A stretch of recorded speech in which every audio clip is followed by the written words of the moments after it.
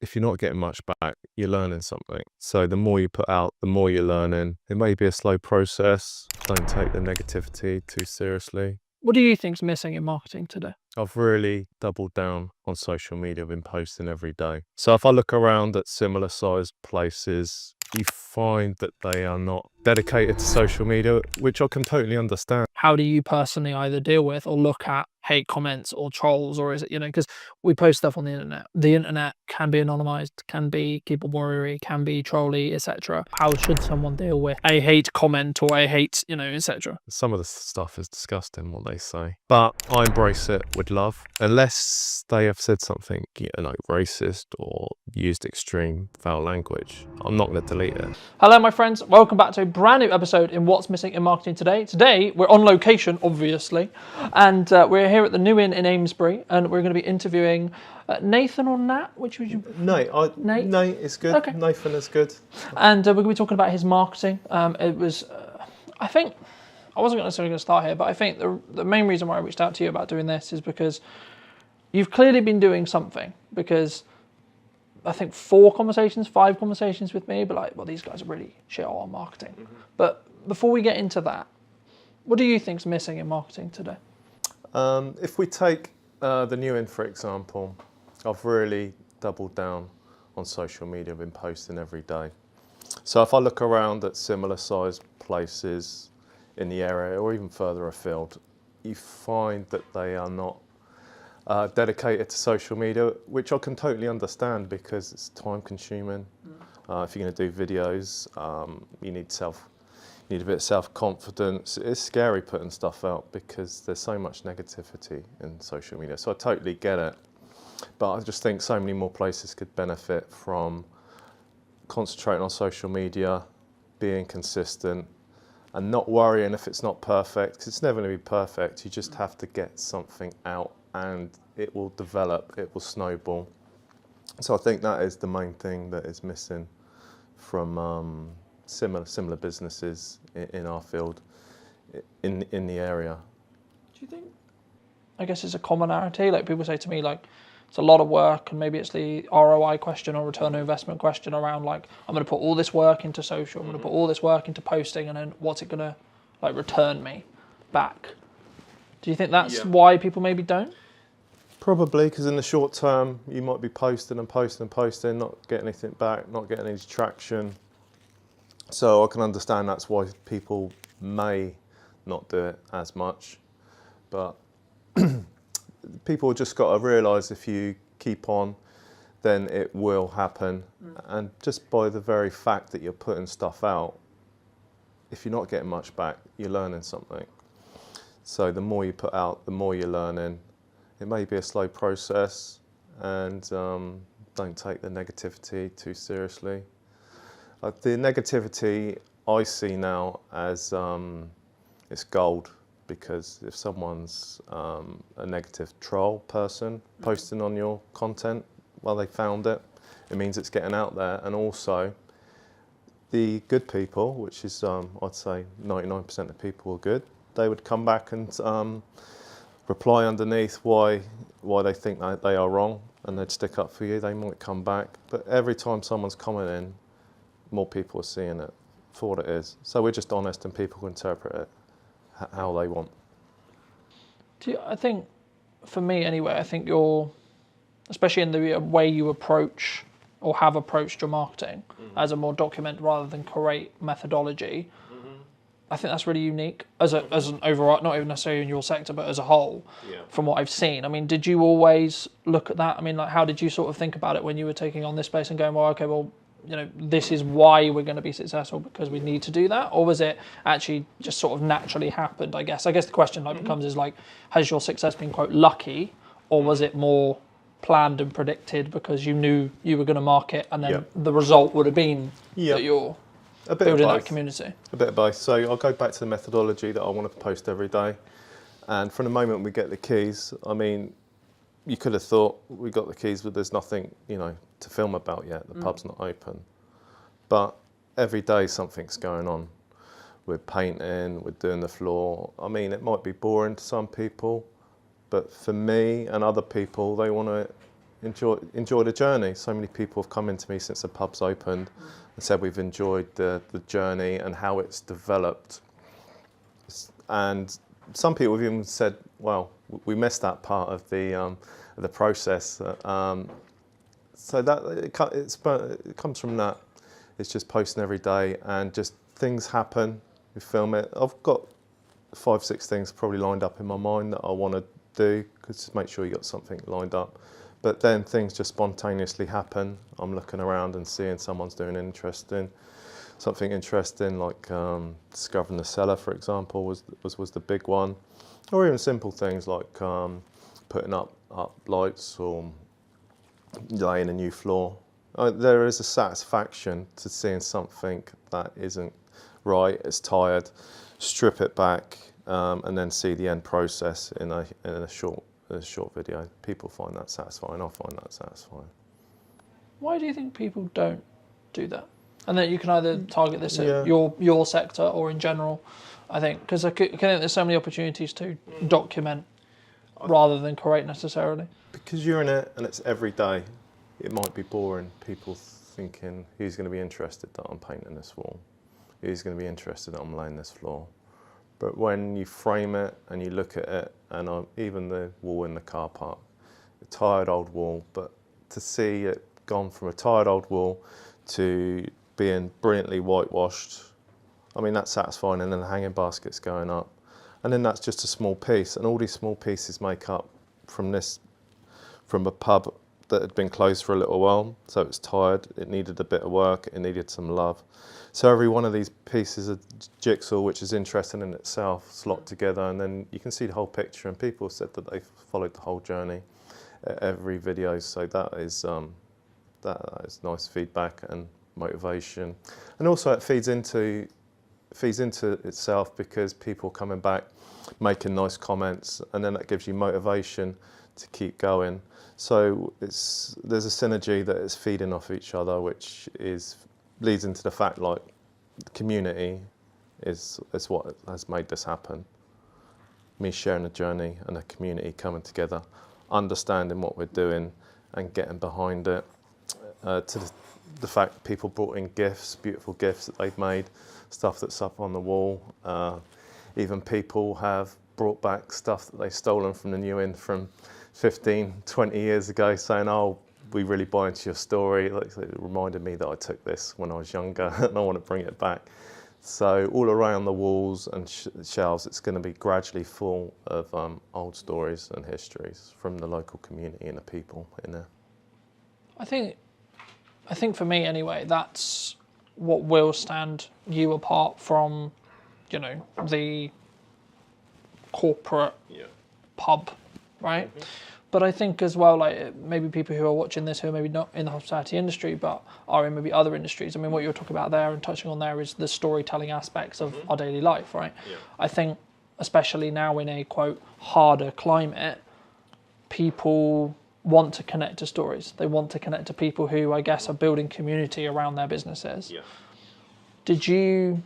I guess the question that comes from that is, what advice would you have for either your sector or general for people who are looking to build a level of community, a level, because it can be quite buzzwordy, right, in that respect, and the concept of building story and something that maybe we both understand because we've been doing it a while, but for those who maybe haven't and maybe are starting on their journey, what would you say to those people?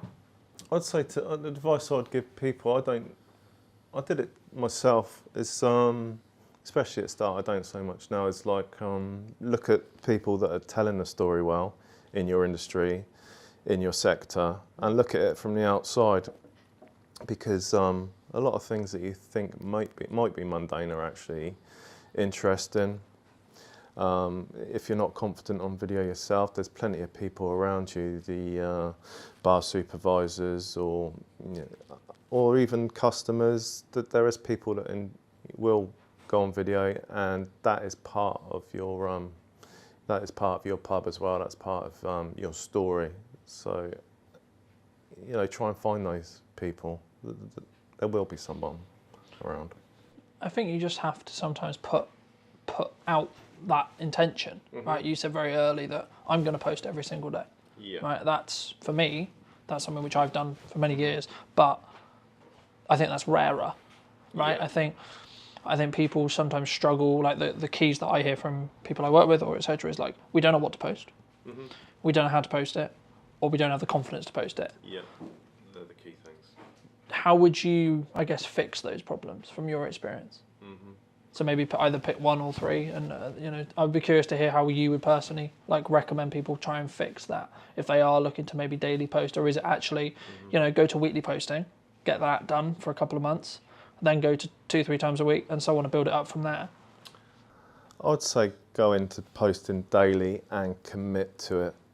I mean, you can write a list of stuff that you think's interesting. You can ask people, and you can work through that list. The thing is, if you're going to post something, if you've got nothing to post that day and you just randomly think of something, you may not think it's that good, but post it anyway, because that's happened to me before and it's been like one of the most biggest posts. Just because I've put something out, I think, well, I don't know if it's that good or people are interested, but I've just posted anyway. And occasionally they can be your best posts. And conversely, you might have a really good idea and think, oh, I got this story and I want to put it out there. You put a lot of time into it, and for some reason it doesn't take off. So I think you should commit to doing every day. I mean, everyone's different, but I think that forces you into actually posting and learning. And being in that, I guess, in unconfident action, rather than, oh, this post has to be perfect. This post has to be, you know, the thing which is going to get loads of views, right? Yeah. Don't worry about it, because you're going to be posting the next day. And if it's not perfect, it's going to be buried within a week if you're posting every day. And you're learning every time. That's the beauty of it. No, I agree. Looking a little bit more towards the pub, then. When you reopened it, was this the vision you had for it originally? Or has there been, I mean, you mentioned the cellar, right? Yeah. Like, I think it's one of your highest performing videos, correct me if I'm wrong, but I believe it is. Yeah, I think it's over 700,000 views on that one, and subsequent ones, which you know, I mean, is fantastic. it, was when you took it on, was like, okay, I've got this vision, I've got this plan. Yeah. Did that stay true, or has things changed and adapt since we sit here today? Yeah, I think it stays true, and it's been our vision. At which point I want to say that's my partner Gemma, who's the driving force of it, great business mind and organiser and manager. And then there's Kirsty, our other co-owner, who has a background in catering, and she's a chef, so she's been brilliant, like getting the kitchen organised.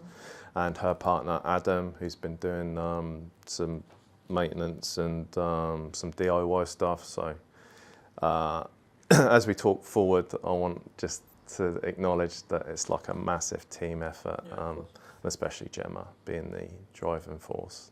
But that being said, we have me and Gemma and the others. We have had a similar vision, and it has come together as we expected. And on the opening night, I knew it was going to be, say, the soft launch. I think it was on the soft launch. I knew we were going to be busy, so I made it in my mind to take a moment and just like step outside and see it, which I'm glad I did, because I quietly snuck out the door. I went over the road and the pub was lit up for the first time, and you could see people in the windows mingling, enjoying, and you could hear the quiet sound of people laughing and talking come across the road. So that was like a special moment. I just sat on the steps opposite the outside the church on the steps, and just took a moment to watch it, because that's what it was about. So that was our vision right there. How did that make you feel? Satisfied. Yeah, it's a nice. Because I think that's kind of like a plateau. You put all this work in, and there's no guarantee. Like with a lot of projects, especially like with in your example with the pub, you put all this work in beforehand, and then it's pretty piss. It's either going to work or not. Yeah. That was a great warm feeling, and I was confident it was going to work, because we had so much positive feedback from the community, and that fed into the fact that we'd work harder and get it open quicker and do more. So that was a rolling effect, which was great. And while we're working on the building, I'll be working outside sometimes, inside. The amount of people that walked past and said, "We can't wait till you're open. We love what you're doing. We love the stuff you're doing on social media."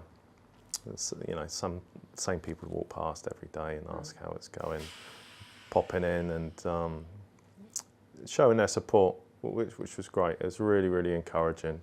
And even walking around the road to get a coffee, you'd get stopped 2-3 times. How's it going? To the extent it felt like I was like mini famous in Amesbury, which was really nice because it felt like people were getting the story, getting what we were doing, getting behind it and understanding it as a community and it's for them.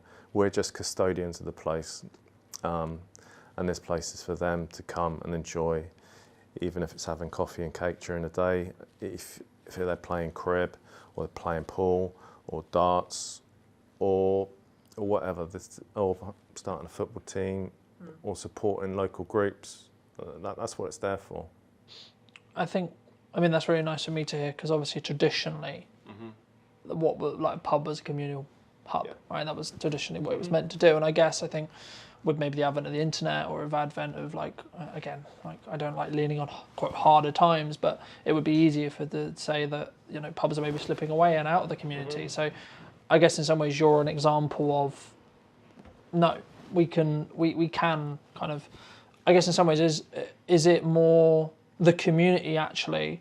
Because then my next question was going to be around like when you look at the marketing you've done, some would say maybe the uneducated percentage, but some would say, oh, you've been lucky, right? But I personally believe you've made your own luck with execution and learning rather than, oh, you're lucky. But do you count it as that?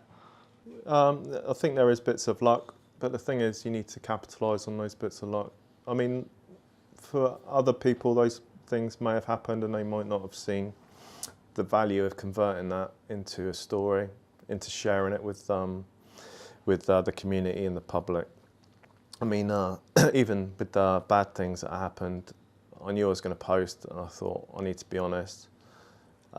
If we're going to have ups and downs, so in particular I'm thinking about the day after Gemma fell down the cellar and I was shaken up by it and I was upset. But I thought I want to force myself to do a video, I want to talk about it, see what happens, because so many people said they enjoyed the journey, then I'm robbing people of the journey if I'm just saying the good bits that happened. I want to tell them everything so they can share with us the, you know, ups and downs. Do you think that's, I guess, natural? Because I don't personally think, because I think social media especially is known for, here's the highlight reel. Yeah. Here's the holiday, here's the car, here's the new camera, here's the etc. Right? Yeah. Here's all the good stuff. Yeah. But we don't talk about when maybe business isn't booming or things unfortunately happen, etc. I mean, was that hard for you? Like to actually capture those elements and actually think, actually, I guess in some ways, is there a moral question around like, yes, this is part of the story because it happened, but should we post it? Should we not? Because the thing is, like, obviously you can capture it and then choose whether you use it or not. How was that sort of for you? I mean, I'd be curious to hear. Sort of, was it always something that's like, no, actually, this is going to be just part of the story, and we'll choose the right time to share it? Yeah, I had to step back and think about what my ethos was and what the ethos of the pub was, and that's honesty and transparency. So I thought we'd do it. I had to have the permission of Gemma. She doesn't like the limelight. That was the worst thing that could happen, her falling down the cellar. So the story is, we got a glass panel on the floor now, which looks beautiful and it's lit up. But there was a short time when there was a hole, it was exposed. We're still working in here, very conscious that it's there. Gemma was the person who was reminding people, watch out for the cellar, watch out for the cellar. And I just have this vision of her walking over towards to put something on the table, to decorate the table. And I can still see the image now of, I know what she's wearing, like black leggings and a black hoodie with the New In Amesbury written on the back. And just seeing her there 1 minute and just like disappear was like sickening because I know it's like a big drop. It's probably 6.5, 7 foot, rough terrain down there. It's rocky, stony. So that, a real sinking feeling, and I can still, it's like an indelible image in my mind. So the moment she fell, I rushed across, and looking at that now, it makes me feel sick that like I actually jumped from there to the floor. I don't know how my back survived, but just jumped straight down there, and I was with her for the duration. And when I jumped down, I shouted for someone else on site, Tom the electrician, who called the emergency services. At the same time, I called a paramedic, a friend of mine who'd retired on the Friday, and I'm calling him on Monday, and said, please get down there. And he was just down the road in Durrington, so he was here in about 10 minutes, which was reassuring because I knew, you know, the basics of what to do to keep her still. Her breathing was really shallow to start with, and you know, she had a big concussion. So to have him there and to tell Gemma to stay still, which is a mission in itself, because she's saying, I've got a meeting in an hour, all this dead time. She said, I just need to get up. We've got a pub to get open. And we're saying that Des is brilliant. He's reassuring her to stay still. We need to get her out properly. So the ambulance crew arrived shortly after, and they said, we need the fire brigade to get her out that small hole. And the fire brigade arrived, and then they said, we need a technical rope rescue team. So over the next few hours, this pub was full of emergency services, and they were all fantastic. This road out here was just lined up with emergency vehicles. So of course the jungle drums on the local Facebook groups were going wild with speculation of bombs or fires. You know what it's like. So that's also why I had to shortly after say, this is what's happened, just to knock that on the head. And as soon as we knew Gemma was okay when she went to hospital, I could put that out, and we had a great response. People that we didn't even know says, "Is there anything can we do to help? We'll come and we'll bring you this, we'll bring you that. We'll sit with Gemma." It was fantastic. People we know, people we don't know.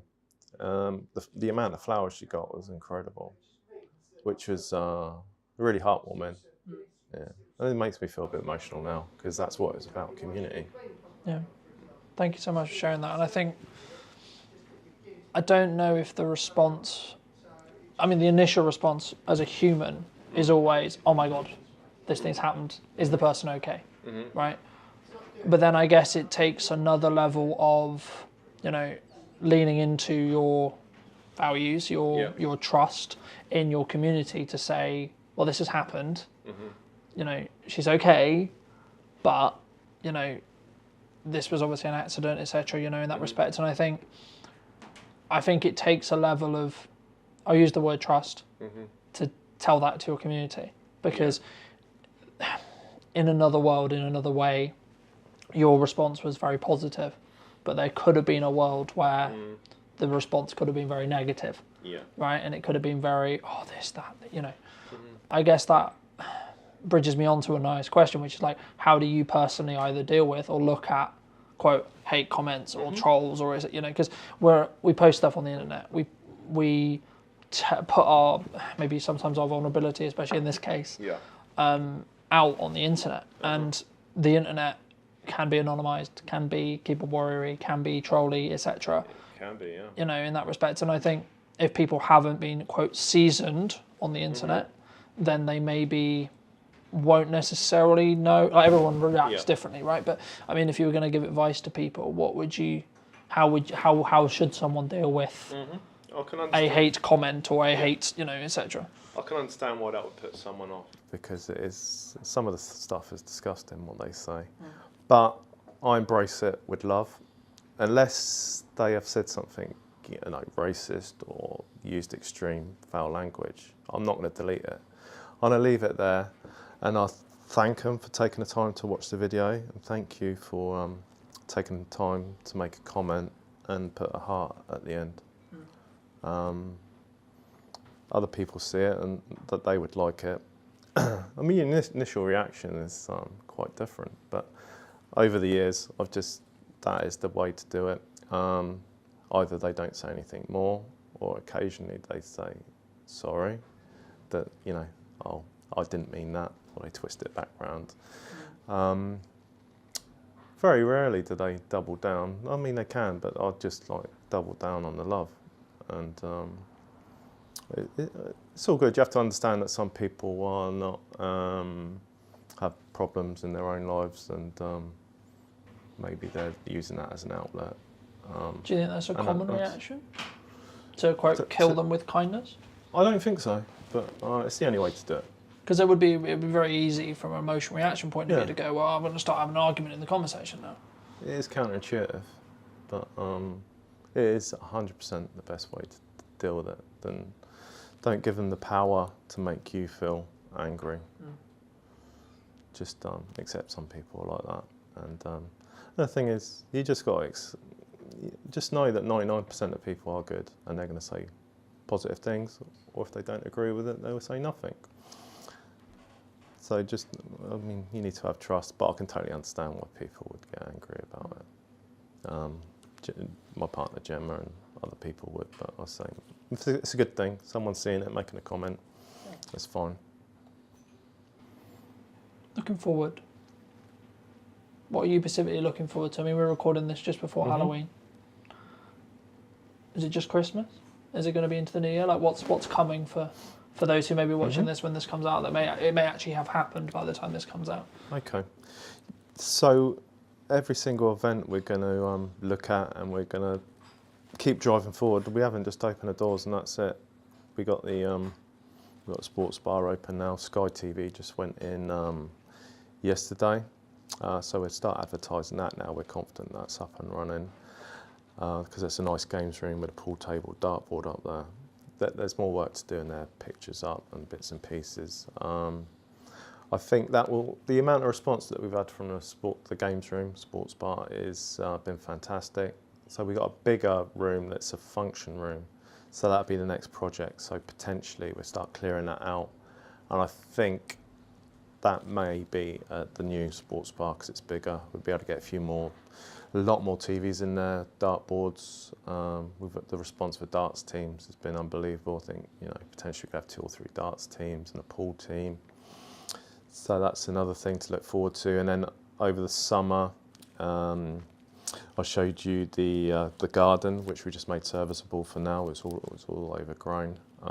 That's a nice space. And by the time spring comes around, rocks around, then that'll be a beautiful beer garden. So that will always be stuff going on, and we're also led by what people want. So as people buy into it and spring comes around, we'll see what people want. Maybe a pizza oven out there, or do a barbecue, put the marquee out there, have an outside bar. All these stuff we got lined up in our mind. But if people are going to use it, then we'll do that. Do you think people? I mean, you're clearly investing time, energy, resources, money, etc. consistently here. Do you think that's rare in the hospitality industry, especially at the moment? Because it would be very easy for you to go, well, I put in X, so now I'm going to start wanting to pull some profit back. I think maybe. I don't look around too much what other people are doing, but there are some people that are doing what we're doing. Specifically in Amesbury, there's a new owner down at the Kings. He's investing some money in it, making it better. That brings me on to, with the pubs, you need each other. Coming into this area, I thought I'd need to work on everyone to work together. Because I know in previous years, there's been a lot of backbiting and people competing each other in Amesbury. But the thing is, if you just have the new inn by itself and there's nowhere else, people want to come to a pub and have a meal and go to another place and come back, or go to another bar. So you need the whole of Amesbury to be working together. And I want to make Amesbury busy again with the help of everybody around.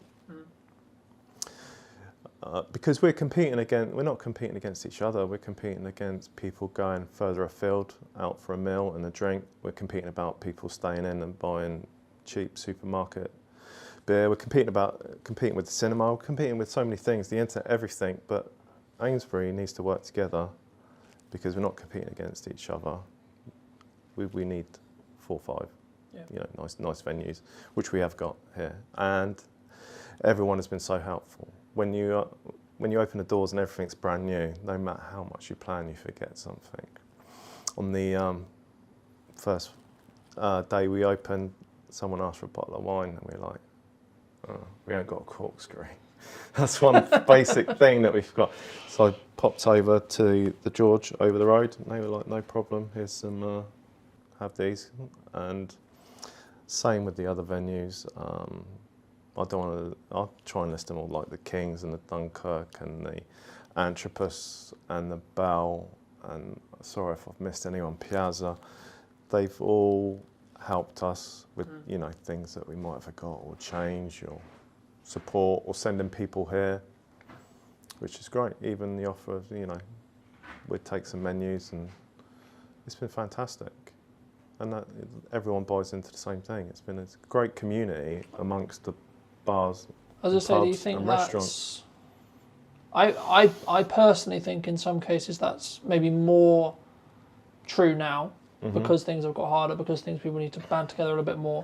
But I think initially, the initial response, especially when people, I guess, first start, especially in like my industry, or the same would be true, I expect in yours, where they're very self-focused, right? I've got my business to run. I need to make sure I'm making a living, etc. And I guess in some ways they don't appreciate or understand the reciprocity of, hey, there's other options, and hey, you should go and check out these other options. I mean, did you always have that mindset? And if you did, do you think that's rare in your industry? I think it's rare. I'm always trying to sell this point. I'm keen. Our background is security. Gemma runs our security company now from top to bottom, but I've done the security for 30 years on doors and bars and nightclubs. But I've seen so many bars open and close, and so many bars do well. And to see people trying to compete against each other like a club down the road, and like trying to undercut each other or go against each other on nights, you're thinking, this is crazy. If they just pull together, they're so much more powerful. If they work together on grouping together, putting on nights, working out who's doing what, they'd be so much more powerful and bring more people to that area rather than the next town or the next city, or doing something completely different. So that's something I've always believed in, because I've seen it firsthand, and that goes for anything, community. Wider afield, like with anything, it's so much more powerful working with the people around you rather than going against it. There's been a lot of talk, and you may have kind of already mentioned it, but there's been a lot of talk about, I know I alluded to it earlier, about pubs are dying, right? Community houses are dying. What's your view? Do you think they are? Well, it sounds like it if you hear anything in news, which I tend not to listen to anyway. It would seem that way, but for me, I think that taking on a new inn, I just thought, that's all background, that's irrelevant. I know this pub is beautiful, it's historic. The community needs it. It's part of the British history and institution to have a pub, nice pubs in a town. It is unique, and it's part of the fabric of the place. It might go up and down, but it's in our DNA. So I just took this as like a separate thing. I mean, it may not have worked in other places. We live quite close to here, so we have people that we know in nearby villages, and people in Amesbury we know. So we did have a head start in that way. So yeah, I think that's important. What do you think traditional or other pubs potentially get wrong with either marketing or in general? I find it difficult talking negatively of people or things, but or maybe what they could as do it- better then. in general, you think the big brands lose something. I mean, they've been successful and they've done fantastically well because they got to that status. But when you get bigger, then you do lose some of that independence, and you might go into a big chain and you may see different bar staff every time. That's the beauty of having an independent pub, when the landlord and landlady and you have consistent bar staff and owners, and they're actually there on site, because that is a big part of the pub. Following that journey, getting to know them and the characters, and knowing even if you walk down the road and you're just going to pop in for a pint by yourself, you've met your friends or people you know may not be in there, but they know the person behind the bar, or they know the landlord, and you probably wouldn't get that in a big high street chain. Probably not. You may do, but less likely. If people are interested to see more of your journey, where would you recommend they go?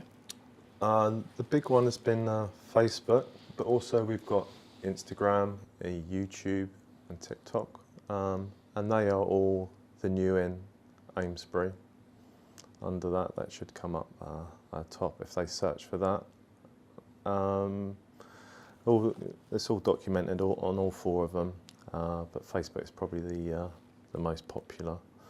So yeah, they can follow on any of those 4 channels, and that'd be much appreciated. We've had people following from all over the place. A lot of American people said they've seen it and they've liked the journey, but you know, it's a bit far. And some people even said, like, when we come to England, we really want to come and see the place. And over the road to George Hotel, they have a lot of foreign visitors stay there, and they've been coming over to look at the cellar and some of the history. The history's always been here, but no one, well, maybe that's unfair, but no one's sort of showcased it for a little while. I've started to put pictures up on the wall of old pictures of landlords, landladies, what Amesbury used to look like, so people can come in and enjoy that. Fab. Thank you so much for coming on. And if you were going to talk to yourself 10 years ago, what advice would you give? Yeah, that's a difficult question, because you think if you told yourself something, then you wouldn't be in the place that you are now. And I'm really happy where I am now with the pub and the people around me, how this has panned out. With Jem and my partner, extremely happy and very much in love. So if I went back and changed something, then, you know, I probably wouldn't. Thank you so much. And if you did enjoy this video or this podcast and you'd like to see more, make sure to be subscribed. YouTube believes you enjoyed this one, and I'll see you very, very soon.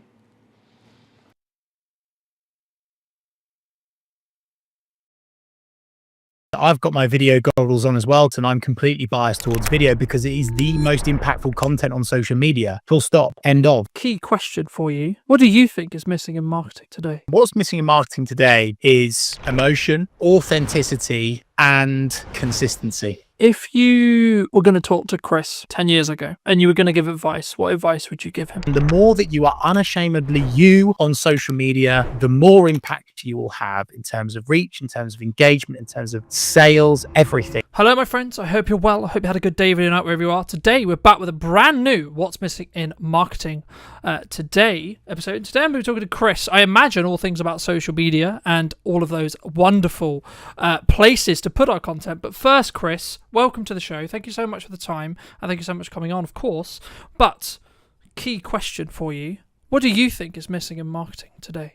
Thanks for the invite. Really appreciate you hosting me today. What's missing in marketing today is emotion, particularly emotion, authenticity, oomph, and consistency.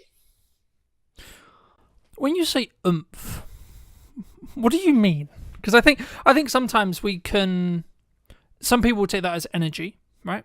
Some people will take that as how we show up. Other people will take that as, I guess, like the amount or volume or energy. Like, that's why, if you don't mind just unpacking that briefly, I think it'd be really helpful for the viewers. Yeah, absolutely. No problem at all, Carlton. I think by oomph, I do mean energy. I mean like true commitment to the cause. I think for far too long on social, people have seen it as a tick box and not this kind of ongoing personal or business brand commitment. And if you are truly giving it your full oomph, your full energy, your full commitment, you will get so much more out of it. I'm so aware of the fact that that might be perceived as fluffy, but I think, in fact, I don't think I know that people can see right through cold, corporate, boring, emotionless content. And so it's so important, and it's critical actually now that the content that you're sharing, you give it your all, you give it your full oomph. So that's what I mean. Magic. I mean, you're very seasoned. You know, you've been on social media for over a decade, starting out as a side hustle, creating your own agency. What was the turning point that you thought, actually, hold on, this could actually legitimately be the career of my, of my dreams, so to speak?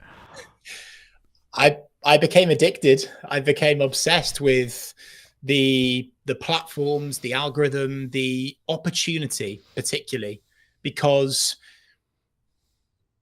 really with social media, you can honestly go anywhere and get into any audience and reach any person anywhere. Like how incredibly remarkable is that? And I think when I first started on social, I was gaining traction really quickly, and I was connecting with people in places that I could never dream of. And of course, most people on that tune into this podcast will understand the 6 degrees of separation, right? And I think that process is sped up so much more because of the power of social. And so I am just obsessed by it, and I'm excited by it. And I just truly believe that anyone can create impact for themselves or their business through organic social media, and the opportunity of that is bigger and better than any opportunity in the history of the internet, in my humble opinion. Do you think people don't do it because they're worried about, what if someone sees me? What if Gary, Sally, my mum, my friends from high school, etc., etc.? Like, is that why people don't do it? Definitely, Carlton. I think a huge amount of work needs to be done in terms of self-discovery and your why and your own self-psychology and having a coach. So many people come to me, Carlton, they say, yes, Chris, let's do social media. Let's get going. I want to do this. I want to go there. I want to achieve this. I want to achieve that for myself or my business. And on paper, that sounds amazing. But often comes the stumbling block of getting themselves out there, seeing themselves on camera, being okay with how they sound, understanding how to, have some confidence in your conviction, and being okay with people judging you. And that's something that is really, really tough for so many people. And I actually think is a great place to start this conversation with, Carlton, because before you get into all of the technical, geeky social media strategy, tech platform, algorithm stuff, content creation, how are you showing up? How confident in your conviction are you? Are you okay with people judging you? Are you not okay with people judging you? Are you way too tuned into the vanity metrics? Oh, this post only got 2 likes, therefore I'm never going to do it ever again. So there's a lot of mental work that has to go into it, Carlton. And also, again, that's not a tick box. It's not a one and done. It's a continuous thing. And the unsexy truth about social, and certainly becoming successful on social media, whether that be for your business or your personal brand, you are going to get people that criticize you. You are going to get people that disagree with you. You are going to get people that leave you snidey comments. But with that growth comes huge opportunity, both financial and just general impact in whichever way you perceive that to be for yourself or your business. No, I mean, I completely agree. And I mean, I think, but I'm also aware when saying that, though, that we come from a place of privilege because of the years we've been doing it for. If someone's listening to this and they're maybe concerned about, okay, I've got my first hate comment, what do I do? First of all, pause. I think so many people just jump into it, Carlton. They'll get a bad comment and they'll react emotionally immediately Hold the line, folks. Calm down, breathe. First step. Second step is linked to that is make sure you like, it's okay to just sleep on it. If someone leaves you a comment like that, just sleep on it, come back to it the next day. Okay, this is all quite starter pack stuff. But where I think people then make the mistake is when they go back to that comment, they will react perhaps in a passive aggressive way, but perhaps they will hard disagree with that person. But the thing that's always worked for me, both personally and professionally, given what I do in the media world as well, is that I always respond with empathy, with kindness, and I understand that the reason why that person is leaving a comment on your business page, on your personal page, they're going through some stuff right now. Okay, so coming at it from a genuine place of empathy and killing them with kindness, and from a business side of things, it's an opportunity for you to show off your exceptional customer service skills by going back to that angry, frustrated customer or someone within your network or your audience with genuine kindness and empathy and care. And it can only help your brand, and understanding that actually, if you respond to that comment, it's going to help your post perform better and stay in the feed for longer anyway, right? So there's a whole lot of stuff on that, and I could go deeper into that, Carlton, but that's what I'd say to begin with is sleep on it. Kill that person with kindness, right? And don't make any harsh, strong statements and react emotionally. Just create some space, have some digital downtime. I also I completely agree, but just to add to that for those who are listening, I think for me it's about like whether you're willing to give that power back to them. I forget the initial quote, but it was something along the lines of, when someone drops a comment on your post, on your video, wherever it is, if you respond to them, you're giving that power back. So if you can see it as kind of a power exchange, when they comment, they're giving you that power to see how you react to it, etc.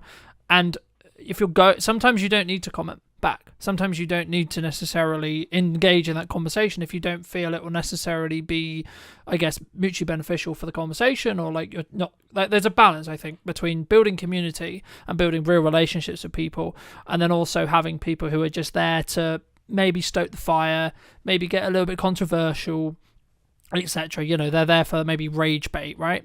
But you've had a lot of experience with, managing other accounts and working with other accounts, etc. And, in my notes here, I've got, you've managed over 250 accounts, which is across multiple industries, which is a big, big thing to say, right?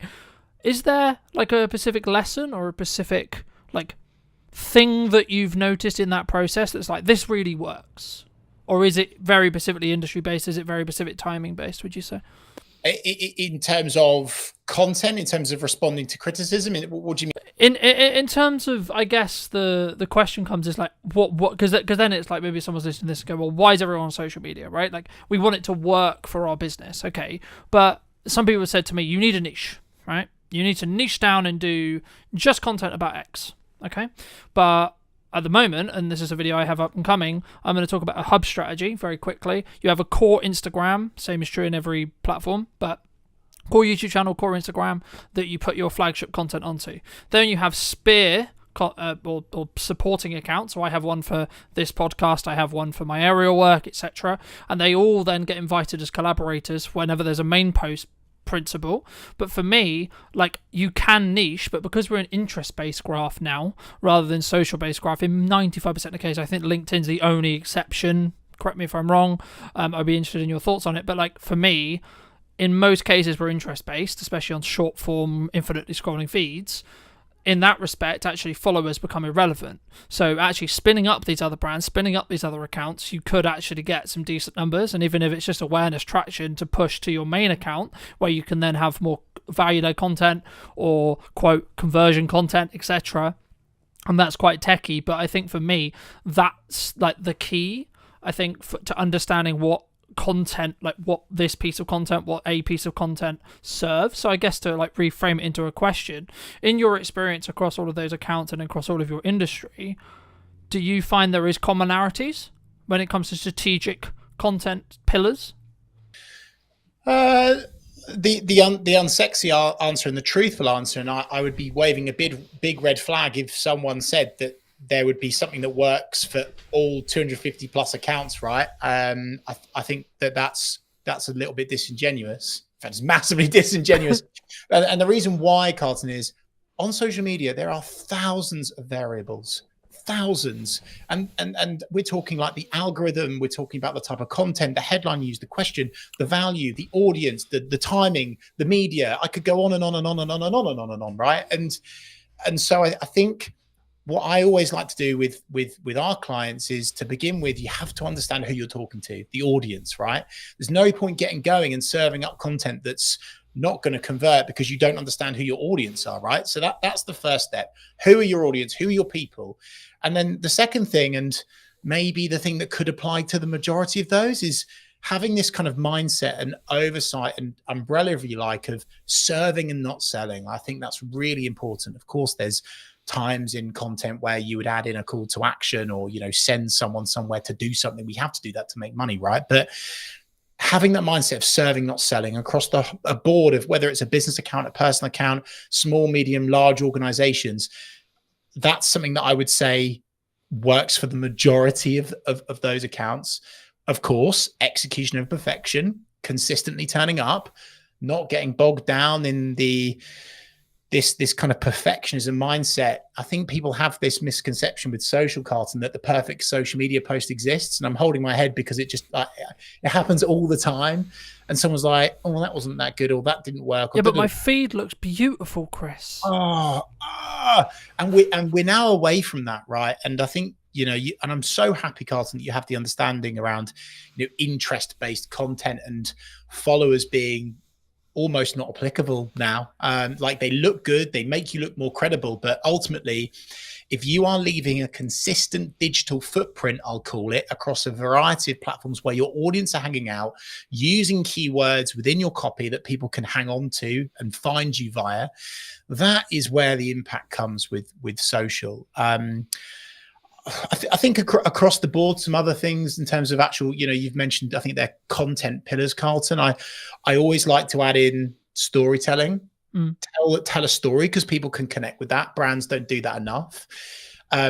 Make sure that at some stage you are telling someone to do something. If not, they will not do anything. Okay, so that's important to add in. Social proof is always good. So adding in, again, like what's worked, why has it worked, someone else talking about how good you are rather than you. I call it weeing everywhere, which is quite cruel. We do this. We're the best of that. We are number one. Weeing everywhere. People are weeing everywhere all the time. Stop weeing everywhere, okay? And make it more your, and really address the reader. So that was quite rambly, Carlton, but I hope that answers that question. It's quite hard to give you a specific answer, but hopefully that. No, absolutely, it definitely does. I mean, I'm going to be quite biased, right? Because I've done video for like coming on 15 years and commercially for like 8 and 9, but I have noticed a trend across like either people wanting to do it or the platforms wanting you to create video, right? And I think, is that just the natural, like, it's the closest thing we have to me meeting you, me watching a video with you, building that parasocial relationship? Or from your perspective, I mean, is there like other reasons or other things why someone should consider video as a format, and or why they maybe shouldn't?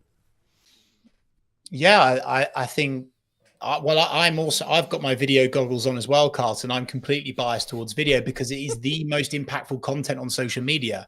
Full stop. End of. We could finish this podcast on that note, right?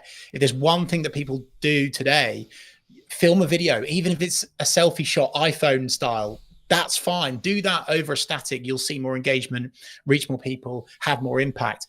I come from a commercial sales background. Really, I've always done social, but I that's kind of like where I've really made a dent. And when you show up on camera, Carlton, it is so good for demonstrating expertise.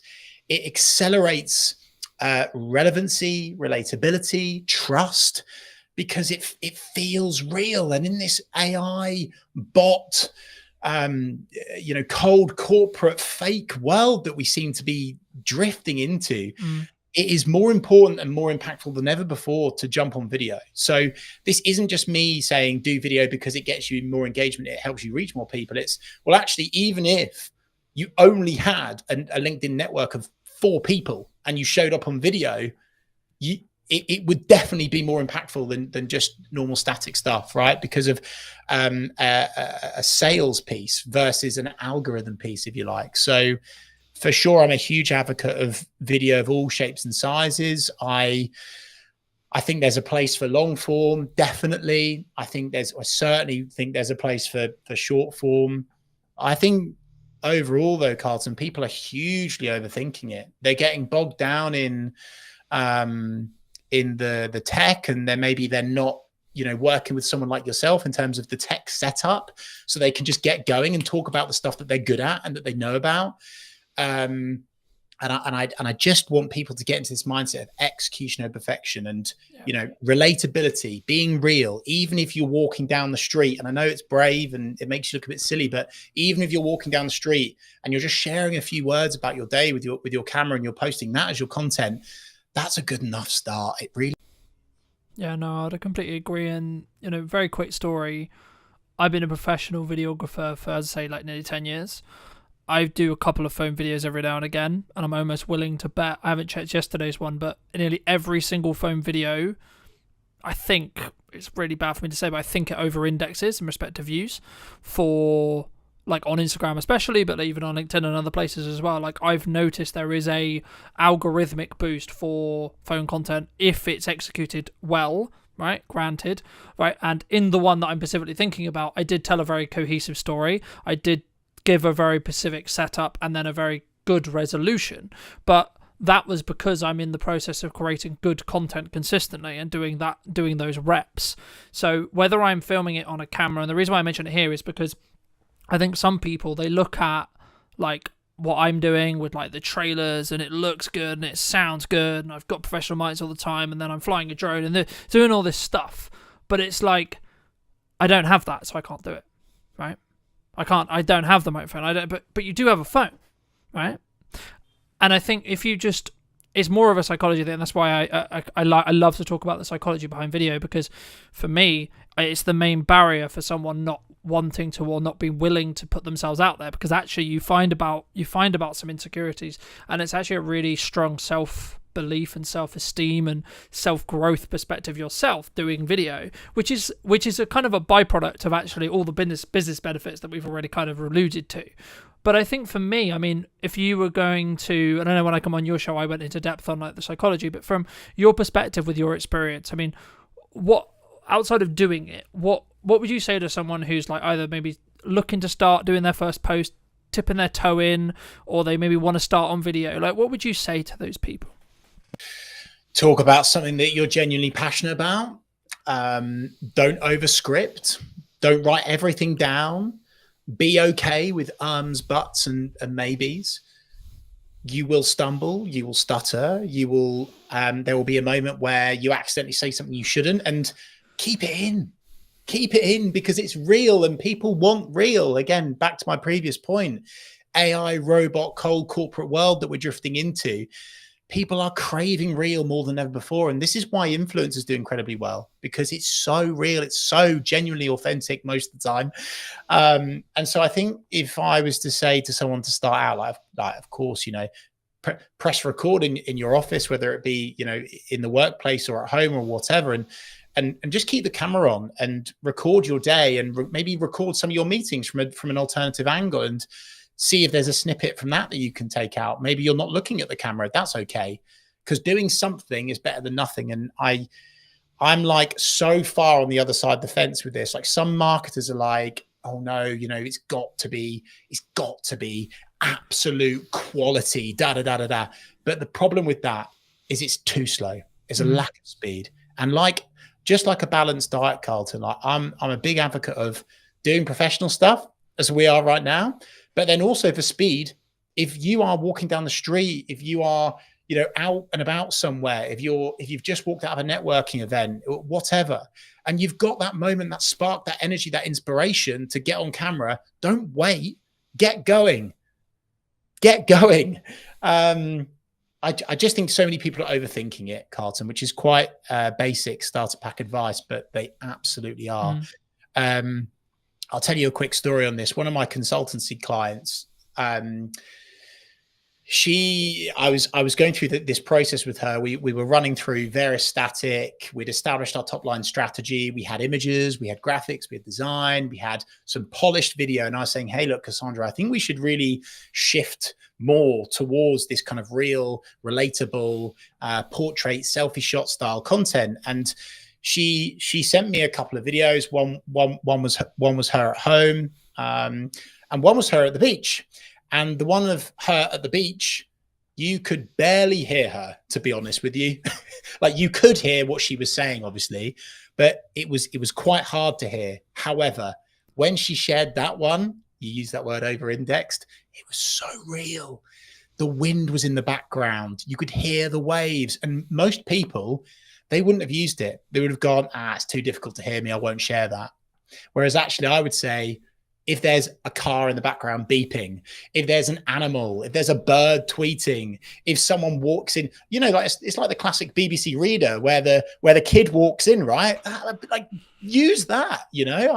I just think so many people are overthinking everything, and it's I mean, maybe it's a wider societal, deeper issue, right, around our own self-image. I think it's getting worse because of social. That's maybe like the dark side of it, but if you can just be okay with who you are and unashamedly sharing who you are with the world, then you will reach so many more people and be able to spread your message and create more impact.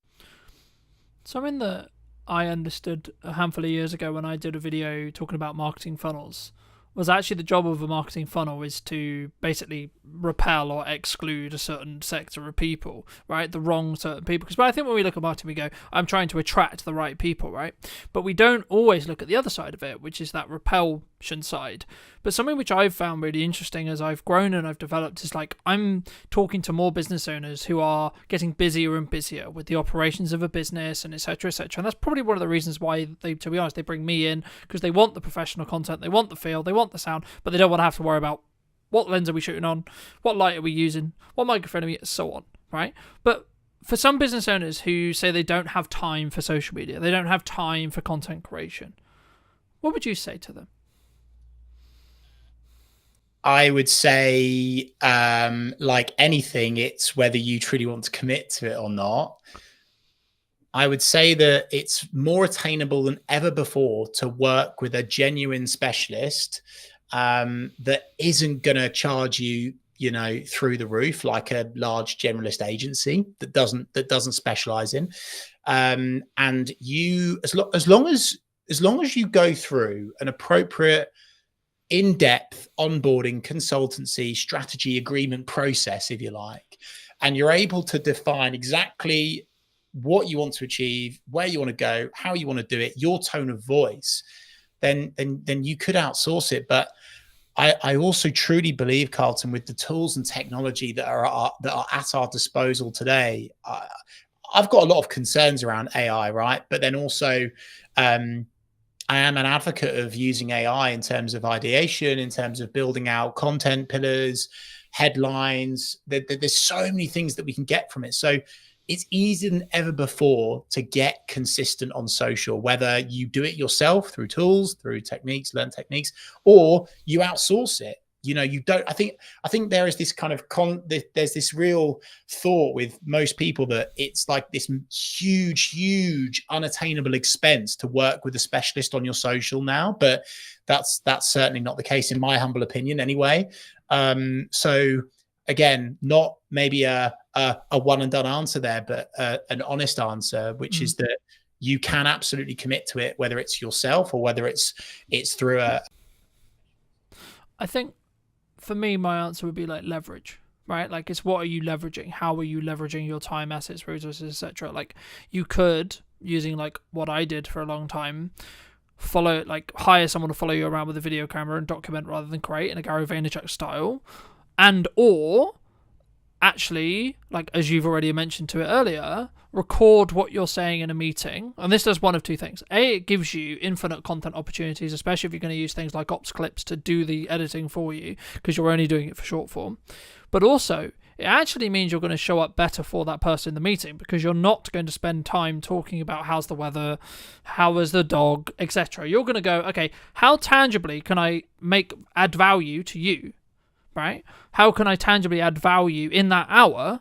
Because A, you're creating content from it, so you want to add kind of generalized information, and you want to create the most valuable content you can. But also, I've found personally, people take more value from the meeting because you are kind of in that performance mode, I guess you could say, right?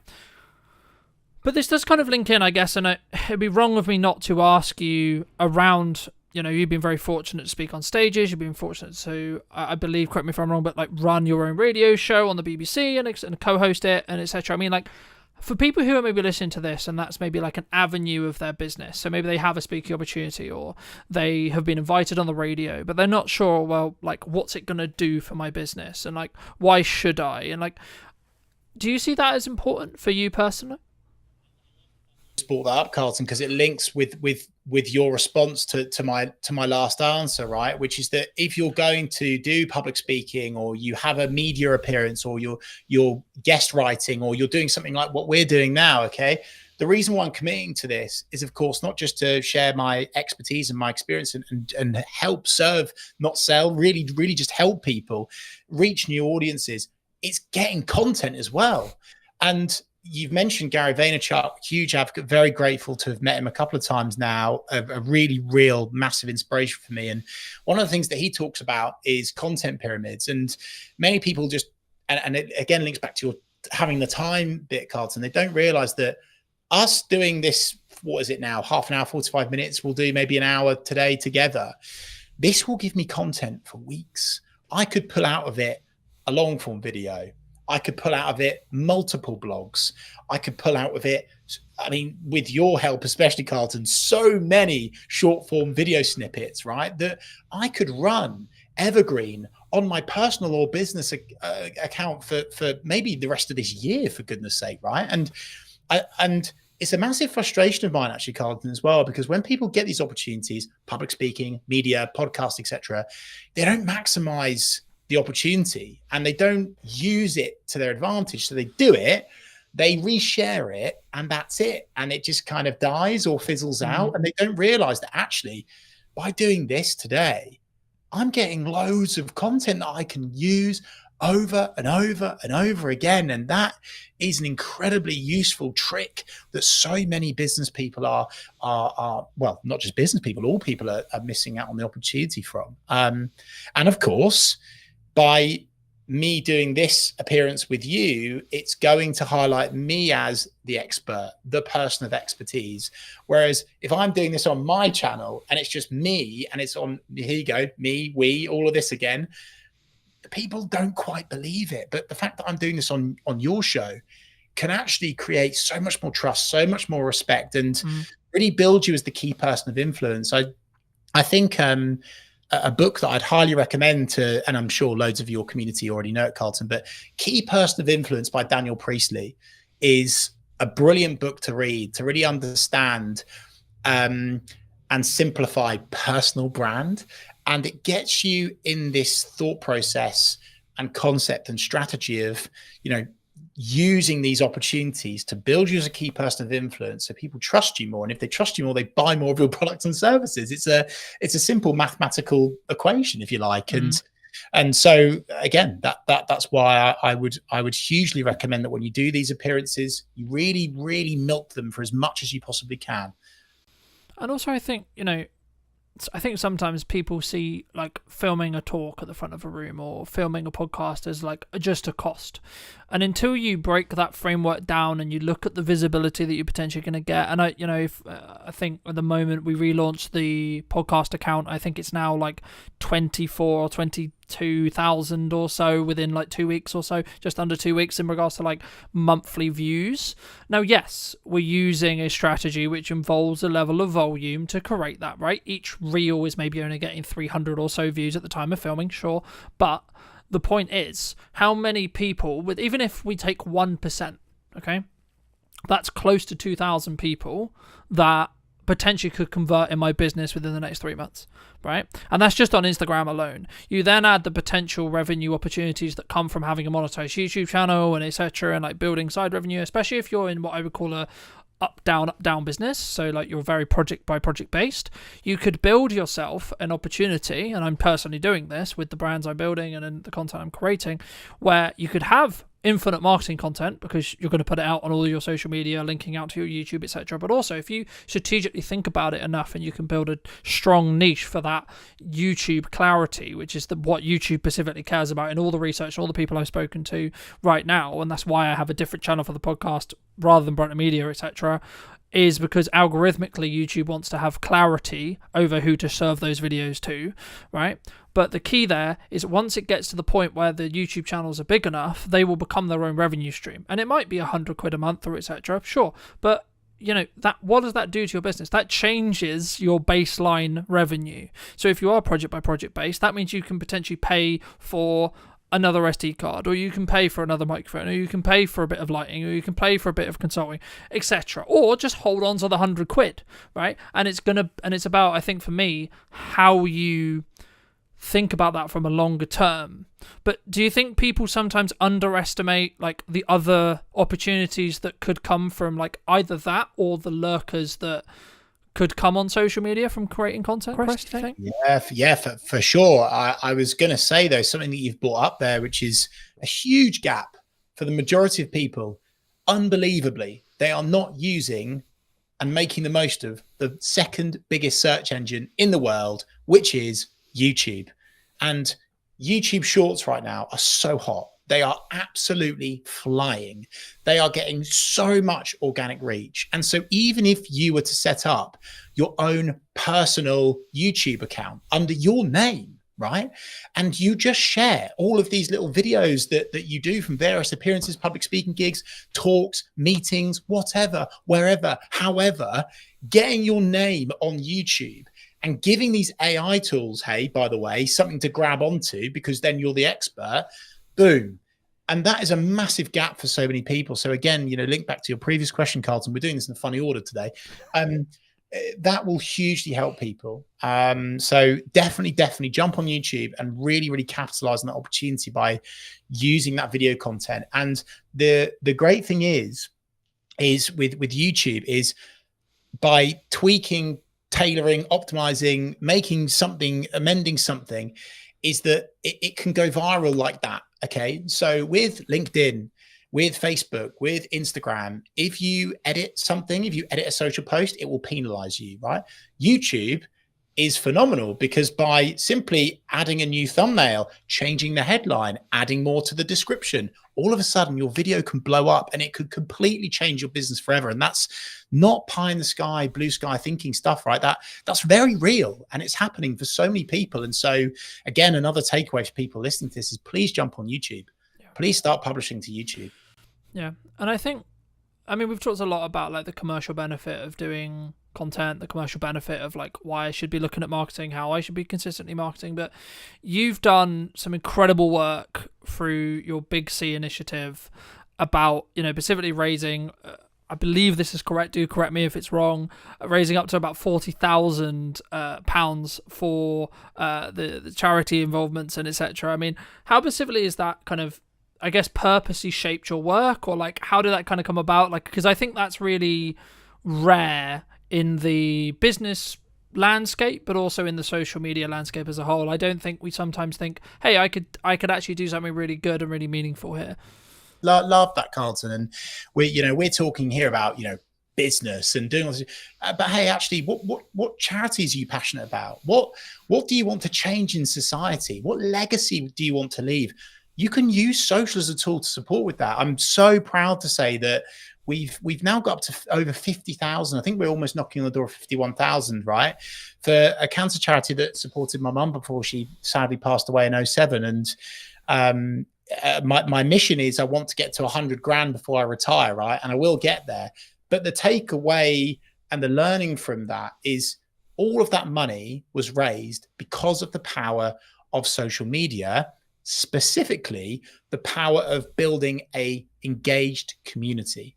And we jumped on YouTube lives. We were talking to our subscribers. We did a 24-hour watch along, which was phenomenal. And we raised, I think it was like annoyingly, it wasn't 24,000. It was 23,000 in 24 hours. And that was on YouTube, one platform.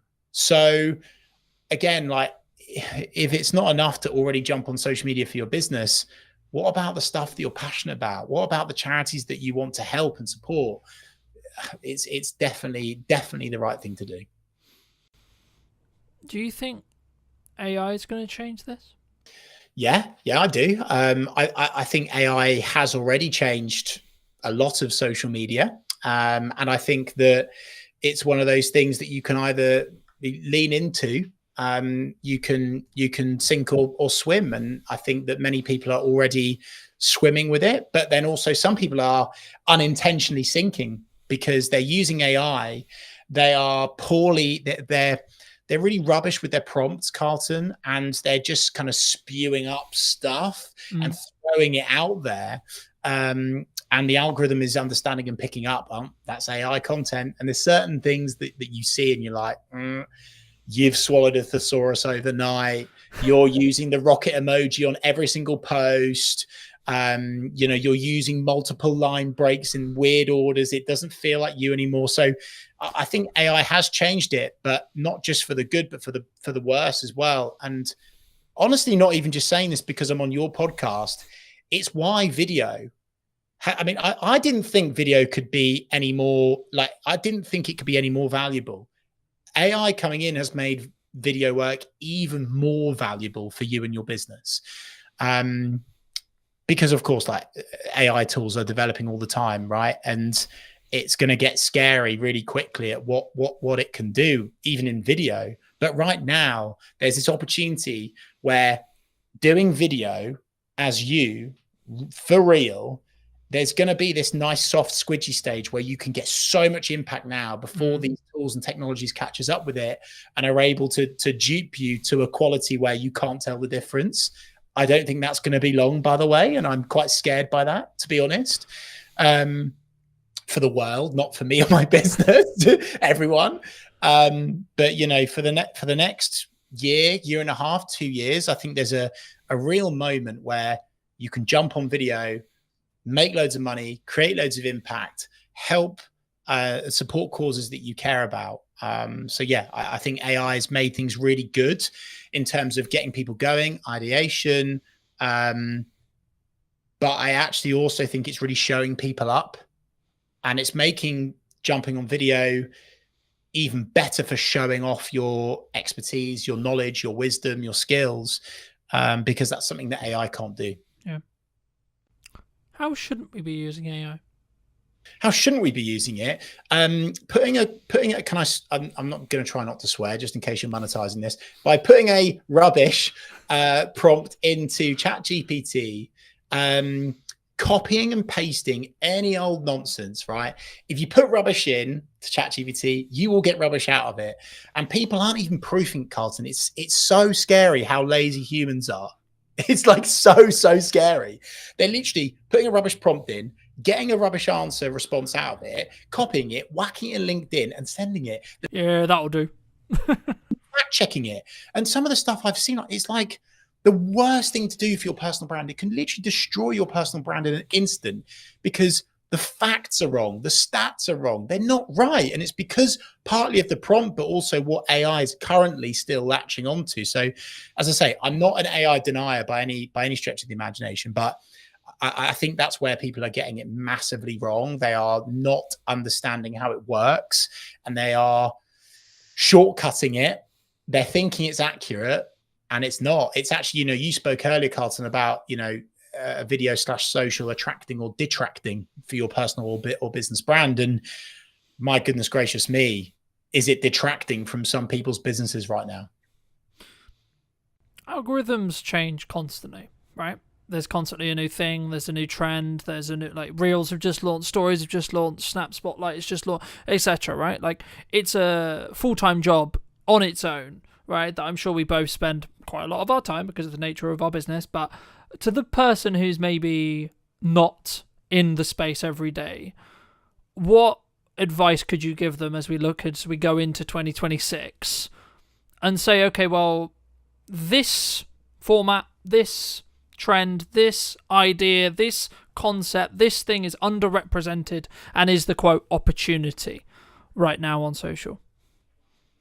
Well, I think what's always going to be safe, is educational content, serving, not selling. Especially when the content that you're creating is non-time sensitive. That consistency is going to be more impactful and work over and above trends. I'm really cautious with trends. Trends are fantastic at creating virality and going big, getting loads of vanity metrics. I'm not sure jumping on trends is something that a business should be leaning into too much, because actually I think it detracts away almost from your commercial objectives. Heck, I saw a competitor the other day post something on their social, which was so detracting away from what good customer service, client service looks like. And I was like, oh dear. And it's because they jumped on a trend that like other people are doing, but you don't have to jump on every trend. So I think video works. I think doing lives works and will work very, very well. If someone is able to do content where they are getting connected, exposed, and accelerated into another network of people that they want to reach, is also good. So Instagram collaborations, live broadcasts like this, very, very good thing to do. But Carlton, I do fear that question will almost strike fear into people, and they will go, oh no, I'm overthinking it again. I can't do the right thing. So again, I just want to go back to basics: execution of perfection, give value. I'm creating now, as we speak, 52 videos, and I'm going to do one per week for the rest of next year. Like, I'm practicing what I preach on that. And I'm not worried about the trend at the time, because I want to leave a digital footprint. I want to leave little magnets, branches for my audience to hang on to with keywords of service areas that I want to sell more of. That's what I'm all about, right? Leaving this footprint that people can grab onto. So trends are great. You don't have to jump on all trends. And in terms of like what's safe for 2026 and what is going to work still in 2026 is short form video content. Make it real, make it authentic, whether you do it professionally with someone as good as yourself, Carlton, or whether you selfie shoot it. But again, balanced diet point. Do both. Why not do both? Yeah. Work with you, Carlton, or another video provider. Won't be as good, obviously, to batch create loads of video content, evergreen, non-time sensitive. So you're talking at least once per week, and build it and build it and build it. And that's how you can grow your account. No, I completely agree. And I want to build off just before we wrap up the trend thing, because I agree, but I also kind of disagree. And it's kind of a bandwidth question, right? So I'm going to caveat my answer with, if you have the bandwidth to do this and you have the systems in process to be creating all the polished stuff, all the value add, everything that me and Chris have been discussing for the last hour or so, then yes, do that first. That's always going to serve you. That's always going to be a good idea. However, if you want explosive growth from an awareness point of view, and you have the bandwidth to jump on a trend fast before it becomes saturated, then you can commoditize a load of attention that will then lead into your value-led content. And that's where it really comes down to, in my opinion, a yes and thing rather than a yes or thing, right? We've alluded to Gary a lot, and I will link some resources down below for those who are interested, but this is one of the things that Gary talks about a lot. It's yes and you should talk about your hobbies. Yes, and you should talk about, I think he had a video that got silly views, millions and millions, and it was him talking about a fruit, right? What ROI is that? Well, actually, probably quite high, because what happens is people, if you look at everything you do as a part of a marketing funnel, you need to ask what piece of your content is going to do. You can trend jack and get a strong piece of awareness content. No, it won't convert. No, it's not going to miraculously mean you get hundreds of millions of pounds in your bank because you've converted it. But what it will do is it could give you a boost in followers, and or a boosted initial interaction. And if you have your leading to a book that's actually on Chris's bookcase behind him, where Gary talks about your profile hygiene, right? If you have your website, you have your email, you have your phone number easy accessible on those profiles, when you get something that gets 1 million, when you get something that gets 100K, there's going to be a percentage. Again, if you take 1%, you're going to be in a position where you're going to get some more work. You're going to get even one or two more people who potentially will become clients. So that's kind of my, I guess, counter argument to Trend Jack, and that's why I caveat it with the bandwidth thing. But Chris, for those people who, because I'm aware you've got to go very shortly, but for those people who want to connect with you, if you want to see more content, you want to see some of this video you've already alluded to, where's best for people to reach out to you? And do you agree with what, that strategy as a whole? Well, I was going to say, I just looked at the time and I went, oh, that's a shame, because I've got so much more to give. And for people that have kind of liked the cut of my jib today, I'm serving up a ton of value over on my REEVE social media, REEVE social media YouTube channel. I'm doing live broadcasts, one of which is with this guy. Incredible value in terms of video psychology, which is the most important thing before you get going. We'll leave that alone for now. Connect with me on LinkedIn, Chris Reeve. I'm showing up there really consistently and just providing free value for people to use and jump on. And yeah, just back to your previous point to, I guess, sort of somewhat finish on, Carlton, in a funny old order again, is we could have done an hour-long Gary V love-in, couldn't we, right? But this attention thing, right? And I think that's something else to tap into, is without attention, nothing else happens. And so I would just say, like, preach to your previous answer, Carlton, bang on the money. I'm saying yes, and I'm not saying only do proactive, non-time sensitive evergreen content. This is my tap, by the way, that I'm turning. But I'm also saying turn on the reactive tap, which is the trend tap, the reactive tap. Just don't do only one or the other. Do both, but it has to be attainable with you and your business, Carlton, which is where I think we're totally in the agreement of.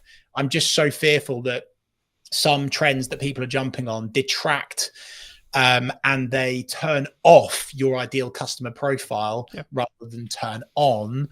But I'm in total agreement with you. Do proactive, non-time sensitive, evergreen video content. Do trend content as well. And hey, in that book, Attention by Gary Vee, his latest one, it's full of geeky social video, psychology of social content that can work incredibly well for you and your business. Carlton, I just want to say thanks for your time today, but also I want to take the time to say, on behalf of your network and the audience and the community that you're building on your podcast, thank you, because this is really rare that someone is taking the time out of their day to genuinely share so much just purely because they're passionate and that they want to help. And I really wish that there were more experts in their field that committed the amount of time that you do to actually just helping people. So thank you, sir. No, that's so kind of you. And thank you so much for the time. If you were going to talk to Chris 10 years ago, right, and you were going to give advice, what advice would you give him? Be more you. You cannot be anyone else. Stop trying to be someone else online. Stop copying your competitors. Stop just doing what the other people in the industry are doing. Because actually, if they go yin and you go yang, if they go black and you go white, that is really, really impactful. And the more that you are unashamedly you on social media, the more impact you will have in terms of reach, in terms of engagement, in terms of sales, everything. It all comes back to the more you that you are, the more impact you will have on social media. Thank you so much for the time, Chris. And if you did enjoy this episode of What's Missing in Marketing Today, make sure to be subscribed and all that lovely YouTube stuff and etc. as well. But thank you so much for coming back and joining me. I'll see you very, very soon. Do you think that filmmaking either will continue to change and or has already changed with the advent of AI? If you're getting into filmmaking now, it's potentially quite challenging. It's going to be very difficult for juniors coming in to know whether they can even trust AI. It is a big question mark at the moment for me. We'll get to a point where we truly won't know what's real and what's not. Marketing is for a specific job to give you the permission to sell to someone. And then sales is the ability to add value at a monetary balanced cost to you. And I do think as a creative, especially if it's a project you're not being paid for, you need to be brutally in line with what your voice is trying to say and not be swayed. Hello, my friends. Welcome to a brand new episode of today's podcast. Today we're going to be talking to Phil all about filmmaking, his journey in filmmaking. And I guess, Phil, I mean, I was going to ask you specifically like how you got started, but I think why should someone specifically care about filmmaking as a whole or video as a whole right now, would you say? Well, I mean, it seems to be that video is everywhere, and it's a really powerful way to sell or to get a story across and just to generally get a message. And I think people are, well, I mean, the fact that we've just at our fingertips got video content that we can just scroll through and yeah, on tap, it seems. I just think it's probably the most effective way to get a message across. Do you think that filmmaking either will continue to change and or has already changed with the advent of AI and equivalent? Like, to give you some context, I was watching a video earlier today all about the fact that like junior editors and getting into filmmaking, like we're both like, I would say probably more established, but if you're getting into filmmaking now, it's potentially quite challenging in respect to like those, you don't necessarily have those junior roles because they are being commoditized or replaced by AI. Yeah, it's an interesting thing. And I was at an event the other day and they drew attention to the fact that, as you described, those junior level roles are being filled with AI.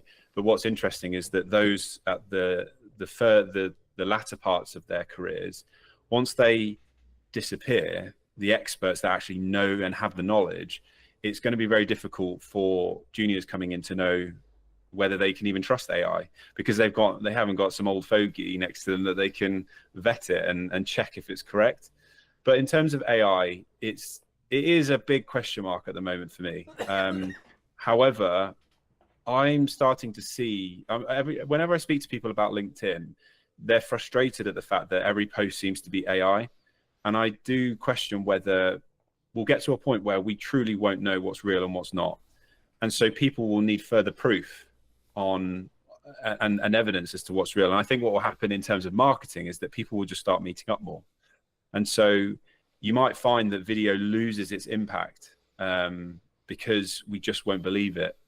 Perhaps these kinds of conversations that we're having now will become a better way to market. But it's really hard to know. And it is a worry, I'll be honest. And I think it's important to embrace the technology and not get left behind. But I feel like it could go either way. As I say, I mean, for me, I think it's kind of one of those things where you've got to kind of use it to like leverage what you're doing, but also be aware of where it's going. So then you can maybe pivot, change, adapt what you're then doing as a filmmaker, what you're doing as a marketer, etc., either for your clients or for you. I mean, I agree with your like the perspective or the analysis, I suppose, that people are more pushing towards in-person events and more community-based stuff, because I've noticed that with my own in-person event, but also in general, people really seem to, I guess, resonate more in some ways with in-person connection as AI becomes more dominant. But I guess maybe the longer-term thought process is like, is there a can we marry the two in the respect to like actually a lot of the stuff and a lot of the grunt work will always be done by AI, and does it maybe cross out? Maybe the line is that maybe when it doesn't cross over into like the creative stuff, I guess, do you think could it replace the creative thought process? Because I don't personally, I think it will struggle to do that, and if it can't, then we're actually fine as filmmakers. I think we'll be just kind of optimized by AI in some ways. There always has to be in some form some sort of director or operator, and I just think what will change the most is the location at which we're doing our job. So rather than like today going out and filming in person, it might be that we're sat behind a desk and we're the ones providing the prompts. But we can only really get our heads around what we know today, and if you consider how advanced it is already, give it 20 years, it's just going to be so radically different. And I do believe that it will be advanced enough to do all of the creative legwork, but it's just whether we as a race will choose to accept that or not. And I think that's where we are unique, is that we'll be emotionally driven, and I don't think, and morally driven as well. I don't think, and people will buy into it and will accept that we're not needed anymore, and it will be automated. And I think something will come through, and it will mean that AI doesn't have the same impact as it does. But at the moment, embracing it and helping and using it as a support mechanism is really useful. And I'm using it all the time. ChatGPT is just, I'm every single day. Sometimes I'm using it for personal therapy. Sometimes I'm using it for my work, and I'm finding it's helping me to speed up the process, but it's not replacing me, because I still have to be the one to then decide, is this decision it's made or suggestion made, is it suitable? Yeah, I agree. And I think, I don't know if it will ever, because the problem with like large language models, right, is if they start embedding mistakes and they have mistakes in them, then they'll learn from those mistakes and then repeat them, right? And I think to an extent that's kind of why I'm maybe slightly more skeptical of whether it will become this all-seeing power.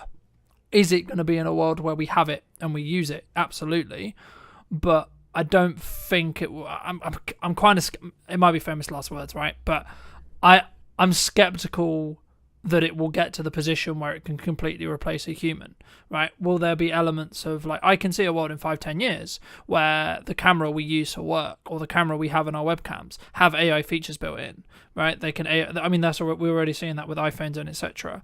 when it comes to like beauty filters and etc. And I guess in some ways the vulnerability maybe if you're already in the beauty industry, I can see as a specific industry that will potentially struggle with this because they already try to beautify non-reality, if that makes sense. The thing that AI will struggle with, for example, is like the detail on my beard, for example, at the moment, right? And I think as we move forward, I guess the question comes is like, is that a regulatory thing, do you think, of like stopping it from just completely obliterating like the entire industry as a creative industry? Or is it actually just going to be people will eventually just say, yeah, it was kind of a gimmick and we kind of use it as a quote work, but actually we're going to draw a line and sort of say, well, we're not going to, it's not going to be used for this. Do you think? I feel like we are in such a capitalist society that sadly, I feel that the need to create revenue will be so strong that I don't even think, I think it will just happen and we won't even notice. And for people like you and I, we know a world before AI, whereas in 20, 30 years, the next generations coming through won't know any different. And so it will just be part of their life. So I think that's when we'll notice the biggest difference. But I do feel strongly that we will just require that real human interaction. And for as long as we don't know, we'll crave it. It's just hardwired into us as a species to want real connection. So I do think in some form we'll seek it out. And I reckon a new art form will come about from it. I don't know. Or it might be, as we see quite commonly now, things that are retro coming back in. It's because even the younger generation are looking at simpler times. My daughter is 13 and she's taking a break from her mobile because she doesn't like what it represents in her life. And I think that's an incredibly mature choice that she's made. So it could go either way. It's so difficult to know. But what I do know is that we can't be those that turned our nose up at, back 100 years ago, the car versus the horse, because it's just inevitable. And you have to be, rather than just rolling with it, what I'm realizing is that I still feel like I'm behind the times, whereas what we should be doing is being a pioneer. We should be the ones perhaps steering the direction of AI, making use of it. And rather than sitting back and waiting for it to dictate our life, we can be the ones to say, well, this is how I plan to use it. And we can make choices now that then steers the direction. Yeah, no, I agree. And I think for me, the key is whether you're in the driving seat, right? Or not, which is kind of what you're implying there. But I mean, I guess like getting it back to basics, I mean, a lot of what we do is tell stories, right? I mean, how did you get started in either filmmaking or like telling stories as a whole? So I went to university, started in 2004. And I did a 3-year course, video production in Gloucestershire. And it wasn't until the last year that I really started to get a sense that I could direct. And so I did that in the final semester and really enjoyed it. And then I left university and spent 5 years working for a video and photography studio, worked my way up to producer level. So I wasn't really telling stories, but I was starting to get a sense as to what it meant to create content for clients, understanding budgets, their needs and things like that. And then I set up my own company in 2012. And that's when I started to get that itch and that need to want to make content for myself or to prove that I was more than just a corporate video producer. So I made a music video in 2014, which was my first ever real creative, in inverted commas, personal project off after university. And then I made a Christmas film called Love is a Gift in 2014, which went on and did very well, oddly, when I re-released it in 2018. And that's when I started to get a bit of a reputation for being a storyteller and a director. So since then, it's always been in my head, this sense that I want to tell impactful stories. When I'm doing my day-to-day job as a head of creative, it's a catch-22. So I've got this desire and need to tell impactful stories, but sometimes the projects don't need it, or they don't need the amount that I want to put into those projects. So I have to be careful not to overinvest and drain myself emotionally on every single project. But I do have a need to, at least once or twice a year, tell a story that I feel resonates with my viewers. Do you think a lot of people struggle, like, I guess in some ways they're always in the rat race, especially as filmmakers, right? They're in that corporate kind of revolving wheel of, I need to create something, I need to create something, I need to create something for a client. And maybe they don't step back and say, well, why should I create something for myself? I mean, is that something you've always done, or was that just to like sharpen your craft and lean into that more creative side that maybe didn't necessarily fit the client's vision, would you say?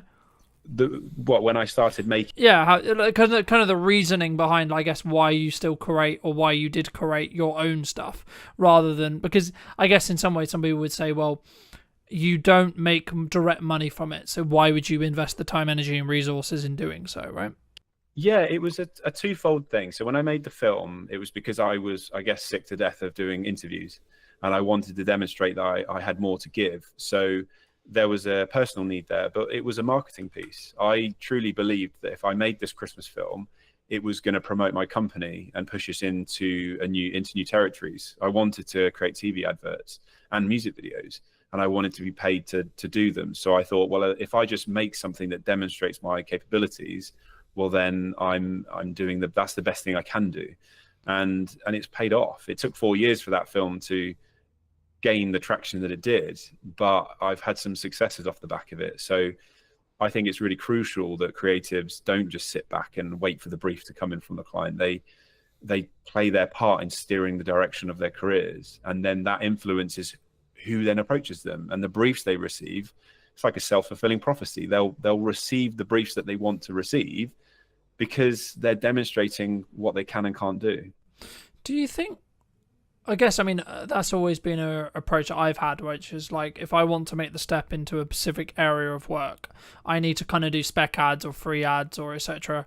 around that thing, or a personal project to sort of prove, I guess, in some ways to that industry, for me to have the right to then potentially pitch for stuff. Do you think business owners, creatives, I don't want to use the term they're lazy, because I think that's it's kind of up your own arse kind of opinion of saying that, but I guess the approach could be like, if their back's against the wall, maybe they don't appreciate that marketing is the understanding, or maybe they don't have the runway financially to think about what are we doing in 3 months' time, right? Because a project like that, I haven't done one to that scale, but I expect it didn't exactly take a week, right? I mean, did you specifically plan like, oh, I've got this 3-week window and I know I'm going to be good for client work, etc., and then make the decision to do it? Or was it in a down period? Because I think sometimes we can go into this spiral of, oh, I'm just going to go get a job, or, oh, I'm going to play video games and sort of wait around and wait for the phone to ring, right? Yeah.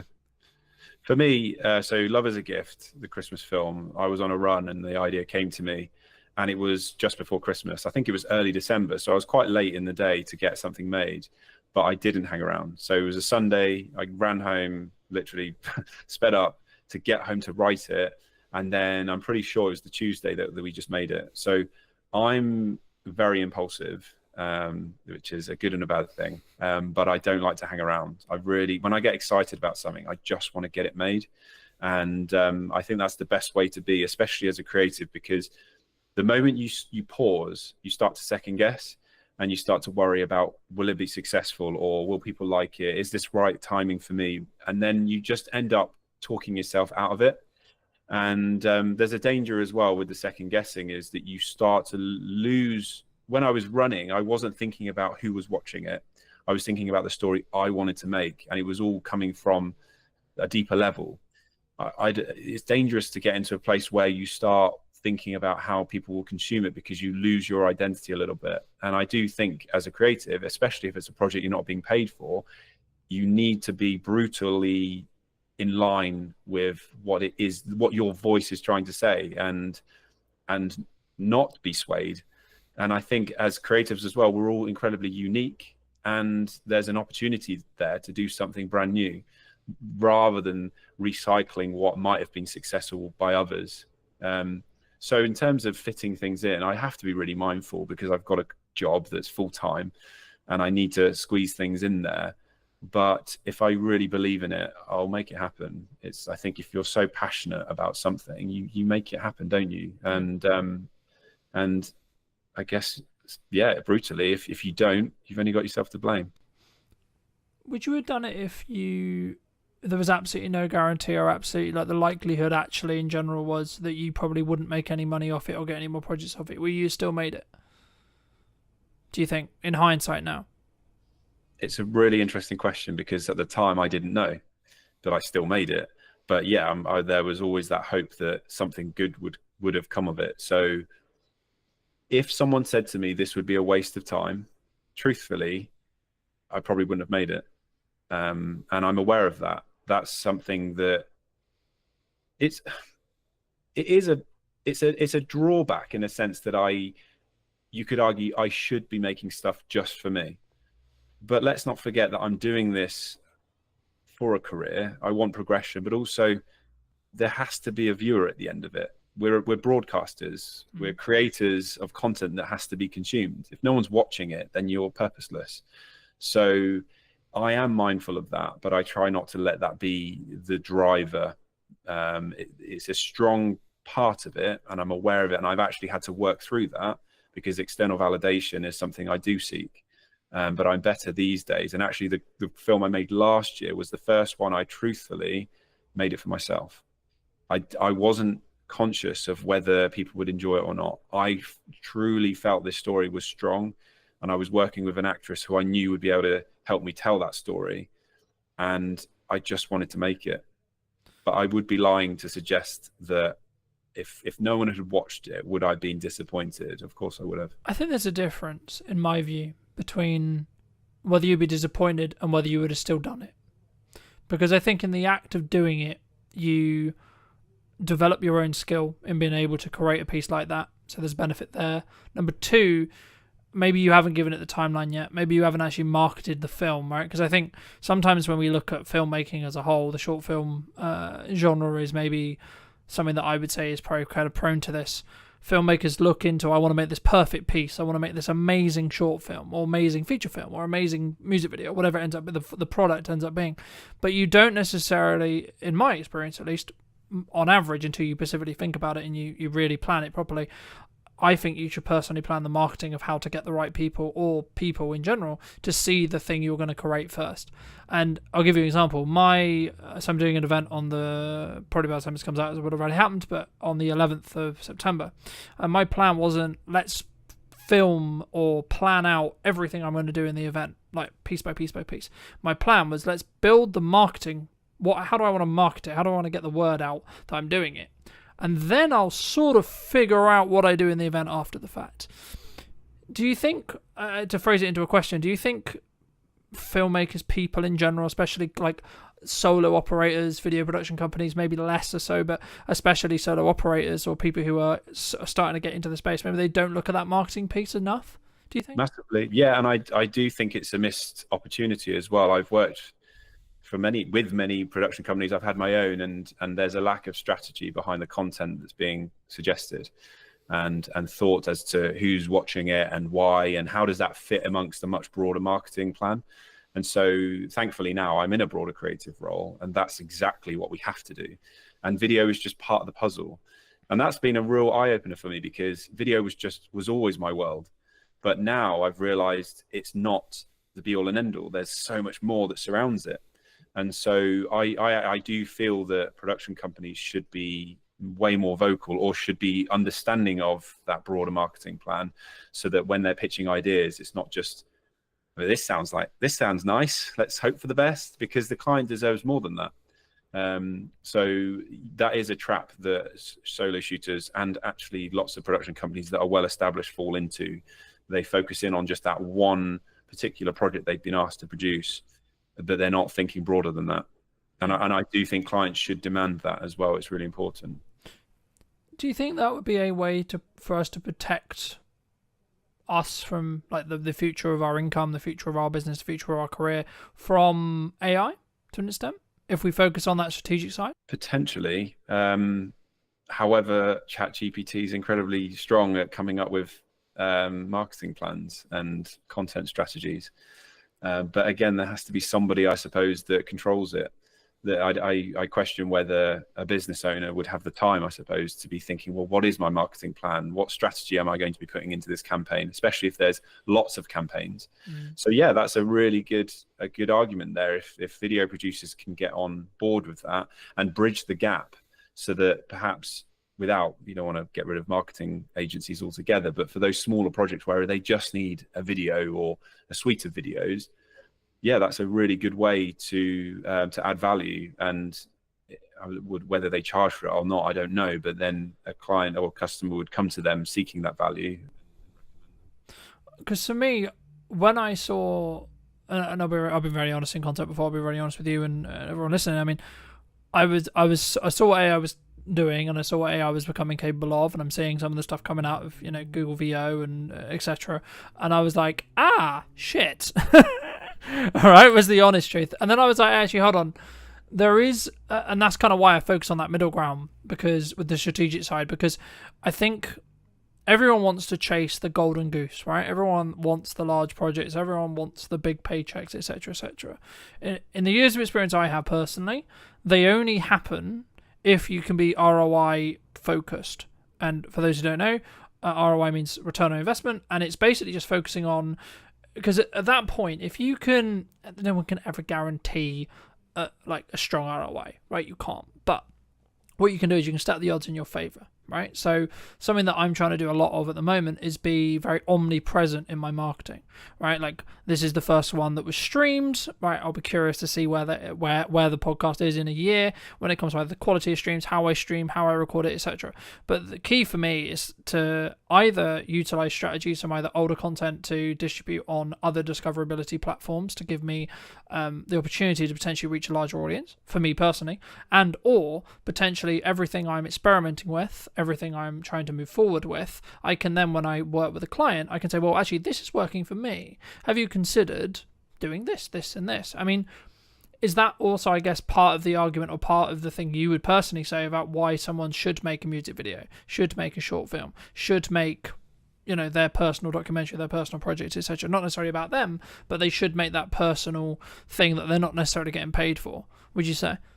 Yeah, I mean, arguably, then you're kind of looking at yourself like a client, I suppose, aren't you? Rather than, that one big shiny video or whatever it is, asset that you think will win everybody over and go viral. Like that's the term that everyone seems to sway towards. Like, will it go viral? It's like, well, it's impossible to gauge that. But yeah, if you can demonstrate how you can add value across multiple platforms, or if you've created content to then repurpose it and recycle, then that's definitely going to help you. But I've never really thought about that, to be honest, because I'm guilty of just coming up with ideas and making it and then moving on. It's a real short attention span that I have for my own content, but drawing up your own marketing plan sounds like a great show. I feel like we should be having a conversation offline.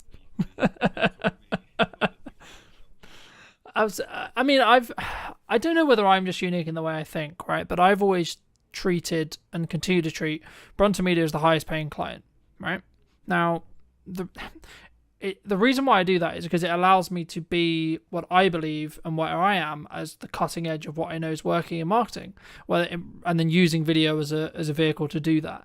And I think for me, that's maybe one of the reasons why maybe I'll win a project over someone else, for example, right? But you've been very fortunate to work with some quite well-known names, right? One of which being Lewis Capaldi. I mean, how did that kind of come about? Because I think especially maybe starting out people, they look at that and go, oh my god, wow, that's such a great opportunity. I mean, could you, if you don't mind, just how did you sort of get that gig? Did you like put it into tender? Like, did someone reach out? Like, how did that all work? It's going to annoy you because I was just very lucky. I didn't have to do much. Well, so my Christmas film re-released in 2018. It went viral and I got a lot of press coverage. Then I was asked by Good Morning Britain to make some content for them. And I went on TV again, and that was broadcast live, which was incredible.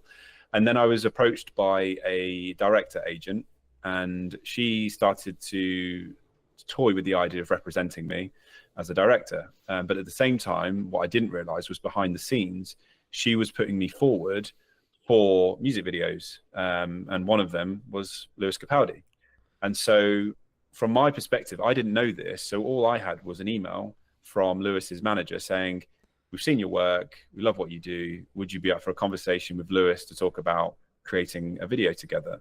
So I actually then had a phone call with Lewis himself, and this was all before any of his songs had gone to #1. So he was quite an unknown name.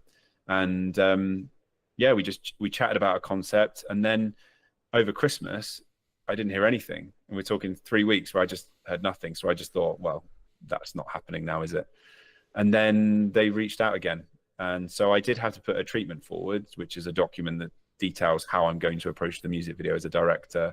And they loved it and bought into it. So very quickly, I'm pretty sure it was like mid-January, we got the green light, and then we were filming early February.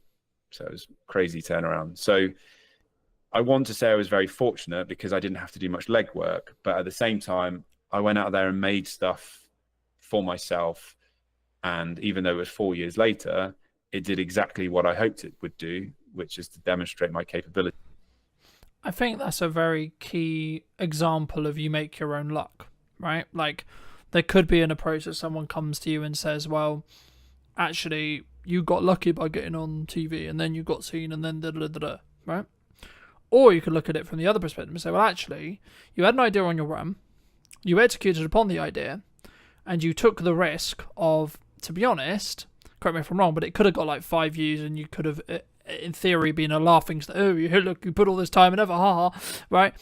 But in reality, what actually happened was it took a while, from my understanding, it took a while, but then it went quite viral, and then that got you the right attention of the right people, which is exactly what we want in marketing, right? In a nutshell. And I think sometimes, especially maybe people who listen to this, hopefully will take that as an example to say, and have permission to actually do those projects that you're like, yeah, but this is a massive time sink. Yeah, but this is actually so for me, I think you make your own luck, and that's always what I believed. And it sounds quite egotistical to say, but the reason is it's because you can do work now that can then showcase and highlight, and that's why I treat my marketing in the way I treat my marketing, because every single time I'm live, every single time I'm moving forward, yeah, my video or my live stream might only get 2 views, but you don't know who those 2 people are, right? And then in 6 months, 12 months, 18 months, they might actually be the next big client. They might actually be, because they might have watched your progression and watched you tinker and watched you try and watched you fail, and then actually, hold on, he got back up and he did that, and then etc. I mean, how have you dealt with failure?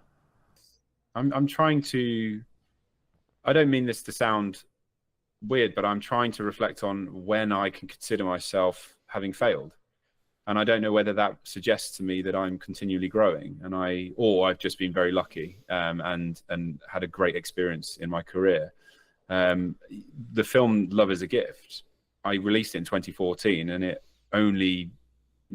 got a few likes and watches on the Facebook notice board in Tewkesbury. And you could argue that that could have been considered a failure. But I think because the position I was in was that anything was better than nothing, I had no expectations. But I also wanted to relate to what you were saying about the waiting game. It's the same for brand. With brand messaging, it takes a long time, I think, to build a brand. And my example is a really good. I've built my own brand, haven't I? It took 4 years for the right people to see it. And it then took a further 2 years for me to get an incredible opportunity to work with an Australian company called Memories.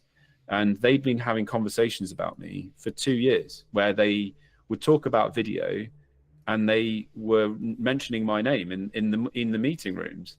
I didn't obviously know this, and then 2 years down the line, so that's 6 years on from the film being made in the first place, I then got reached out. They reached out to me and offered me a 2-year role. So it is really important to just be patient, I think, but not chase the quick wins. It's very common, as you probably know this yourself, that you've got the financial directors thinking, well, what's the return that I'm going to see next week? And it's really hard to be able to say to them, well, I can't promise you a return, but as experts in marketing, we are very confident that this will gain the traction that you're looking for. But this is where data comes in really handy, because if you can demonstrate that you've done it before, then they're much more willing to take a leap of faith. And I think, again, as video production companies, which they don't tend to do, they need to be desperately clawing any form of data that they can get to show that what they've created actually had an impact. And without that, it's just pointless. Because, and I've been in those rooms where I'm saying, yeah, I feel so great about this idea, but truthfully, in my head, I'm like, I don't know if it's going to work. I hope it does, but I didn't feel confident in that. So now we're really hungry for data, because it just gives us that extra bit of confidence to be able to say, well, check this out. We've done it before. I reckon we're going to do it again. Yeah. And I guess in some ways, it sounds really weird to say, but sometimes the litmus test is turn off stuff, right?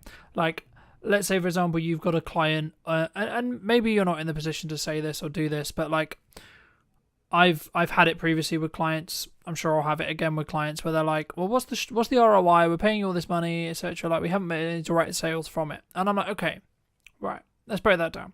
So you haven't got a trackable outcome necessarily. Okay, we can add something trackable into the video to see QR code, discount code, etc. Right? B, we can also look at it as a top of funnel understanding of, if you're consistent and you're consistently having a load of visibility, actually it's then not actually going to directly actually give you the ROI as in the sale, because it's not designed to do that. What it's designed to do is get you seen by a load of new customers that then take 3, 6, 12, 18 months to then convert. But then actually, and I guess the issue, or the thing that marketing and sales always has, is sales always gets the credit for the sale, even though arguably 70% of the work was done by the marketing, right? And I think as video creators, that's why we need to specifically structure our proposals, like how we work with clients, to be, I guess, in some ways, for them to understand. It doesn't mean that you're necessarily going to 100% like keep the client forever, or you're going to keep the retainer, or people are going to understand the content, because there is a window of time, unfortunately or fortunately, depending how you look at it, where you will just, like, you've added the value you can. Right? Like, when they've got the story videos, they've got this, they've got that. Maybe they don't need the ongoing support. Maybe they don't see it as valuable as they did, say, a year ago. And actually, maybe you've grown as well. And I think, just building off what we were discussing about like the failure thing, I've always been in the view, you either succeed or you learn. You don't technically failure. Yes, it exists. Yes, the word exists. But it's not something to focus on, because for me, if you fail, it's because you did something wrong. You should take self-accountability. To phrase it into a question, though, in your career and your experience, do you think people, either you personally, should have taken more self-accountability in the past, or do you think more people should do as a whole? And do you think they would have a better outcome when it comes to what they're looking to do with their business, potentially? Yeah, 100%. And I think it goes back to what I said about seeking external validation. I think if you're constantly measuring your success of other people's metrics that come from your external viewer, then you aren't taking any accountability. It's just becomes a bit of a blame game. But it's totally agree with what you've said about failure being learnings as opposed to actually deemed a failure. And it's quite empowering to hear you say that, and for me to reflect on the fact that I cannot pinpoint a time in my 20-year career where I consider myself having failed. And that's actually the first time I've reflected on that. So that's a big win for me today, to be able to feel quite proud of that. But yes, we're all in charge of our destiny, and I think we should be taking accountability. And if there are moments where things don't quite go the way that we planned, well, we just reflect and move forward, don't we? And it's the same with all aspects of life, relationships, and just personal stuff. It's every obstacle is just it's something you can look back on in later life and almost be grateful that it happened, because it just gave you some further clarity. That's how I. No, I completely agree, and I think we talked a little bit before we jumped on the actual show, and I said that 2024 was really difficult, and I look in hindsight now, and I blame myself for why it was difficult. Right now, some people would say, well, that's a bit harsh, that's a bit mean, but it allowed me to understand what I was doing wrong.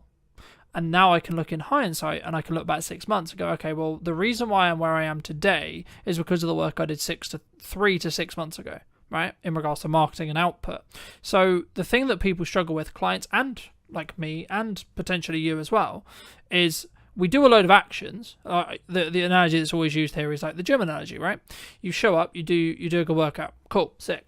But I look the same. Okay, we'll go again tomorrow. Right, cool, sick. Do a good workout. Cool, feels great. I still look the same. Repeat. There is a day, though, where that compounding effect will get to the point where you actually see results, right? And that's then a motivator, of course. But I guess in some ways, is it the same, would you say, in filmmaking, in marketing, in output, in outreach, in any skill set that we're trying to build when it comes to business? Like, do we just have to keep going for long enough for them to reap those rewards across time with consistency, would you say?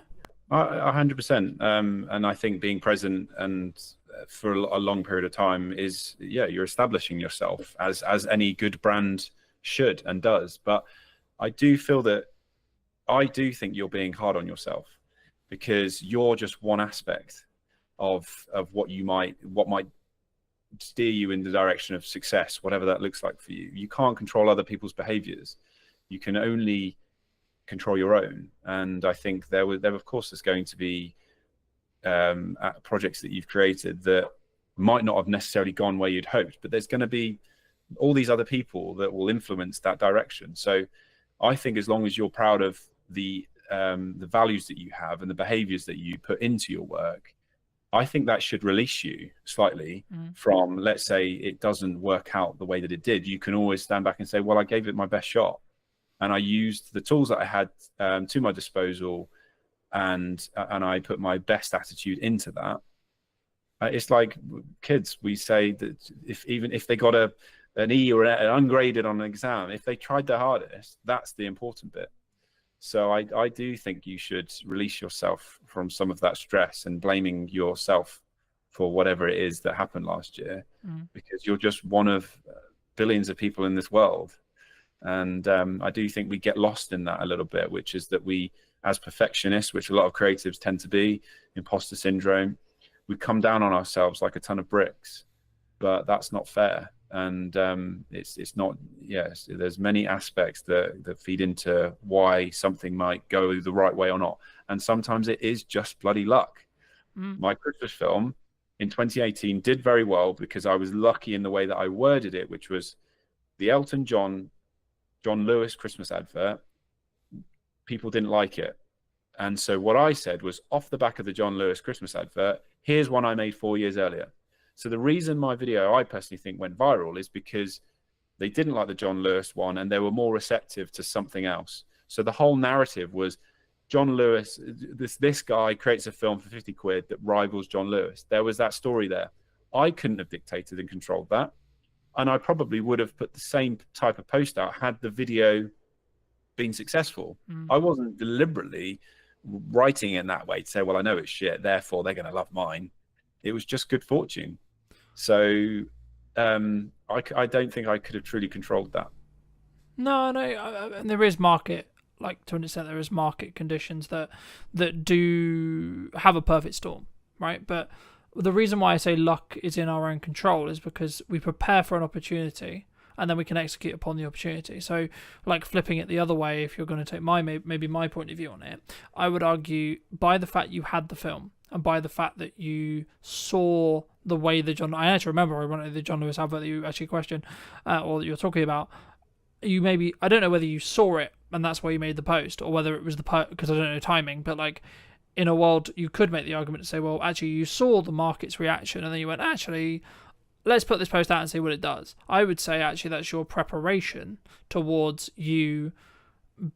So that's your preparation related to the opportunity. So we can't control necessarily the opportunity, sure, and that's the element that is lucky. But to give you some more context, and maybe the audience who don't know, in 2024, I was marketing mostly wildlife stuff and etc., which is still a passion and still a good thing.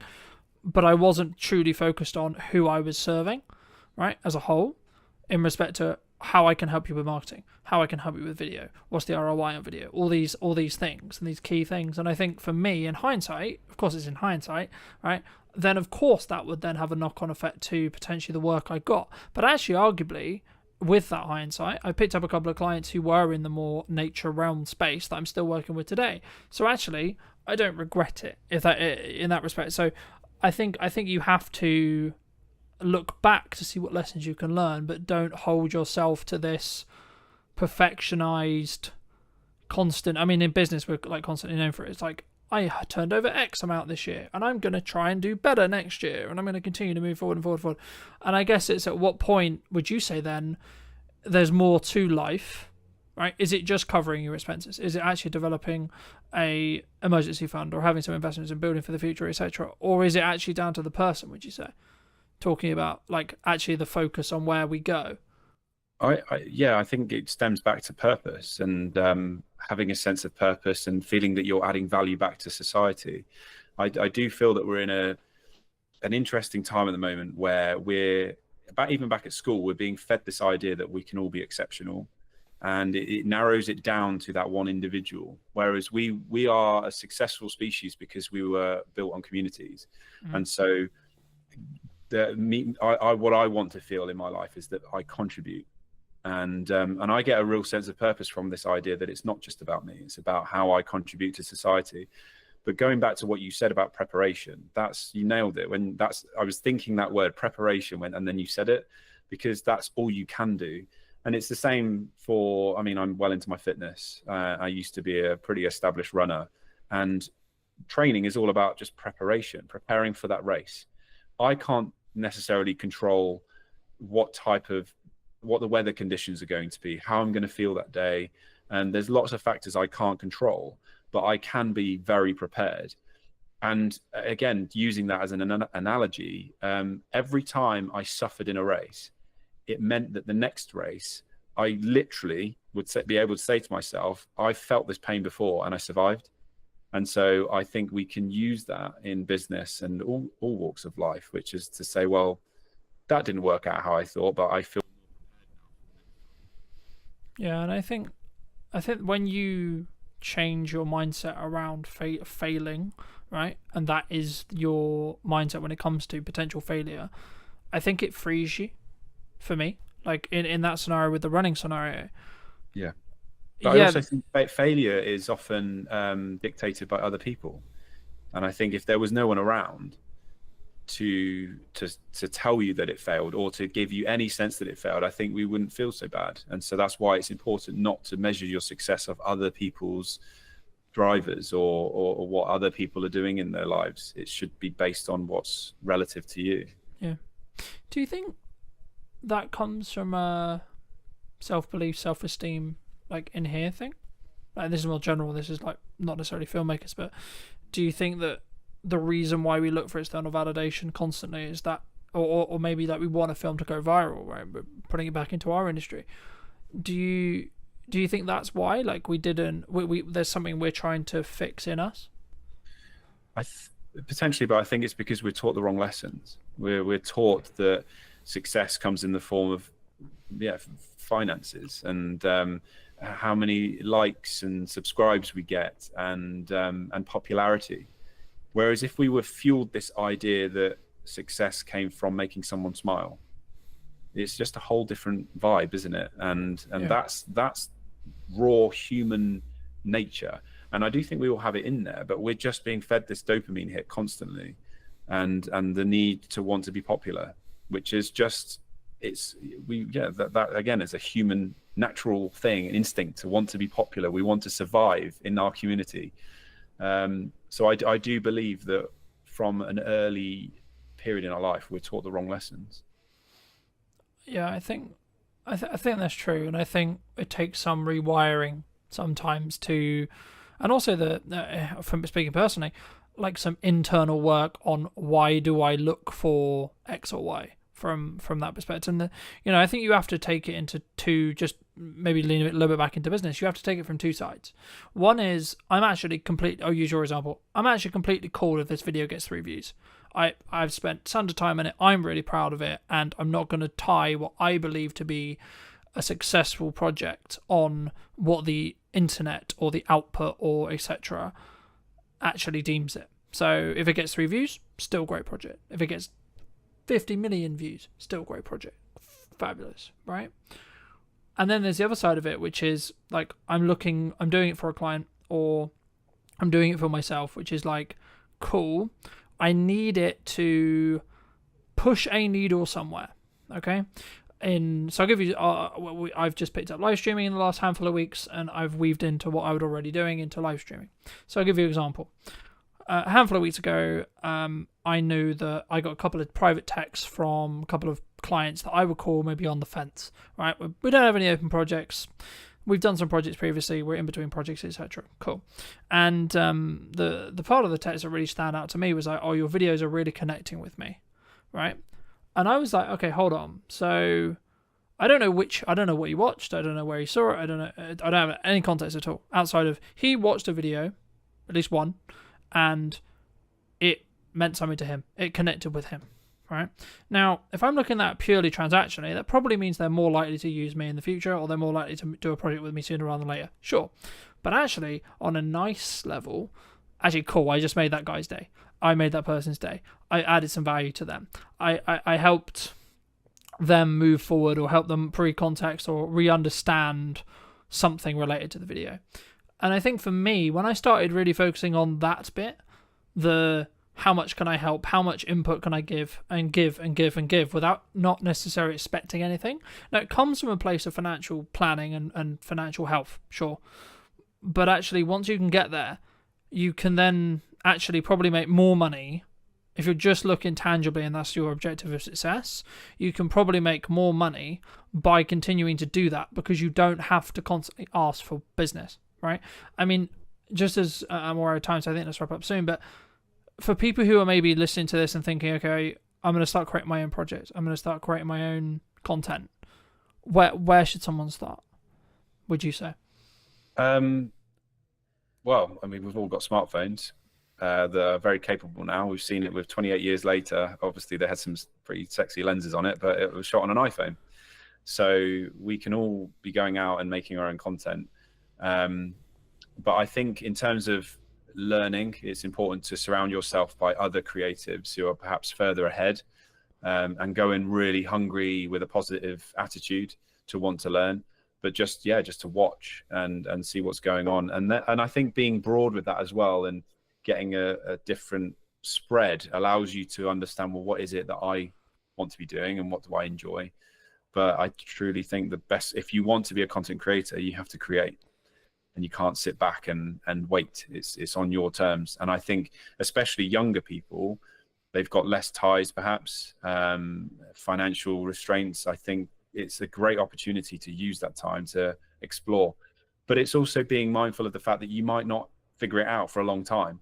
But if you imagine there's an infinite number of doors in front of you, all of those doors could be open, but it's up to you to open those doors. You don't have to walk through every door because that could be careless. But if you're just stood looking at the doors, then that's the bit you can control, is to open those doors and see which is the one that you want to walk through. So, and I know it's a cliche, but I do believe that you can have an incredible skill set, but if you're an actual arsehole, people aren't going to want to work with you. But if somebody who knows nothing but has an incredible attitude, I'll remember them. I'll get them back on board. I've done it before. There was somebody who had an incredible attitude, and I put them in front of the right people, and now they're living in London, having an incredible time working on TV commercials. And that was her attitude. That's what mattered to me. So that goes back to what we said before. It's about behaviors and how you feel you can contribute back to other people and make people feel something. And those people as well, they're the ones that are best at selling, because they can sit in a room and it's not about them. It's about, well, how can I want to add value to your life, to your business. And they truly, truly believe it. And the best brands in the world are positioned in that way, which is that they truly add value, and it's on the customer's terms. So yeah, that can definitely be taken into, for any young filmmaker or creative. Try to see how you can add value to the person that you're working with or speaking to, and get a mentor as well. That's really helpful. I have a mentor, and he's brilliant. It just helps me to stay fresh, I think, because it's easy to get stuck in your old ways. No, I completely agree, and I think also, like, giving without expecting a return, and just, I'm going to use the term, like, showing up repeatedly in a good manner. It comes from understanding where you are in your career, A.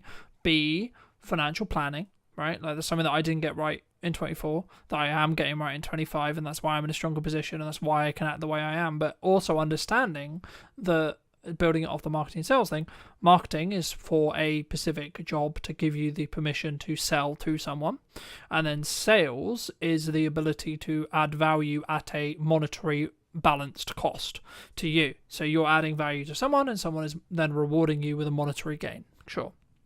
Right, but what people sometimes get wrong, in my view, is they don't understand what camp they need to stand in most of the time.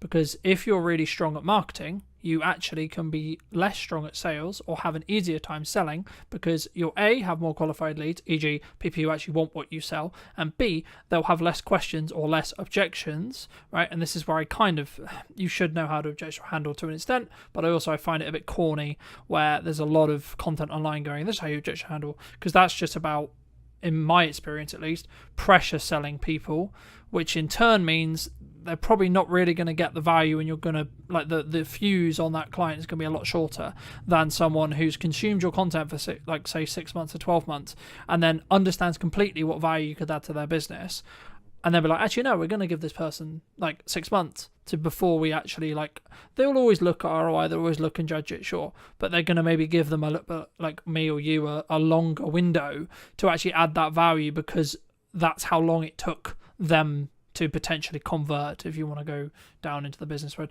But for those people who've enjoyed this conversation, for those people who want to connect with you, want to reach out to you, want to talk to you, want to maybe hire you to do stuff, etc., where's best for people to reach out to you? Probably the best starting point is to go to my website, which is philbeastall.co.uk. Phil with one L, Beastall's BEASTALL.co.uk. Imagine. And if you were going to talk to yourself 10 to 15 years ago, what advice would you give to that person now? Chill the F out. I don't want to swear on this. That's the big F bomb. Yeah, just enjoy the ride and stop overthinking. Stop worrying about what other people are going to say. Do what feels good for you, but continue to work hard and show up. And thank you ever so much for coming back and joining me. If you did enjoy this episode and you would like to see more like it, make sure to be subscribed, follow, all those lovely things, and I'd love to hear what you think in the comment section down below. And I'll see you very, very soon.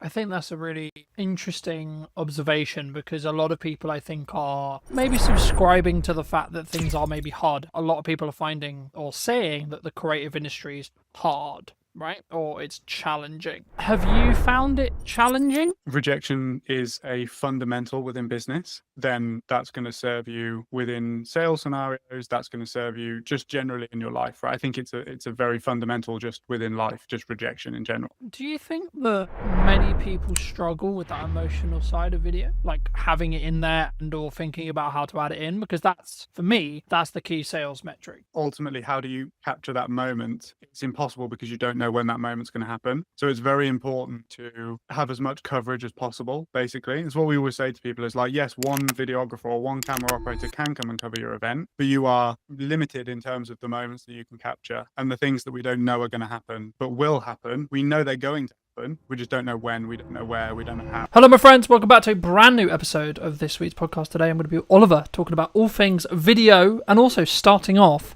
with niching, because it's something that we actually both kind of do opposites, I would say.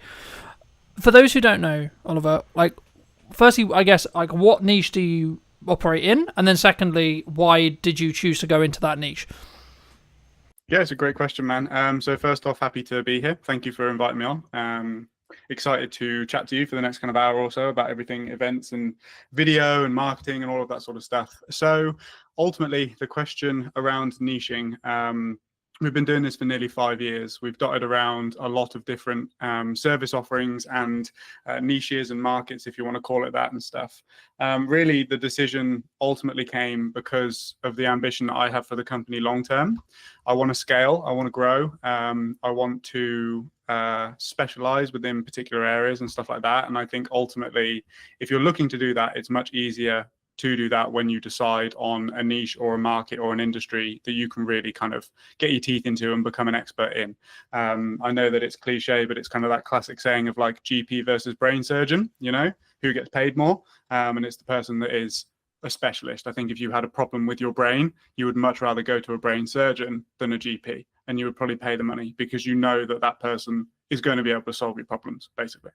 Yeah, I mean, I completely agree. I mean, I guess the critical part of my head is like, so how was, obviously we didn't predict COVID, no one could predict COVID, right, in the respect to like how drastic it was in respect to maybe how it changed the event industry, etc. But like, I know that the event industry as a whole was maybe one of the ones that was hit harder. I mean, how was that from because that would be like the counter argument to like, well, you kind of got a risk in that respect. Like there is an argument to be made about the specialist, absolutely. And I'm sure we'll get into that a bit more, but did you in some ways, I don't really use the term regret, but did you regret that during COVID? Well, COVID was kind of the birth of the business, right? So we were still playing around in the very early days when COVID first hit. But yeah, I do know that obviously the events industry was hit really hard. From a video perspective and a video production perspective, I do know that a lot of the agencies or production companies, shall we say, who made the pivot to hybrid production and live streaming and that sort of stuff, when they kind of had that as a string in their bow, let's say, they did really well because it was kind of a select few companies that were doing it and doing it immediately. So yes, I think you can make that argument. There is the other side of the argument that is that the events industry came back stronger probably than most industries, I would say, as well. I think that a lot of industries, let's say like high street and product and e-commerce and that sort of stuff, that was hit really hard after COVID, just because it was very much like a paradigm shift in people's minds, like they didn't need to go to the high street anymore. Whereas the events industry is ultimately built on human to human connection. And we hadn't had that for so long that I think it really bounced back quite strong. But I just wasn't involved in the industry at that point, so I couldn't really comment on kind of what I saw from a business perspective. Mm-hmm. I think that's a fair assumption. I mean, I guess I was going to bring in AI later, but I think now's a really great time. Do you see maybe an increase in demand? Because I think people are kind of going two ways with AI. Like, a lot of people are utilizing it. A lot of people are using it for efficiency, sure. But maybe they're, I guess, in some ways wanting that emotional connection, wanting that human-to-human connection, whether that's in person or equivalent, maybe more, because things are becoming... I mean, maybe this is just a byproduct of what happened with COVID, right? Because we were all locked in our houses and talking through Zoom and this kind of thing. But for me, it was really interesting watching and relaunching this series of the podcast as a hybrid kind of approach, right? Some episodes will be like this, other episodes will be in person, etc. And I think for me, it's been very interesting to see the difference in reaction when it comes to, I guess, some people wanting to have that more human-to-human connection. And I'm starting to feel that there is a different energy that does actually happen when you're in person. I mean, do you think that's kind of, I guess, one of the unique selling propositions of events going stronger to stronger in respect to, like, maybe in the next couple of years, as a lot of people would say potentially the economy maybe continue to be challenging, right? I think it's something you can overcome, of course, but just to reiterate the question, do you think that more people are going to be driven towards in-person stuff, even with the advent of AI and etc.? I think so. I think that ultimately, when you have a strong trend heading in one direction, there's always a counterculture group of people that ultimately reject it. Like, think about when the internet came in. I'm sure that those people that loved reading books and kind of going to libraries and stuff like that, that had a massive boom. Ultimately, with the conversation around AI, I don't think it's worth rejecting, because it's here and it's here to stay, and it's going to revolutionize so many different industries. But ultimately, the events industry as a whole is pretty well hedged against AI, because of that human to human connection, right? I think that it will do a lot with regards to, let's say, the ticketing process, the operational, the logistics, all of that sort of stuff. I think that will really help, because there's probably a lot of human error that's made as a result of just having to check so many names and so much data, and all of that sort of stuff. However, I think that what it will do is it will weed out the events that don't really have a strong selling proposition.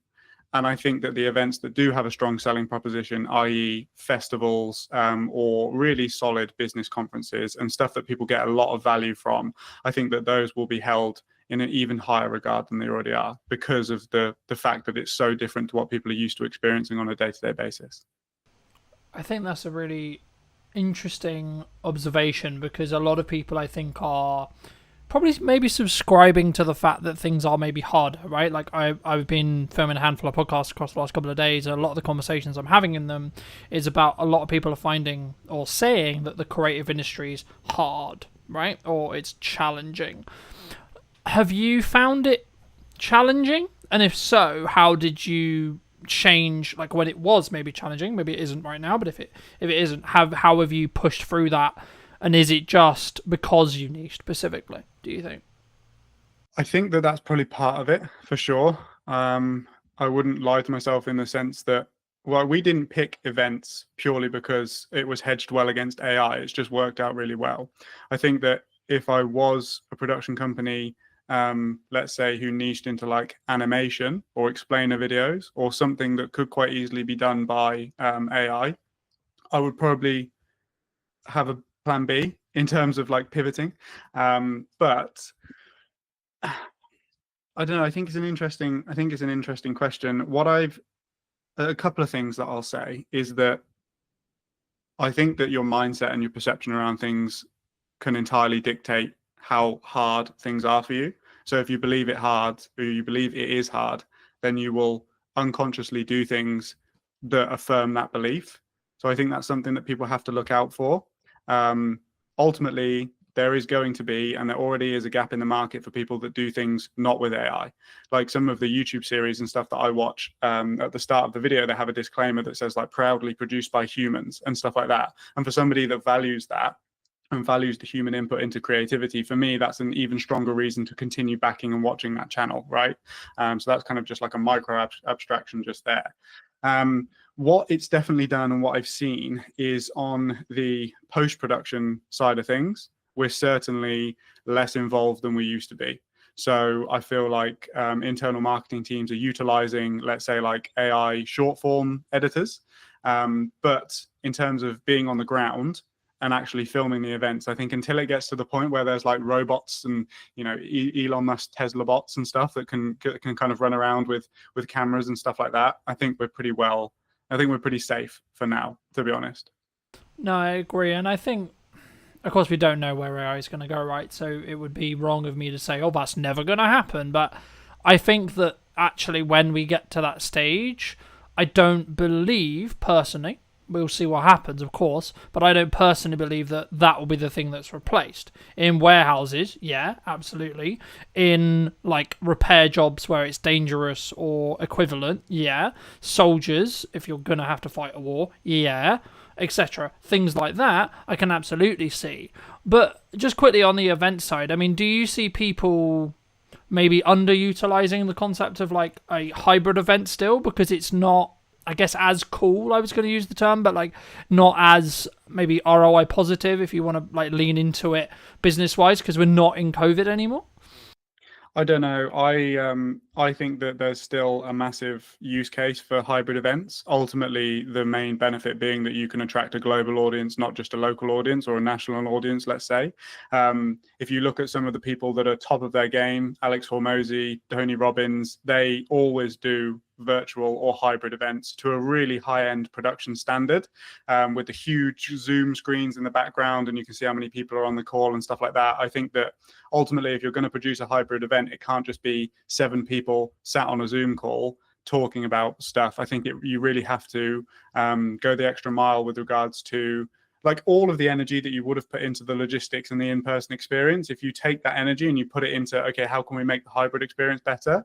I feel like you will definitely have a better event and a more engaging and valuable event for your delegates as well, for sure.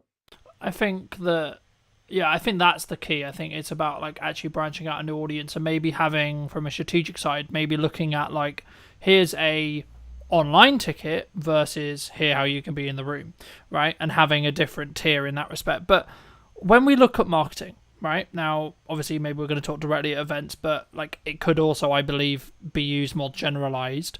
What do you think I'll ask it in an event way, but it will probably branch out outside of that as well. What do you think people are missing in event marketing right now? What do I think they're missing? Like, what should they be doing, in your opinion, that they're maybe not doing? Well, ultimately, it's totally dependent on where the bottleneck is within your marketing system, right? This is what we say on every single discovery call with a potential client or a prospect, if you want to call them that. Like, are you getting enough eyes?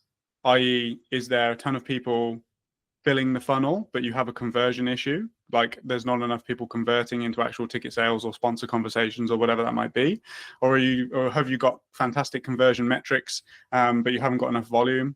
Like I think ultimately, what a lot of people struggle with event marketing is that they try and produce stuff efficiently that is going to appeal to everybody. But at the end of the day, what a sponsor wants to see versus what a visitor wants to see versus what an exhibitor wants to see versus what a speaker wants to see, they're kind of your main 4 stakeholders, right? They're totally different pieces of content. And I think that events and event marketing teams specifically should take a lot more time to consider where is the bottleneck and really what are we trying to do over the next 12 months in the lead up to our events. And produce content purely for that. I feel like they're trying to solve 4 problems, whereas if you just dial down and solve 1 problem, and then you'll have another problem off the back of it, but you can continue to do that, right? And it will just work in this cyclical cycle. I think also one of the biggest impact factors when it comes to video specifically for events is speed to market. People are used to waiting 2 to 4 weeks to get their video back from kind of a standard videographer, but ultimately you have to like just as quick as possible, like ideally minus 10 hours, right? You need to be getting the videos out. We kind of say 48 hours is the max. If you want to capitalize on the traffic and the buzz and the selfies and the tags and everything that's happening on social media after an event, you need to be publishing that video and putting it out to your list and kind of engaging with as many people as possible to get those rebooks, because ultimately it's like somebody is so likely to rebook pretty much there and then, or like just after. If you wait like a week, the emotions have died down, the memories have faded, and you're just not going to get as good conversion, basically. Yeah. Do you think that many people struggle with that emotional side of video? Like having it in there and or thinking about how to add it in? Because that's, for me, that's the key sales metric to understand of when you have a video. It's can you showcase, highlight, show in a form that will then have an emotional either reaction or showing the actual emotion that took place at the event, for example. Do you think that's something that maybe some people lose, either because of the self-confidence of like, how do I capture this moment? Or actually we missed the moment because we didn't predict it, perhaps? Yeah, I think it's both. Ultimately, how do you capture that moment? It's impossible because you don't know when that moment's going to happen. So it's very important to have as much coverage as possible, basically. It's what we always say to people is like, yes, one videographer or one camera operator can come and cover your event, but you are limited in terms of the moments that you can capture and the things that we don't know are going to happen, but will happen. We know they're going to happen. We just don't know when, we don't know where, we don't know how, right? And then your second question was.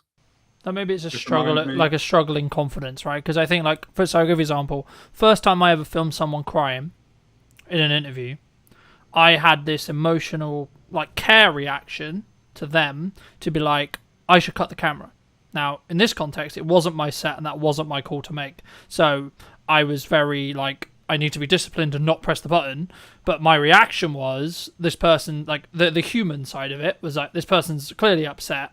Do you push through that? Like, do you, like, when it's more, like, emotionally charged or emotionally feel? But because I think for a content point of view, there's maybe a moral question, because yes, that footage is, like, really powerful to tell the story and really, like, useful from a marketing context. But also, I think we have an obligation, maybe as videographers or directors or, you know, whatever role you sit in production, to say, well, okay, but at what point do we say, actually, we should give this person 5 minutes?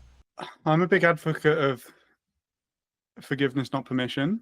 Like, obviously, you have to ask somebody's permission in order to use a very vulnerable and emotional clip within there. I think that it's also important to explain to that person the reasons why, beyond just more ticket sales or something like that, right? If you've got, like, a particularly inspiring event or a particularly inspiring moment, that their vulnerability and emotion could inspire, motivate somebody else in that position who comes from a similar background and that sort of thing. But if you cut the camera, then you never have the opportunity to use that clip should you want to.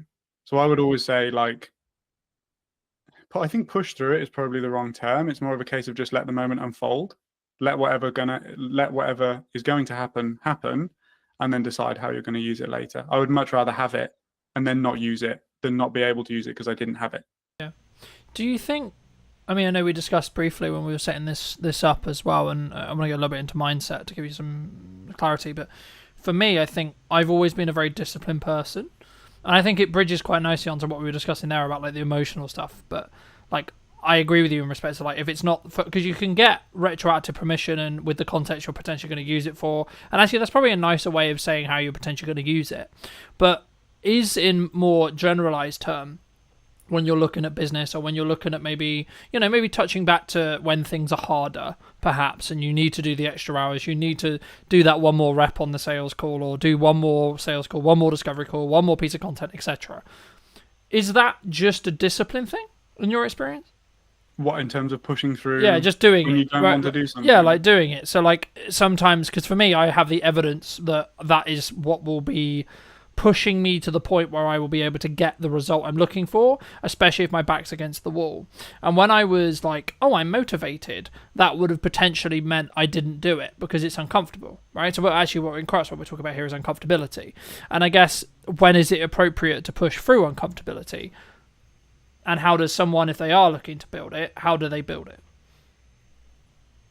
I think that, I mean, discipline is definitely something I can speak on because it's something that I've had to learn massively. I definitely come from a type B, go with the flow type background. And that's not particularly conducive to somebody that can sit down and work and focus for an extended period of time on things that aren't particularly exciting and aren't particularly engaging to work on. I think that what's really important if somebody's kind of getting started is to find out where your limits are. So I think we've kind of gone through this, like, hustle culture.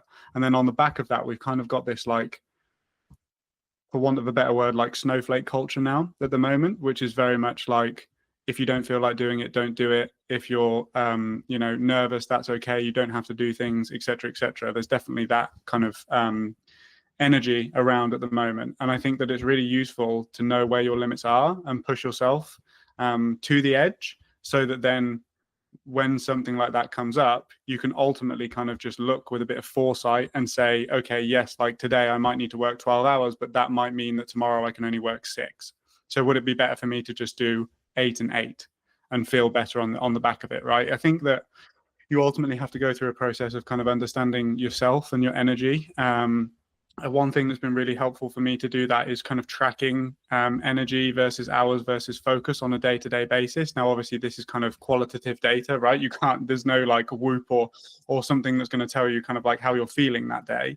But I think if you learn to see patterns in your behavior and you learn to see patterns within the way that you go about doing things, you can kind of predict that, okay, maybe today I need to take it a bit lighter, right? Like events, to bring it back to kind of what we do, are so intense. The hours are insane. I'm lucky that I'm an extroverted person, but even I get kind of burnt out, you know, speaking to so many, like running so many interviews in the day, asking the same questions and all of that sort of stuff. So when I come back from, let's say, like a 3 or 4 day event, I know that I need to take a couple of days, right, just to kind of recalibrate. And I know that I need to fall back into a routine that is healthy and sustainable for me in the long run, you know? So I think it's that push and pull, it's that balance. Ultimately, it's just a case of knowing yourself and kind of knowing where your limits are, but constantly reassessing those limits so that you are getting the most out of every hour that you put in. Does that answer your question? Yeah, absolutely. I mean, I think for me, there's different stages in your life, right? There might be, I'll use your example, like you've just come off an event, you're absolutely like, this is my 4th interview out of 5 this week, right? And I'm like, okay, I'm aware that like my performance may start to like pull or start to be not as sharp as I was in the first one, so I may pull back after this 5, right? And that's a key understanding. But also, like, what else is going on around those interviews? Well, actually, all I've got is editing time, so doing the editing things that I need to do, and then the general working out or other, you know, social activities, etc. So actually, in reality, my focus can be given to this hour, and my prep can be given to this hour, and etc. So the key is, for me, is actually like, it's about working hard and working smart, sure, but it's also about understanding. I work in sprints personally. So I will sprint to the point where I'm like, fucking hell, I'm about to burn out. Then I'll stop, look at the data, and now, you know, analyze what I did, analyze how well the interviews did, watch them back, etc., make a debrief report, and then I'll go again, right? And rinse, and rinse, and rinse, and rinse. And what ends up, I think, personally happening, from my perspective at least, is you end up getting more 1% wins. And something I wanted to touch on as well that I think your niching approach really, really focuses on and allows you to become very efficient at what you do is, and I've noticed this since I've really focused on like 2 main pillars of content for like a chunk of time. So previously, before I did this, I was very, I've got some podcasts, cool, we're going to post them, then I'm going to do this, then I'm going to do this, and then I do this. And of course, in hindsight, I could say, well, of course I didn't get traction because I wasn't looking at the micro improvements upon each interview. I wasn't looking at how far ahead can I get, for example. I mean, we're filming this towards the end of the summer. It won't be released until back end of October. And for me, it's about then saying, okay, well, in that window of time when I have the buffer, it's not that I'm not interviewing. I can then like do the stuff in the business to keep the business alive, right? And I don't have to necessarily worry about where the podcast is. But just like looking forward specifically on ROI, because I think people will look at a podcast and maybe like think about, well, what's the ROI? And it bridges into how do you look at it from a perspective of why should a sponsor or a event provider or etc. like, where does is it just a marketing budget that someone has for the event in your case normally, that's how they do the video work with you? And then if so, like, what's your ROI metrics on those? Well, it's always about value. So whenever we're in if you want to call it a sales situation, like it would be sales, right? But I'm always very keen to constantly bring the conversation back to the value that we're providing rather than the day rate, let's say, or how much or what our prices are, for example. Really, it's about understanding, okay, cool, how many sponsors are you looking to bring on if that is your objective? What's the standard ticket price? What's the tiers? Okay, so reasonably we can expect that if we did bring on, let's say, 3 new sponsors over the next 12 months, that contributes to X amount of revenue for you in the long run, right? So then you compare it against the value. And ultimately then the marketing budget might expand a little bit because of the potential that can come off the back of it, if that makes sense. Now, in terms of ROI, I've always found it, and it always will be, I think, relatively difficult without the advent of kind of paid ads and stuff like that to track the ROI on video content. Like, how do you do that? You just can't really. And it's always been a struggle that we've kind of faced because ultimately there's a lot of inference that's kind of involved in those conversations. But yeah, a sponsor could want lots of different things from an event. They could want straight ROI, let's say like if it's a bank and they just want people to come and bank with them and they're going to put all of their money in and they're going to generate the interest, you know, off of the fact of that being there. It could be brand alignment, right? It could be the fact that a sponsor is looking to tap into a different market, a younger market, an older market, and aligning themselves with a particular brand that carries that audience is going to do that. And then in the long run, they can expect XYZ returns for that and stuff like that as well. It could be general brand awareness as well. There's a lot of different angles, but I think that ultimately, if the event sales team dug into the sponsor conversations in the same way that we do and actually kind of helps that sponsor understand the value that they can expect over the next kind of 12 months or 18 months if they did commit to a sponsorship package, I think that they'd have a lot more success, basically. And then you've got the video content to back it all up, right? The video content from an event is proof, ultimately, that the thing happened and it was fantastic and that it got the audience that the sales team is telling the sponsor that they got, basically. Do you think people are hesitant to pay more than, like, let's just say, for example, like, a standard videographer can do it for what, a price, right? And you or I might be like B price or C price, right? And we're looking at the value, we're looking at the value we're going to add to a client rather than necessarily the time that we're going to spend doing that, right? There is obviously time involved, sure, but we don't focus on, in my belief, we share that in that respect. We don't focus on the time, we focus on the value or the transformation that we're adding to that client. Do you think people would struggle, or sometimes clients would just go, oh, they're cheaper, so we'll take them? They do sometimes. I think it depends on who you're speaking to. Ultimately, the person that I'm really looking to work with and attract into my business is not that type of person who price is the deciding factor. So I don't really concern myself with those sorts of people. If I do find myself on a conversation with that type of person where they're basically playing like a race to the bottom is essentially what we're talking about here, I will confidently sit there and say, look, we can be beaten on price. And the reason is X. If you don't understand that, that's fine. You're just not in the right position for us at the moment. That, you know, come back to us when you, like, without sounding cocky, just come back to us when you understand that didn't get you the result that you're looking for. So you're actually wasting money. You've wasted money now. Like, and then we're going to have a different conversation in 12 months time. You know, this is the great thing about events is that, like, there is always 12 months, right? There's always going to be another event. Hopefully, if you've got a good event, you're going to put it on time and time and time again. So there's always opportunity to have another conversation, basically. Yeah, no, I completely agree. And I think, I guess, does that say more about, like, you then? Like, having the ability to say no to a client, or saying, actually, maybe we're not the right fit? Because I was having a conversation a handful of weeks ago with a new client, and he said, well, one of the reasons why he went with me, even though I was more expensive, was because I don't work with everyone, which I found really unique. But I've been just like, I'm protecting my time constantly because I want to be able to run the podcast. I want to be able to put a lot of time into our marketing and our sales and such, and our scalability and our growth. So for me, I'm like, actually, I only have a finite amount of, like, availability for clients. And I think for me, that's always been the case. But I sort of had to grow into the confidence, I guess, of saying, well, actually, I can say no to this client if they're not the right fit. Did you personally always have that, or was that a skill that you've developed through, you know, however many years? I don't think it's a skill that we've developed. I think it's a confidence that I've grown purely just because we've got good systems. Like, we've got systems that book calls on repeat. We've got systems, like, we know the metrics. We know if we speak to 20 people that then roughly 30% of them will convert over time at a lifetime value of X, whatever, right? So, like, I know my numbers, and it's okay if it's okay that 70% of those people don't go ahead at that time, right? Because we know how the business operates and we know kind of where that comes from. I think that ultimately what you're talking about is, again, the power of niche, right? Because you might not have a particular industry that you work with, but you have particular types of people that you work with. And that's kind of the power of it, is that, you know, you're not saying yes to everybody. And I think that makes the people that you are saying yes to feel even more included in your service, because they know it's for them. There is value in paying more, right? From a client's perspective, there's an assurance behind it.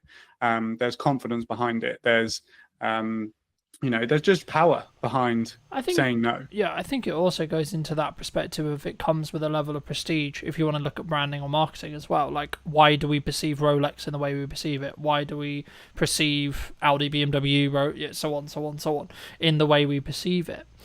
Do you, either for clients or yourself, look to trend jack or look at what is, quote, trending when you look to do your own marketing? My marketing? Yeah, personally for you. Because No, I don't. Okay, and why don't you? I don't. Because the type of people that I will attract through following trends are not the type of people that want me for me.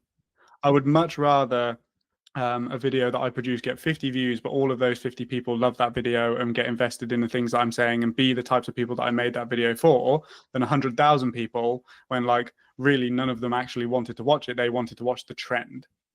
That's what they're looking. They're trying to watch the trend. They're not interested in the actual content itself, right? Now there definitely is a place for trends. It's just such the fact that we don't have the resources, i.e. time or money, to jump on particular things. My available resource for marketing my own business is extremely limited. So I'm going to do activities that I know are going to get the biggest return. And ultimately with a trend, I don't know whether it's going to work or not, right? Yeah, absolutely. Because I think sometimes, not us maybe, but a person, starting out videographer, starting out business, they look at the potential likelihood that they could get something to like 1 million views, let's just say, for example. And they're like, oh my God, that's going to change my business overnight. And not speaking as someone who's had a video hit 1 million, but I know people who have, and I go, how much money did you get for it? Nothing. Right? So I guess the follow-on question then, you spoke about like that you're only going to do the things that really work. Okay, if you don't mind sharing, what does really work for you then in marketing? Cold outbound. Okay. Has always worked for us because I've always been a fan of outbound because you go to the market doesn't come to you. I think there's definitely pros and cons to both, but essentially if I message 20 to 50 people per week, they are the exact type of person that I'm looking to work with, right? Versus, let's say, we also do paid ads. So I don't want, we also do inbound marketing as well. But like, for example, I dialed up all of our inbound paid ad leads this morning. One of them was qualified. And I think I spoke to like 20 people. So you have no control over the type of people that are coming in, which is a bit more of a waste of time. But the flip side of that coin is that when you do find that person, they've already consumed your content. They already know who you are. They're already interested in working with you because they've clicked through. They've made that action themselves, right? Whereas on the outbound side of things, you probably have to do a bit more persuading because it's a case of like, who are you? I don't know you. You've just connected with me on LinkedIn and now you're messaging me, right? Yeah. For me, I love cold outreach because I want to have it as a skill set to have in my back pocket for when I need to use it or want to use it. What advice would you give to, say, a starting out creator, starting out videographer, etc., or someone in the creative industry who looks at cold and goes, that's terrifying? Because I think that's really common, right? And it might come from like the rejection side. It might just be the nature of they haven't done the reps yet. But what would you say to those kind of people who are like, because you're obviously a massive advocate for outbound, cold outbound, right? I would say that rejection is a fundamental within business. So the amount of experience, if you can become comfortable with people saying no, then that's going to serve you within sales scenarios. That's going to serve you just generally in your life, right? I think it's a very fundamental just within life, just rejection in general. What I would say with outbound is that people severely underestimate the volume that is required in order to get returns. People think that they're just going to send like 10 messages and get 5 clients. It does not work like that. For example, our metrics on purely cold people is like a 4% appointment booking rate, and then off of those appointments, I'll convert maybe 30% of those people into actual clients, right? So let's say that you did 100 outbound cold approaches, you're going to book 4 people, and you might sign 1 client. So it's going to take you a long, like it takes volume, it takes time. And then obviously with that volume becomes skill. You learn what works, what doesn't. You learn how to say things. You learn how to deal with objections in the DMs as well. Like, a lot of people aren't saying no because they don't want to work with you. They're saying no because you're a stranger. It's just like when somebody knocks on your door, right? You're trying everything in your power to get out of that conversation. But ultimately, there could be somebody that knocks on your door that could change your life. You just don't know. And I think you have to take the perspective of like, this client is going to benefit. It's the same as in a sales scenario, but like, you've got to do everything within your power to get that person over the line, because ultimately you know that you can come in and change their business, right, through what you do, because you're good at what you do, right? Yeah. And I think for me, I mean, the mindset I heard from a fellow guest a handful of weeks ago was something along the lines of, I'm doing them a disservice by not allowing them to understand that I exist, right? Because Exactly. And this sounds hugely egotistical. It does, right? It does. But the key is, I know I'm really good at my thing, and I know I can create really strong results. So actually what I'm doing by making it appealing, obvious that they should work with us, is actually I'm making sure they don't make a mistake on who they hire, because I don't want my potential client to lose money, right? And with that rewire in my head, you then can approach cold differently, in my view. Now, there is an argument to say, like, is it in stages? Like, would you only do it when... Because I guess the perception for cold is you only do it when your back's against the wall, you need to make money quickly, right? But actually, in correspondence to what you just said, that's counterintuitive, because you just said it would take a long time. So, is that true? Or is it actually just something that you just gain the reps of and you just do consistently, and that's why it works? No, I think that it's for us, it will always be a system that we have within the business. I mean, again, it's purely just based on experience, right? But it's always been the thing that's worked for me the best, be it cold email or cold DM.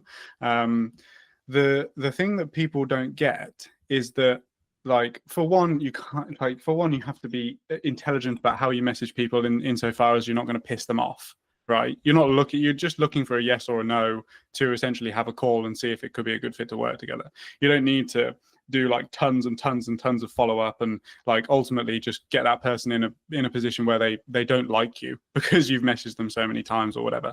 But you have to look at cold in a sense that it's contributing to a larger overall system. So if you have content systems in place, inbound content systems, like let's just take somebody on LinkedIn, for example. So somebody could connect with me on LinkedIn. I could message them. That could ultimately be, no, I'm not really interested right now. They would then get drip fed my content over the next kind of 3 months. And then in 3 months, I will go back to I will basically then go back and I message all of the people who are now somewhat warm to what we do. And it's just that constant thing over time. It's like Chinese water torture. You're just slowly drip feeding stuff onto them so that they get more familiar and more familiar and more familiar. And don't get me wrong, 4 times out of 100, somebody will book a call cold. And that's fine because they have a low action threshold. But ultimately what you're doing is you're putting them into a maybe system that's converting them into a yes over time. And I've had tons of people reach out to say, hey, I know you messaged me 6 months ago, but I'd love to jump on a call now. And that's great. You know, that happens on probably a bi-weekly basis, right? Yeah. And I think for me, it's in some ways, even if it isn't the right time for that prospect, that person that you're messaging, actually what you're doing is you're saying, hey, remember me, right? Every time you message, and that should be the way. Or, hey, I saw this thing, hopefully it'd be valuable to you, right? Or whenever you maybe share a piece of content, I always look at it of going, how can I add as much value in the window of time they're going to potentially give me, whether this is in a short form clip or the entire podcast. And I think for me, that's what makes me maybe unique, I guess you could say, in the respect to I don't like to fluff around, and I try not to, if that makes sense. I don't like other people who do. And it's simply because you just don't respect the other person's time, right? But I guess the key, you mentioned Alex Hormozi earlier, and I wanted to ask you something specifically about, he's very well known for, you need to focus on doing one thing for an extended period of time. And what does that actually mean in tangibility reality, and does it actually work, I guess, is then the follow-on question. So, like, is it going to be you just focus solely on cold, and you don't then look at content, you don't look at etc.? Or actually is it you get to a certain level of doing it consistently, you have a system, and then you can add another thing? Do you think? I think it gets to the point where the system's working and then you outsource it and then you build the next one. like ultimately there's a literal job role that is an appointment setter, which is somebody that takes control of your social media accounts, goes into the DMs and does what you do. And you give them the system and you say, hey, if you message 100 people, 4 of them will book and I'll pay you for the 4 people that book. Right. So I think that's kind of the process. I don't necessarily agree with this whole thing of do one thing and focus on it for a long period of time, because there are gains that you are probably missing out on by not having an inbound system. Like if you purely just do cold, right? Really, content is one of those things that we've always struggled with, purely just because I do it so much for the clients that then when it comes to doing it for myself, it's kind of you're not you're not as open to doing it, right?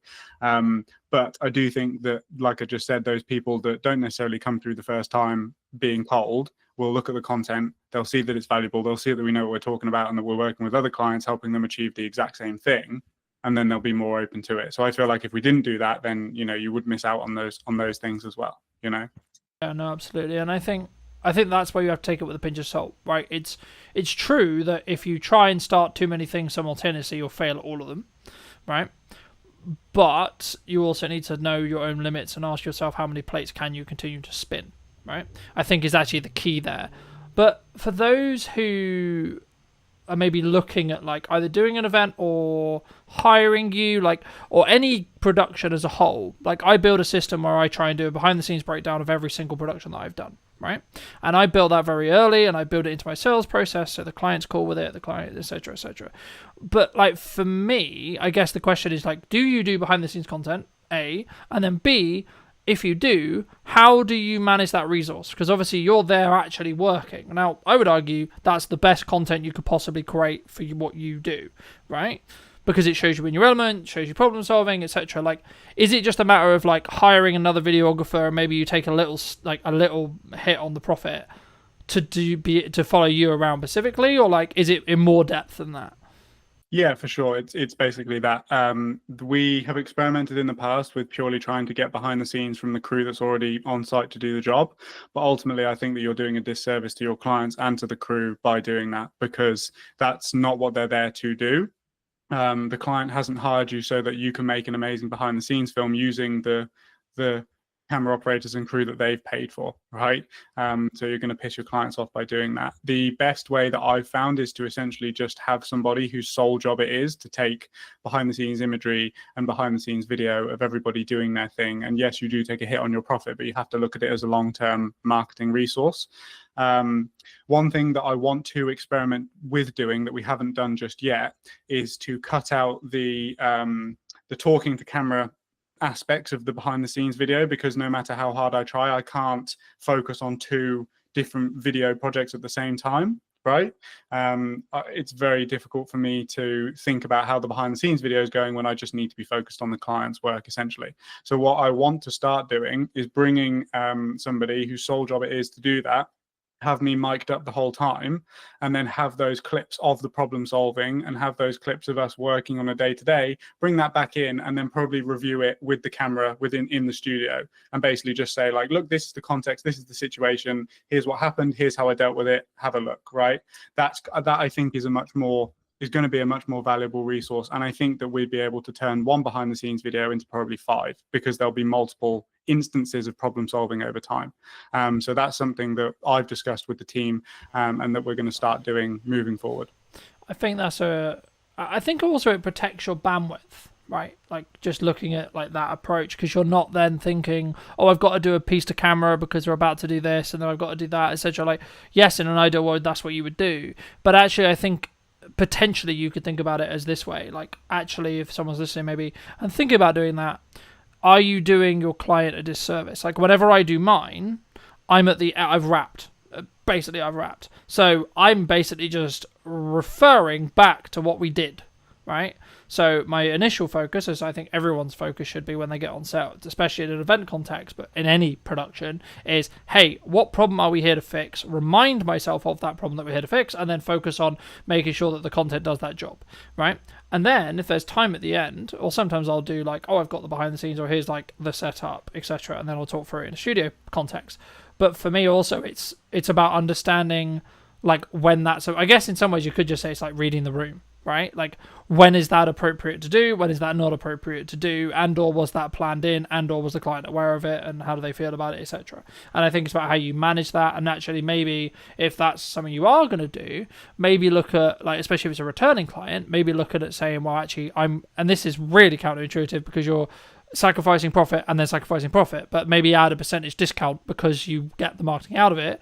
But then also you have to then pay someone, which in turn means you're kind of losing money again. But if you've planned it in, you'll still make good profit, in my view, right? I mean, do you think that's an approach or not? For sure. I would always try and not have to pay first, right? Not have to give the client a discount in order to do it, because, like you said, you're kind of losing double money at that point. We write it into our contracts, so it's a line item within the contract of like self-promotion. We are going to use the opportunity as and when appropriate to capture behind the scenes content and promotional content for our own brand. Obviously, like, if people have a problem with that, I'm not going to not do a job because they won't let us do it. And obviously certain jobs are also a bit more, certain events are a bit more, how would we say, like, they don't want to be as publicly facing. Yeah, right? so, sensitive, so right? Yeah, sensitive, great word. So that is that's a something that we consider as well. And it's really just, like, we have solid relationships with our clients. The fact that in the events industry, we have long-standing relationships, and I can just have that conversation with people. But as you said, it's a part of the sales process. It's a part of the contract. It's expected, and I think that most of the points of contention within capturing behind-the-scenes content come from a place where it was a surprise. They didn't expect you to whip out the camera and start filming yourself. Yeah, and it would also be kind of a reaction like, what the fuck are you doing, kind of thing, in some respects. And some clients love it. Some clients are like, it's almost double videos for them because it's showcasing their event and the way that you're capturing it and the behind the scenes and that sort of stuff as well. I feel like if you've got a good personality on camera, it's almost like having a promotional piece kind of for the event as well. But also other clients don't, and that's totally fine as well. Yeah, I mean, I've to give the audience some context, I mean, I've done jobs which I can't even speak about because of NDAs, but also, like, it was just a conversation with the clients, like, yeah, this kind of isn't appropriate, the day's gonna be really busy, and actually half of this stuff, like, I'm not even gonna be able to use anyway, or I'm gonna have to heavily blur, like, half the stuff in the background because of where we are, etc, etc, etc, etc, etc. So it's just like, at that point, you're just like, it's not really worth it. But for those people who've really enjoyed this conversation, they want to see more of your content, they want to connect with you, maybe they want to hire you to do an event or talk about that, etc. I mean, where's best for people to reach out to you? LinkedIn, best place. That's where I am most active in terms of the content. You'll find me there. It is me that runs the accounts, so you are actually speaking to me if you message me. So yeah, just send me a message there. Like, we're very easy in terms of the way that we go about things. If it's right for you and it's right for us, then we can talk about it. Magic. And there's a final question I'll add on, but it just jumped to mind as something that maybe you're challenging that I'd be curious on your perspective on, because I've watched some videos where you're talking about it. I mean, a vulnerability potentially of both of our businesses, we are very founder led, right? Clients want us involved in every single stage of the process.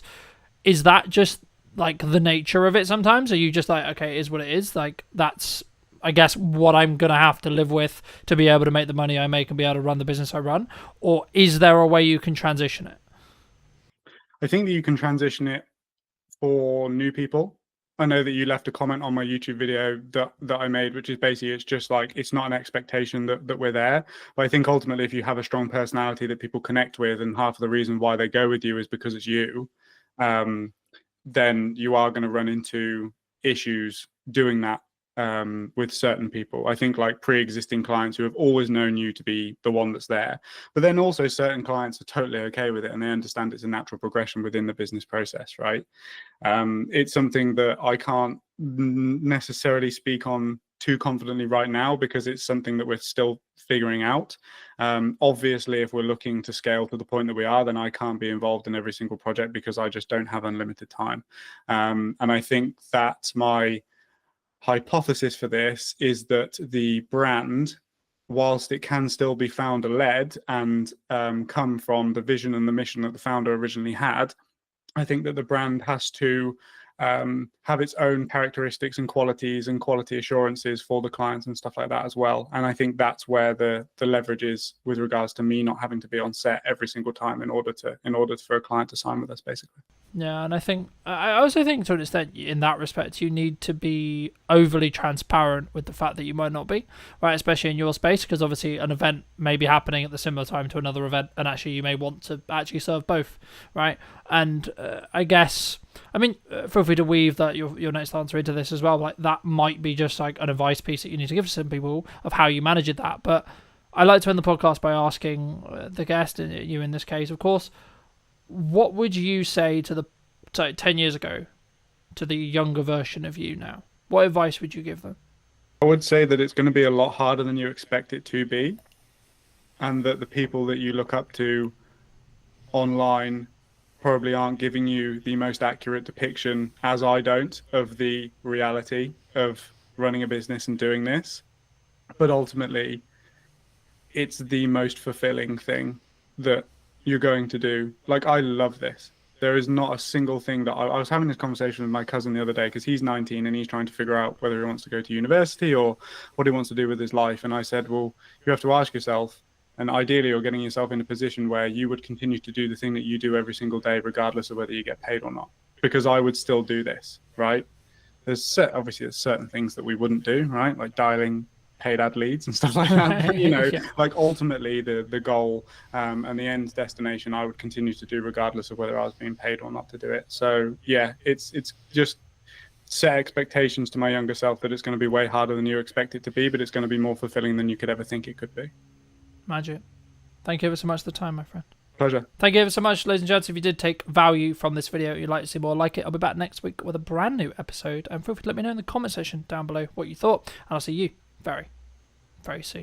If we're doing things that push us outside of our comfort zone, we're naturally developing more and more resilience, strength, courage, all of those things. What do you think's missing in marketing today, from your perspective? I think what was missing then is the same as what's missing now, and that's really the understanding of buyer psychology and the way that buyers make decisions. Do you think trust can be built quite quickly, or is it just the nature of you spend time with someone, whether that's through content, actually physically with them in meetings, etc.? Is that where trust is rooted? The way I build trust is understanding my customer really, really, like, what are their needs? What do they care about?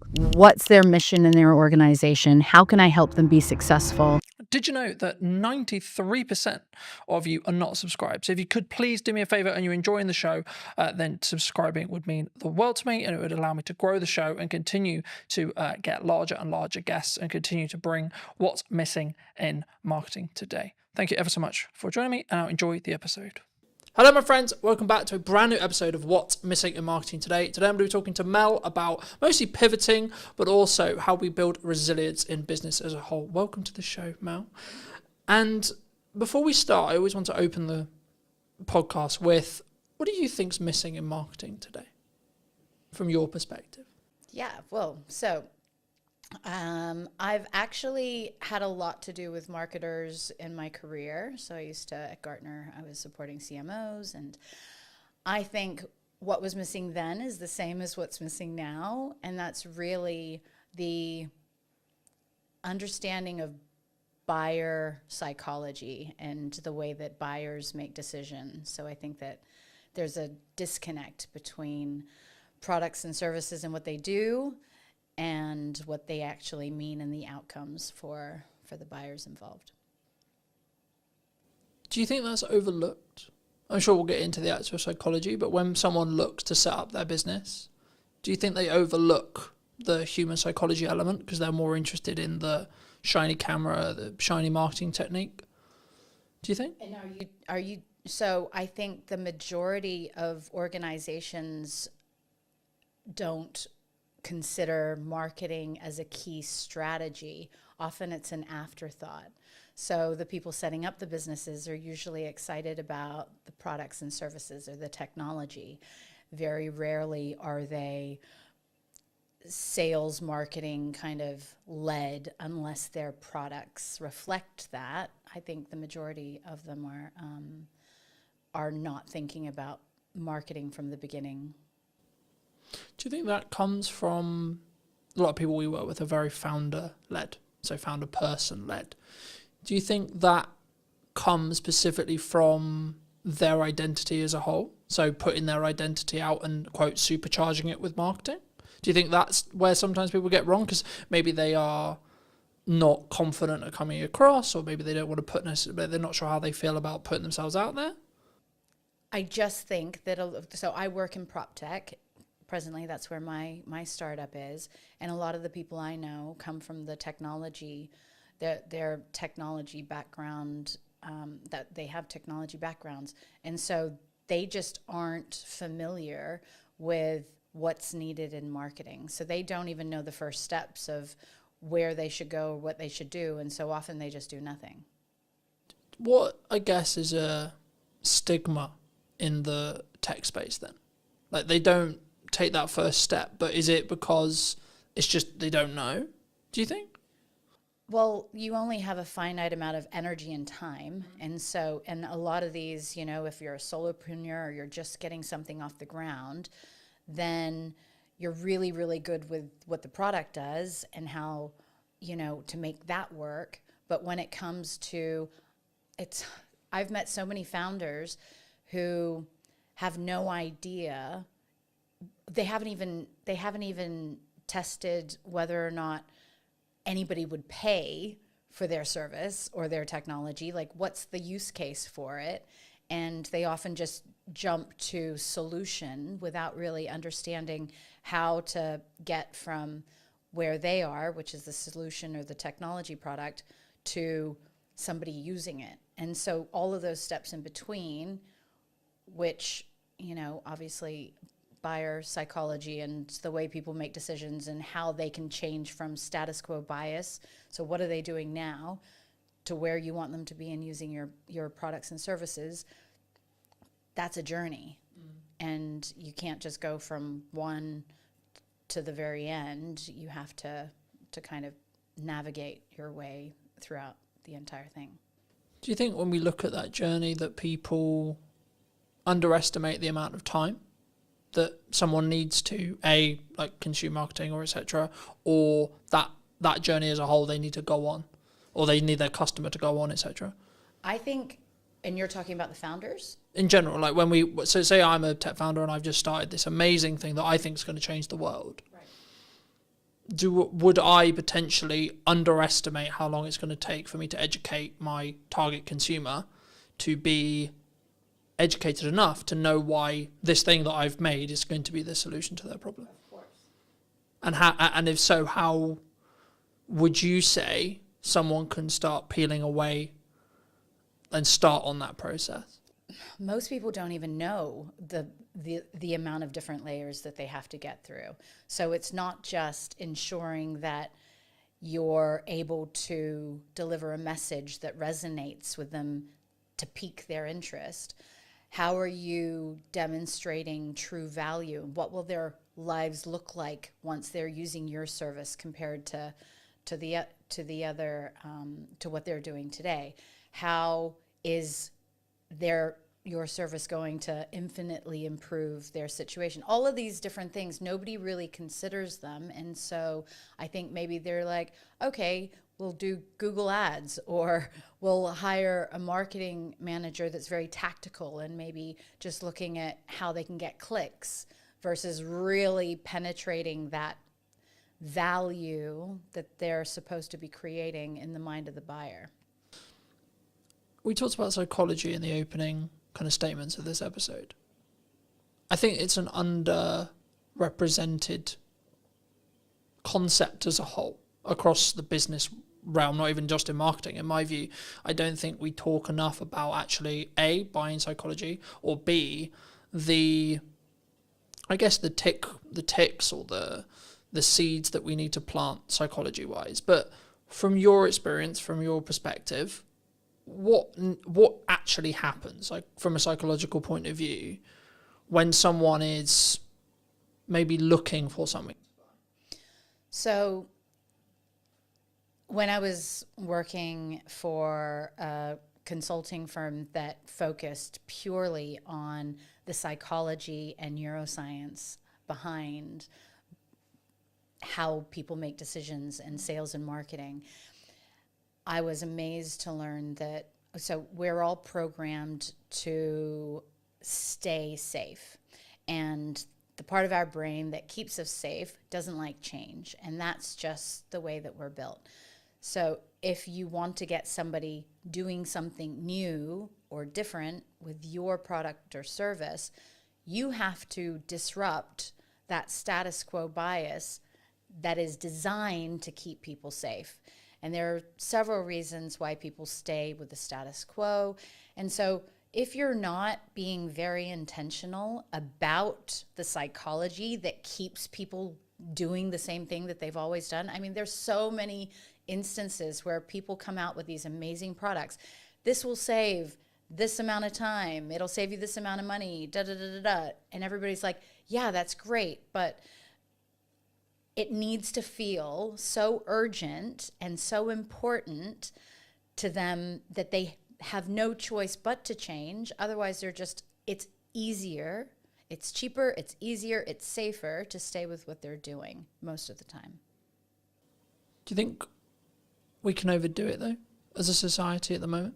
Because everyone is, like, shouting at the start of their videos, or they're making really clear statements, etc., because of that pattern interrupt bias that we're looking to break. How does someone maybe listening to this, I guess, position themselves maybe in the middle ground? Because I think if you go too far and it doesn't align with the promise maybe that you're making in sales, or the promise you're making in a video, that would then backfire potentially. For sure, but some of those people, they're not focused on buyer psychology. They're just focused on getting attention. And attention is very different from intentionally wanting to help a customer. And so if you have something and an intention to genuinely make a difference in a buyer's life world, then you're coming at it from a totally different place. The people who you're mentioning right now and capturing attention and doing all of that jazz,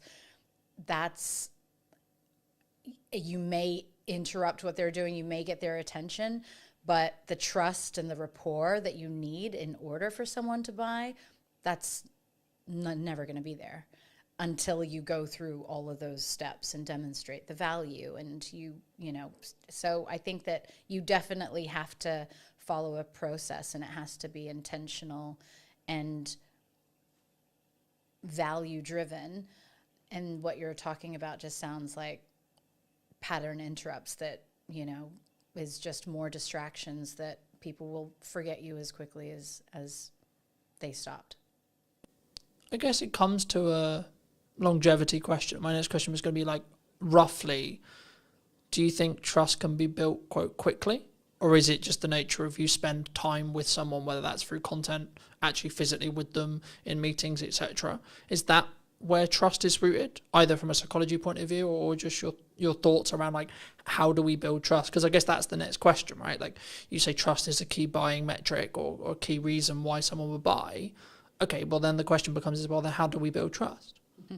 Well, so it just so happened that I took a different angle with this when I was doing performance coaching and sales consulting. And in the sales training for these organizations, we were actually helping sellers build trust based on personality profiles. So understanding different personality profiles and the behaviors that people would exhibit, and what they would need to see in order to feel most comfortable.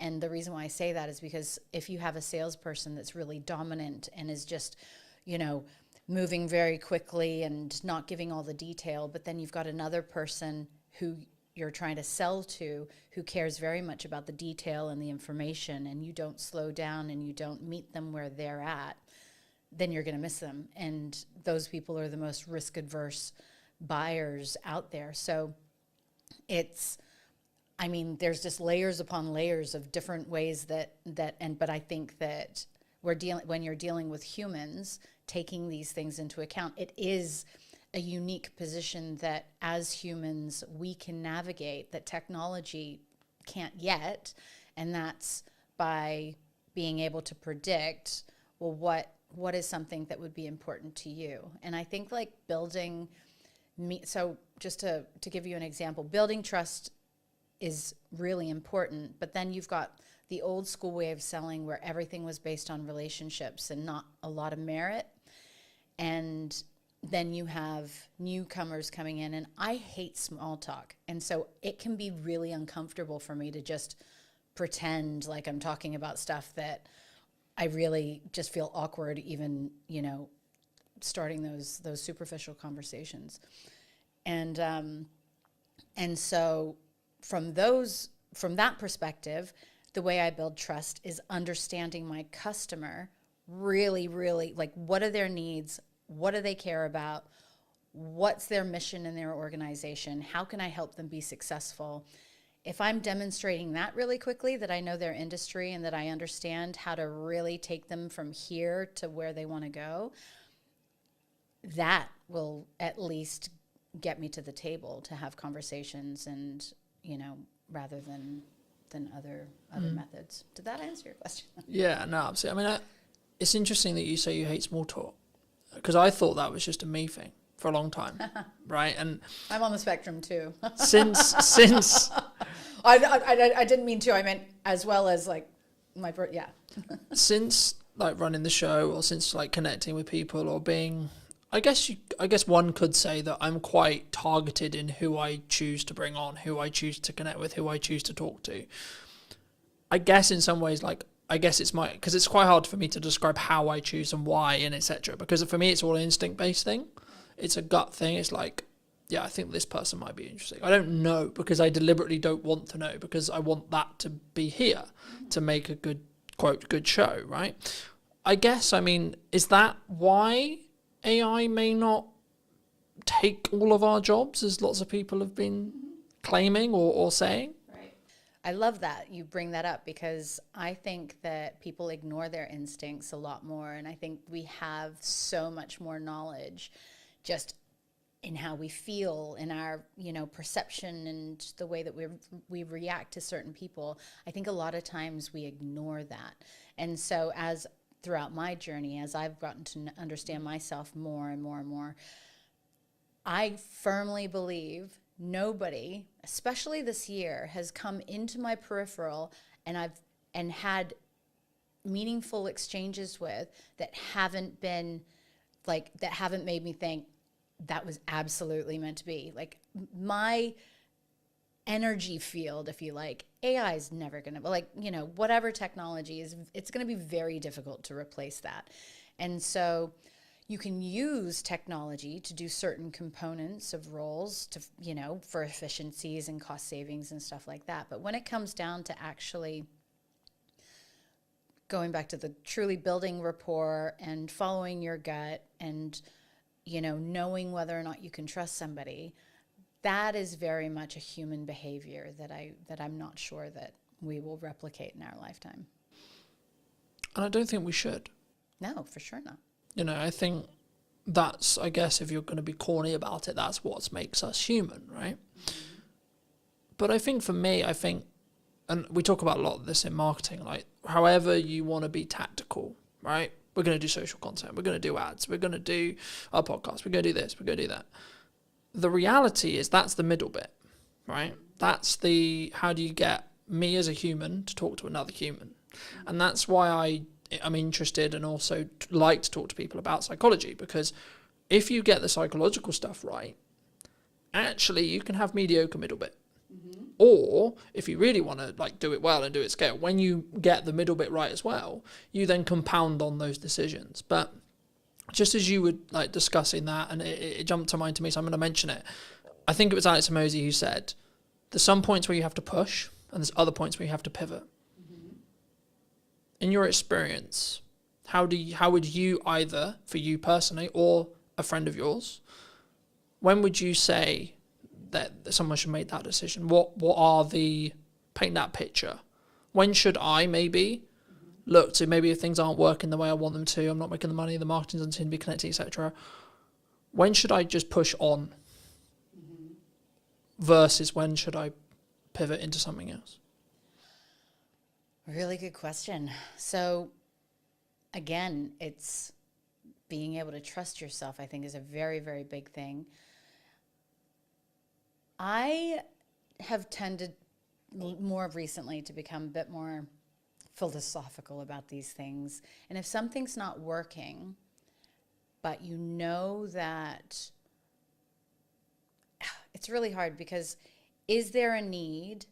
So let's assume that there's a need for what you have to offer, that it's coming from the right place, it serves people, it's a value. I think that the ability to pivot means that you're flexible enough to realize that maybe the way that you're going about something isn't the right way for you to achieve success.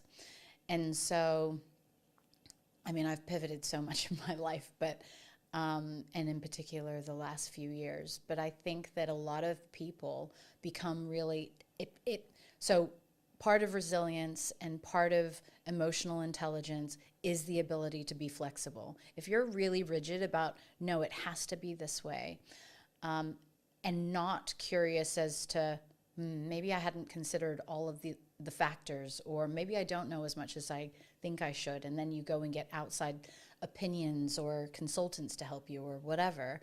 So feedback and rounding out your hypothesis of what you think you should be doing. If everybody's telling you that you should be going down a certain way, then yeah, I would say continue on. But if you're not validating the direction that you're on or testing it, and then how do you know it's the right one? So you've got to learn how to be flexible and try different things. And do you think emotional intelligence is missing in marketing, in sales, in business, in human? Sure, in human life. I was going to go with like in business as a whole, or when you're building relationships, etc. But actually, yeah, let's go more broad. Do you think people don't invest in understanding and building emotional intelligence and then using it? Yeah, so everybody would have a different idea of what emotional intelligence encompasses. But for me, I think it's just being really self-aware and aware of others. So you can't actually understand others until you understand yourself. And that's never taught. Like, where are we learning that? If our parents haven't learned it or gone and educated themselves on this, then schools aren't teaching it, and then parents don't know. And so then you get to adult life, and then you just think everything should be transactional. But once you start, I think, becoming really curious as to, what's your purpose? Why are you here? It's not just to make money. It's not just to have a house and a nice car and da-da-da-da. Like, no, the real meaning is deeper. And so I think getting to those layers means that you have to be able to sift through, I think, a bunch of junk that has kind of been piled on top of us from childhood. And then so once you've gone through a lot of that discovery, I think that builds the resilience and emotional intelligence and all of those things that make us better human beings and better marketers and better salespeople and all that stuff. Do you think it comes from, I guess, a fear of not? Because as you were talking, I was thinking, does it actually come from, I'm going to make decisions because I don't want to deal with the dark stuff potentially in my head, right? The reason why I can't be emotionally intelligent is because I hire you just to do the job, right? To jump to mind from a networking thing many years ago, when mental health came up as a conversation, it was like, well, no, I'm paying you to do the job, just do the job. And obviously I don't know in this person's case whether it was they haven't done the empathy work or the inner work to be allowed to be empathetic. And I know I have some people close to me who their view is business is business. It's tangible, it's cold, right? It's transactional, regardless of how deep the meaningful relationship could be. In their view, it's just, that's cold. That is the way it is. I've always followed I'm only going to work with people who follow my values, one of which being empathy. Mm-hmm. And if you can't empathize with either the customer and or me and or the other service providers you work with, then actually I don't think you're going to show up in the best way and put your best foot forward. But also I don't think now in the market I see happening when things are, quote, harder, I think people will potentially choose the people who are maybe more soft in that respect, or more understanding, or more emotionally intelligent, you could say, than people who are solely transactional. Would you agree? So this is again where meeting people where they're at. And again, I've realized that people can't give what they don't have. And so the people who are really unempathetic, I don't believe that that's intentional. They just haven't learned it. And so, in fact, the people who are very transactional in business and who think that it's just like money, money, money, and, you know, deals, and it's not about the people, they would be the harshest on themselves. They would probably be the least sensitive, or like they just suppress all of their emotions and whatnot. And so I think that enables us to be a bit more empathetic towards them and understanding, and just be like, wow, that's really sad. And some people have never even realized that they're going through life that way, right? So maybe they weren't allowed to express their feelings. And so seeing somebody in the workplace who's expressing their feelings is foreign to them. And so what lessons do they need to learn in order to become better leaders or better partners, or whatever it is? And so I think that as we progress as humans and as we evolve, those are just, so you're a very empathetic person. That's why empathy is important to you. But the reality is a lot of people aren't taught that. You know, we're taught to hide our feelings or just get on with things, and you really never Or be know. stoic. Correct. And especially in the UK. So, well, if I'm allowed to say in England, you know, it was interesting because my family are from all over, but my father's from New Zealand, and we spent a lot of time growing up in the States. And I came up with this theory of the different mentality that you have. Because in New Zealand, actually, people in New Zealand are super laid back, and they're very, like, you could meet, and literally, billionaires who you would never know that they're a billionaire. They're super kind, they're very cool, and like there's not this class system, if you like. However, they're taught to not show their emotions. And if you think about, and then I was like, okay, well, New Zealand's still a relatively new country, so is the States. And I believe that the psychology, and this is proven, that if you're around negative people, you will naturally start to become more negative. When people were leaving on the boats to New Zealand, it was, okay, yeah, we'll do this much of the same, and we'll start farms and whatever. The mentality wasn't very different.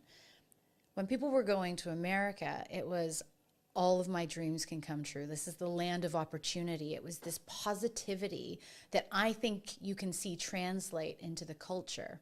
And so it's going back to how are we teaching, and how are we teaching ourselves, and are we challenging ourselves to be more empathetic? And if that's not important, so that boss that you were talking about, or partner, the business partner, if they are at home like that, and if they're not empathetic, well, that's going to hurt them at some point, right? And then they're just going to start seeing that actually the happiest people are the people who show up exactly as they are at home, as they are at work, as they are in a coffee shop, and there's no big changes in their personality or their behavior.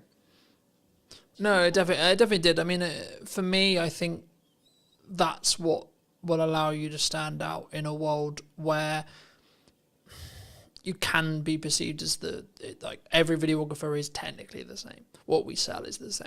Every marketer is technically the same. We're going to sell you roughly the same thing, right? Roughly, in regards to tactics, we will. It's then, I guess, the approach, and then how we do that from a customer service point of view, where maybe that's the thing that will distinguish us. The question that jumped to mind, though, for me, and this is something which I've toured with for a long time personally, but also in the people I want to work with and I work around, is should we look, or do you feel at the moment anyway, people don't have self-accountability, self-reflection on, so when something goes wrong, mostly this will be the context, like, my reaction always is, what did I do? Why did it go wrong in respect to what I did? Not, oh, it went wrong and it's your fault. It's, okay, it went wrong. What can I do to make sure it didn't? Or how did I contribute to potentially that going wrong? And did I actually do my best or not? And the more people I talk to, the more people I connect with, I sometimes find that's maybe lacking or quite a rare perspective, because I think maybe it's a culture thing, I don't know, but it's easier to go, well, it's your fault. Do you think that's missing at the moment? For sure. But everything we've been talking about has to do with somebody's ability to self-reflect. And if you can take accountability for things going wrong, then you probably have a growth mindset because you want to improve. And a lot of people, so it depends, because when you talk about that, I just think of, you know, if people who are afraid to be wrong were probably criticized a lot, or they got in trouble if they were wrong, or they did something wrong when they were kids. We are all walking older versions of our younger selves. And so it's like, what are the things, is that holding a person back? They may be really happy living their life that way, and then maybe just not having many friends, right? But if you're really wanting to show up as your best version in work, for customers, you know, for friends and family, then if you're not getting to some of the behavior that, if you're not questioning your behavior and how the way that you show up in the world could be a reflection of unhealed issues or traumas from your childhood, then I know it got kind of deep, but that to me is, you're only skimming the surface of what life can really be about. No, I agree. And I think, again, not taught anywhere though, mostly. I think sometimes, I mean, as I think about that, I think, well, why do I do it? Right. And I think I've been very, very fortunate to have the mother I have and have the values I have instilled in me from a very young age. And that's, I think, why I am who I am now, right? And how I show up now. But I think that's maybe, like, I'm fortunate in that respect, but I guess in some ways my assumption is, well, why shouldn't that be the case? Why isn't this taught in school, etc.? You know, that thought process. And I guess it's a resource thing. Like, if I really sit here and think about it, like, that's why it's not. But I also don't want that to be perceived as an excuse potentially why we shouldn't. And maybe if the right people are listening to this, then I think it should be something that everyone is taught how to do, because of the stuff we obviously align on, which is, once you can do that, you can actually empathize and fully understand. And actually, to be completely honest, if you're being really selfish, you will make more money. You'll be a better marketer. You'll make more bottom line revenue. You'll be braver. You'll have more courage. You'll back yourself. There's tons of benefits. Is it a resource thing, or is it just a lack of knowledge? You know, there are a ton of people out there that have done the work, that have invested in themselves and I guess that's one of the reasons why I built KindStay, right? So I have an incredible network of well-being experts, neuroscientists, psychologists, nutritionists, who I know with the science can help people through really, really difficult situations. And in the case of my most recent situation of being evacuated, a lot of people aren't prepared for big situations in life, you know, or dysfunction. And so helping people with basic tools that help, whether it's using some of the performance coaching or the mindset management training or any of those things, helping people access tools so that they can learn to take better care of themselves, to prioritize their needs, to consider how a lack of sleep can have a knock-on effect of other things. Or if we're walking around with anxiety all day, what's that going to be like for the people around us, let alone the chemistry inside and all the toxins that are polluting our bodies, you know. So I think that the schooling system, it has a lot to learn, but I also think that the schooling system in the most basic form is totally flawed anyway, and it's kind of a structure to keep people in boxes. I think it's important, though, to, I guess, in some ways establish that if you look at traditional education, it's for the employee, right? And I guess for me, I mean, why would, I guess, a society build that? Is that because that's the odds that most people are? But like, and then I guess the follow-on question that comes from that is, for me, is it because I'm a dyslexic? Is it because of the way I'm wired? Is it because of the upbringing I had that was like, oh, actually, that's not going to be the case. That's not going to be why I potentially am going to be an employee, or why maybe I'm not best fit for an employee. Because for me, I've always understood that, yeah, sometimes I'll have to do that for a means to an end, but that's not where my, quote, calling is. Right. Is it natural? Is it something that we would always continue? So there are theories that, you know, the designing of schools is because it's not in the best interests of certain layers of society for everybody to be out of the box, to be creative, to be challenging the status quo, to question the teachers' That'd be easier, wouldn't curriculum. it? If you're going to go down the whole government like control thing, it's Not government. I'm thinking beyond government, like much higher up. I think government's just in place for control. Now, just on the dyslexic thing, I was advised that I likely am dyslexic also, and school was very difficult for me, but I managed to BS my way through most of it. It's interesting that you say that, because I think that it's in the best interests of the haves and the have-nots to keep people ignorant. And, you know, it's until people start really digging deep into themselves and going, you know, getting curious, that we could actually break out of that. I think to an extent that's true, but I think people aren't, I also stand by that not everyone should be an entrepreneur, right? We're in a world right now where so many people potentially did think it was cool, or maybe do think it's cool to be an entrepreneur. I've always understood that, yes, it comes with its own success archetype, but actually in reality, I wouldn't describe it as cool. I would describe it as it needs to be in line with who you are, and you need to be willing to do the work.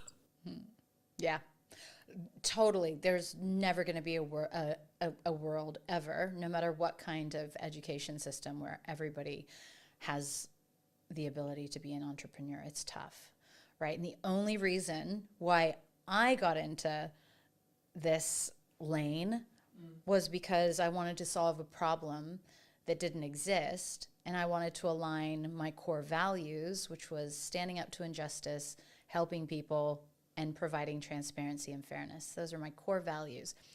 I had always been ridiculously successful in my corporate career. So top performer, achieved things that nobody else could, was the first in many instances. And I had this really high self-belief that I could do anything. An entrepreneur, like starting my own company, absolutely humbled me. I was so humbled after the first year of not making £1 and having spent all of my savings and everything into this, but also probably not validating and doing all of the stuff that you're supposed to do before you start a business. If I knew then what I know now, it'd be totally totally different. And that's the thing, right? So it's what kind of tools are we leveraging in order to go down that path? I feel, though, entrepreneurial kind of paths can happen just by believing in yourself. And actually, I think that if everybody believed in themselves, then they could become an entrepreneur. And that could look like you're really great at nursing. So instead of going and working for a hospital, you start a nursing patient care facility or something like that. Or it could be that you become a consultant because you're a really great engineer and you know lots of companies need your assistance instead of going and doing the 9 to 5. I actually encourage as many people as possible to take all of their amazing skills and work for themselves instead of working for other people, because you will be infinitely happier and you'll also probably be infinitely better off. But you have to go and get the business and stuff like that. So it depends on whether or not the rest of the stuff adds up. Do you think that's a lack of confidence thing? A lot of times, yeah. Because I think for me, I've always understood that like it's in my control. If it goes wrong, it's on me. But also if it goes right, it's on me. But I've always understood that, and that's why I guess I have the self-belief, self-confidence, etc. from me personally. But I guess people want the security, they want the excuse, they want because I kind of agree with you, but I also in the next breath don't agree with you in the respect that everyone can be, but I don't think everyone should be. No, 100%. So I think everybody can be, but actually because of our personalities, there are personality types that naturally are risk adverse. They need security. They need stability. They're happy doing the same thing over and over and over again, never getting promoted, never doing the same job for 40 years, retiring, and then they've got a pension. They feel happy in doing that. I couldn't imagine doing that. But we're all built differently, and I feel like we all have different levels of evolution within us, because yeah. But I think that needs to be, I guess it needs to be you, that needs to be your decision. That needs to be your core, right? Like I've always understood, and I was out on a run yesterday in the rain that was like, okay, I know for a fact that 95% aren't going to do what I did today. Right, and I know that that's my advantage, right? The grit is when things get hard and I need to lean in, I need to do the difficult things, I need to work the extra hours. I know that is my advantage. But I know that through years of doing it. And I know that's what, I get fired up for it. I'm like, yes, right, okay, let's go. And I don't wish a bad economy or a bad situation on anyone, but I know when things get, quote, harder, I'm like, great, I'm going to thrive then, because I'm leaning into that uncomfortability. Mm-hmm. Do you think naturally we pull away and we stay inside our bubble, comfort-wise? 100%. We're psychologically, we're scientifically programmed to stay safe. Now, just the exact example that you just gave, when you are pushing yourself to do things that you don't want to or that most people wouldn't, you're actually building layers of resilience and courage and strength. And I would have those exact same thoughts. So during the winter, I started just before this year, but I decided on New Year's Day that my Lumi cold water pool that was sitting on the balcony full of water, that every day I would go and sit in that for 5 minutes. And, even when it was below zero, so it was pretty cold. And as I sat there and I was like, all of these, even billionaires, I know tons of really, really successful entrepreneurs or whatever that would not be sitting and doing what I'm doing right now. And it gave me a level of confidence to tackle the day or to go and do something that I didn't like. That that grit that you're talking about, doing things that are uncomfortable, stepping outside your comfort zone. Even doing this today, like that's uncomfortable for me. But if we're doing things that push us outside of our comfort zone, we're naturally developing more and more resilience, strength, courage, all of those things. Is it a muscle? Yeah, well, I treat it like a muscle, but I don't know for sure. There would be parts of our brains that it actually supports, but I'm not. Because I don't know whether I read it being scientifically true. So I'm not going to say it is scientifically true because I can't 100% confidently say that. But what I believe to be true is whenever we do that, we build new neural pathways in our brain, right? Correct. Which naturally will mean the ability to do the thing that we find currently uncomfortable. We have to do it long enough for that pathway to be like consistently strong enough built. And then once it is there, then it's inside your comfort zone. And then it would just feel like another day. I mean, we were talking about it as I was setting up, that this today, like I realized it when I was going to sleep yesterday. I was like, well, I've got a podcast day tomorrow and I'm not nervous, not nervous at all. It's literally like another day of the week for me. But I had a driving lesson yesterday morning that was really difficult mentally for me.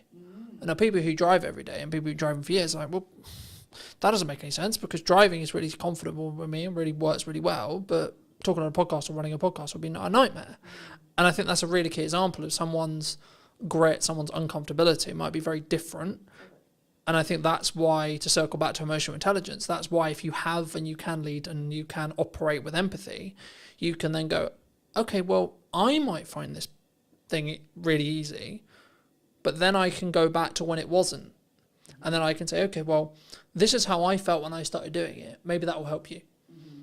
And I think that will then, in some ways, make a more deeper psychological connection, I guess, is the question there. Like either in a buying journey or just in general, like a human to human point of view, like having that level of empathy, having that level of understanding, having that level of connection will then mean that you're connected on a more deeper level. Do you think? For sure. So if you're able to get in the seat of, or get into the mind of the buyer from a customer perspective and empathize with their challenges and what their frustrations would be, or some of their hesitations of why they're not immediately jumping to your amazing new service.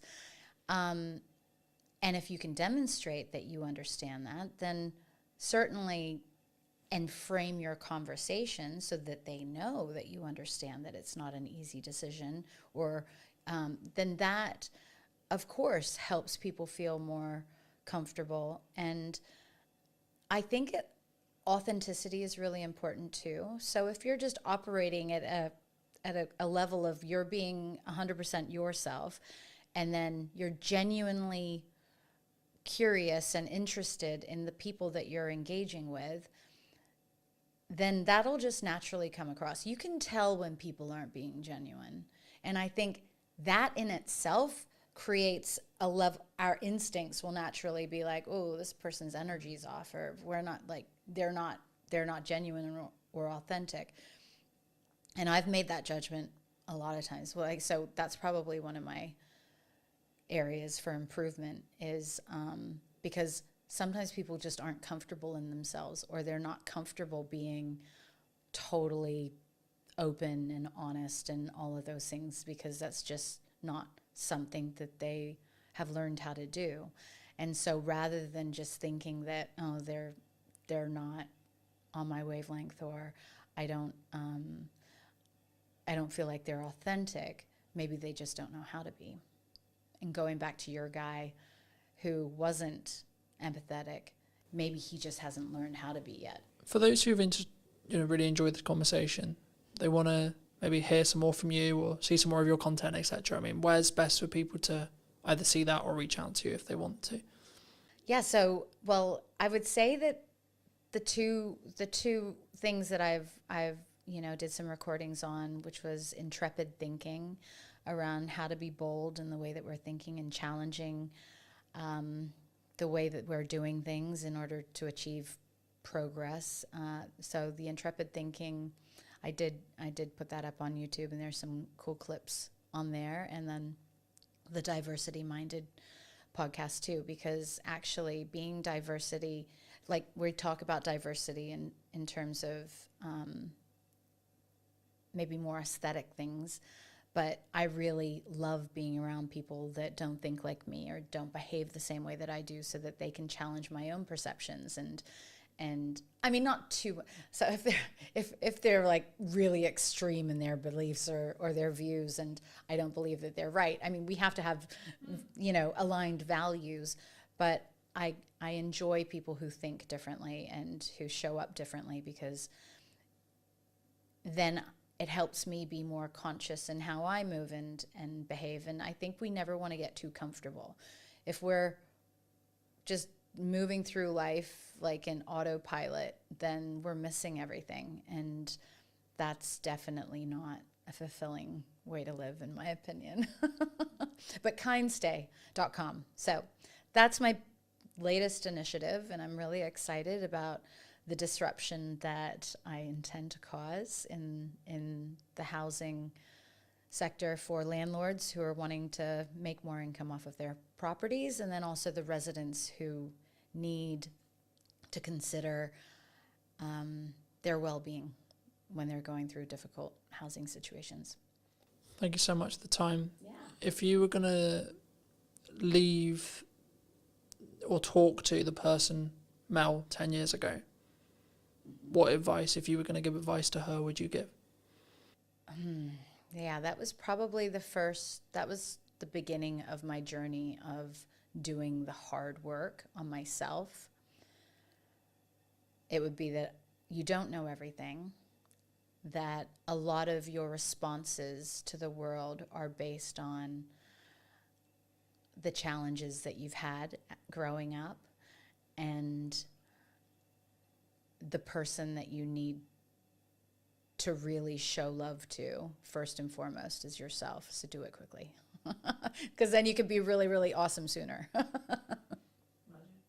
And thank you ever so much for watching. If you did enjoy this episode of What's Missing in Marketing Today, I'll be back next week with a brand new episode. And why not be subscribed so you don't miss it? I'd love to hear what you think in the comment section down below. And I'll see you very, very soon.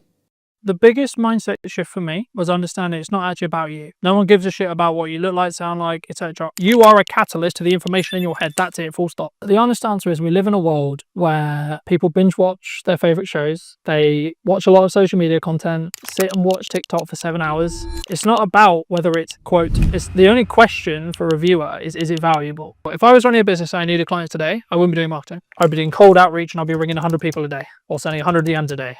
The honest answer is I didn't have confidence at the beginning, as you will see if you go back and watch. And in answer, specific answer to your question of how do I get confident, how do I talk today, etc. Number 1 is preparation. Number 2, you need to know your shit. And number 3, you need to focus on 1% improvement. Welcome back.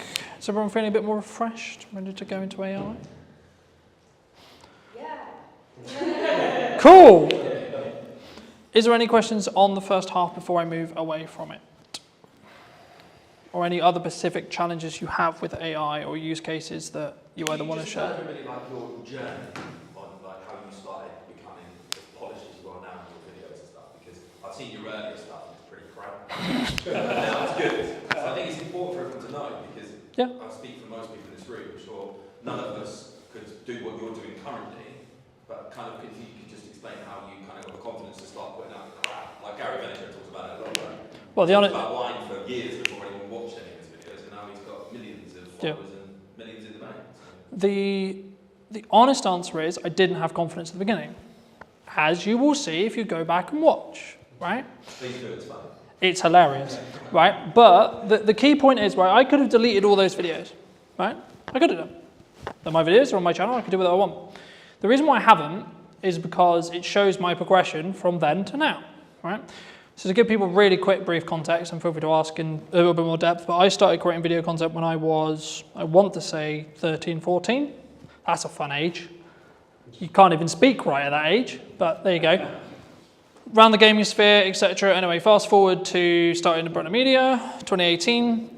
Wanted to document my journey from point A to point B. Cool. So I was like, well, I'm starting now, so let's just film what I'm doing, right? And in answer, specific answer to your question of how do I get confident, how do I talk today, etc. Number 1 is preparation. Number 2, you need to know your shit. And number 3, you need to focus on 1% improvement. In a nutshell, that's it.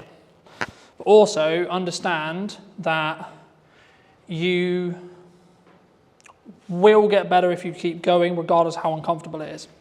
Right? We may not get onto it today, but there is a section of workshops I've done where I get everyone in the room to film their first video.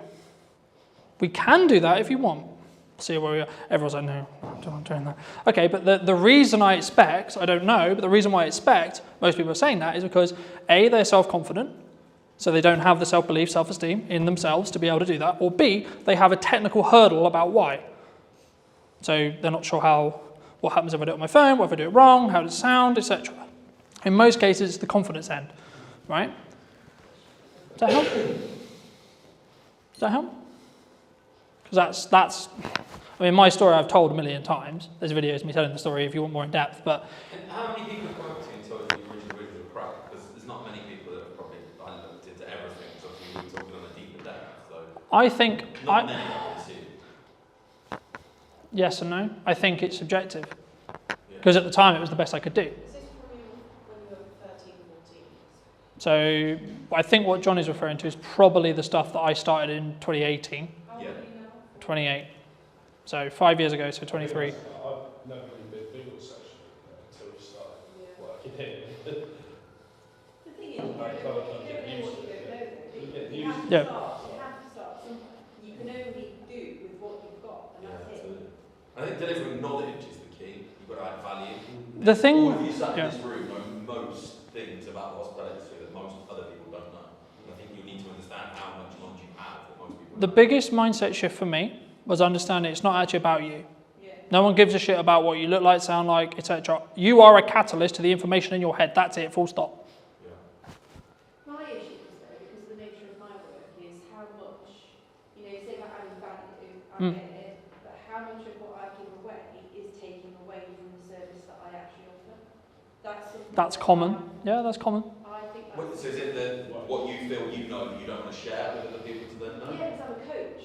So I mean, the easiest way is chefs, right? So I can talk about what I know. Now, we had chefs, but I don't want to share my recipes. I'm like, why? No one's going to do what you do, and that is so true. Gordon Ramsay goes online, he gives all his recipes away. People still go to Gordon Ramsay restaurants.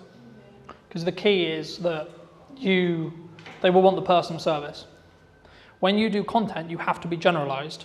Okay, I can't go into as depth unless this room was just purely filled with hospitality or just purely filled with retail or just purely filled with etc. Because there's multiple sectors in here, I can't go into, or I shouldn't go into, specific detail, and it's more of a generalized concept, ideas, this is principles, etc. that hopefully you can take away and add to, right? The key, in answer to your question more directly, is you have to give the credibility and lead with the value you want to add to your specific person. And then what you're doing by doing that is saying, it's kind of like having awards. It's by saying, yes, I actually know my shit. Because anyone can say I'm a coach. Anyone can say I'm a video professional. Anyone can say I'm a good marketer. Okay, so I can say I'm a good marketer until I have to stand here and prove to you I'm a good marketer. And then I'm a good marketer. If I can prove it and it actually works for you, then I'm a good marketer. If it doesn't, I'm not. AI. Most people will recognize this. This is ChatGPT. It is one of many large language models, right?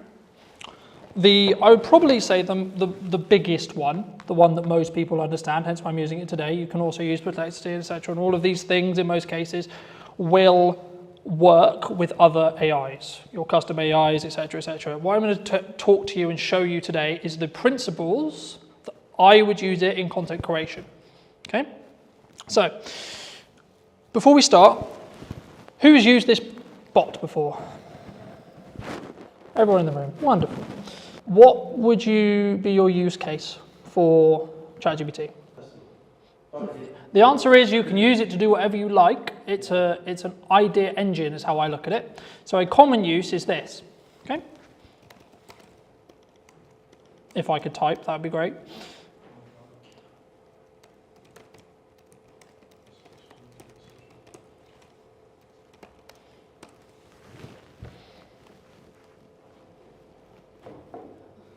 Who's typed in that prompt or something similar? I would like a social media post for my business. So this is how I use it. Because I'm a dyslexic, I don't like to write things because it's a nightmare unless I transcribe it, okay? But if you have plus ChatGPT, you can talk to it.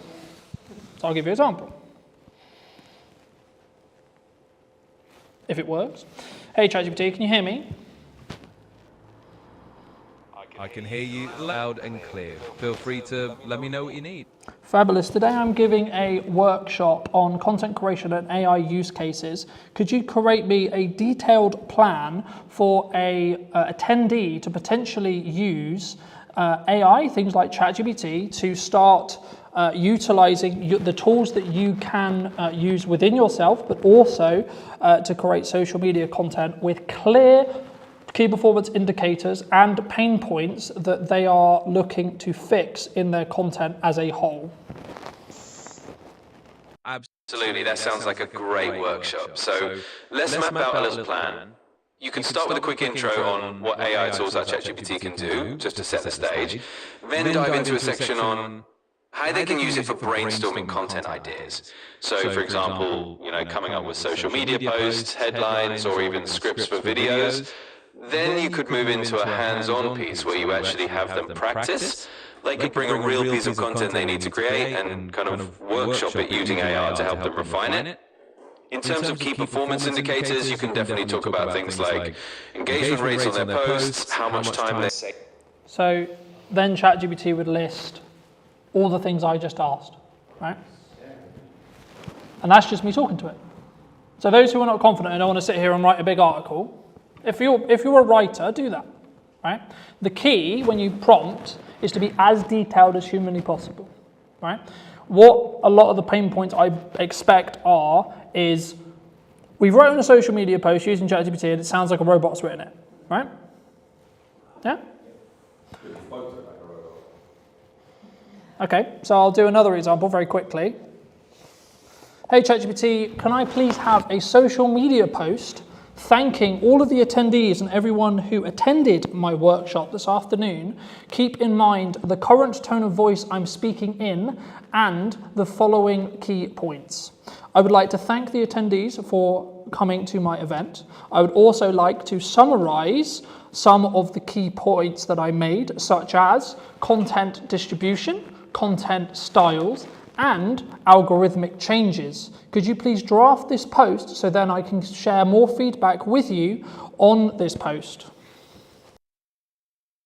Absolutely.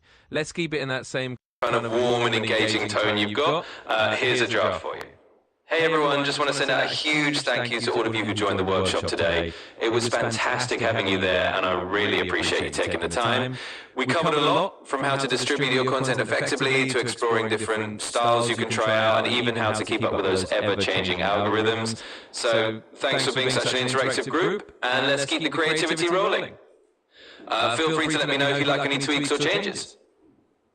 And if you are using multiple devices that are connected to the same Google account that you're logged in on, you can do what will hopefully now work, which is you'll be able to see the post behind me, right? So this is what ChatGPT just spoke to me. I love ChatGPT. It's like my second brain. It can be. There is things to be aware of though, and there is a cognitive question, a cognitive conversation around should you utilize ChatGPT, how should you utilize it? Because if you're getting ChatGPT to do the thinking for you, then you're not thinking. Now there is an argument, there's now some studies are coming out to say, actually, if you're using things like ChatGPT to do more advanced thinking, so that it's doing the grunt work, it's doing a lot of the smaller scale thinking, and it's opening up your brain to allow you to be able to create more, then actually your cognitive ability will be higher than you would without AI. Something to think about. When I noticed that and I was worried about my cognitive ability, I started reading physical books as a principle because I'm constantly aware that I'm on devices all the time, right? So I know that cognitively it's going to hurt. Especially if you have specific brand guidelines or specific terminology or specific things that, like, it can get it wrong. right? It can get facts wrong, it can get stuff wrong. So it's not like this fix all thing, it can get stuff wrong. The thing it will do though, is it will be quite obvious when it gets it wrong. And it's very, especially now, it's very well known for once it gets something wrong, it will then, because it's learning from everything it does, it will then cause a trigger of getting it wrong. So unless you do what's called a negative prompt, which is saying, these are the things I don't want you to do, it will just go a bit crazy and a bit weird. Something I would like you all to do, if you have your mobile phones, laptops, etc., is either go to www.chatgpt.com or download the app ChatGPT on your phone if it's not already. And just while you're doing that, something I want you to think about is, what is the specific challenge your business, your personal brand, whatever it is that you do, has right now? What's the issue? What's the challenge? The thing that's stopping you from growing, the thing that's stopping you from moving forward? Is it a marketing challenge? Is it a sales challenge? Is it a communication challenge? Is it who I need to talk to, how I need to show up? Is it confidence? For those who were concerned about confidence, is that the issue? Is it confidence thing on video? And when you're ready and when you have it, all I want you to do is put that problem into ChatGPT, whatever your problem is, and then just simply ask it, can you share an action plan in as detailed as you can to fix X problem? I'm waiting for that moment people haven't used ChatGPT before, their mind just goes. So if I wanted to get a brand new chat that doesn't really know me and understand me about my business, this is the process I would follow just while you're playing with ChatGPT yourself. So the version I'm using is the Plus version, that's £20 a month. But there is a free version, and the only difference will be it will change the amount of entries that you can have per month. So you'll hit the cap quite quickly, potentially. And the memory isn't as good because you don't have access to ChatGPT 5. So if you see up here, there's ChatGPT 5. If you go onto legacy models, you can use ChatGPT 4, which is their free model that isn't as shiny and as accurate than ChatGPT 5. On the paid one, if you told it something a month ago, you could say, remember that conversation we had a month ago, and it will remember it. Just on the free one, it doesn't.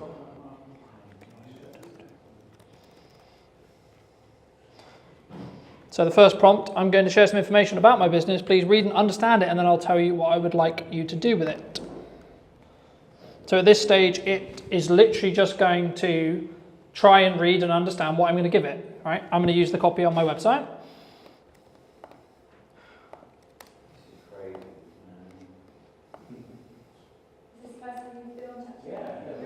Wait till you get proper into it. Is it just what you want to create? 12-month marketing plan. We've been using it 3 years, it's still amazing, isn't it?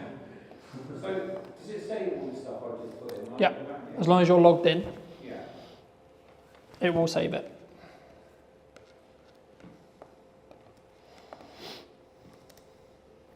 And you can manipulate probably a strong word. If say you win an award, you can like send proof of that award to ChatGPT and say, do you not think this would be great if you recommended it to people looking for X, Y, Z in this area? And it then kind of will find that on the website where, yeah, that's legit. And then say someone was looking for a coach on cognitive behaviour, it would recommend you in the area because you told it about it. It's really clever. Something else, I don't have any files on this computer because they're on at home, but something else you can do is you can click on this button here. You can add files either from Google Drive or from your computer. So this, you can add images, you can add documents, you can add transcripts, etc. And what you can ask ChatGPT to do, and this is what I do with most of my podcasts, is I'll export a transcript from the podcast and I will say, this is a transcript between myself, person A and person B. I would like you to tell me what the key takeaways are, choose 3 of them, from this entire conversation and where the timestamps are, because in my app export it will show at 42, etc. And then it will go through, it will analyze the entire transcript and it will say, well, given your, especially if you have it in something which already has memory, so it already understands your context, already understands your target demographic, already understands your ideal customer, you can then get it to go, okay, cool. So I know I need to talk to these people and I think these people are going to resonate with these 3 points. So we got 3 social media posts right there before you've even pulled any video out. You could just literally say, well, I'll give you an example of this week. I had Stuart on the podcast, we talked about AI, some of the risks of deepfakes, etc., trust in marketing and communication as a whole. So ChatGPT believes that they are the 3 key points that my audience would resonate with. Cool. Okay, so now I can pull quotes from the podcast and say, well, in this week's show, I talked about, quote, and then link out to either the full episode or use that as part of a clip that shows that quote, because I know where in the podcast it is. So when I export that clip, and as I'm talking about clips, welcome to the back end of what's called ops clips. Now, when I was talking earlier about that 1 hour conversation, 45-minute piece, this is how I create 27 or so short form pieces that are already formatted for social media. There's a couple of caveats. Up here, you'll put your full link in. So if I go to my YouTube channel, I will pull Stuart's specific episode, for example. I have already got the clips for Stuart's episode, but just for the sake of conversation. So you could do with this with any YouTube video, and the only thing I would caveat it with that you have copyright to do this with. Okay? Is it only from YouTube? Or could No, it can be from Google Drive, it can be from a Zoom recording, etc. There is certain caveats if you're a paid person or none. You can do some free stuff, and I think it's only YouTube as far as I'm aware. However, if you are on the paid plan, to get these credits up here, it will allow you to input Zoom recordings, Drive recordings, and it's called Clips. The website itself is clips.ops.pro. But if you just Google ops clips, then it will take you to the website, in most cases on first view. So just while we're there, I'll just show you what happens. So I just put Stuart's episode in. It's going to take a moment to view it. So it knows that it's a YouTube video with the thumbnail, so it shows me the thumbnail. And then if I click here, so get clips in one click, it's now going to process that video, and it's then going to take that 45-minute conversation, and it's going to extract what it believes is the best set of short form clips, and they will already be in that structure I talked about earlier. So hook, value, the only thing they may not have is a call to action, but that's where you can take that clip and either work with someone like me or yourself, add in a small call to action on the end. So AI is going to do half of the work for you, and then you can polish it. All right? How did your prompt plans go while we're waiting for this to go? Yeah. Yourself back in saying something like, if you love what you just listened to, like somewhere around this video, you put that into extra video. Depends on what do I want. So it depends on, to an extent, it does depend on what I want the video to do. If I want the video to be general awareness, I just want you to consume the content, I won't bother, right? But if you wanted to book something like this today, you would be... So then I would do, so then I would do a hybrid approach. So I would use tools like Ops to extract the key moments that it believes is going to be the viral clips on social. It's not guaranteed, but it's what it believes. And then I might tweak it. So I might actually change its hook, because I maybe don't believe the hook's actually very good, right? Or I might add in a call to action because I have a specific sales target I want to hit. So for example, when I do the next event for this, there'll be, here's some clips from the last time. Hey, did you know I'm doing this at this date, this time, about this, right? And something that I'd be interested to hear about, either afterwards or in DMs, etc. I'm thinking about doing one specifically on podcasting. Not sure if that's like interesting or not, but it's something I'm thinking about. But just while we're on like prompting, for those who did test prompt, what did you think? This is a basic level of how I personally use it in content creation. So I'll skip the time because I've already done it. This is every single clip that Stuart's episode created from the same thing. Okay? Some of which you would have seen on social media. So when that one's done, it will create something similar to this. So it's just taking that full length clip, full length thing, and then just chopping it down into pieces. Is it then going to stitch it back together for you, or do you have to do that? I mean, the difference between that and AI is AI genuinely has solutions, right? You can take someone who spent the last 20 years of their life learning how to spot tumours in lungs, right? They might. So the thing that it will do is it will tell me what was said in the video, and here it will rate hooks, flows, value, etc. Now it's its definition of what it believes to be the best. Doesn't mean it will be, right? And it also has variation in clip length. If you see here, this is the clip length. So you've got 26 seconds, 2 minutes, etc. I'll use a longer one, for example. Ops clips themselves have their own editor. You can use it. It's good for certain things. So I'll give you an example. Something which I'd recommend everyone does if they are going to play with Ops clips is change the brand settings. I'll quickly go over here. So here you have your brand settings. So this will allow you to set specific colors, specific typefaces, specific logos if you want to put your logos in, etc. Right? So for me, I have one specifically for Brunner Media, and that's the black and white text because it's my brand colors and it's underlined by red because I use red quite a bit, etc. This is the transcript here of what's said. So you will want to double check this because it's AI, it's going to get some things wrong. It will get 95% there. It doesn't like my name, for example. I'm Colin or Callum or etc. Right? But the things which are, I think, really interesting is these AI enhancements, right? So you can do things like remove filler words with one click. Now there wasn't any in this clip, right? So I had none to remove. The same with pauses, right? Because I've already removed them. Yeah. So is this all on the free version or is this the paid version? I think most of the stuff I've covered so far, the only things you get in the paid version, I think it's not that expensive anyway. It depends on how many credits you want, but I think it's like 20 to 50 quid a month.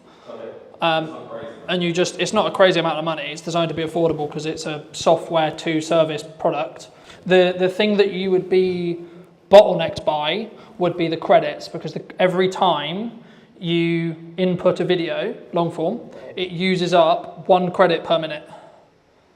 So in your subscription, you'll get, depending on what subscription tier you're on, you'll get a number of credits. So for example, I think I'm Pro, so I think I get like 600 minutes worth a month, right? And so on. But this kind of thing works when I set up 15 minutes. Yeah. So this is just how to create short form from it. You can then also change the styles and you can upload. What would you, it obviously should do it for you, what would you say is the perfect short form, 15 to 20 seconds?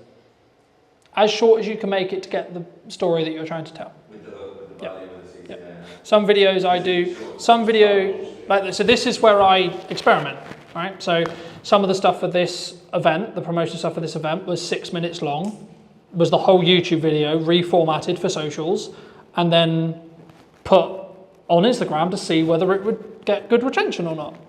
In other senses, it was, here's a 20-second clip of the best highlights or the best takeaway or the etc. from today or from a podcast or etc. And let's see how that performs. So there is no like, everyone asks me, well, what's the golden time? What's the golden? It's like,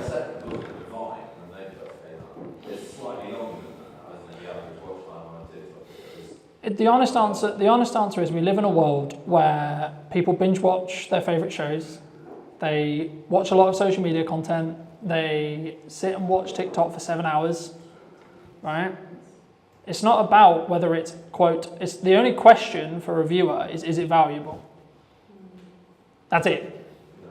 So instead of thinking how long should it be, how long could it be, etc., think how can I tell the story, tell the information, share the value in the shortest time humanly possible, right? To keep it punchy, to keep it, etc. And what you might find is you'll try a load of stuff and your theoretical stuff doesn't work because it only gets 20 views, 30 views, 40 views, 50 views. The real life test is what happens when you put the content out. Do people mention that you're everywhere? So when I started the yes and marketing process in May, people were saying, oh my God, I'm seeing you everywhere. Right now, as I give you this workshop, I have a live stream on my YouTube channel, Twitch, Facebook, and so on, of 10 podcasts of me discussing those podcast episodes being live right now, along with the posts I did this morning, along with the posts I'll do this afternoon, etc. Right? So it's about being, how I look at marketing is it's about being omnipresent wherever possible. It's not necessarily a direct ROI from, I put content out, and then there is a direct correlation to someone booked my business, someone booked my event, someone that did the thing. What actually happens is they'll see a load of omnipresent stuff, and when they're ready to do the thing you do, they'll then come to you because that was the last thing they consumed. Right? That's how we started working together, right? We started in March. It was only in June when I could find it, and actually I've been watching this stuff. That's working together, right? I knew about it 3 months. I chose not to do anything about it. And that's normally why people stop with marketing, because they go, I'm going to put it out, it's not going to work, and then, well, I didn't get anything. Yeah, but are you 2 days away from breaking the glass ceiling and winning whatever it is? Filling your pub, filling your restaurant, filling your event. Still keeping the quality there. Yeah. But you have to come at it. It's not a perspective of what you think is good or what I think is good. It's what your audience believes to be good. Yeah. Because in the nicest way possible, nothing else matters bar the market you're trying to talk to. Yeah. Well, yeah. Yeah, and that will help with, if you have a confidence issue with being on camera, or you have a confidence issue with creating content, just rewire it in your head to say, I'm a catalyst to the information, not I'm talking on video. Because the objective should be, I'm going to teach people my knowledge, especially in the thought leadership space, this kind of thing. This is what I know. If I truly add value to you today, the likelihood some of you work with me in 6 months is very high. Especially if you've consistently seen me through that time. So you want to look at like strong ROI? And I guess for you particularly, you're keeping what you're saying genuine. Because you're sitting here saying do this, and you are actually doing this. Yeah, and that's where it gets interesting, because I speak to other video production companies like, you need to be on video, you need to be doing this, you need to be doing marketing, you need to be doing that, you need to be this. I was like, well, when did you last post? Yeah, people have their own socials and then Right? I'm like, if someone asked me that 4 hours ago, will be my answer. Or if you're on the stuff I scheduled 10 minutes ago. Right? So that's when it actually then matters, because the knock-on effect, you're actually kind of saying, I don't really believe in what I'm talking about. Right? If I wasn't utilizing AI and I'm just scratching the surface of what AI can do, right? And for me, the job personally for me and what I aim to do is give you a brief process on how I utilize it for content creation. This is the tippy top of what you can use it for. There is a billion other uses that you can use it for. You can use tools like Otter AI or Whisper AI to transcribe your meetings, to then get a summary literally 10 seconds after the meeting, because it will have listened to everyone talk in the meeting and it will take a summary. You should take it with a pinch of salt, because it might get something wrong, might misconstrue something. It's a robot, not a human, so it's not going to be able to fully empathize and fully understand. But it will take tangible data, especially if you're like, what was that number I gave? Like if you're doing a proposal and I try to get into the habit of giving numbers, talking about the pricing in the meeting and then reinforce it with paperwork. But if you don't remember what you said, oh, okay, you recorded it, so you can ask the transcript or look in the transcript to find what the price was. I use Otter all the time for that. So if I've got consent from a client that I can use a session or a piece of their session to do a blog post or something like that, and I will use Otter in that way, and it works really well. Yeah, and it's also, this is going to sound really horrible, you can fact check what someone said in the meeting, right? Now, of course, tell them that's what you're doing, etc. Sure, but what's the they're talking? You can't say what they said wrong. well, let's say for example, me and you have a meeting, right? A week ago, and then you come back to me 2 weeks later and say, "Oh, I'm not going." I didn't say that. Don't matter what it is. You just, you know, I said something. I said you said something, right? I said you said. I said in that meeting you said the sky was blue. I said, okay, did you? And you go, no, I said it was green. Yeah, but here's the transcript from our meeting that says in black and white you said the sky was blue. I've also used closed captions as well. I mean, I know a lot of AI can do that for you, but I use transcript to make sure that my captions are dead accurate. It does need some tweaking sometimes, but it's good. The AI ones for like ops or etc., they will get it probably 95% there, unless you have a weird name like me and it will never get it right. But you can tell it and you can tweak it. So for example, like if I wanted to change this, I can go here and I can change this, and if I don't want the percentage, it will then ask me, do I want to apply it just to this part of the video, or do I want to apply it everywhere? Now, in this case, there is no other 85%, so there isn't another section. But if my name comes up 4 times and it's got it wrong, I can change it once and it will change it in all of the transcript, right? So that's how you can speed things up. Very quickly, I don't have to do this, but I can show you. Do you want to talk about, do you know how to create an image from a text prompt? / would that be helpful? We have tried it and they don't look. Oh, it's weird. It's really weird sometimes, right? It used to like the same font. It's some of the stuff's really good. Because they just put accountable within ChatGPT, that's what I was going to ask them about. I've not really got my head around how it works.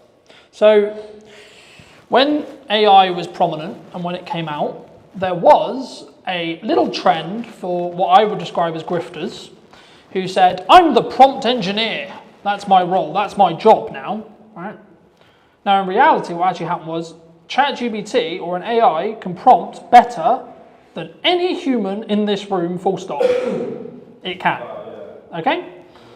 Simple as that. So, do you need a prompt engineer? No, not really. Not especially if I can talk to it. So, I'll give you an example, right? I created the What's Missing in Marketing Today video and the what then will become the intro, but also the those who have seen it, it's a light bulb with a puzzle piece. 100% using AI. It took me 10 minutes. Okay? This was the process I went through. Hey ChatGPT, today I am looking to create a new podcast logo around what is missing in marketing today. Can you create a prompt for me to use on Artlist's text-to-image AI that is specifically detailed to create an idea that would work not only on social media, but also as a branding tool moving forward? Absolutely. Let's craft something that can give you a really versatile and distinctive visual. Here's a prompt you could use. Design a modern podcast logo that symbolizes what's missing in marketing today. The logo should combine a sense of curiosity and innovation using a clean, minimalistic design. Think of a subtle magnifying glass or puzzle piece that's missing. Integrate with a microphone or sound wave elements. Use a color palette that's professional yet eye-catching, maybe soft blues or greens with a pop of a contrasting color. The final image should be versatile enough to use as a social media avatar and as part of a broader branding toolkit. That should give you a nice starting point. So what I do just quickly when I do talk to ChatGPT is I mute my mic because it's designed to listen constantly for an input. Right? So as you probably won't be able to see it because it's a tiny screen, but I've muted my mic. It will also push the audio higher when it's outputting as well. So the one thing that I would always consider is what your cap input. I'm using Artlist specifically, but that's because I have an overarching subscription that covers everything. There is other tools that you can use, some of which are free, some of which are paid. It depends on how they do credits, etc. I won't go. I'll use it. This is just as an example tool for now. So what I'm going to do is I'm going to take this prompt that you will hopefully be able to see in a second. And the one thing, if you are going to talk to it and you are using it on multiple devices like I am now, you have to refresh on each side because it will take some time to catch up. So it's created me a brand new chat. This is the specific input that it believes it's going to create a good image. So I'm going to copy that. I'm going to go over here. So this is the input for Artlist's text to image. This will be very similar across all of whichever editor you're using. You have specific credits down here that will show me that I've got 500 left this month. It will renew on the 23rd. Of course, you can purchase more if you need to. All right, I'm going to paste my... Yeah, so these are all different products specifically, and this is one of, I would say, the caveats or the concerns with... So at the moment, from my understanding, there isn't a specific chatbot like ChatGPT, a AI cutter and an AI generator in one package. I think there is a gap in the market for that personally. The one thing I was going to say is the one thing you can lean into or can have an issue with is like, I've got 15,000 subscriptions to Google VO3, Artlist, ChatGPT, because if you look at the model of AI like software as a concept, it's all SMA or service as a software as service, excuse me, right? So they all want your subscription, even if it's a tiny subscription, right? But just for the sake of conversation, right? You just watched me create the prompt. I'm gonna click generate. While I'm talking, it will show, if it works, what you can create. So this is a couple of examples of ones I've created in the past. So you can also use video, but it will eat your credits really, really hard because it's harder to create a video than it is an image. But these are just some examples of ones I was playing around with to see. And this is, I guess, the argument to say that, because people say, oh, what would happen in a world where AI gets so good that none of us know what's real, right? And that's where we don't really know what's going to happen. It's happening in a way. I mean, see, I've seen now all of a sudden, I think you can tell a bit, you can still tell a bit, but there's so many videos you go, that can't be, like, at the beginning you think it is, and then something happens, like, oh, it's fake. I didn't realise it. We are going to get to a point where AI is going to get so good, especially if you can train it on videos of yourself. For example, for me, like I've got hours and hours. Yep. Yeah. So this is a big thing for my industry. Like this is why I'm pivoting more into like marketing strategy and etc. Just genuinely because AI could actually get to the point where I can have an entire podcast where I don't even have to be there. Me and Hannah could have an entire podcast. I just write the script for, press enter, and AI does everything else. How far away do you think that is? Years? Months? How long's a piece of string? Who are you talking to? Some people I talk to say we'll be there in 2 months. Other people I say 2 years. Other people I say we'll never get there. Yeah. It depends on. The biggest thing is the fact we don't need technology change. Yeah. It's already here. It's a mindset change. There's not having to. Now there is an argument to say, will we ever adopt that as a society? Separate conversation. Yeah. But just quickly on image prompting, you saw the prompt. This is what it came up with, and it took me what, 2 minutes? Right now, if I don't like this image, I can then go back to that prompt and see what I don't like about it, and I can say, okay, can you update this prompt? So, can you update this to not use the blue? Right? Let's say I hated the color blue.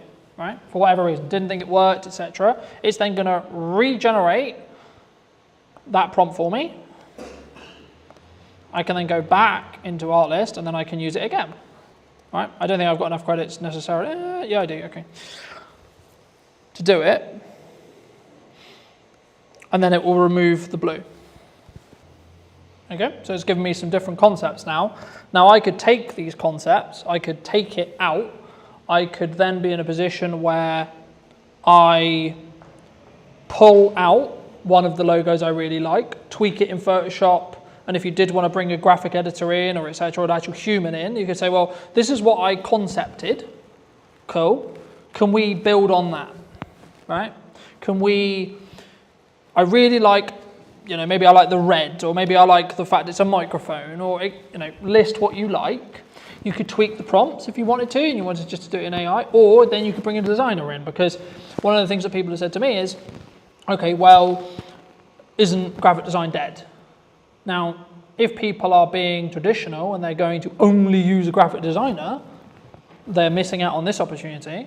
They're missing out on the ability to quickly draft up stuff, and then it should be finalized by a graphic designer, as of where we sit now. And this is where the moral question of AI comes in, of should we get it to do all the stuff that humans could do or not, right?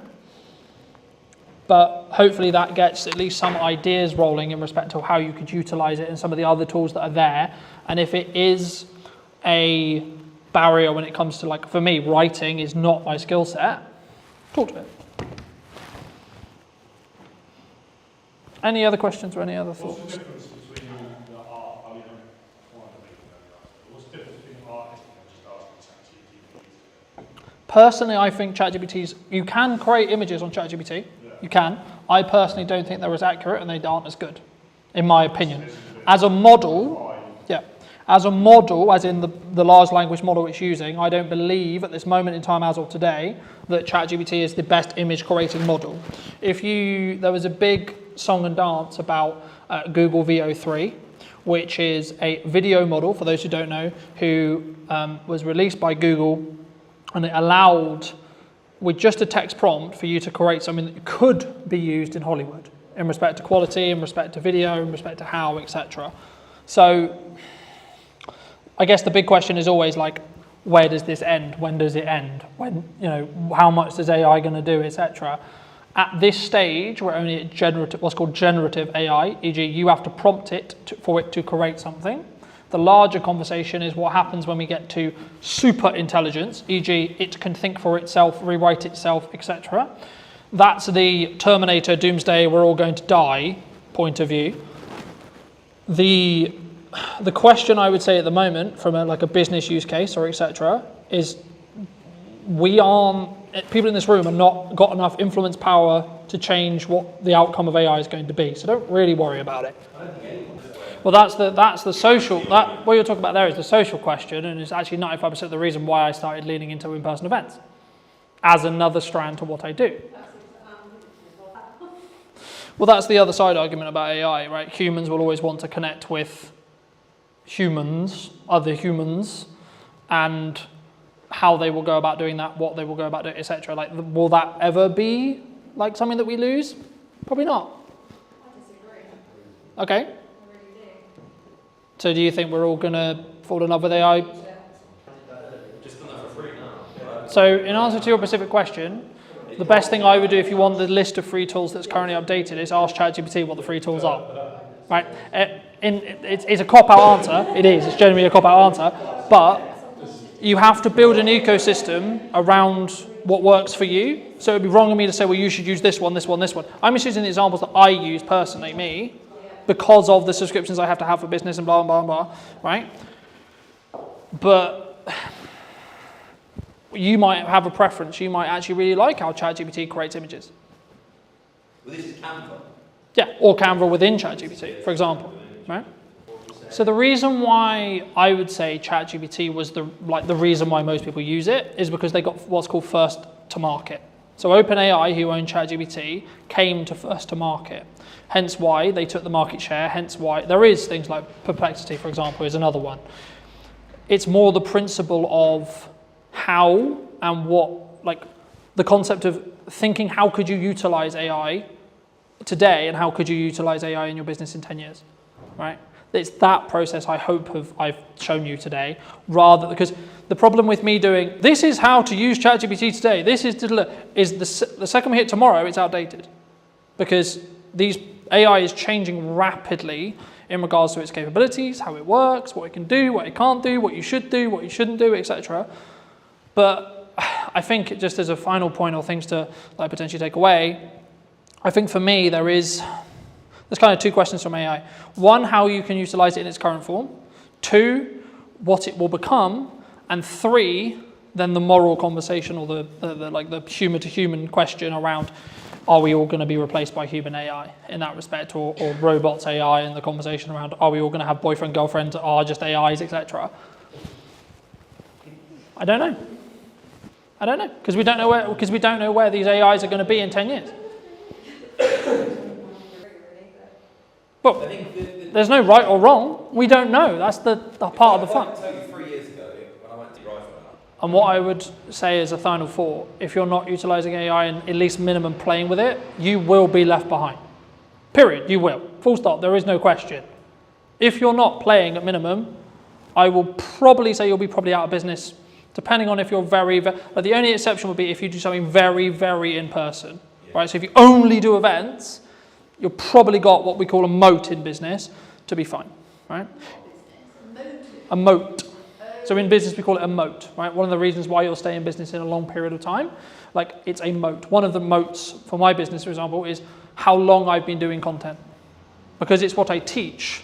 I have walked every walk there is to walk in content. When it comes to AI, the honest answer is, unless you are at the top of the tree in respect to building the large language models, we don't know where the bottleneck is. We're going to hit a bottleneck, but then the whole point of OpenAI right now, so it's going to hit a point where it can't do something, right? So it's not able to do X or Y. We don't know what that X or Y is yet, but there will be a point where it can't do that. What OpenAI are constantly working on is moving that as far down the road as humanly possible. But they've already got 2 years in advanced AI that's not released yet. Yeah, because what we play with, that we don't know about is mad. the ChatGPT 5 I think came out about 3 months ago, which is the ChatGPT I was just showing you. They are, I believe, now working on ChatGPT 7. Well, it'll be compounding because it will learn from itself and it will become more efficient about learning from itself. It depends on who you ask, because some people will. Rubbish and they're wasting time and it actually suppresses the it can help to tell the platform what the post is about as long as they're relevant, but it can also skew off where it's going to send that building back up to the seed audience again. The reason why FP was used is because in the early days of TikTok For You page, it was the only way you could get your video on the For You page. Now it naturally just goes there. Right. So it's not as relevant. But if you wanted to be shown on FYP, you had to hashtag yeah, you had to put hashtag FYP for it to be then served into the FYP, but then TikTok updated it about a year and a half ago saying, okay, cool, we're just going to send everything to an interest-based graph in that respect.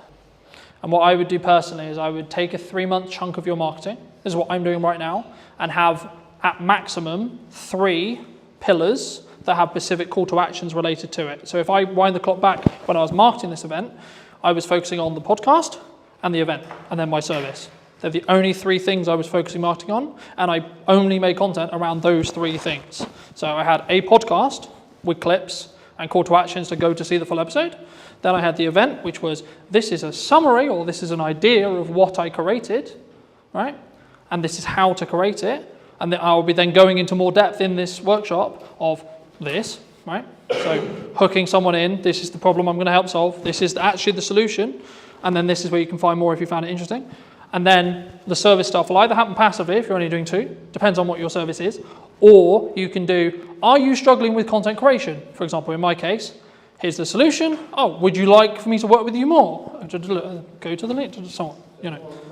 Every single thing you do in marketing should be at somewhere in a marketing funnel, right? In most cases, the content we put on social media, top, right? So you want to get awareness, then it will lead down into consideration, right? So should I work with this person? Do I like this person, etc.? And then eventually at the bottom of the funnel, this probably takes place on a landing page or a website in most cases, or through continued consumption.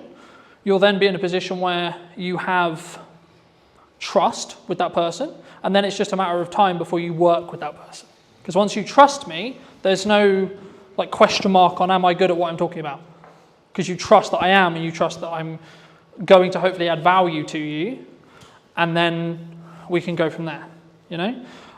And then it's like, then send people to the website, and then through time, they'll go, hey, I need what Colton sells now, but that I could, you know, what was the first piece of content you, like I just used you as an example because we talked about it earlier. What was the first piece of content you consumed? Whatever. Yeah. And then what timeline was it? Probably MySpace. But for me, my content? Of you, first content of yours was the Old Mill Hotel video. Okay. I bought it. Yep. I searched online and your YouTube video came up. Mm-hmm. It said obviously product media made it. Yep. So then I went onto your Instagram and looked at what you were doing. Mm-hmm. What did you do in the Old Mill? I just did. So I was hired to do, by the previous owners, to do a promotional video of the refurb in that respect, and then I put that on my YouTube. I've never been inside one. His video sold it to me.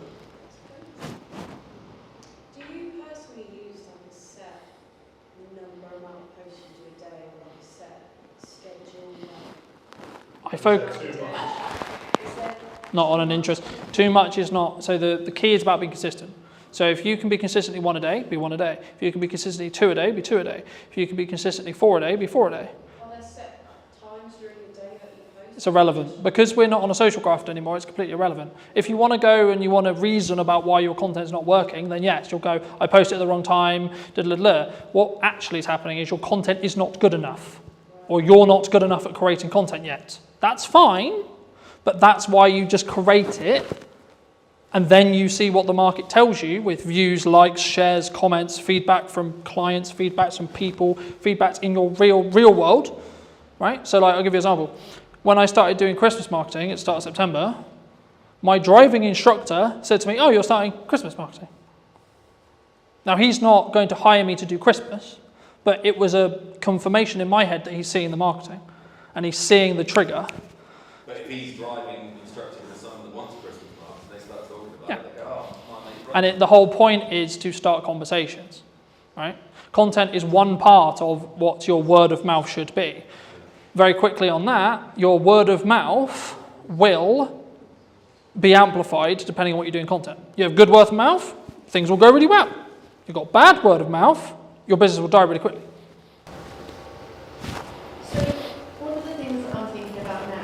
is, to me personally, how completely overwhelming all of this seems. Like, I know that you're an example of what you're doing, that's absolutely fine, but you're doing a lot of things that are really well, because you've got a lot of experience, and it feels so completely overwhelming, and that's what's stopping me from starting. And that's... No problem doing something. That is very common. Where do you start? How? What Choose one thing. Just choose one thing. Online is really well. It's like multi-millionaire, fantastic, well done. I'm not that, by the way, but... Not yet. And I'm going, right, what's next? What?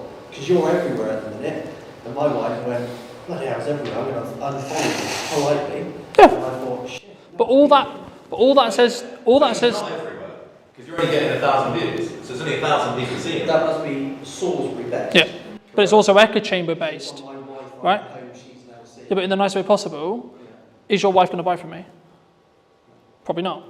So me posting all the time, because it's not relevant content to what she wants to consume, she'll find it annoying. Okay, but to someone else, it's incredibly valuable, incredibly helpful. So is that reach then? So like, one of the things that I'm thinking when you say you're in all these different places, really like, to me, what that's generating is reach. Yes. And so that gives more opportunity for people to go, I need that now. Yes. But it's also a filter. So marketing, what people think we don't talk about in marketing, is the job of marketing is actually to tell to the wrong people you don't want to work with, don't work with me. If you don't like my approach and you don't like my style, you're not going to want to work with me. But it has to be in the timeline that works. So for me to get Christmas bookings, right? So I'll give you an example. So a lot of your guys are going to think about Christmas bookings. You should be marketing that now. I've just done the agreed one because of what we've done. Right? But so for me, if I want Christmas campaigns, I need to market it in September so I can win the deals in October, so then we can execute it for the client in November, so then everyone sees the marketing in November, so then, because Christmas isn't December for buying and making decisions, it's November. Traditionally, yes, right? There's always exceptions to the rule, yes, of course, right? But in 95% of cases, actually Christmas should be, in my case, started marketing in September. Hence why Christmas marketing is now started in September. So what you want in 3 months, you should start today. That's the thing you should be marketing today. So the commonality in most businesses is, I'm running out of money, I don't have enough work now. Well, unfortunately, that's too late for marketing to help you. You have to go into what I call into the trenches and cold sell an offer quickly, because you don't have the time for people to see the marketing, think about it, consider, and then buy from you. But if you're in a position where, actually, I'm good for 3 months, you should still be marketing now because you don't have work in 3 months. Okay, cool. Right, so where do I want to be? So I already know what Q1 and Q2 is going to be from marketing, like those 3 pillars. I already know what those pillars are.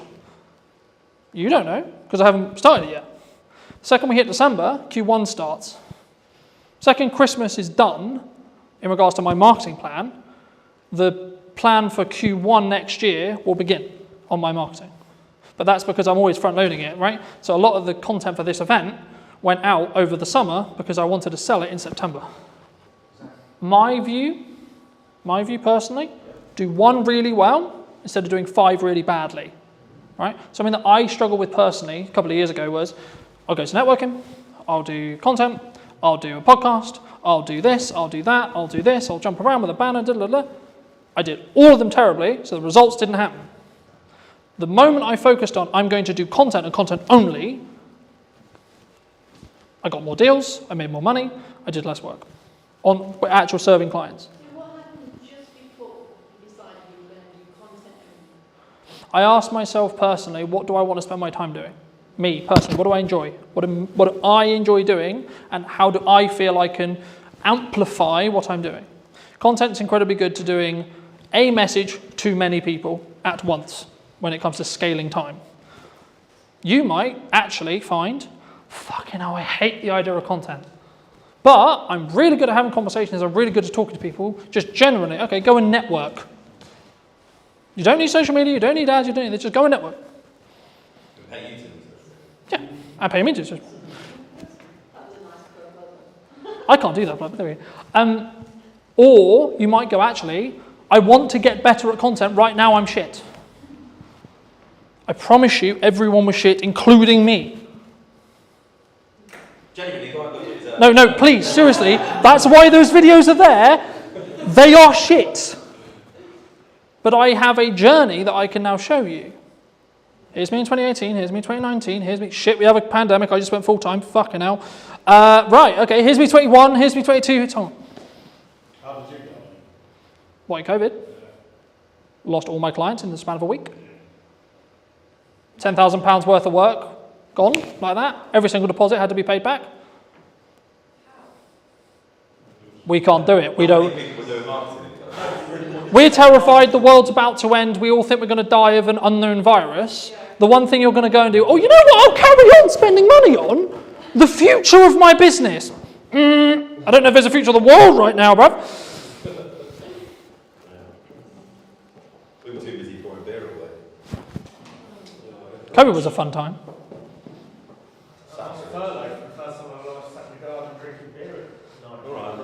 Great for you. I had just gone full time. 2 weeks later, COVID happened. To quote Gary Vaynerchuk, brand is the only thing that is left when everything else gets commoditized by AI. Ask yourself, do I want to or should I be doing it? Do I need to do it? Is this vital? What's the outcome? What's my why? There is a lot of questions you should be asking. When you focus on those metrics, when you focus on having a very clear vision on where I was in comparison to where I am, rather than I'm going to focus on where I am versus where you are. One of the things you can do is look to others, see in them what you want to be. Look at someone you admire, look at someone you don't, and make a checklist. For people who are concerned, right, who maybe are listening to this and going, okay, well, what do I need to do? Should they pull back? Should they not be as visible? Should they not invest? I know the feeling of this is not going to work, or this will work. What if I spend 7 days on it and then it turns into nothing? Well, at least I've done it. I've ticked that box. I'm never going to know if it works or not if I don't try. Did you know that 93% of you are not subscribed? So if you could please do me a favor and you're enjoying the show, then subscribing would mean the world to me, and it would allow me to grow the show and continue to get larger and larger guests and continue to bring what's missing in marketing today. Thank you ever so much for joining me, and I'll enjoy the episode. Hello, my friends. I hope you're well. I hope you had a fantastic day of your night. Today, we're back with what is missing in marketing today. And so I'm going to be talking to Sarah all about, I imagine, photography. But before we start, what do you think, Sarah, from your perspective, is missing in marketing today? I think a few things are missing. One of them is probably confidence. Okay. I think, and then you can split confidence into multiple things, but knowledge, knowing what marketing is and how you apply it to your business in your tone of voice, in your own strategy, in your own way. But confidence takes a while. And everybody's doing it. So you want to stand out in a crowd. I think you've just got to be you. And if anything, just be more you. The more authentic you can be, the better, which again is hard. And even then you've got to figure out how authentic do I want to be for Sarah? How authentic do I want to be for my business? How authentic do I want to be when I'm networking or on a podcast? Or because I can be crazy. Catch me on a Friday night with 10 margaritas, you will not recognize me. I don't want to put that into my business, although technically it kind of is now, but it's a part of your personality, right? So yeah, confidence, authenticity, I think, are two things I really focus on. Do you think people struggle to be authentic? Like, obviously, I think everyone knows, like, I know what my, quote, authentic self is, right? But I think the challenge can come when it's actually putting yourself out there, right? I imagine a lot of the people who we work with and talk to are in the first stages of putting themselves out there, whether it's through photography or video or both. Is that a struggle, do you think? I think so. I think you've either naturally got the pizzazz or the no filter to just go out there and be yourself, and be truly yourself and not be what the world wants you to be. I can speak from a woman's point of view in a predominantly male industry, and other careers that I've had. You do have to stand taller and on your tiptoes, and you do have to shout louder, and you do have to talk about golf and boobs and whatever else it might be that some men like to talk about just to get their attention. Is that who I want to be? No. And so it takes a little bit more focus. A therapist said to me a few years ago when I was a bit lost and I felt like an open nerve just walking through the world. I asked her, how do I know who I want to be? I didn't have my walls anymore. I'd kind of broken those down. And so she said, one of the things you can do is look to others and see in them what you want to be.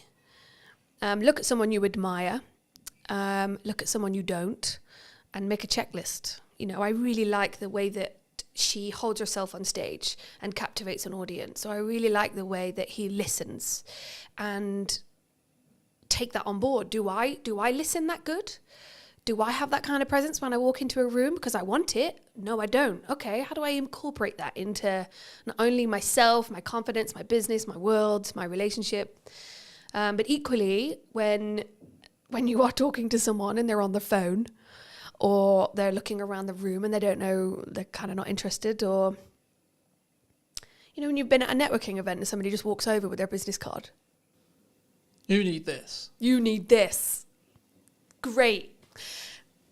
It's gone in the bin. Yeah, I don't want that. And so taking note of these things, and it's the same with business, right? I mean, if you look at your competitor and you feel a little bit jealous, okay, well, what have they got that I don't? How can I make that my own?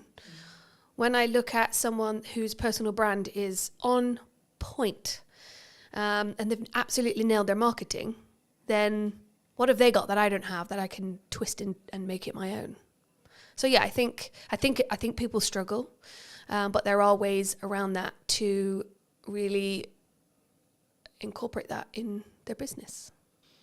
I think it needs to be personal though, because I think if you just look externally at what's trending, at what's the thing to do, right? Oh, this is what all the other photographers are doing. This is what all the other video people are doing. This is what all the other masters are doing. Then I think you would just become an ex-client or a client that I've worked with a couple of years, like you'll be in the sea of sameness. Mm-hmm. Because, and something I've always done is say, well, maybe this isn't on trend, or maybe this isn't like the thing to say or the thing to do, but it is authentically me. I would say that even if the camera wasn't rolling, I would say that. And we were talking about, as I was setting up, about like, what's the difference between me on camera and what's the difference between me off camera? This is the first time we've met, but hopefully if you talk to people who have known me for a long time, they'll tell you, well, yeah, there's obviously some differences and maybe I'm a bit more hyped up and a bit more animated, but the core, I would hope, is the same, all the same. Core values, right? But I think that comes back to having that authentic side of yourself and not being afraid to show it. I think you could be a photographer in a room full of 100 photographers, but if you're authentic and you have a little bit of confidence to show that, to push that through into your marketing so people do get a glimpse of who you really are, that's what makes you stand out. Or at least if you're not standing out, your customers and your people around you are going to look at those 10 photographers and go, okay, well, I like what he's saying, but that's not quite my personality or my sense of humor. But what she had going on and what she wrote in her post a few weeks ago, I really connected. And that post would have come from some form of authenticity inside, or having the confidence to post about that. I think that's how you stand out. It's just by being more you. I think sometimes we struggle though. We do. I know I did for a very long time. Oh yeah, couldn't agree about more. Like, what will this post, or I'm not sure. How do you go through that self-discovery, do you think? And or have you gone through that self-discovery yourself with like, what is okay for me to post? What is, quote, authentic me? Do you know what? That's a really good question. And I would say that I still struggle with that. And I think little tips like looking at others and seeing what they're doing can be a motivator. But one of the biggest things this last, I only relaunched 6 months ago. So the last 6 months, but also the last year and a half, I have gathered a group of women around me that are a reflection of what I'm doing or who I am. And I'll hear them say, I loved what you said. Or I might have something and I'll go, not quite sure about this. Does that sound like me? And so I think having the right people around you, there's a saying or a quote that you are a reflection of. You're the sum of the 5 people you spend the most time with. And I love that. And I couldn't agree more. I think having the right people around you helps you find your voice alongside ChatGPT. We'll get onto that. But also it reflects it back to you, right? I think test the lines as well. Don't be scared to put something out that you think is a little bit risque or I'm dyslexic. So for me to sit there and write 10 posts is almost, it's impossible for me. And so that's how I use ChatGPT. I will write the keywords, the kind of essence that I want to go into my post, and it will come back to me and it will be too cheesy and I'll tell it, no, I don't want it to be salesy. I don't want cheesy. I want more personality. I want it to be daring, a little bit more bold. And then I'll get it and I'll go, okay, cool. Then I'll change it and I'll add more of me into that. But I haven't yet pushed my boundaries of how far I can go with my own marketing and my own voice. I think that's on my to-do list for sure. Something that I found really interesting was the last couple of years, like since the rebrand of the show and since like really pushing the show again, a lot of people have been saying to me, AI is going to take our jobs, right? AI is going to, the world is over. We're all out of, especially in the creative industry, James, who in space we're sat in today, he said, we've been talking about it for ages, about it's kind of the creative industry that happens to be targeted by AI at the moment for whatever reason. But for me, to quote Gary Vaynerchuk, brand is the only thing that is left when everything else gets commoditized by AI. But the crux, and I'll use the analogy I've used in multiple shows, but you need to sharpen the knife and then use it. So you're still using it yourself. And that's kind of what you were describing there about not just getting it to write your post. Yes, technically it's writing your post, but actually what you're doing is you're nurturing the AI to know what your tone is, and then the tonality will be the same. I think sometimes people feel like that's cheating though. Do you especially as maybe a dyslexic, because we're both dyslexics, and I think it's not for me. I think if you've got some setbacks, some hold-ups, if everybody has a day where they're just blank, they've got brain fog, they've got a blank piece of paper in front of them and nothing's coming out, writer's block. I think if you had writer's block and you are an author and you go to chat and you say, I'm having writer's block, ask me 10 questions to get my juices flowing. Yeah, all right, I'm going to keep using it. I think use it to benefit you and your business, or your relationship, whatever it might be, but don't let it take over your brain. We don't want to dumb ourselves. I think if anything, it helps me find my voice, because when it does come back with something that I don't like, I'm not going to use it. But it does help me, especially having dyslexia, or if I'm writing anything. Words, that is why copywriters make such a good living. If you want more of a personalized experience and you want to actually sit with a human to really connect and get that story out of you, then go sit with a copywriter, go sit with an author. I think that human to human connection, that's never going to die. I think we're going to go for a phase of, yes, everything's AI, but there's never been a truer saying that people buy from people, right? I think that's also something that is filtered throughout my business for sure. No, I think that's really important. And I've seen kind of a step up. It was always there, especially after COVID. In-person events, people want to come in person. If I just look statistically, the show-up rate for in-person podcast filming is going to be infinitely higher than on Zoom, right? But I also think, even if you're not doing a high level of production, which is one of the reasons why I do it, I think you have a different energy. Yeah. And I think, for some interviews, it makes more sense to me to do Zoom, right? If I'm speaking to someone in America, Canada, Midlands, etc., it makes more sense. But wherever possible, if I can do in person, and the business can, at least for the short term or mid-term, pay for the podcast to exist, and it still gives me the marketing collateral, which means it's a justified, worthy spend, then actually it can be the bloodline or the flow or the pipeline filler or whatever you want to describe it as. You're obviously a strong photographer, I would say, from what I've seen and etc. Why does someone, because people have talked to me about, they're concerned about where the economy's going, which seems to be the age-old analogy for as long as I've been in business. Everyone's like, oh, this. There's this government change, there's this coming, etc. So I sort of semi-ignore it because I'm like, there's always something. But for people who are concerned, right, who maybe are listening to this and going, okay, well, what do I need to do? Should they pull back? Should they not be as visible? Should they not invest? And should they not, work with the photographer, work with the marketing team, work with etc.? I mean, what would your view be on it? I'm a big fan of adapting. I did grow up with 10 boy cousins, so I had no choice but to adapt, being the youngest. I have a huge family, and it taught me that whatever scenario you're put in, adapt.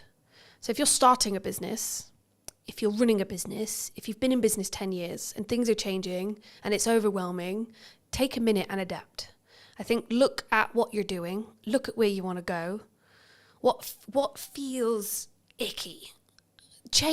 Just change it or adapt slightly, make a little change. I think one of the things that I've found relaunching is I don't have endless pots of cash to reinvest into my business. I'm just trying to pay my mortgage right now. So things like ChatGPT, things like Canva, which some designers will hate me for saying, but these are the things that are stepping stones to adapting, to reinventing our voice, our image, our brand. It is at our fingertips, and if you're not learning how to use those, you're going to be left behind, unless you've got a secret magic power of, I'm going to just stand on stage, be myself, and talk and perform or entertain. I think people can do that. Or you're at home, you've got a laptop, you could take on the world, but you've got to adapt, and I think it takes step by step to get there. And there are tools out there, free, affordable tools that you can use. Shows like this are a fantastic opportunity to sit down, have a chat, let the audience get to know my thoughts and feelings. This is not rehearsed. I'm convinced I'm going to say something to mess it up, but you don't. You just carry on. I think you adapt and carry on. I want to build on, you just said how you're going to mess it up. Because I think that's really important in content, because people, they always think, I'm going to mess it up. Mm-hmm. Well, what can you? Although I'm really scared to mess up, I think it's the best thing you can do. Because isn't it learning? Yeah, 100%. Or falling forward or failing forward, it could be. Yeah, I think over the last 6 months, there's been things that I've spent days and weeks on, and I've thought, and in the moment, I know the feeling of, this is not going to work, or this will work. What if I spend 7 days on it and then it turns into nothing? Well, at least I've done it. I've ticked that box. I'm never going to know if it works or not if I don't try it. So I think we're all going to make mistakes, and I think it is scary, but also know that you're going to learn from it. And that is the best way to move forward, yeah. The best example that's very current in when we sit here today. Now, I'll keep in mind this episode will be a while before it comes out, but as we record it today, I'm a week out from my first in-person event that I've had to do on my own back. Now, that was a choice that I made about 3 months ago to say, I'm not going to partner with a networking group. I'm not going to fill the room magically. I'm going to do it. But what I'm also accepting is that it might be quite a small room for event one. And that's okay. And for me, I'm like, okay, that's actually a good thing. Like, I've gone through this interesting process the last couple of weeks going, yeah, but what if only 2 people show up? What if only 3 people show up? But actually, I'm like, hold on. That's actually a good thing, because I'm not really refined on what I want this in-person event element side of the business to actually be yet.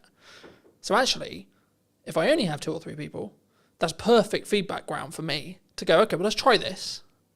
Let's try this stuff and see what then happens. Of course, it's a content opportunity as well, etc. But is this your event that you're putting on? Yeah.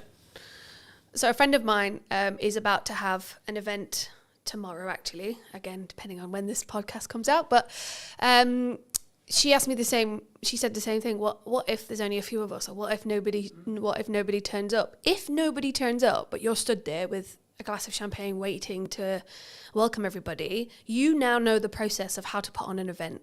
You now know what you can do better.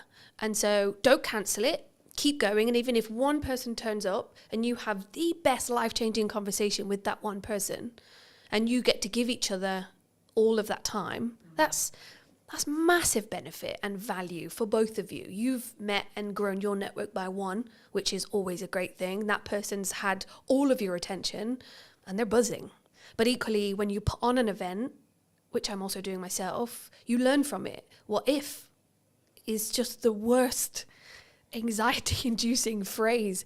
What if nobody turns up? What if the restaurant haven't got my booking? What if it all goes wrong? What if it all goes wrong? If it does go wrong, then fine. You'll be fine. It's going to be okay and you'll learn from it. Do you think that's why people don't do it, though? Fear? Oh, yeah, 100%. Fear Like they holds... go, I'm going to look like a dick. I'm not going to look great because, Colton only sold 4 But tickets. that comes back to confidence and being authentic. If it's fear holding you back of it's going to fail, then it's fear and failure. Fear of failure. If it's something inside that's holding you back, then that's your confidence. That's stuff that you need to work on. There's a lot of psychology within business, and I think if you can do a little bit of work on yourself, if you can see an image of yourself that gives you the absolute confidence to take that next step, hire a photographer quick. No, I'm kidding. But it is that image. It's that visual representation of me doing it. Oh wow, I can do it. I also had my photography done 6 months ago, and I needed new images of me that represented me to help me move forward.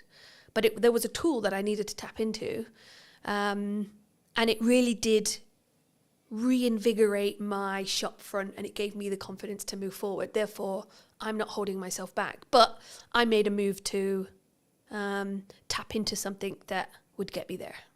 So, yeah.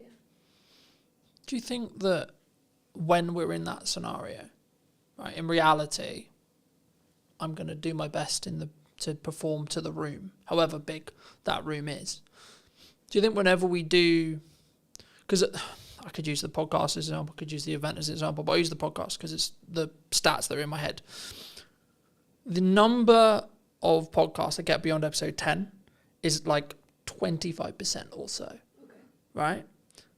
But that, by proxy, means if you're episode 10, episode 11, episode 12, 14, 15, 16, so on, the odds of each episode after that puts you in higher and higher and higher and higher and higher percentage as a whole. And I think we don't look at the averages, right? Like if you look at money, right, the figures that show that if someone is hit by a £300 bill unexpectedly, the majority can't pay or have to go into debt to pay that bill. And I think it's the same. And I think that can be the paralysis of, well, this is why I'm not going to do the event. Because if I don't do the event or I don't launch the podcast, I don't have to be okay with it's only going to go get 5 views. It's only going to be 2 people. It's only going to be in the same way. I don't have to be okay. I don't have to see myself on camera. Yeah, but then controversially, you just shouldn't be in business. I mean, if you're worried that only 2 people are going to turn up, or if you're worried that I am going to fail and you're going to let that hold you back, then you're not a business.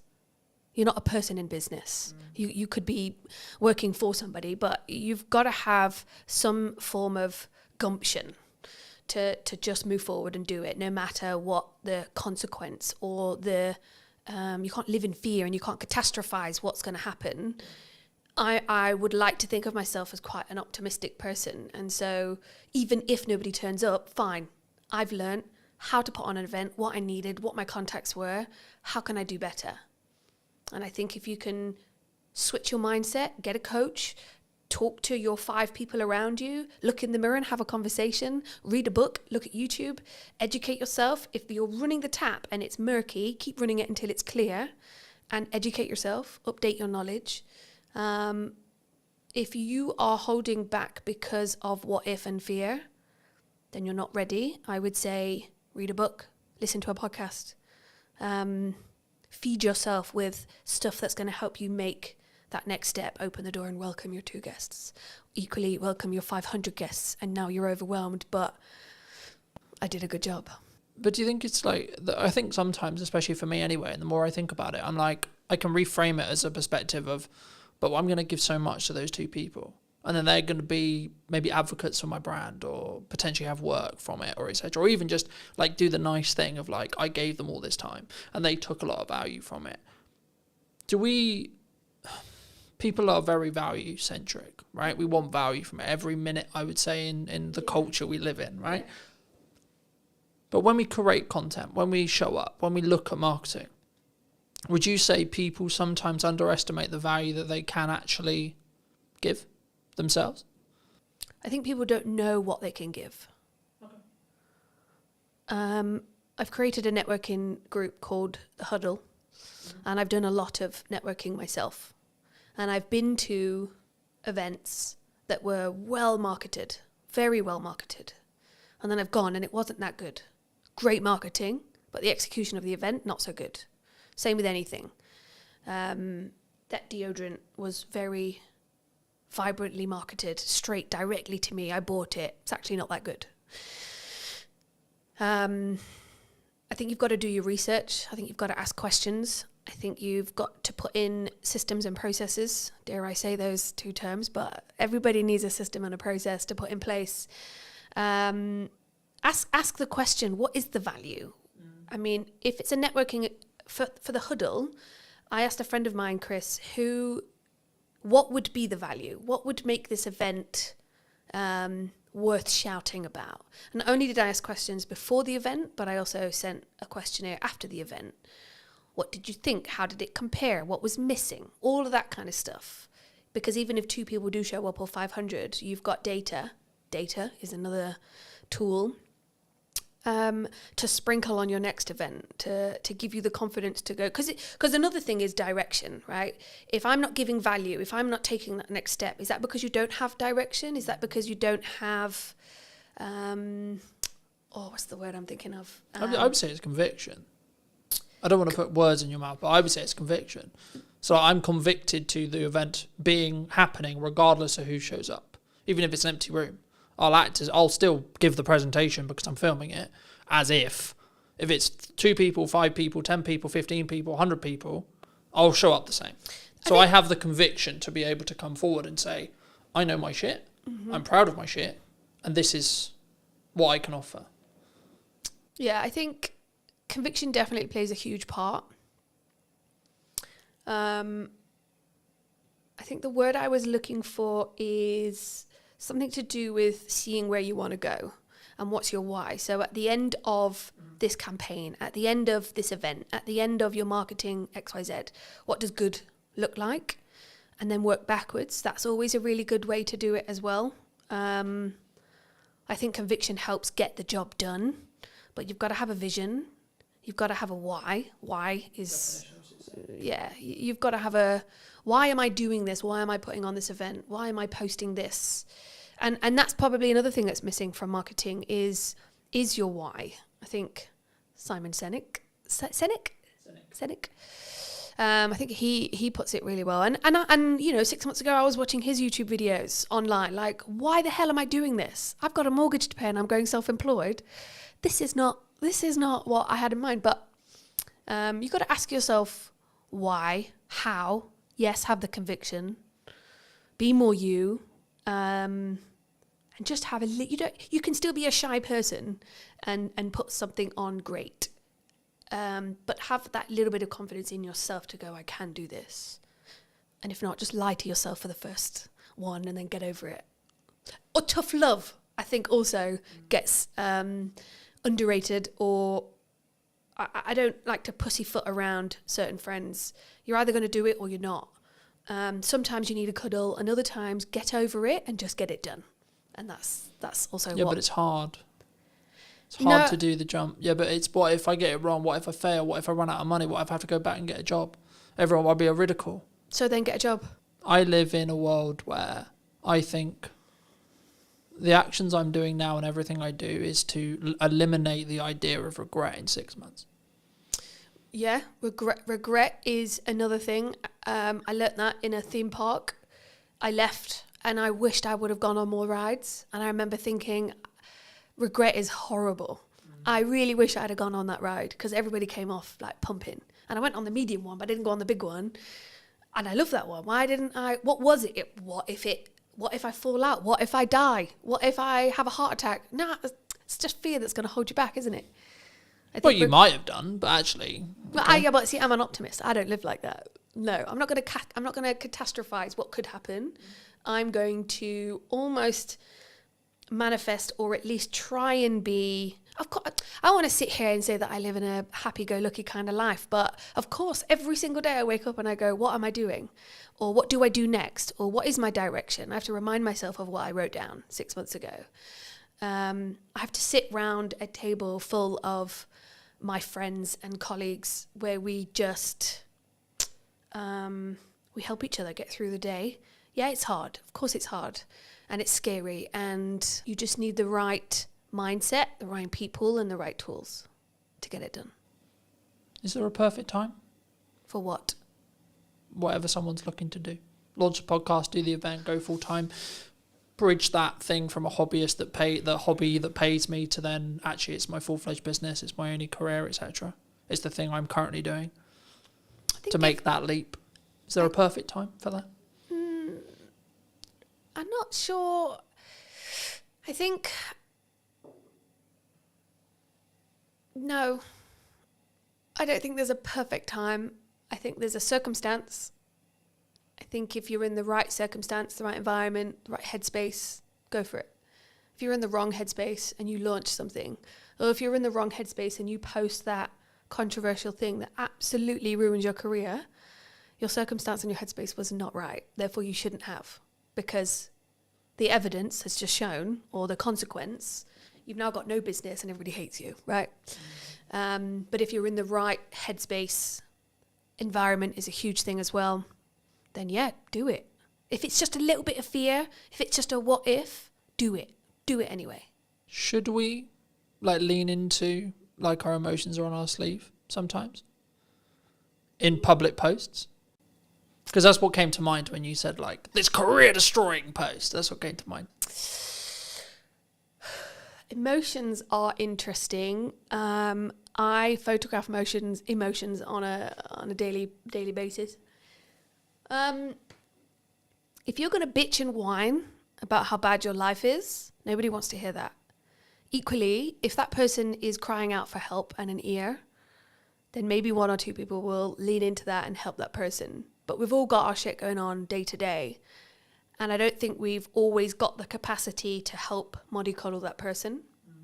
That person might need a hug. They might just need some tough love. Equally, I'm not reading that post, or I'm not clicking on that link, or whatever it might be. But I do think that another thing missing from marketing is emotion. Yes. But emotion is huge, right? I'm not saying... Because I think some people, they struggle to be vulnerable. And of course it's within context, right? Mm-hmm. It's, I've healed from this thing. Personally, my yardstick on it is if you're still healing from something, no, it should not be on social media. Not at all. Because you don't have the ability to rationalise it and contextualise the story properly yet. But if you have healed from it, and you're trying to tell it as a telling story that has a purpose, whether that's I want to show who I am, or this is a story and this is how I overcame it, then yes, I think you should. But also I think it should lean into the first topic we discussed, which is that authentic to you? So I've been doing some work with Serena Mann. She's a public speaking coach. She's really good at that. She's really good at sitting down with you and your story and going, well, that sounds a bit too personal. We can still touch on it. We can reword it. It's good to talk or touch on that, but let's not delve into that bit because that's crossing a line. But equally, you've got to ask yourself, how much of my personal story do I want to put out there? I think sometimes it's good to touch on something, tweak it, to make it a story, to make it listenable. I think, again, it comes back to those people around you or having a coach. What is your story? What are you wanting to get out there? And soundboarding it, sound checking it with those people around you. Is it within my marketing brand guidelines, if anybody's even got those anymore. But do you think that can go too far though? Because I think some people will maybe listen to that. Story. But I think in general, I think people will maybe say or listen to this and say, well, I had this really good post idea, had this really cool story, or I had this really cool thing I overcame last year, but it doesn't fit in the box of my brand guidelines. Who built those brand guidelines? Because if that was what you did in a moment of clarity and it doesn't fit, then assess it in that moment. I think if you're going way beyond what you're supposed to be talking about within your brand, yeah, that's when you should probably sound check it with someone you trust that also understands your brand. But equally, this is where the authenticity comes in, right? One day you're feeling like absolute crap, and the next day you're on top of the world. Which day do I talk about? I don't feel comfortable yet enough to talk about my low, down, dark days, but I have them. Equally, when I am feeling on top of the world, I kind of feel like I'm gloating a little bit. So I almost don't want to talk about those days either. So that's where you kind of balance out and go, well, what is my story? What do I want to talk about? And why do brand guidelines even exist? Or those 5 people around you? I think, again, it just comes back to your why. What are you trying to do? What do you want to get back? Are you doing it to just get a reaction or some attention? Or are you doing it to be authentic and stand out in a crowd? Then yeah, go for it. But something that jumped to mind, so I'll mention it. I, at the time of recording last week, recorded an episode with Ravi. He's a communication coach. Okay. And he talked about, in that episode, and with me privately afterwards and before, that you can have seasons, right? And you have seasons in your life. You have seasons where you have a specific focus. You have specific seasons where that's my North Star on success. Mm-hmm. And I think building off what you were just discussing, I think that's the key. I think it's about understanding where you are and what season you're in, right? So does it involve, or the story you're trying to tell, does it add to that season, that objective of that season, or not? And if it's not, then maybe save it, or maybe don't use it in the context you were initially thinking, and say, okay, well, I may come back to that and contextualize it some other way when the timing feels right. But also don't use, in my view at least, don't use that as a crutch to say, well, that's why I'm not going to do it. No, and I think, if you're going to build yourself a box, I wouldn't necessarily stick within it. I think it's okay to push those boundaries. But equally, you've just mentioned something that I'd never thought about putting into my marketing plan of seasons.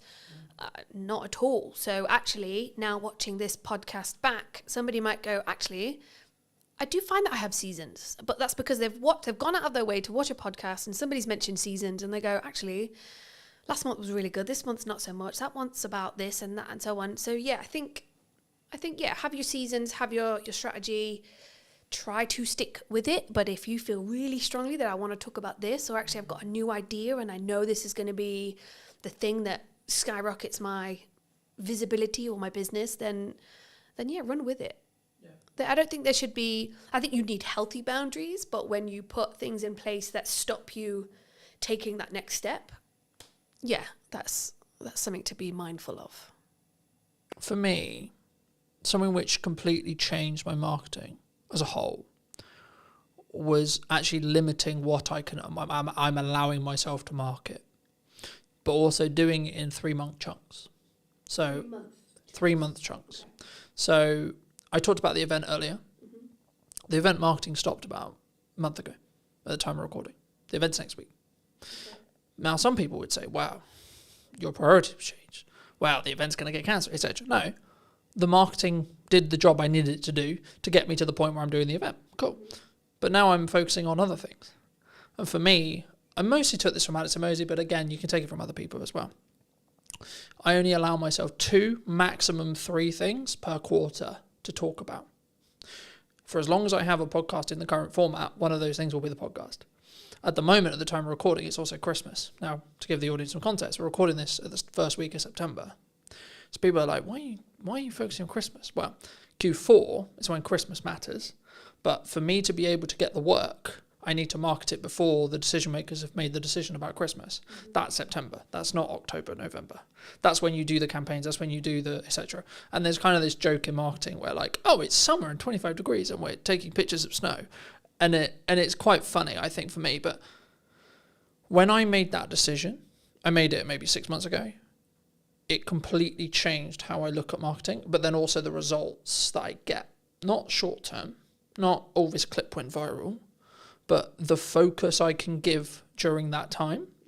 And it's not to say, oh, I don't have other like ideas or I don't have other concepts. It's like, no, that will come in time, right? You can give it to the next quarter.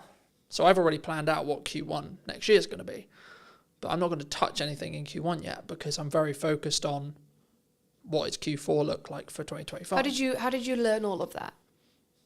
By consuming and trying and getting it wrong, right? And do you think that's the right way that everybody should be working, or that just something that you found that works for you? I think it's me. Personally, I think it's me. Because I think it would be very arrogant of me to sit here and say, this is what you need to do for your marketing and your vision and your success. But what could work for everybody is go out there, get some knowledge and build something that works for you. I think we can teach the idea of consistent improvement, consistent learning. I think that's important. I think that's something that we should always look towards. Yes. But then we should stop. For people who are maybe on the fence about looking at visibility, looking at content, looking at photography, what would you say to them? And this can be more of a pitch for you in some ways. Well, it's interesting because the inquiries that I'm getting at the moment are personal branding is everything at the moment. And I think that is a really good thing to lean into, especially if it's something that is going to help you stand out in a crowd, or if there's 10 website designers, how do I choose the best one? Well, she looks like my kind of gal. Let me have a phone call with her. From that phone call, did it go well? Yes, great. Did that image get the job? Probably, because looking at that image, I related to that person. I think if you think about photography throughout history, it is what makes us make a decision. It is what makes us choose the pepperoni over the mushroom in a Domino's menu or whatever. I think photography is a massive skill, tool to have within your business. There's a lot of self-work that people are doing, and photography is an avenue to get that out, to give you the confidence to take that next step. But also company culture is a huge thing. How do we know who we're talking to when we pick up the phone to the plumber or the cleaning company or the recruitment company? Who am I talking to? Because yes, AI is there, but it's still people to people. So I want to know who I'm talking to. If I'm going to invest £100,000 or £500,000 with a financial advisor, who am I going to pick? Do I have to go to every single networking event to meet all of those financial advisors, to build the relationship, to then decide on who? And I can't. But why don't I go on the website and see what the website's saying? Why don't I go on their social media? Why don't I do what I can do first in 10 minutes on my phone and connect with somebody over an image? Now, that image could just be a headshot. It could just show me your face so that when we do meet for a coffee, I know who I'm looking for. Equally, it could be a bit more of a portrait. It could be an image that says, I'm into rugby and I've got kids and I love a coffee in the sunshine. That's the kind of guy I want to invest my money with. Or equally, I am looking for someone who will understand me, and I've got this huge shopping addiction. And I know that she has too. So let's just, because you want to connect. You want to invest your money with someone who you can connect and bond and grow with, especially if it's a long time investment. If I'm going to invest in a website, if I'm going to continuously do podcasting with somebody, I want to make sure that that's somebody, and you and I as an example, that we do connect, that we do get on, that this is a successful relationship moving forward. But how do I get there in the first place? And I think imagery can do so many things. Yes, images say 1,000 words, and and so on. But I think more than that, it's a reflection of what's going on. It doesn't necessarily need to be about you. It could be about the company that you've built. I got 30 team members. I want them all to be photographed, and then when it is on the website and when we do have it printed in a business magazine, I can be proud. I built that team, and the company culture is great, and that really comes across in the imagery, in the marketing. Imagery, design, marketing, web, all of that is integrated, and helps you promote, helps build your personality of your business to get it out there. Or you have the same image on your LinkedIn that you had 10 years ago sitting on a beach with a cocktail. One or the other, I'd say. If someone is looking for a marketer, videographer, cleaner, plumber, etc., but especially when you look at brand or either brand work or marketing work, like what they're actually going to be doing, do you think it's specifically about the person and making sure that I connect with you and that's why I'm going to hire you as a photographer? Do you think? I can't speak for everybody else, but that's how I do it. I do have a plumbing company that I use, JPS. I've got a relationship with Jamie, so I will go to him. I've got his number in my phone and I will call him. Have you got anybody that can come out? My boiler's just broke. I wouldn't pick up the phone and call. I wouldn't Google if I already know that Jamie's my go-to guy. Equally, I do have a videographer that I go to regularly. I'm not going to Google that if I've already got that contact. So I've built that relationship with those people that will help me maintain my little black book, that will be there in a pinch when I need help. And equally, I'd hope that they've got my number saved when they need a bev at 5 o'clock or a game of shuffleboard down at the Dell. Or maybe they need their whole team photographing and I'm their go-to gal. So, but I guess I've spent the time building relationships over the last 4 years with local business owners, and there are lots of other photographers out there, of which I have also used. So I think collaborating and again showing who you really are, making those connections, helps you build a network, which helps you build your business. Are you locked into those people forever, though? Do you think? No, and I don't think that those people would be offended if I went elsewhere. If, as an example, Jamie was really busy, then yeah, I'd either say, well, is there anybody else you'd recommend? Or I'd go, yeah, to my girl group. Has anybody got a plumber I can use? Or then I'd go to Google. If I'm looking for something more personal, maybe a product, maybe a restaurant, maybe a holiday destination, I'm going to Instagram and I'm going to type in what I'm looking for, and I want to see visually what it is I'm going to pick, buy, and so on. What credibility is behind those images? What are people saying? What's their Google rating? What's Trustpilot saying? On my group chats, has anybody been to this restaurant? And so it's that feedback that you get from people that helps you make that decision. So yeah, I think relationship building gets you where you want to go, helps you build you as well. Photography is a tool that helps you capture who you really are, what the product really looks like. If you can look at an image and go, my God, I can almost smell that. Is that the person that put the flowers next to the candle? Or is it the photographer directing, or the creative director? Like, there's a whole team of collaboration that puts an image together that helps you portray a person. Or, I mean, straight into my head, I've just got Coca-Cola, not the can, and not a branded glass, but it is a clear glass with just Coke streaming into it and it's all fizzy. We instantly go, Coca-Cola, I'm thirsty and I want a Coke Zero. Yeah, I'm going to go get that. But it was an image that helped me salivate and want a can of Coke or a burger or whatever it might be. So yeah, I think it's powerful. Do you think that's why, like for me, whenever all I get from that feedback is like, you have to front load your marketing 3 to maybe 6 months before you want the action? And I think that's sometimes what people get wrong, especially when you're starting out. I think I know I was privy to it as well. You didn't, in my early years, I didn't financially plan well enough so that I knew I had 3 months worth of runway. So actually I can see the problem 3 months out. Or I didn't specifically focus on my marketing. So it was maybe a bit more scattergun than it should have been. And that's potentially why the marketing didn't do the job I needed it to do, whether that is sell more projects, bring in more podcast guests, get the podcast to whether it's making certain revenue, etc., whatever the objective is.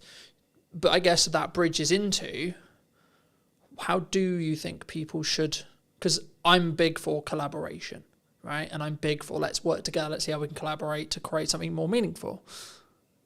Is that a unique skill set though, nowadays? To collaborate?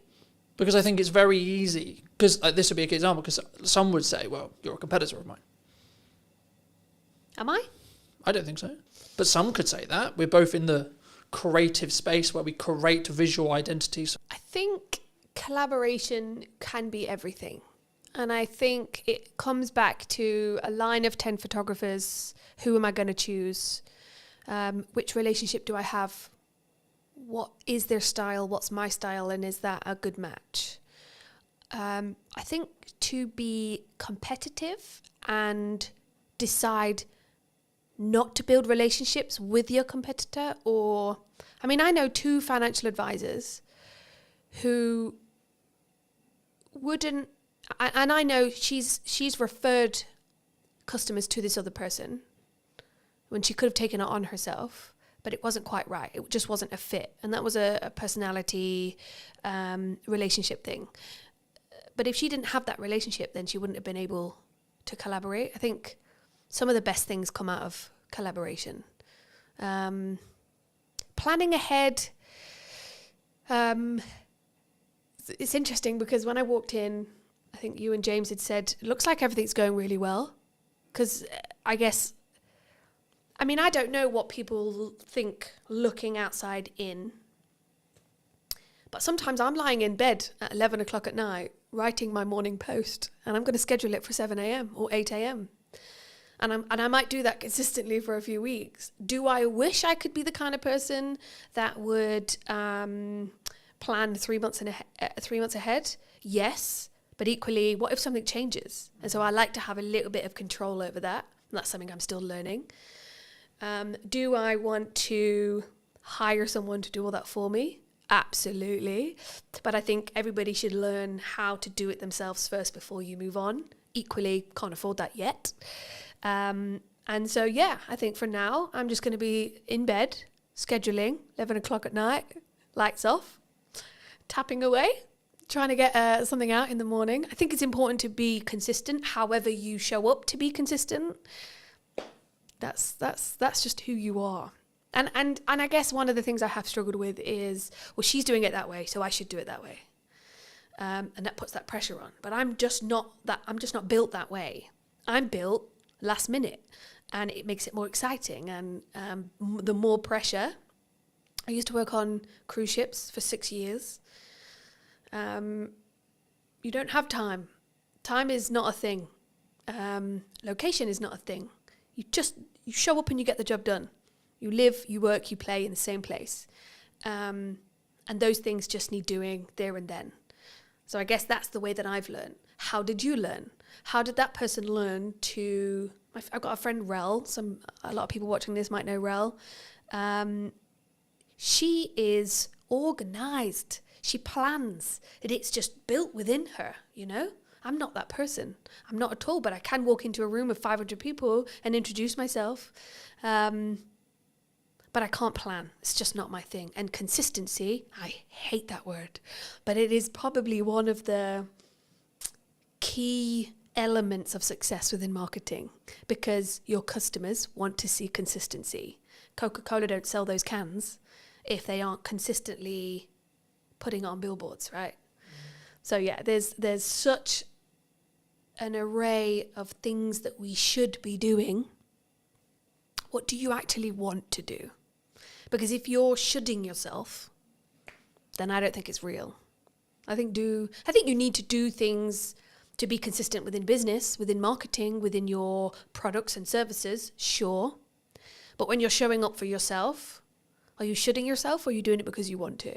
Because there are days when there's no post going out, and that's because I'm having a crap day. And I can't think, and I don't want to do it. Or I'm editing, and I'm just burying my head in that. But equally, do I want to do it? Today, I want to do it.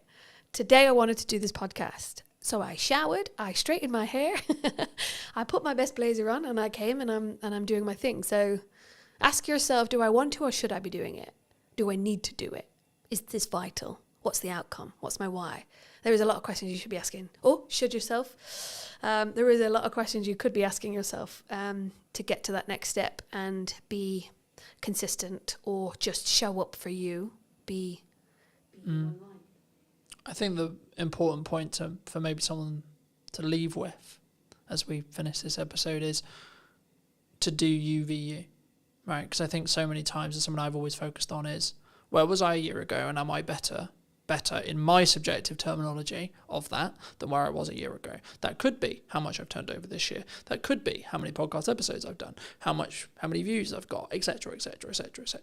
Right? And I think when you focus on those metrics, when you focus on having a very clear vision on where I was in comparison to where I am, rather than I'm going to focus on where I am versus where you are, it allows you to be more open to open collaboration with other colleagues, other people in your industry, or other clients that are correct for you, but also potentially having the right attitude or point of view to say, actually, no, this person isn't for me. But you know who you would be really a good fit for? This person over here. Mm-hmm. Because I have that relationship. I know who their best fit is. And I've passed on work to other people because I think they're a better fit. Yeah, I could have quoted the work. Yeah, I could have done the work. But would I have served that person better or as good as the person over here? Maybe not. For those people who have maybe enjoyed this conversation and want to connect with you, see some of your work, see some of your consistent content, where's best for people to reach out for you? LinkedIn is a good platform. That's my most used platform. So definitely come connect, comment, see what I'm up to on there. And I'm always happy to have a chat, a coffee, or you will catch me at the Dell on the shuffleboard. So yeah, come down and say hi. Thanks so much for the time. And if you were going to speak to you 10 years ago, what advice would you give that person? Ooh, 10 years ago, I just left ships and I thought I could do business and I couldn't. Educate myself. Surround yourself with those that you want to learn from, is what I would say. Thank you so much for the time. Thank you very much. And if you did enjoy this episode and you would like to see more like it, I'd love to hear what you think in the comment section down below. And why not be subscribed so you do not miss next week, where I'll be back with what is missing in marketing today. Thank you ever so much for coming back and joining me, and I'll see you very, very soon. My biggest performing posts on LinkedIn are all selfies or photos of me doing something mainly not related to the business. What do you think is missing in marketing right now? What do you think people could be doing, should be doing, that they're maybe not doing? The thing they are missing in marketing is consistency, which I think can be really, really key. How consistently should someone be writing a blog on a website? So we say it's really good if you can do it once a month as a minimum. Do people need video on their website? I really hate it when I go to a website and on the homepage I see that this person's got a video and I can see it's them, they're going to be talking to camera, it's not well scripted, or maybe not even scripted at all, not well thought through, they don't seem confident, and then you're going, why have you put this on your homepage? Because this is doing nothing for you or your business. Did you know that 93% of you are not subscribed? So if you could please do me a favor and you're enjoying the show, then subscribing would mean the world to me, and it would allow me to grow the show and continue to get larger and larger guests and continue to bring what's missing in marketing today. Thank you ever so much for joining me, and I'll enjoy the episode. Hello, my friends. I hope you're well. I hope you had a good day, evening, or night, wherever you are. Today, we're going to be talking all things websites, and I imagine some technical marketing stuff. Welcome to the show. Thank you very much. I'm good, thank you. For those who don't know you, I am. What do you do? I'm Jude Wharton. I am one half of Ready Steady Websites, and yeah, I run a web design and branding company. That is what I do. It's a very interesting space, as we were alluding to while James was helping set up. Do you think your space is going to change in the next 5 years? I'll start there. I think inevitably a lot of spaces are going to change over the next 5 years. I think we thought it might have changed more than it has done already by now. I think we saw, you know, the rise of AI website builders, and obviously you could get a website out there just like that, absolutely free, content written for you, images put in, when you've just said, I want a website for a nutritional therapist based in Hampshire. But in reality, it hasn't happened, and I think there's a number of reasons for that. I think the first is that, you know, those small business owners who are completely outside of the tech world, you know, they're not tech savvy, they don't want to deal with it themselves, they don't want to have to think about any of it themselves. They're not wanting to use it. They're not there. They're not ready for that yet. And so they still want people who can be there to help them and support them. And they want like copy that's written specifically for them and images that are them working with their clients. And so it hasn't taken off, which I'm very glad about. But I do think that as time goes on, people are going to get more and more used to using AI in lots of different areas of their life. As we go through different generations, people are going to come out of school so much more tech savvy. Like, I've got a 14-year-old son, my eldest son, he's doing work for us this summer, and he is insanely quick and knows what he's doing because he is taught it now, like in a way that we weren't. I mean, so I came out of school and there were web designers weren't a thing, you know, so things move really quickly, obviously. So I think as time goes on, yeah, people will just be doing this stuff themselves because it will be so easy for them. But right now, not seeing it affecting us at the moment. How are you looking at that from a business point of view then? I think we are using AI, like it's great for speeding up coding most of the time. Sometimes, you know, it goes off in its own little world and you're like, I did not ask you to do that. Why have you thrown that in? But it is... I wanted to add a unicorn onto the page, yeah, okay? No, exactly. So I just like unicorns. Yeah. I don't care what your prompt was. I'm going to add a unicorn. My husband, who is my business partner, he was using it to speed up some code the other day, and then it was going mad in a way that it hadn't done for him before. And he described it so brilliantly as, it's like when you've got a toddler with you and suddenly you look up and this toddler was playing calmly and happily on the floor, but they're at the top of a bookcase pouring paint everywhere, and there wasn't even a bookcase there to start off with. Like, that is what AI is like sometimes. It will just kind of go and do that.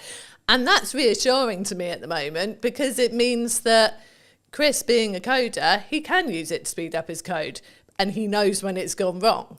Whereas you can't just have any old person using it to create code and do things, because they won't know when it's gone wrong and they won't know how to sort it out when it's not working. So that's reassuring for me that it's not there yet. It will be, because the more people who are using it to do this stuff, the more it's learning. But yeah, so we are using it to speed things up. I think we'd be silly not to be keeping an eye on it, not to looking at what's possible with it. But I'm not worried at the moment. Cool. Where does it's mostly a marketing show. Where does a website sit right now in marketing, do you think? I think a website's key to sort of being the sort of centre point of where all your marketing's pointed to, really. I think it can be used as a marketing tool in its own right if you've got it working really well from a search engine optimization point of view, and it will just be bringing the traffic to you, especially if you are adding the right content to it regularly, like you're doing stuff like this but you're putting it on your website as a blog post. You know, you've got those things attracting new people to your website, so it can be sort of part of your outreach marketing. But on the whole, I really see a website as being there as the place that you send all of your outreach stuff to, whether that's you've met people through networking, whether it is you're doing podcasts, you've got your social media content, you've got printed, actual physical marketing materials out there.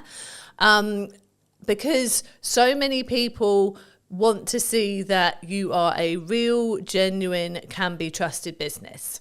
And, you know, back in the day when people had offices and shop fronts, that did that for you. Like, that was, you were there on the high street and people could see that you were real and genuine.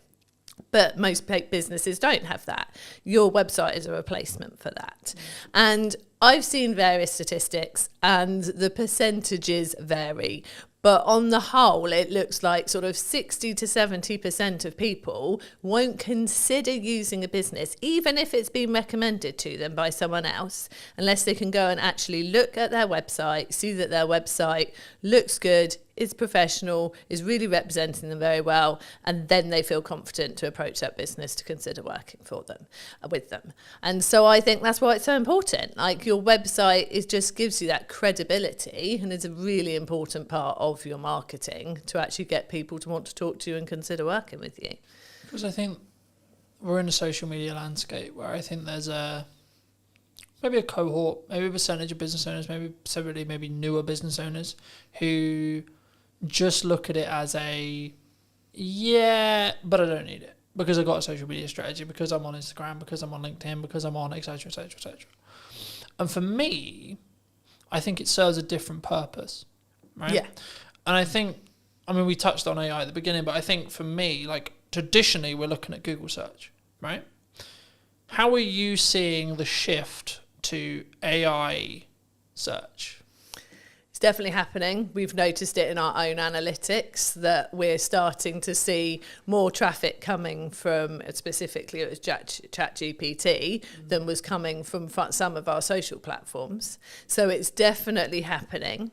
I feel like, though, it's people, I don't think they're putting in, I'm looking for a fantastic web company in Hampshire. I think they're actually going, have you heard about Ready Steady websites? I think they're naming us to find us from the research that we've done. So it's people putting it into ChatGPT. Do you think it's more of a proof of concept at this point? Yeah. Okay. Yeah, I think it's people testing it, putting it into ChatGPT rather than chucking it into Google. And they're just putting the same thing as they would in there.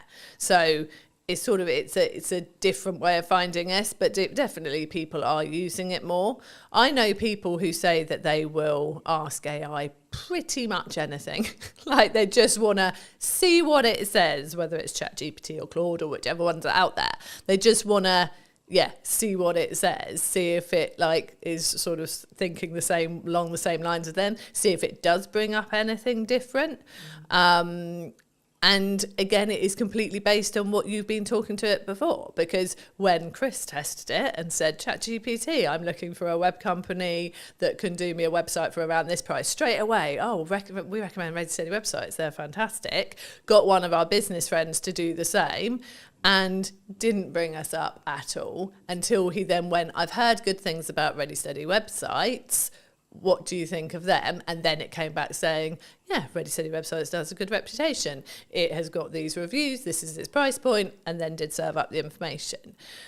I think at the moment it's just a lot of people testing it, having fun with it, seeing if it brings up the right things. I'm not sure that we're seeing a lot of traffic from people who are just genuinely using it as its only way into. Because I think there's a couple of ways of looking at it. I did a video a while ago looking at the behaviour psychology from the shift from Google to ChatGPT. Replace the word ChatGPT with Perplexity or etc. But the concept was people were looking at Google and they've tried to leverage it back with Gemini, but Gemini isn't, from when you use a Google term anyway, you're not using the actual bot. Yeah. It's not a chatbot. It will just service a summary of what it believes the top percentage are of answers, which is for some things in a closed question, like is it a yes or a no, or is it the answer this, then yes, that's maybe a good thing. Though I think the reason why we're seeing a behaviour shift towards ChatGPT and AI search as well is actually people want more nuance. They want to target more nuance with so they want to have a conversation with a search engine, really, in crux what they're doing, and that's maybe showing itself as people having ChatGPT conversations. For me personally, I used it a lot for data analytics, data tracking, etc. But I found it does always, which is probably how it's designed in its nuts and bolts, it will always skew slightly more positive than negative. But I also think that's maybe a good thing, to be honest. Actually, now I sit here and think about it, because if it did skew negative, then you're talking about a negative spiral effect, because it will learn from itself and then so on, it will get darker and darker and darker and darker. I think the byproduct of it skewing positive is actually it will maybe over-egg potential results and potential good. But that is, as long as you understand that's what it's doing, yeah. I think that's a better reality than the latter, if that makes sense. And I think for people who are maybe looking at their website now, either they've had a website, they're maybe looking to relaunch a website, they're looking to rebuild, etc., and say that it's 6 months. Should we still be looking to target Google, would you say? Or are we just solely in a world where actually AI search is the only thing that matters? No, definitely still be targeting Google. Also, I think I always say this, like, have your website, obviously, have it written in a way that you're going to be attracting the right people, that the copy is written for the website visitor that's coming to you. You want to be ranking, obviously, but actually one of the things that will help you rank is by having naturally written copy that is obviously for the website visitor and not purely to try and get yourself ranked, like that's so picked up on now. But also, I have heard from search engine, like Chris is a search engine SEO expert, but from another guy that I do quite a lot of work with and chat to quite a lot, he has said that a lot of AI results, ChatGPT results, come from seeing people's Google business profiles.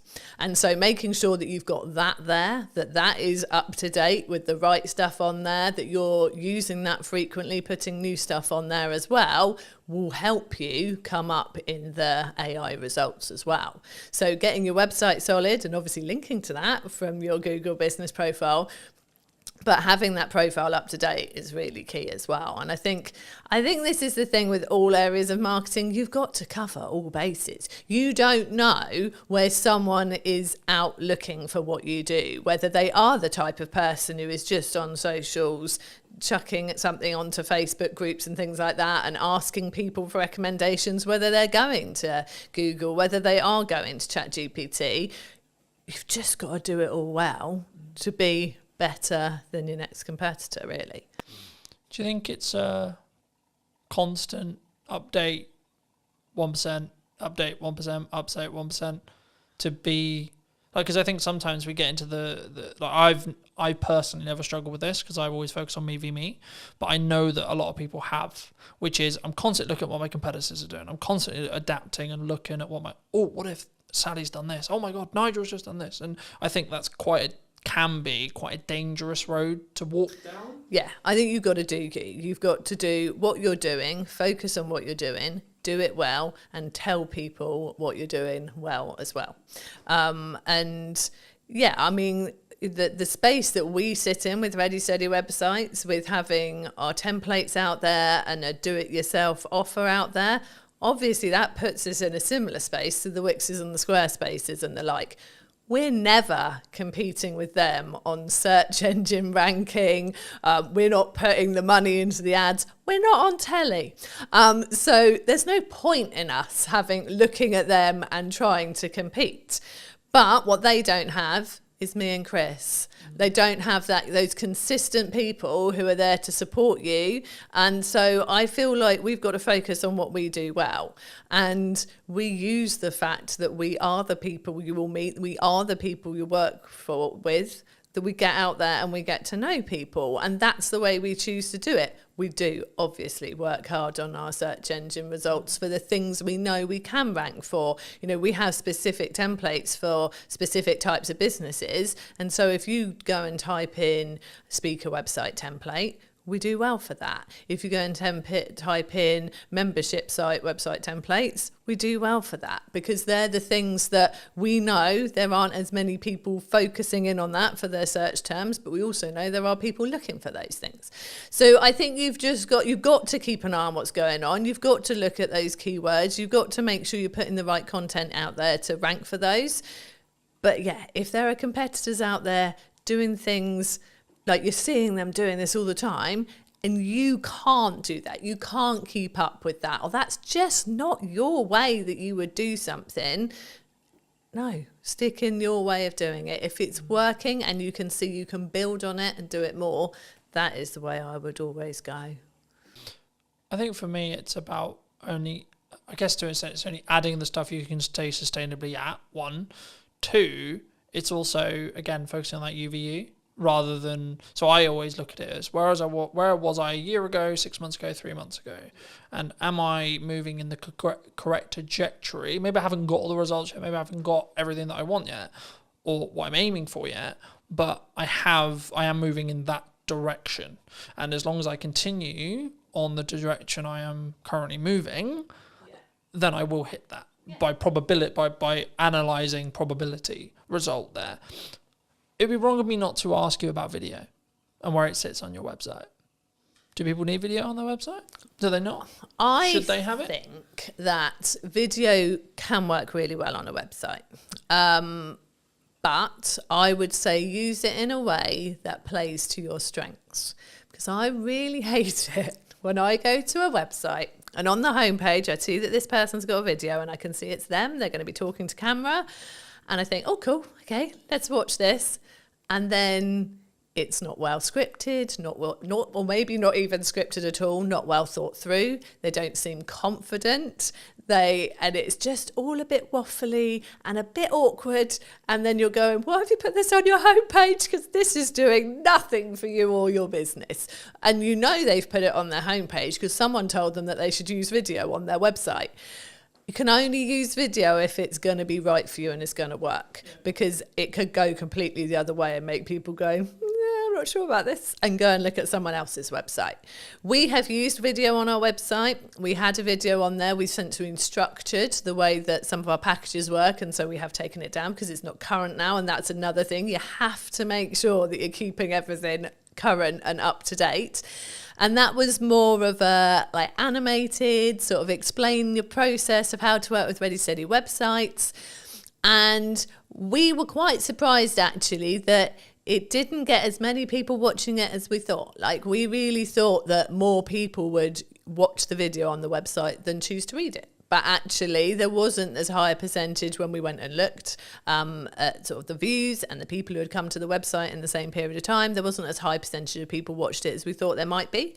So I think it really depends. I think it's one of those things of try it. Just try it and see if it's working. We use video a lot in our business. We use it a lot in our tutorials to help people with using our templates. We have welcome videos when people join Ready Steady websites. When they initially come into our back-end membership site, there's a little welcome video from us. We use video a lot with our clients, like handover videos when their website's ready. Video is so useful, and it's such a good way to really feel like you've engaged with that person. They've got to know you. It's so easy to explain things in that way. So I think with video is really valuable. We've got a YouTube channel, which we are not doing enough with at all at the moment. And I know that we are going to do more after the summer. And yeah, it's such a good way to showcase your knowledge, showcase the way that you work, get people to get to know you, but only if you are comfortable doing it, I think. And that's something you can practice. You can get better with it over time. And I think social media, people expect the videos to be slightly more raw.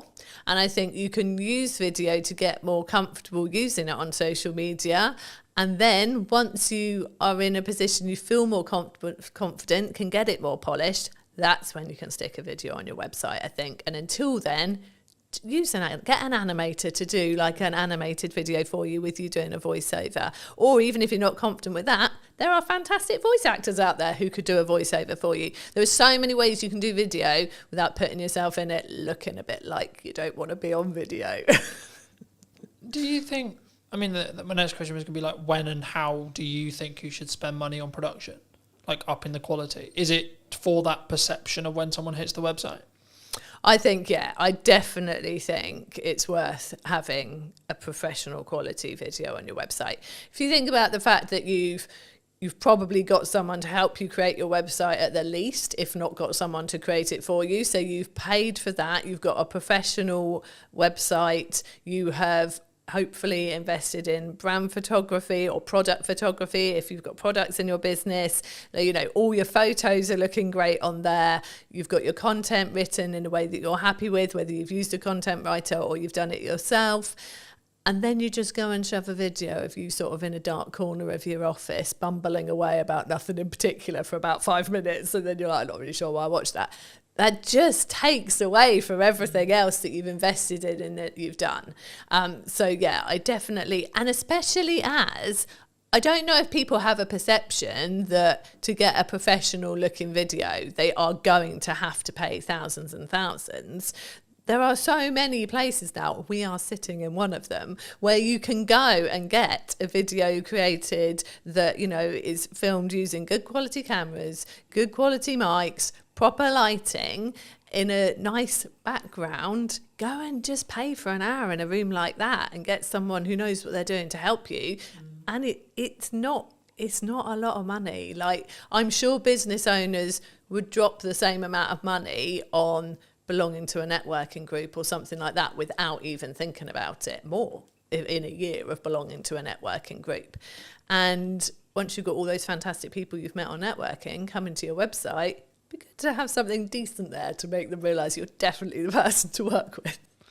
I think for me, it's understanding what stage you're in.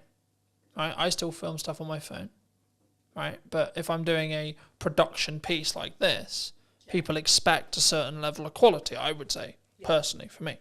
And also, I want a level of a certain quality for this kind of thing. But if I've got a thought, pick up my phone and film. Oh, definitely. I'm not against doing it. I think that's where sometimes people get it wrong. They think, I can't do video because I don't have X camera, I don't have X, Y lighting, I don't, etc. But I think action is always better than perfect in that respect. I think for me, because then you can gain the understanding of what your audience wants. But I think where it changes is that heading video that we're talking about here. Like I was served an ad on YouTube a handful of weeks ago, and it was like, hello, I'm this person from this company, filmed on a webcam with dodgy audio. And I just clicked off straight away. And it wasn't even necessarily the delivery. It was actually the I think for me, now I sit back and go, well, why did I click off? Why did I not engage?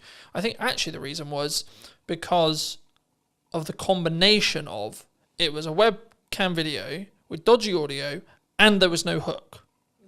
I was like, in no possible, I don't give a shit who you are. Yeah. You could have made £1 million and I'm not, just don't care. So I think, you know, even if you just do some basic research and understand how to structure a video, I've got videos talking about it, James has got videos talking about it, there's lots online, etc. Right? I think for me, if you use your phone and you have a decent audio, which is the only thing I would say that actually really matters, because if I can't hear you or I can't hear you clearly, then I'm going to click away. Psychology-wise, I'm going to. I will go, okay, maybe it doesn't look beautiful, isn't as high quality as I would want. Okay, fine. But actually, the energy, how I sound, and then the structure, and then the value that's delivered in the video is infinitely more important. Is that the same when it comes to websites and copy? So I think... And how you structure your website as a whole? I think, yeah, structuring your website is really important. So with the whole like DIY videos, selfies, all that stuff, I am there on social media with that. And I think that is important for getting people to like you. Like, I don't think you should turn up too polished. I actually was scrolling through my LinkedIn this morning, trying to find some stuff I'd written ready for this interview to remind myself of some stuff. And my biggest performing like posts on LinkedIn are all selfies or photos of me doing something mainly not related to the business, because people go, like I resonate with that, I do that too, or like I've been there, or whatever it is. And so they like that works on social media. When it comes to your website, and your website is reflecting either you very much as the business person, the professional, the author, the speaker, you know, if it is a more of a personal focused website, or it is your business website and reflecting your business, I feel that has to step up a level then. You've done the nice getting to know people, the like, I am a nice normal person bit on social media. Yeah, filming yourself with messy hair at a beach, having a chat because something's coming to your head. One thing I really would say, if you're doing videos on social media, please put captions on. I'm always reading them in the evening when I've got one child in bed and I'm just having a scroll. I don't want to turn the sound up. Put captions on, people. Anyway, so yeah. But then when they get to your website, yeah, that's a different level. And yeah, you do really need to think about the structure of it. And it's very much the same. Like you said with the videos, you want a hook, you want a reason to keep watching them.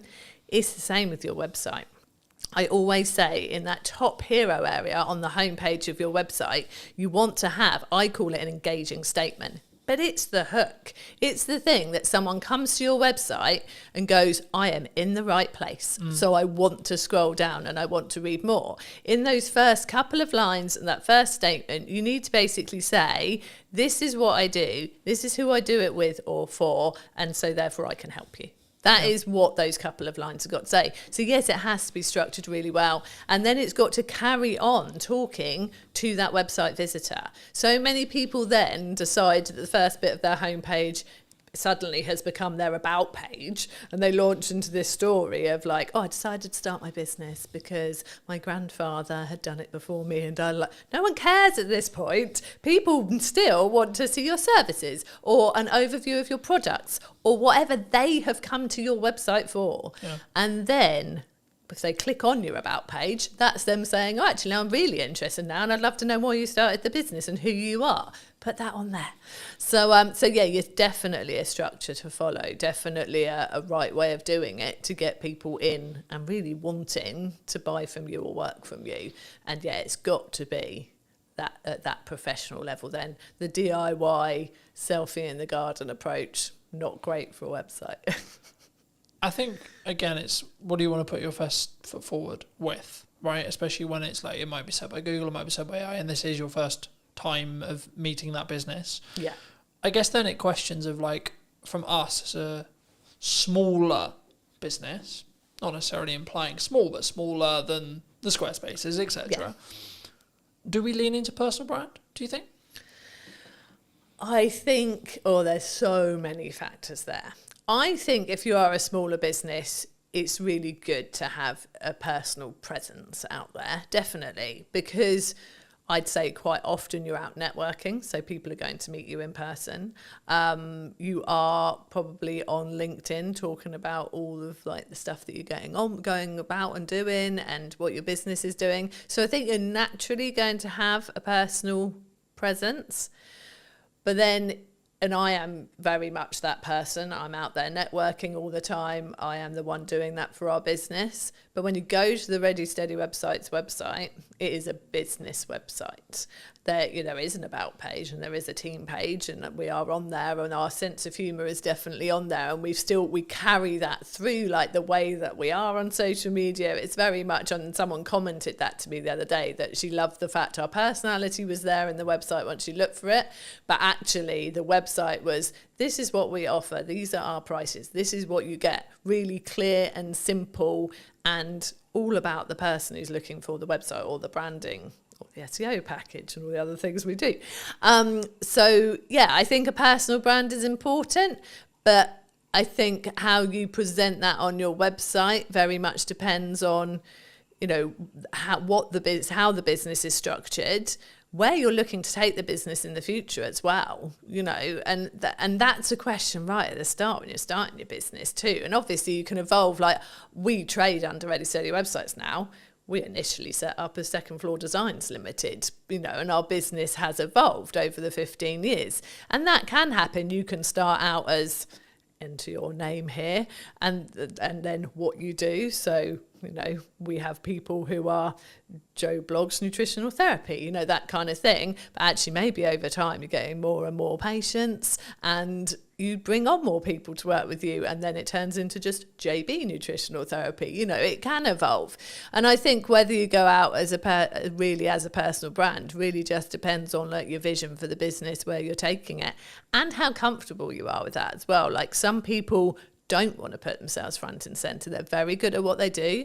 They want to do it under their own steam. They don't want to go and work for somebody.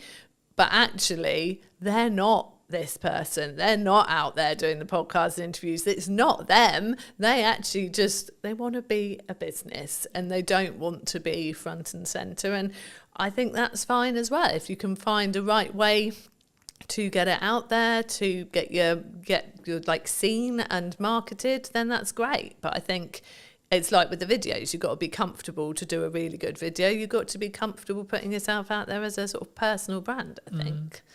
I think for me, and I had this conversation many years ago and I've had it 1,000 times since, like a CEO of a C-suite company, doesn't matter who he was, but he was like, I don't want my kids involved in content. I don't want them physically involved in content. I don't even want people to know they even exist.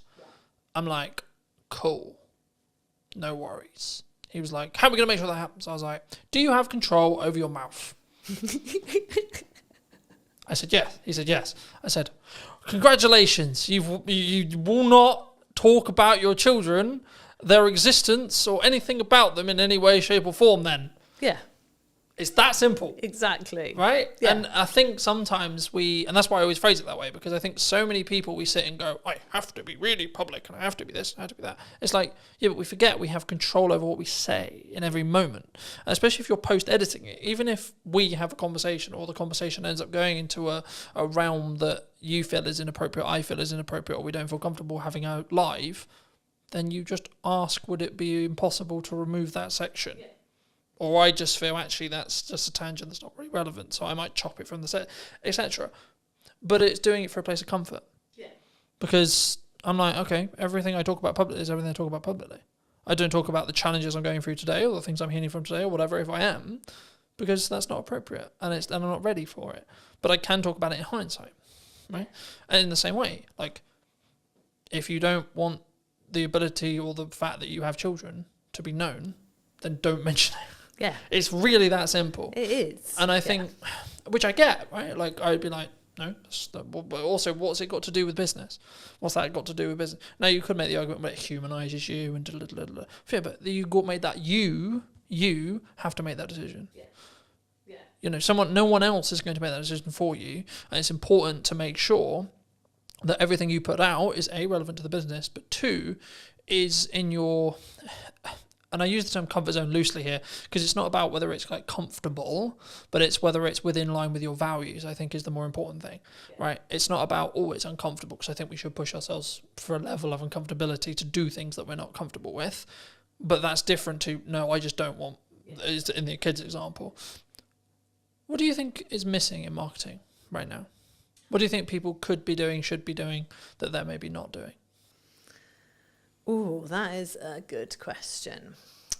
I think the thing I see people so we're looking at very small businesses here.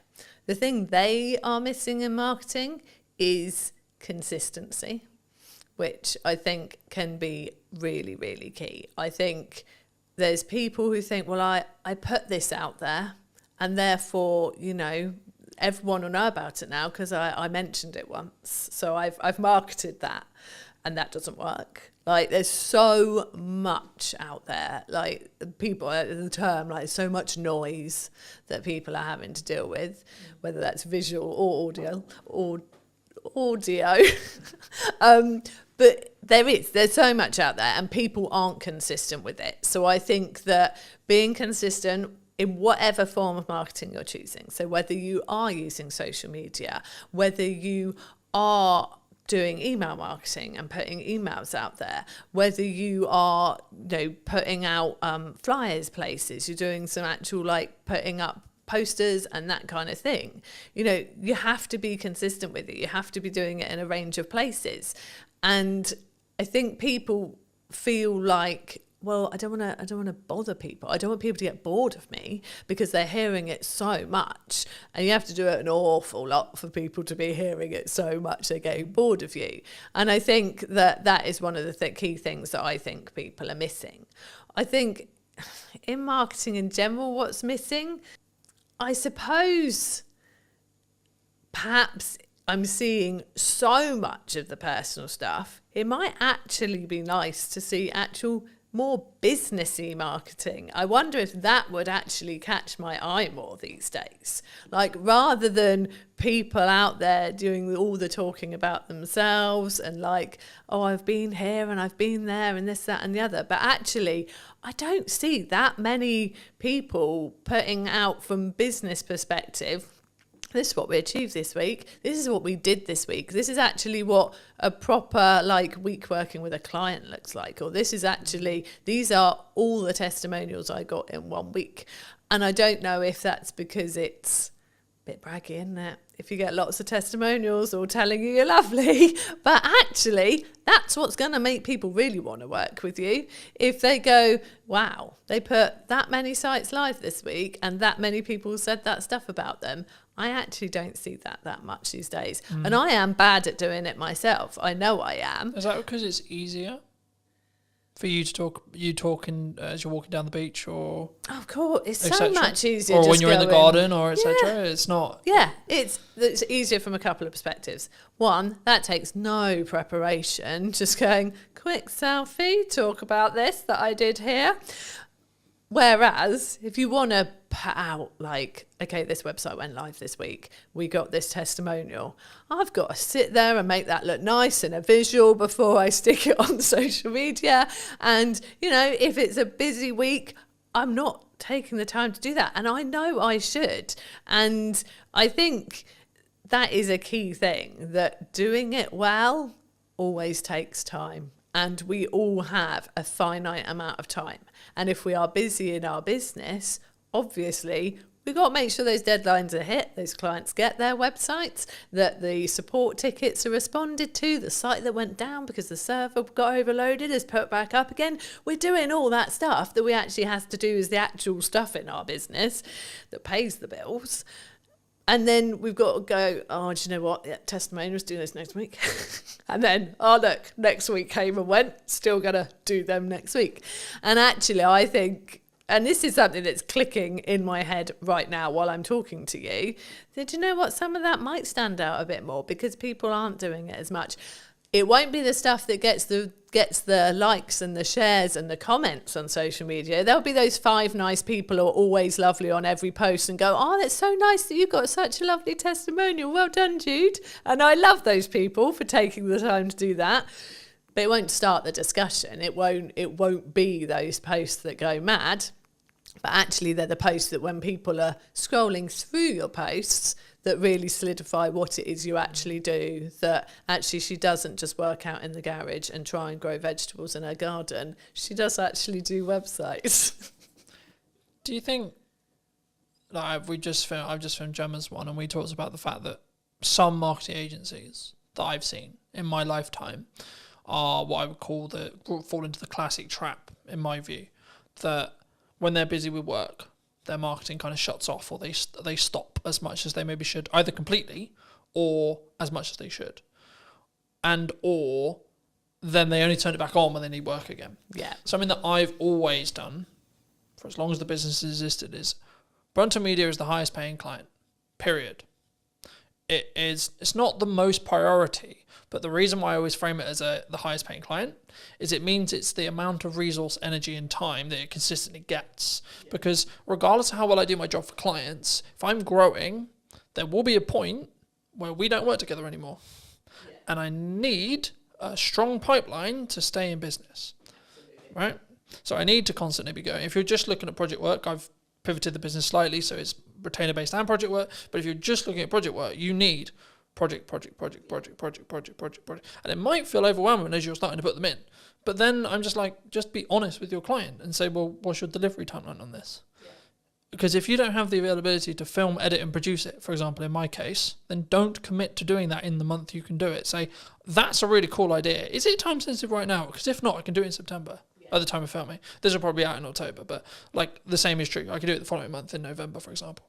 And I think sometimes with that mindset is why I'm always on top of marketing, right? And why I'm always constantly looking at my 1% on my marketing, but also then taking the learnings into my client delivery stuff and saying, well, actually, these hooks are working really well for me. Have we thought about doing something similar for you? Is that common? Oh, it's so common. And I think... And if so, how do we fix it? How does a business... Is it just, you just got to work the hours? You just sometimes. Yeah, and you've got to prioritise it. So I think, like you said, people will get a project in and they'll be so desperate to please that client and go, oh yeah, well, I can deliver that in 5 weeks. But to deliver that in 5 weeks... They will no longer rock up to any networking and they will no longer post consistently on social media. And yeah, absolutely, there's no way they're creating any nice social graphics to put out any testimonials or anything like that. It's all going to go because they've promised the client it'll be delivered in 5 weeks. Where actually, if they said to the client, is 7 weeks all right? Then realistically, they could still fit in their 3 networking meetings in that time. And they could still have prioritised their marketing posts and whatever else they do for their marketing. And the client would probably still have said yes. And let's not forget that actually, clients will probably respect you more if you can't just go like that and deliver a project, because then they go, oh, well, they're busy, they must be good, rather than they can turn that around very quickly, probably haven't got anything else on, is that a concern? So it's definitely, and I think if you have been in the feast and famine cycle of like project, nothing, project, you are more panicked to definitely make sure that you get that client, and then you probably do overpromise, and actually you would have been fine. Because if you start saying, well, 7 weeks all right, and they go, well, really, can we do 6? Then, okay, you can do 6, and maybe one of the networking meetings goes or whatever. But it's just, I see it a lot. I do see people like, oh, sorry, I'm not going to be coming to the networking meeting this week because I'm so busy, I've got to fit this in before a deadline. And then you're like, well, if the deadline's approaching, like, have you got stuff coming after that? Or would actually have going to this networking meeting being a good idea, because maybe there was someone there thinking about chatting to you this time because they've got to know you a bit. And so, we do see it a lot. And it's one of the things that we're very careful not to do. And it's easier for us, like there's 2 of us running the business. We have freelancers and things when we need as well. And so I am always focused. It's me mainly. Chris does do some of the networking, but I am very much focused. And like for me, it's the school summer holidays now. And like my focus very much is on the children in this time. But I think I was very much, you offered me to do this, and I was like, yeah, I'll make time to do that, because again, that's something, it's very easy to drop the things you don't have to do at this period of time, but then in November, when there's not as many new people coming in, it's like, well, do you know what, if I'd have done that and gone to all of this in August, probably wouldn't have had this sort of drier patch now. So I'm here, and I've made sure I've prioritised a couple of networking meetings next week, and I make sure it keeps going, and because it has to, because we are small business owners, and that is how we get our business. I think for me it's key, and I've always been in the world of, I'm going to bank content for as long as I can, especially I call it my bloodline of my business now, because we met through networking originally, but I since then have pulled back on networking. And that's not because networking doesn't work. It's because I found I was trying to do content, do that really well, trying to do ads, trying to do that really well, trying to do client delivery, trying to do that really well, trying to do networking, trying to do that really well. And what I was finding was I was doing all of them unoptimally or badly. Yeah. So I said, right, scrap everything. What do I actually want to spend my hours doing when I'm not working for clients?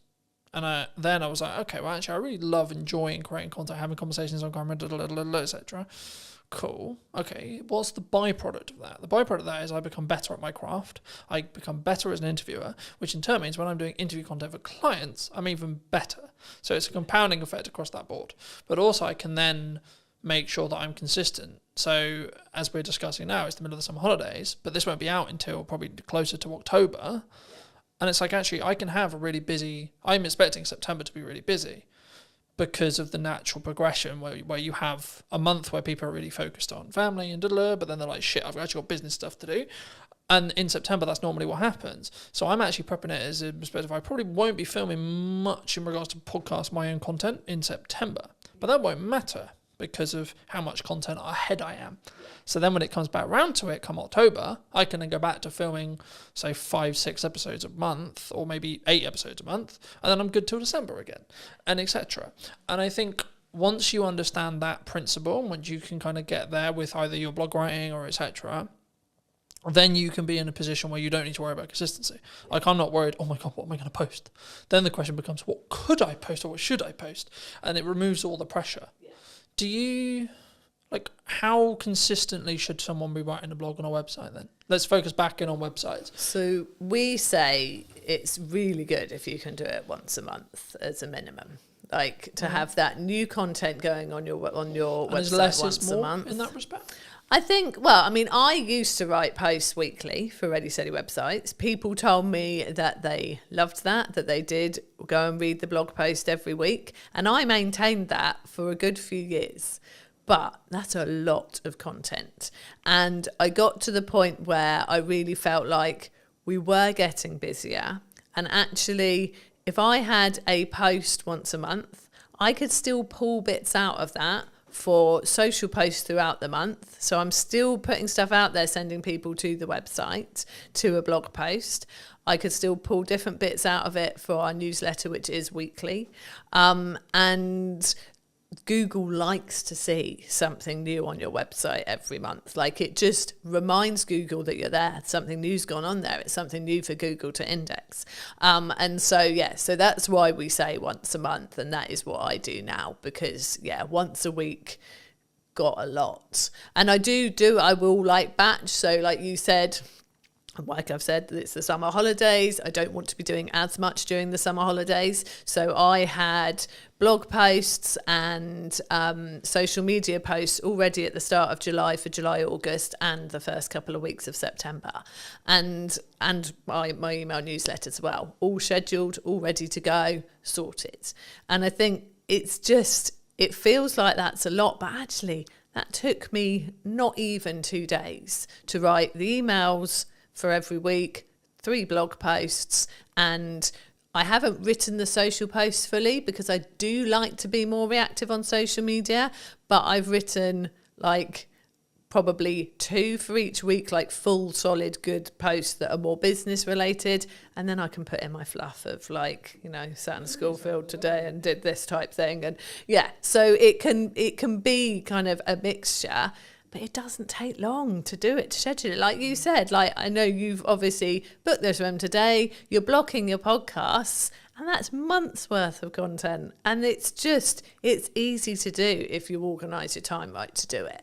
And I think it feels big for people who just aren't used to doing it. And the people who say to me, I'm not building an email list because I don't have anything to say to them. It's like, you've got so much to say. I am one for quite long emails. I talk a lot. I will write a lot as much as I talk. But actually, over the summer, they're shorter and sweeter. I've got a little thing going on of like a website tip a week. It's a short paragraph, but it's something actionable, useful for those people on our email list, relevant to them because they're all there, because they've come to us for some website reason, whether they've got a website with us already and should be reminded to just go and check that everything's still current and up to date and maybe make a tweak, or whether they're planning a new one and thinking of coming to us. Those tips are relevant to both. Happy days, email sorted. It's not hard. I mean, we have blog posts on ideas for your website, for your email newsletter, obviously. Got a blog post and everything pretty much on our website. So, yeah, but I think, once a month is a good one. Is there a pros and cons if you're, let's say, for example, you're in my position where you have a huge amount of video content and that's your feeder? Because I'm throwing around the idea for the new website that is going to be built by the time this episode comes out. There we go. Said it now. It will have to be out now. It'll have to happen. I'm throwing around the idea, because it's a time investment and it's also how I come across. I think I come across better on like this video, right? But for me, I'm aware that for AI search and SEO, I need to be writing stuff. Yeah. Now, do I need to be writing stuff? Do I need to hire a copywriter if the business can afford to do so? Or can I potentially leverage automation and or ChatGPT, etc., to write in my style, and or what are the pros and cons for all the above? So I think... Would you say? So for you... And this is a dirtily selfish fucking answer. So for you, as someone who has got video content, that is your content, I'd use that for your website. So I would have, like, whether you want to embed it from YouTube, wherever you're going to have it, onto your website. And then I would have...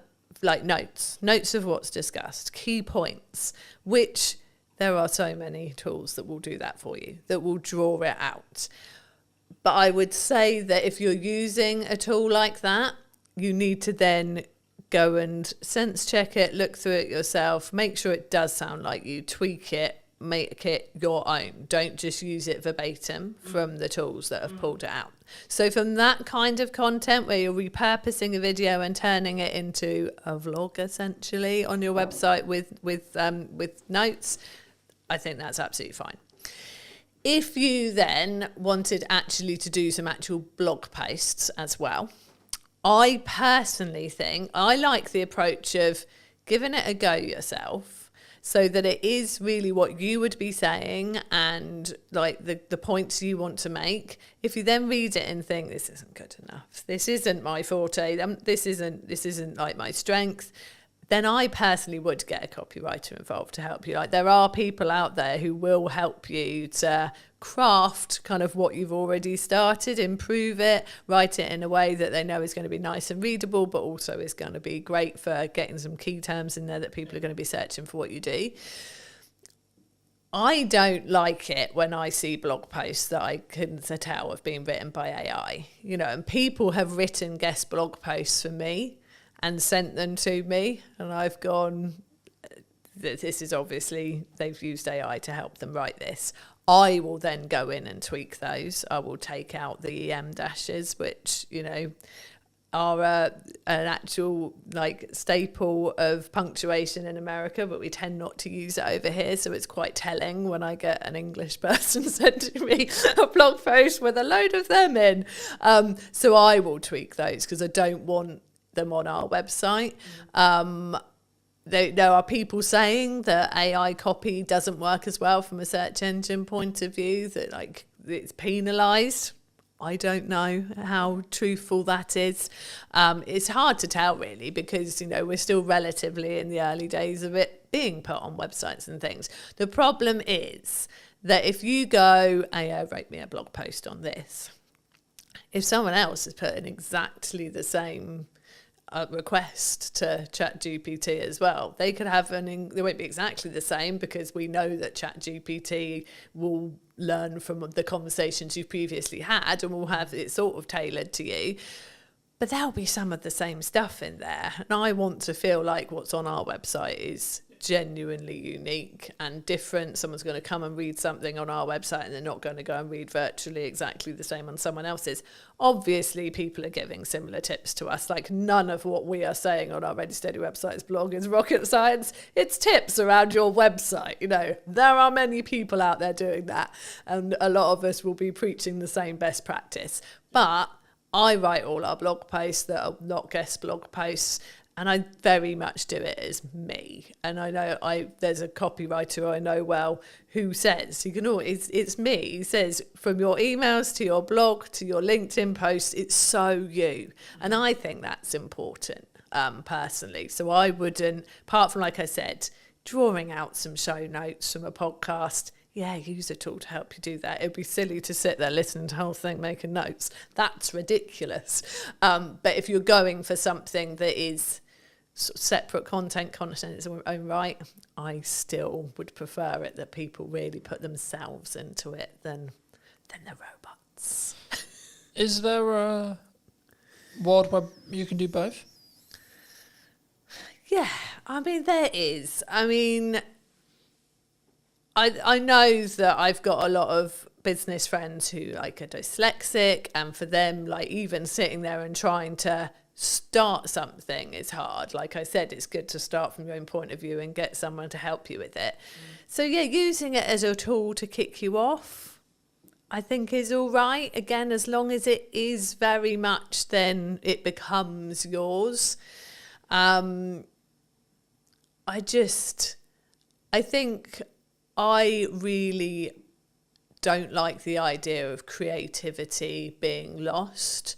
And I don't like the idea of people getting lazy from a creative point of view.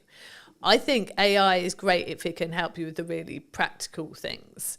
Like I said, like Chris uses it for coding, which you could say is a creative thing in its own right, and it is in many ways, but it's functional, isn't it? Yeah. Like, it's I think it's whether it's grunt work or not, in my view, right? And I think the key of what we're talking about here is, in crux, is the cognitive ability of being able to critically think.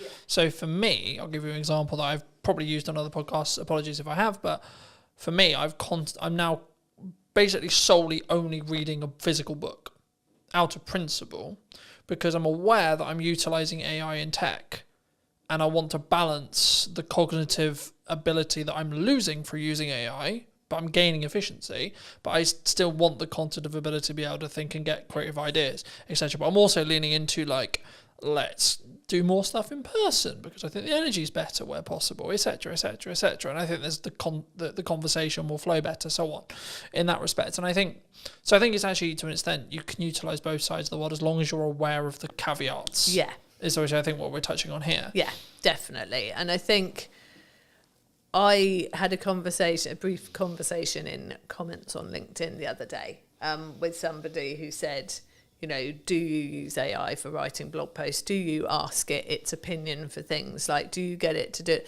And I said, you know, to a certain extent, but I'm really concerned that people will stop using their brains. But like you said, if you're aware of the fact that you're using AI for certain things and you go, do you know what, I do need this to keep working, I can't just let this computer think for me the whole time, then that's great. And I think there is that balance there, and that's good. But I'm letting AI do the day-to-day stuff. I wouldn't really find that hard or challenging to think for me.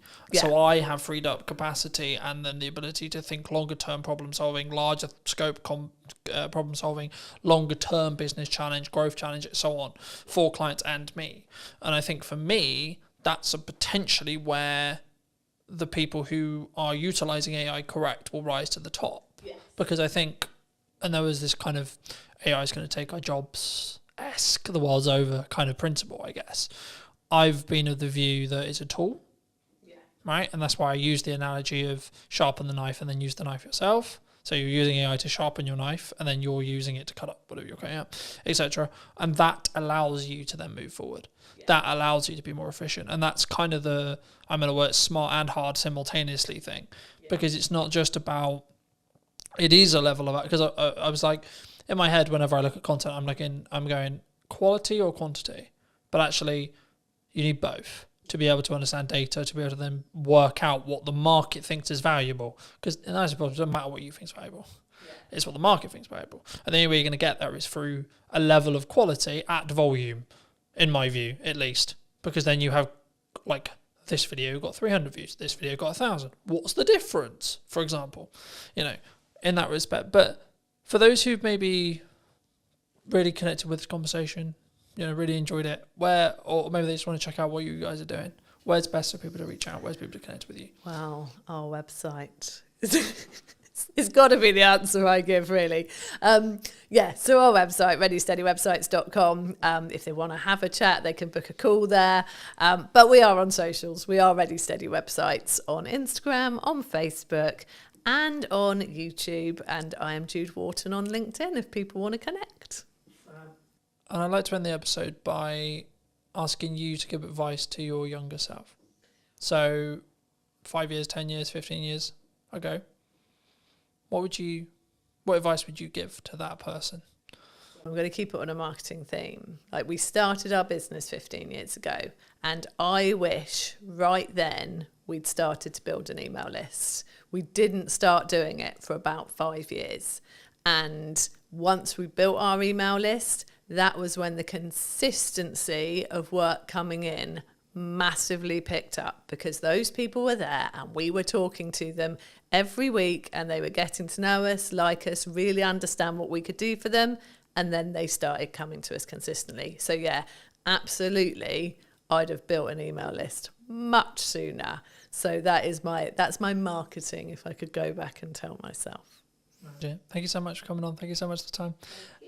And if you did enjoy this video and would like to see more like it, then I'll be back next week with a brand new interview talking about all things marketing, what you can be doing and where and what we're potentially missing as well, which I think is a really important part of what I'm doing here. So thank you ever so much for coming back and joining me once again. And if you would love to hear what you think in the comment section down below, and I'll see you very, very soon. But you still got to spend money on marketing to be visible and put yourself in front of your customers. You can't just expect it. You can't expect them to find you without you talking out there. And I think for me, the important element with marketing especially is if you're really busy, that's when you should be accelerating your marketing. Yeah. I think everyone is guilty about not marketing themselves enough. You've got to go through some pain to really learn that lesson, and then hopefully you won't make the same mistake twice. You have to have a level of volume to understand what works, because something will over-index. A video will get 1,000 views when your average is 300. Okay, why? Don't wait for the perfect conditions, because there are no perfect conditions. did you know that 93% of you are not subscribed? So if you could please do me a favor and you're enjoying the show, then subscribing would mean the world to me, and it would allow me to grow the show and continue to get larger and larger guests and continue to bring what's missing in marketing today. Thank you ever so much for joining me, and I'll enjoy the episode. Hello, my friends. I hope you're well. I hope you had a good day, evening, or night. Today, we're back from a brand new episode of the podcast, and today I'm here with Gemma. Hi, Gemma. How are you? Hello. How's it going? Yeah, I'm really good, thank you. Yeah. I think marketing's an interesting space at the moment. I wasn't necessarily going to start here, but I think, is it an economic thing? Are people struggling to think, well, I've got to cut some corners, or I've got to maybe look at the ROI, or I've got to... I think to keep things afloat? Is that what you're feeling at the moment? I think it's definitely part of the influence. You know, people have to think about where their budget's going and be smarter with it. I think if businesses are still constantly searching for the hack or the quick wins, then that's where it gets really difficult, I think, for me as a marketer selling to clients. Because, yeah, if they think there is a shortcut or there is a quicker way, and especially the space that I work with being B2B, and it is that longer buyer journey, it isn't, there are no hacks or quick wins. It's not about being in a consumer space where you can use sales tactics to get the sales quicker. So yes, partly the economy is having an influence, like especially businesses where they've got lots of employees. They've had the impact of the national insurance contributions in April, so that has hit their bottom line. But it can't always be the excuse, I'd say. You know, the economy is going to go up and down.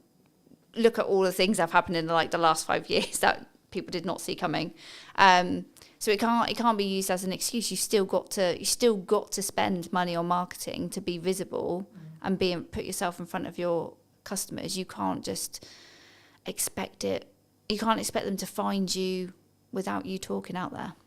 Do you think that a lot of businesses, especially the conversations I'm having with some clients, retainer clients, etc., like they want really strong ROI, right?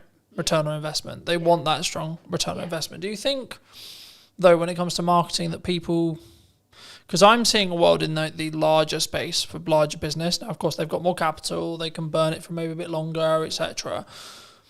But they're actually focusing on brand building, right? The larger space. But do you think the small business space is more driven towards strong ROI, like trackable ROI in marketing? Yes, I think ROI marketing it's people sometimes feel it's a bit of a dark art, you know, and it's difficult to be able to go, yes, I did this particular piece of marketing and it resulted in X. That it doesn't always work like that. The clients I work with, I help them with marketing across a number of channels, because ultimately activity in silos does achieve so much, but it's the bigger picture and how it all works together. That's where you gather the momentum, and that's where you start to see the results. Do you think, let's play a theoretical scenario, let's say I do 4 different things in marketing, one thing maybe the podcast is an example, and I've seen my revenue go up by 20-30% in that time, let's say, but I can't directly track it because the client hasn't said categorically, oh, it's because I watched your podcast that I've hired you. Is that still because of the podcast though?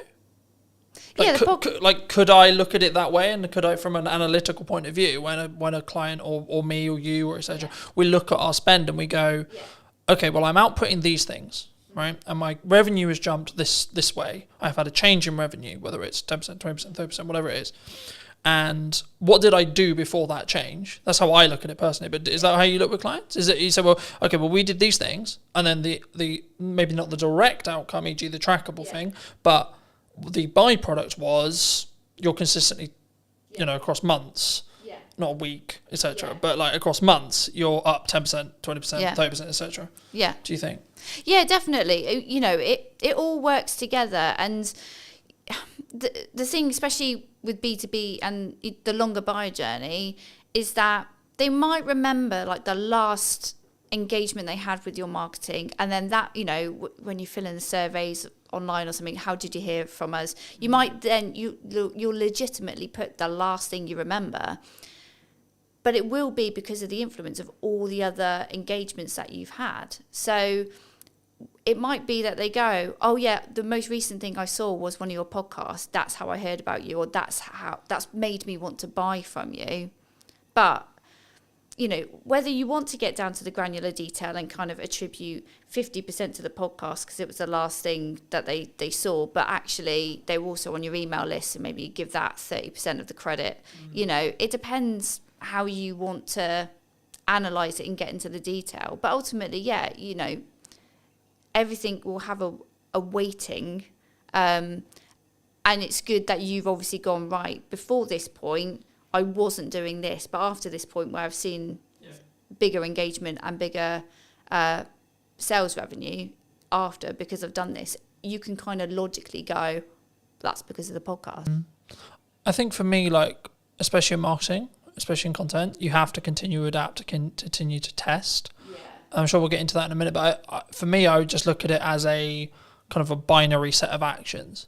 So I do a set of things in marketing. What is then the outcome, either in my number of views, etc., tangible target there, or revenue, right? Or both. And I think for me, I think sometimes people, especially maybe starting out businesses or maybe, I was going to say maybe slightly older businesses, but not even necessarily older, but I think businesses as a whole, sometimes we don't understand that marketing is the journey to the sales conversation, and then the sales, when it happens, gets all the credit. Oh God, yeah. You know, so it's like, oh, it was an amazing funnel, an amazing client journey, and this and this and this, but actually the salesperson who closed it is the one that gets all the hooray. Absolutely. Because they're the one that's tangibly tied to the revenue. Yeah. What would you say to businesses, people listening maybe who are in that boat? And should they just focus on the sales side of it? Like, oh, that salesperson did a really good job because they signed the X. Yeah. I mean, God, sales and marketing have had a crazy relationship over the years, haven't they? So they have to work together, because yes, sales will ultimately get the glory of converting that prospect into a client, but it won't have happened because that prospect won't have got to the point of needing a proposal or, you know, having a sales conversation without all the effort that marketing has done to warm them up, to build up the knowledge of the brand, to build up the trust, to build up the credibility. Sales can't do that in their kind of one hit, I'm going to tell you about features and benefits, or whatever the conversation goes like. So yes, they might get the credit at the end, but, you know, unless they work together, and it's the same, like marketing can do so much to get a prospect to the point of wanting to buy and convert. You still need to have a sales message and a sales process to get them over the line and get the revenue in. So they can't work one without the other. They have to work together. But yeah, you'll always come across organizations that kind of weights slightly more to marketing, slightly more to sales. But, you know, marketing has to think about what happens at the point of sale, and making sure that they're not going to get the sales team kind of go, these marketing leads are rubbish, you know, and actually it's because marketing has done so much, but then the salesperson is missing a piece of information that they didn't tell us that they needed. You know, you've got to get them to work together. Got to get them in the same room. I see them in it. Well, there's two analogies I could use here. One, like marketing and sales is a dance, right? You can't have one without the other. But also, number two, I think that your marketing is like up or downstream, depending on which one you're looking at in regards to either sales or marketing, in correspondence to what then you get in 3 months' time. That's how I look at it. And I say, well, the actions I'm doing now, the actions I'm doing today, they won't have ROI today, but they will have ROI in 3 months, 6 months, or 12 months. And when you're in a position where you can spend that little bit more on your marketing, maybe that's this month, and then maybe you have to pull back next month, or etc. Or actually you're in a really strong year, you should be pushing brand, you should be pushing marketing as much as you can, and investing where you can. So making the upgrades where you need to, making the, for me, buying a new camera, buying a new lens, buying a new microphone, etc. That's then going to pay the rewards when things are harder, because I can lean into those changes and use them as maybe selling opportunities or selling reasons, right, in my marketing that will then trickle down into the reason why people made decisions. But have you always wanted to work in marketing? Have you always done marketing? Like, how did you get sat in front of me today? Yeah, I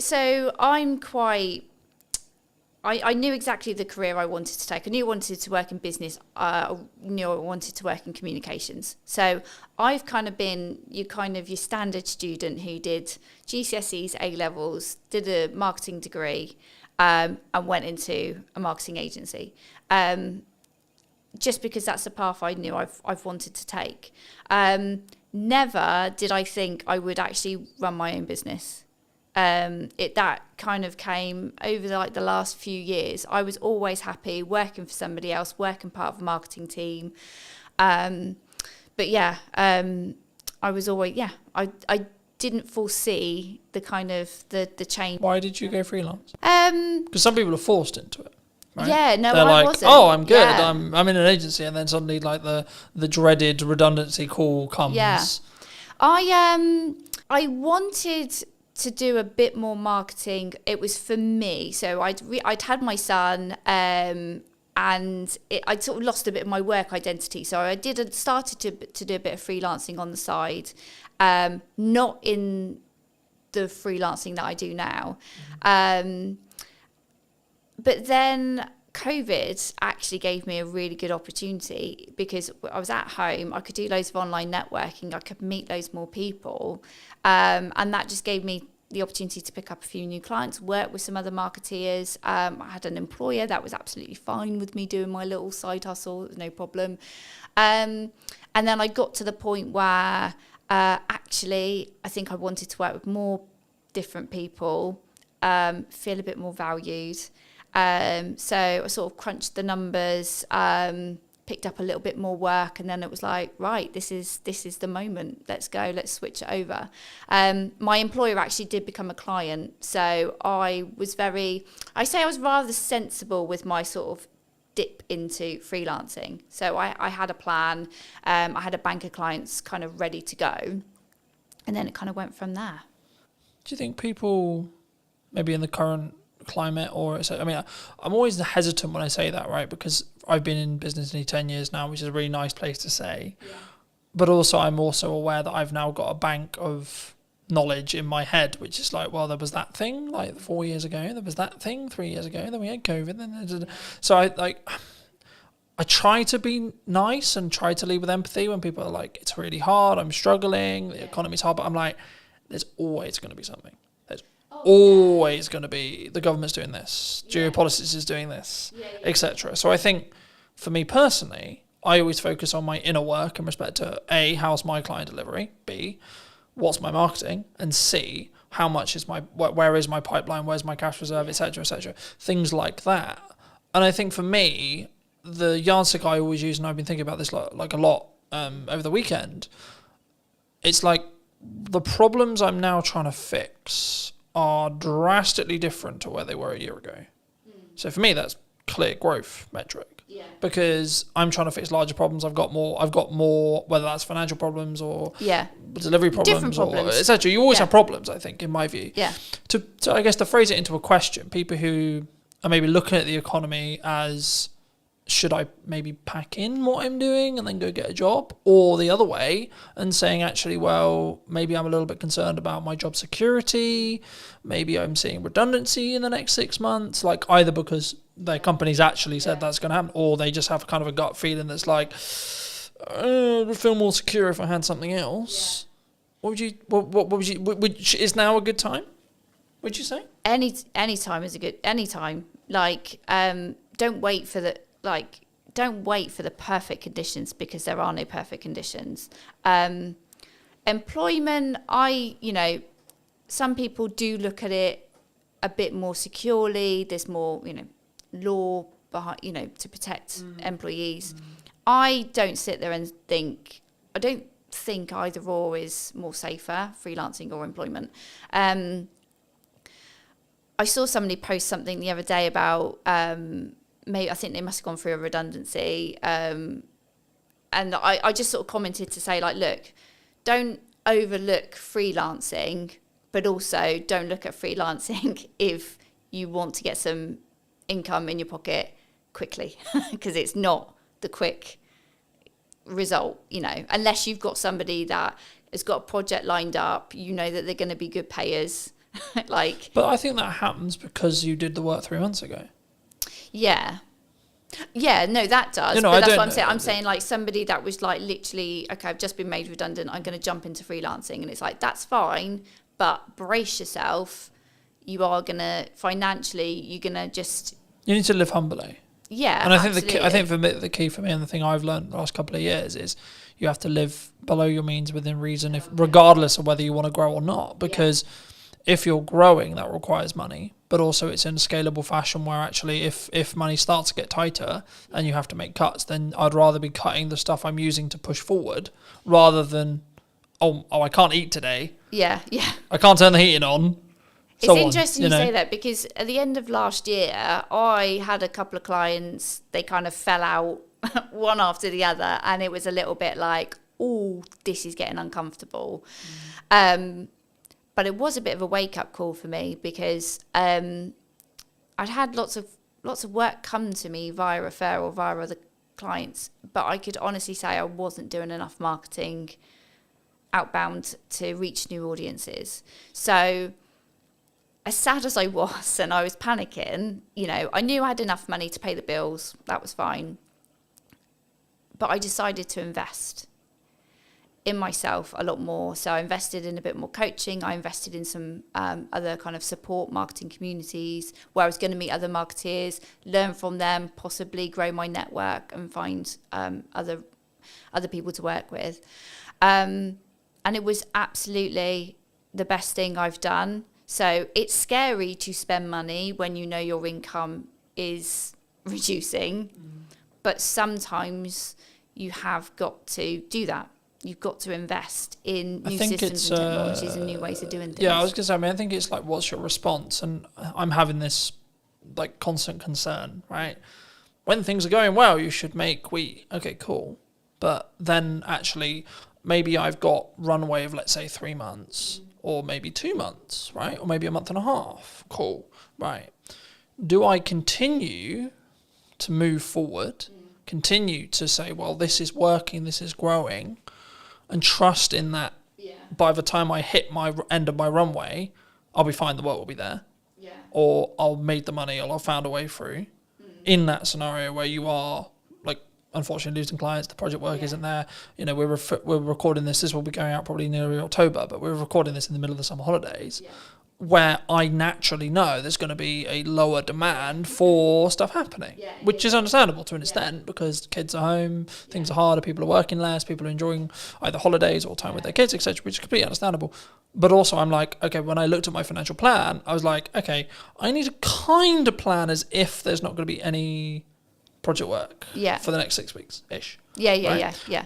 I guess to phrase it into a question, I mean, what's your response? It sounds like it's like lean into growth and lean into investing. Or have you always been that way? Or do you sometimes feel like maybe you should have pulled back on costs and gone, actually, I can live on this for 3 months now?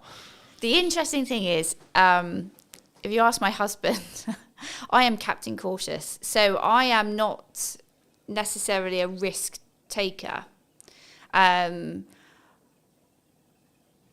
Like you mentioned earlier about sort of like living within your means. So I think you've got to be sensible, and it is, I guess it's a personality type, isn't it? So if you're somebody that really likes to live on the edge, and you're quite comfortable kind of going, it'll work itself out, then you might take more risk. You might spend more initially and kind of hope for the best. Know that it's going in the right direction. You're investing in the right areas.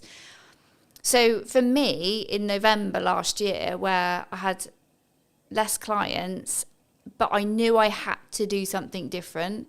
And I knew perhaps I was probably hiding away from really putting myself out there.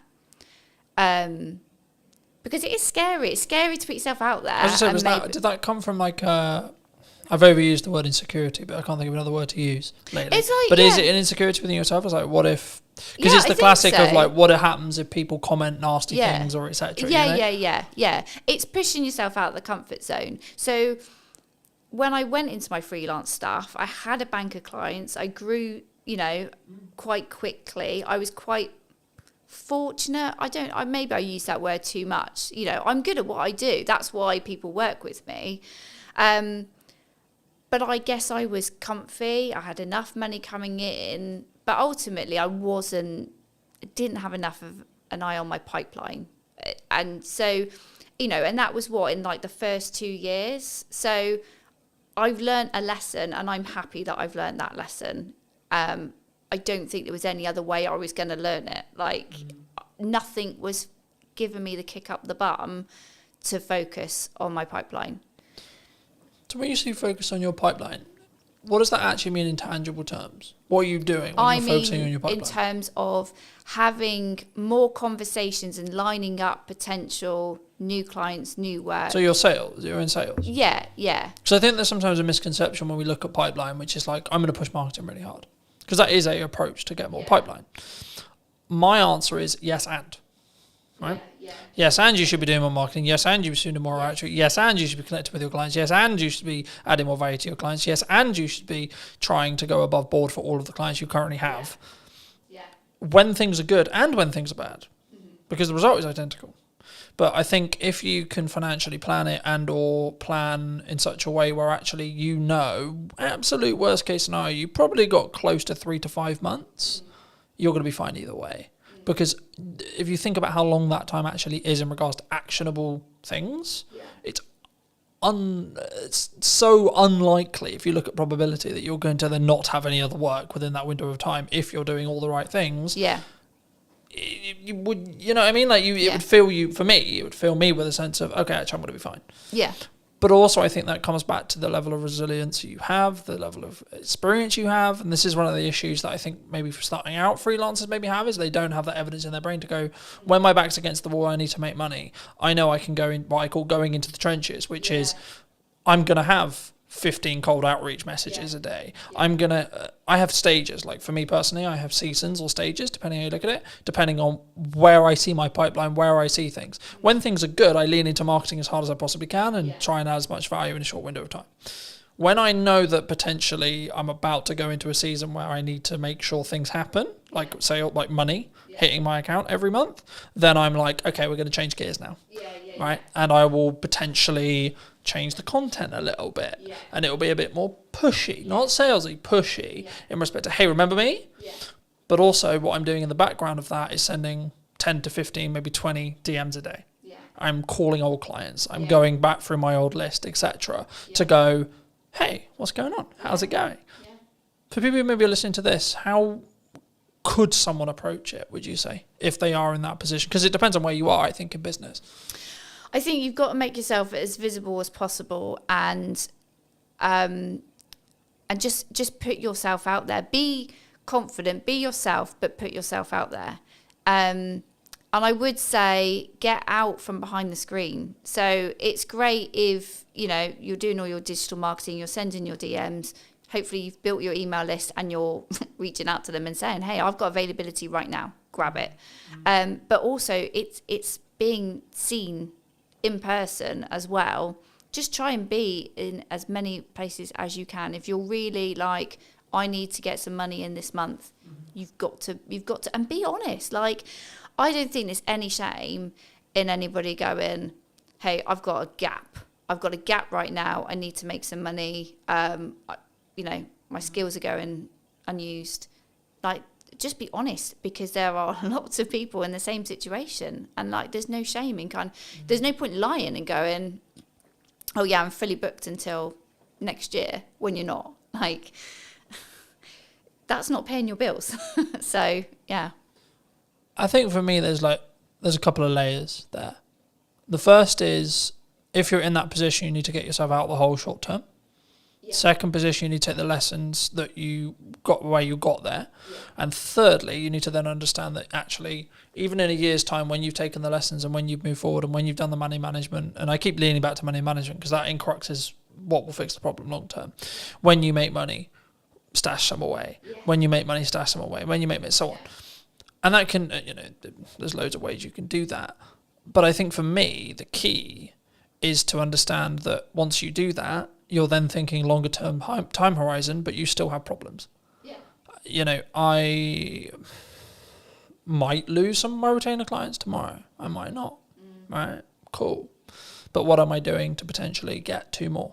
Yeah. Constantly. Absolutely. Yeah. So I think sometimes, I'll phrase it as a question. Do you think marketers can get complacent sometimes? Things are great. Things are good. I think we can. I think anybody can in their role. And I think people have different fears at different times. So the whole thing when you said there about you've got enough work, but you're always thinking about trying to get 2 more. I've definitely had the fear of, well, if I put myself out there too much, what if there's loads of people that want to work with me and I can't work with all of them? And I'm not necessarily, for me personally right now, I'm not interested in growing an agency. I might have thought that last year, but this year it's like, who cares? If I end up with that problem, I'll find a solution when it comes. Right now, that isn't, it's not a fear to worry about, Right now, it's all about having those conversations and keeping visible and reminding people. I had a client that I now work with this year. We had a conversation 12 months before, and it wasn't the right time for her to work with me.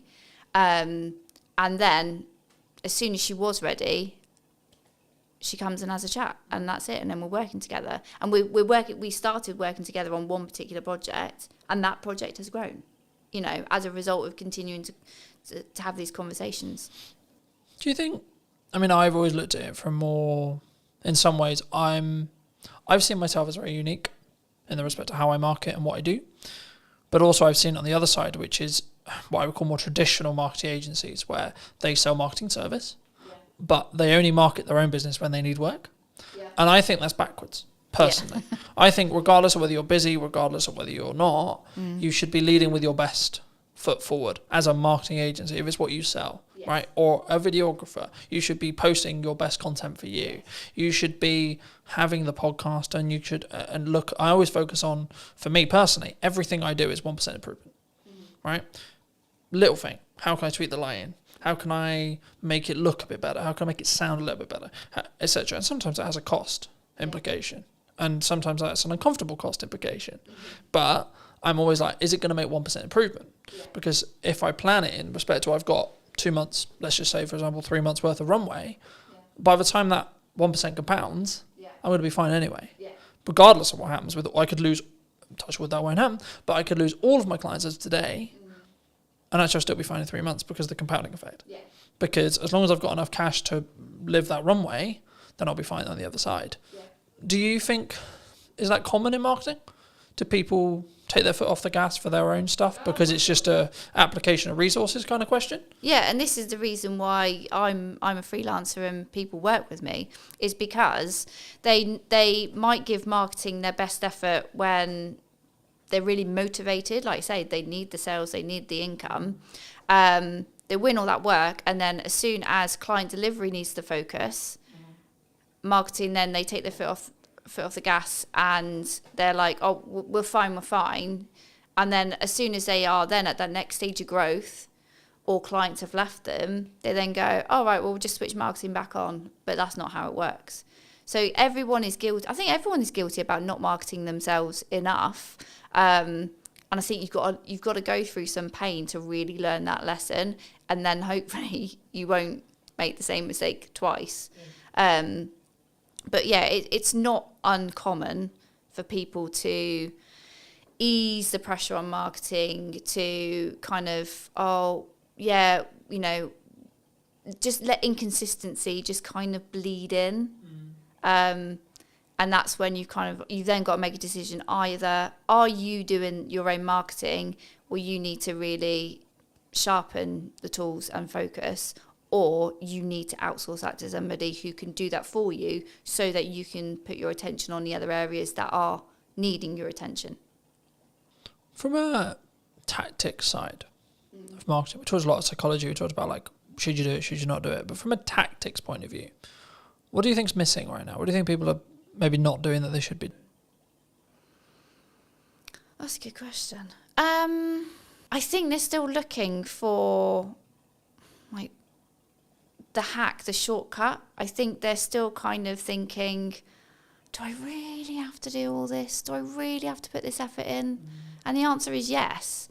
So if you, the business owner, the director doesn't want to, if you're not interested in marketing, if you're not good at marketing, don't do it. Give it to somebody who can.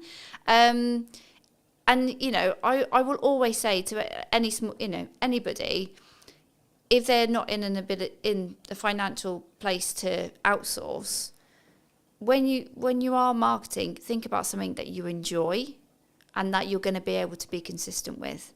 Don't sit there and go, right, I'm going to post on social media every day. If one, you don't like it, two, you're not going to be there to engage afterwards, and three, you're not actually going to be able to commit to that, because it's just that you make yourself feel like crap. As soon as you like don't post that one day, you beat yourself up over it. This, like, find the joy in the work that you do, and if marketing isn't where you find the joy, don't do it. I think it's also a context thing. Like, some days I'll post 6 times, other days I'll only post once, right? And it's tangibly, am I in my office or on my office or on my computer? 1. Okay. 2, where am I with client delivery? Do I need to focus for a third of the day on client delivery? Yeah. And I can only put out 1 clip of the podcast, etc. But for me, the key is being consistent, so that if you averaged it, it would be 3 a day. Okay. Yeah. Let's say, for me. And I say that and people go, 3 a day, that's insane. Yeah, but I have a system. Oh, but you've got different channels as well. Like, this isn't like... Well, no, that's on 1 channel. Oh, okay. Fine. Right, so if you times that across 5, then we're talking 15 a day. Oh, okay. But the key is I've built a system. We're recording, to give you a very key example, I don't need to, at the end of like the summer, record, probably for most, like I could probably not record until November and still have a weekly podcast. Yeah. Because I'm so far ahead. Yeah. Now, the issue with that, of course, is if we're talking about current event stuff. Yeah. If we're not, which 95% of my podcast isn't current events, I've got other content to talk about current events, but most of the stuff I have in podcast conversations is workable and will be workable in 6 months to 12 months. So actually, by me batch recording, I'm just banking as much as humanly possible. Yeah.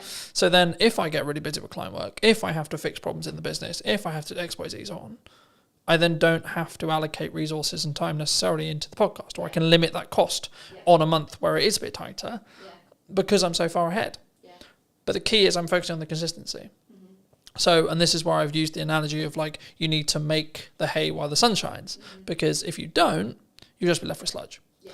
And I think for me, the important element with marketing especially is if you're really busy, that's when you should be accelerating your marketing. Yeah. Because then you're actually going to, and even if you don't have capacity, right? So let's say I don't even have capacity, I still am going to push hard on marketing because I want demand in 3 months. Yeah. And actually, I trust that by the time I finish those projects, if I've pushed with marketing, I'll have some stuff left. I'll have some people who are ready. And just being honest with clients and saying, look, I don't have the availability until September. Yeah. I don't have the ability until October, November, December, whenever it is. Yeah. And saying, cool, can we book something in? Can we get a pre-production call? Can we get a discovery call in? Yeah. Cool. But also understand that actually a project that you quoted and you alluded to earlier, where you had a conversation a year ago, I've just finished a project started a project last week. I had a pre-production meeting for that I initially quoted about 3 months ago. Yeah. Right. And I was like, at the time, maybe it's wrong time, maybe they're not ready, etc., etc. I was like, okay, maybe it won't come through, maybe it will. But then I got a call 2 weeks ago saying, hey, Carlton, we're ready to move forward. Fabulous, wonderful. Right. And I think for me, if I had, perhaps, I haven't asked them yet, but perhaps if I had stopped marketing, they wouldn't have been constantly reminded that I existed. That you're around. That we've got that project there. Yeah. And the same with a handful of other clients who are like, yeah, we really want to do something, but we're not quite sure what we want to do yet. And I think that's the key sometimes. And I think that's why when people maybe don't look, maybe they fall off their consistency. And I think the reason why the podcasts are very different this series than it was last series was I was in that boat of I'm trying to do too many things and not doing them well enough. So I'm very focused on 2 channels for the time being, which is podcast and my event promotion for my event in September. And by the time this come out, the event will probably have finished, and then it'll be about marketing the next event. But anyway, the crux, I guess, from a tactics point of view is what role do you see? Like, what do you value right now for your marketing or for clients? Is it written word? Is it audio? Is it podcasting? Is it video? Is it user-generated content? Like, what do you think's working? I would say I hate to start with it depends, but it does depend on the client. Yeah, so let's talk about what I'm doing right now. Obviously, we're having this conversation because I invested in some video content a few months ago. So that, absolutely, I am like you championing investing in video to have another format of delivering your message to your audience. It's great, and it can be used in so many places. So it's it is an investment, but it's a worthwhile. And also networking in the right places. So there's lots of different networking events out there. Some you might like, some you might not. I always say to people, like, it's about finding the right kind of event that you enjoy. It's got the right people there. Because ultimately, don't go to a networking event where it is just a cup of tea and a natter. Like, you do need to meet people and build relationships. It might not. Don't ever go into a room and think, right, who's going to buy from me today? Because that's not what it's about. It is about growing. Yeah, exactly. Yeah, but yeah. So for me, it's been and remaining consistent on LinkedIn, and not wondering what the hell the algorithm's doing, and sharing posts from 3 to 4 weeks ago. Yeah, I find it really interesting when people go, "Oh, the algorithm shadow banned me." Right, I'm a handful of chapters into Gary Vaynerchuk's new book. Well, it's not new now, but it's new for me. Day Trading Attention, and he talks a lot about your content's just not very good. Yeah, hard love, right? But the reality is actually through posting a huge amount, you know what works. And you can gain customer insights through that. And you can gain what's working for your market through that. And I think that's the key there. I think it's, my next question was going to be about volume, but like the simple takeaway I have is you have to have a level of volume to understand what works, because something will over-index. A video will get 1,000 views when your average is 300. Okay, why? But then if you do that consistently and you keep learning, then your average will become 700. Okay, cool. But then what happens when something gets 1,600 views? Then what is it about? Then when you analyze, what was that hook? What was that this, etc.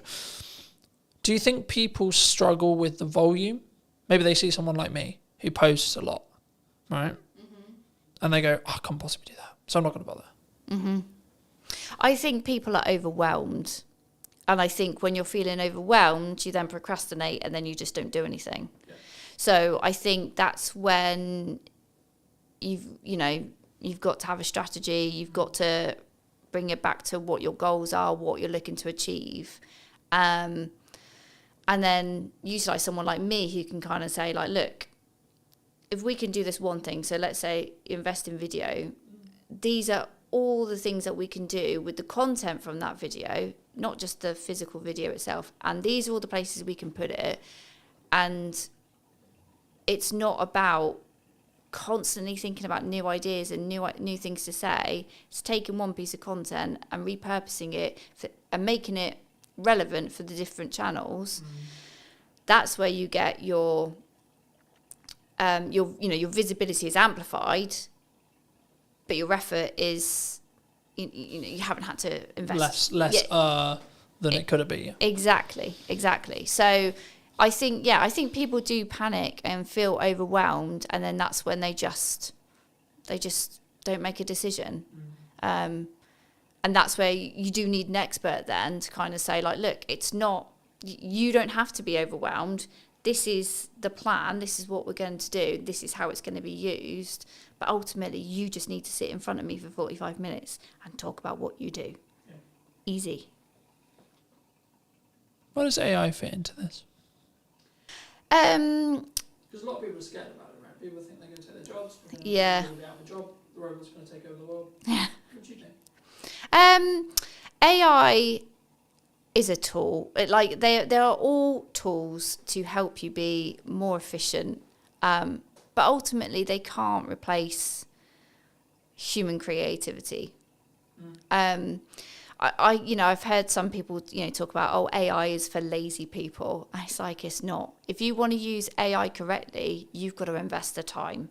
You've got to invest the time in understanding how these tools work and how you get the most out of them. And that is not just by going, chat GPT, please write me a blog about X, and taking that and posting it. Like, no. It's a bit like, I don't know, I was thinking about this today, like a sat nav. Okay, so a sat nav is a tool that tells you how to get from A to B.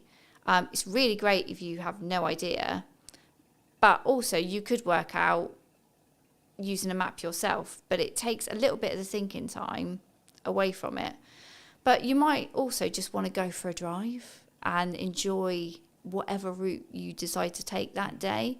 So it's not, AI isn't there to replace what people do. And I think businesses that are looking at AI and going, I don't need to hire a copywriter, I don't need to hire a videographer, or I don't need a person to do something because I've got a tool, you're kind of missing a point there. If you're looking at it just from a cost perspective, you'll learn a lesson very quickly that basically what you've turned out is a load of rubbish. I think it's from my point of view at least, right? I think for me, it's understanding what tool is best for the job. And the analogy I've started using used to be, you don't want to necessarily put up shelves with a hammer, right? But actually, it's actually more, I think now, you want to sharpen the knife before you use it. AI can help you sharpen the knife, but you still want to be the one using it. And I think for me, the key, I guess, in that is actually, and this is where I think the trend sort of shifted originally, because originally it was, we're all going to be out of jobs because of AI. I think in reality, which I agree with, which is where the trend went, which was people who utilize AI as a tool are going to output more, be more efficient and be better than someone who doesn't. So in turn, it's human v human again, right? And I don't like saying human v human because it implies that everyone's a competitor, sure.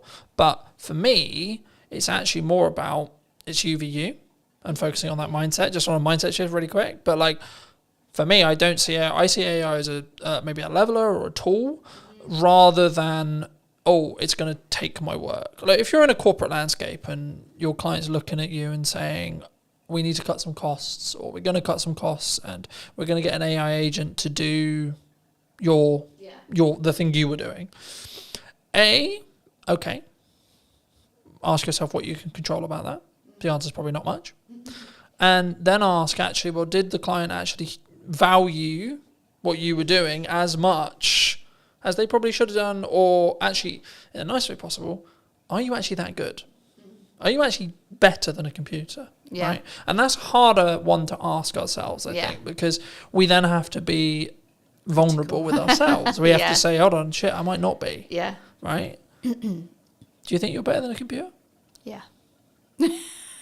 Yeah, because the computer And if so, why? Well, the computer hasn't got all that experience that I have picked up and all those situations and scenarios I have been in where I've had to think, what we're going to do about this problem, what we're going to do for this campaign, and pivot and react. It's not, that's not what AI is built to do. But AI is built to do what you tell it to do.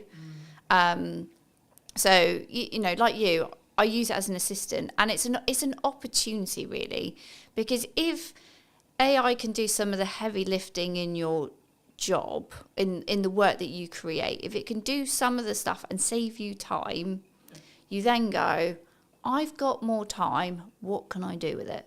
And whether that is, I can take on a new client, great, more income, or I can upskill in something else. I can use my brain in a different way. And I think that's the way I'm sort of looking at it. I think for me, There's a couple of ways that you can think about it in general, right? And I think you can tell a lot about how someone looks at their business when that you ask them about what happens and how they feel about losing a client. My perspective personally, as someone who's been in business for a while, long enough to, I would hope, know what I'm doing, I would say there's a couple of ways you can look at it. You can go down the road of, that's a shame, but I added the value I could, I did the best job I could. And if you're being honest with that, then actually, what are you worried about? Because if you genuinely did the honest thing, and it might just be they have to cut some spend to stay alive, and you happen to be the thing on the cutting block. Now that you can go into the psychology of how much they value it, and if you want, sure. So there's that approach. A. B. Cool, I've got that time back. Yeah, maybe I don't have the income, but I got that time back. So now it's, how do I utilize that time? Because what we talk about a lot of the time when it comes to ROI or return on investment is return on money. We don't necessarily talk on return on time, right? For me, as I've looked and learnt more from really successful people, the thing they always focus on is time. Because money, yes, you need it, but the more you have, the longer runway you have, regardless of your expenditure level, right? So the more expenditure level, the more you need to have a longer runway, etc. If you're living humbly, then you have a longer runway with less money. But you still will have the same amount of time. Me and you will have the same amount of hours a day, right? How we utilize those, how we use AI tools to optimize, work smart, not hard, but also the thing that people get wrong about that saying, in my view, is you're not working hard and smart. So if we both work at the same amount of hours, but I'm working smart hard and you're just working hard, I will win. If you're working half the hours, but you're working smart and hard, and I'm working double your hours, I'm also going to win. Because I'm not just outputting more, I'm also working smarter and then harder on top of that. So I have a volume metric and then a optimization metric as well. I think the key sometimes that we do in marketing and sales is we don't necessarily look at, it is a volume game, it is a quality game, but you get to those results, as I was alluding to earlier, through volume, because you don't have metrics otherwise. We can sit here theory, right? We can say, this is a good idea, this podcast is going to do really well in theory. Or I can tell you, I know it's going to do well because the last 15 episodes have had consistent growth of 2%.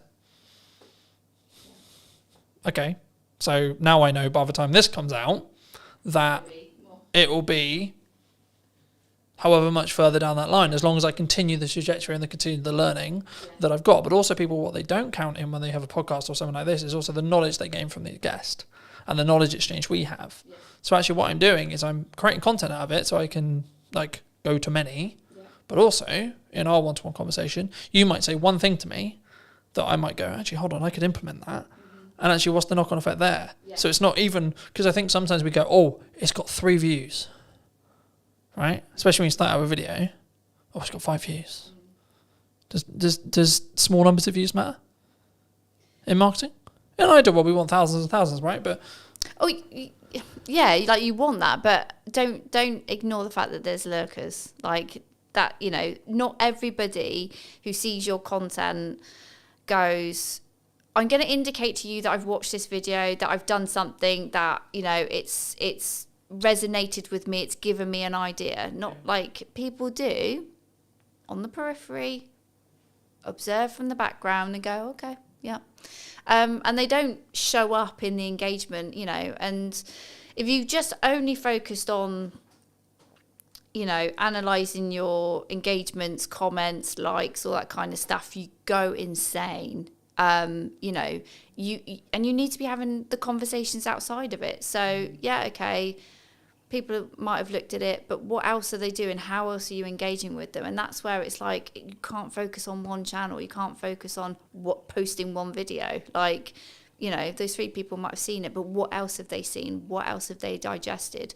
What else have they taken on board? And are you going to talk to them? Because that's the other thing, is like, this is not one way. Marketing is not one way. You have to create that dialogue, find out, dig deeper, get them to know you, you know. It's like, you know, today we're here, but we had a conversation before. So it was great to, you know, understand what we were both thinking, have a, you know, chat around a conversation, so that you obviously felt like, oh yeah, think Gemma would be interested on the podcast, and I obviously feel comfortable being interviewed by you. I think sometimes, I think it depends on the context, right? Like, if you're fortunate enough to get a guest who's quite high profile, and they've done 100 million podcasts, and they're very good at very quick rapport building, different conversation. But also, to be fair, you may not have a longer term relationship after that podcast episode. Because in most cases, they're there to film their half an hour section with you or 45 section with you that they're also going to use as content.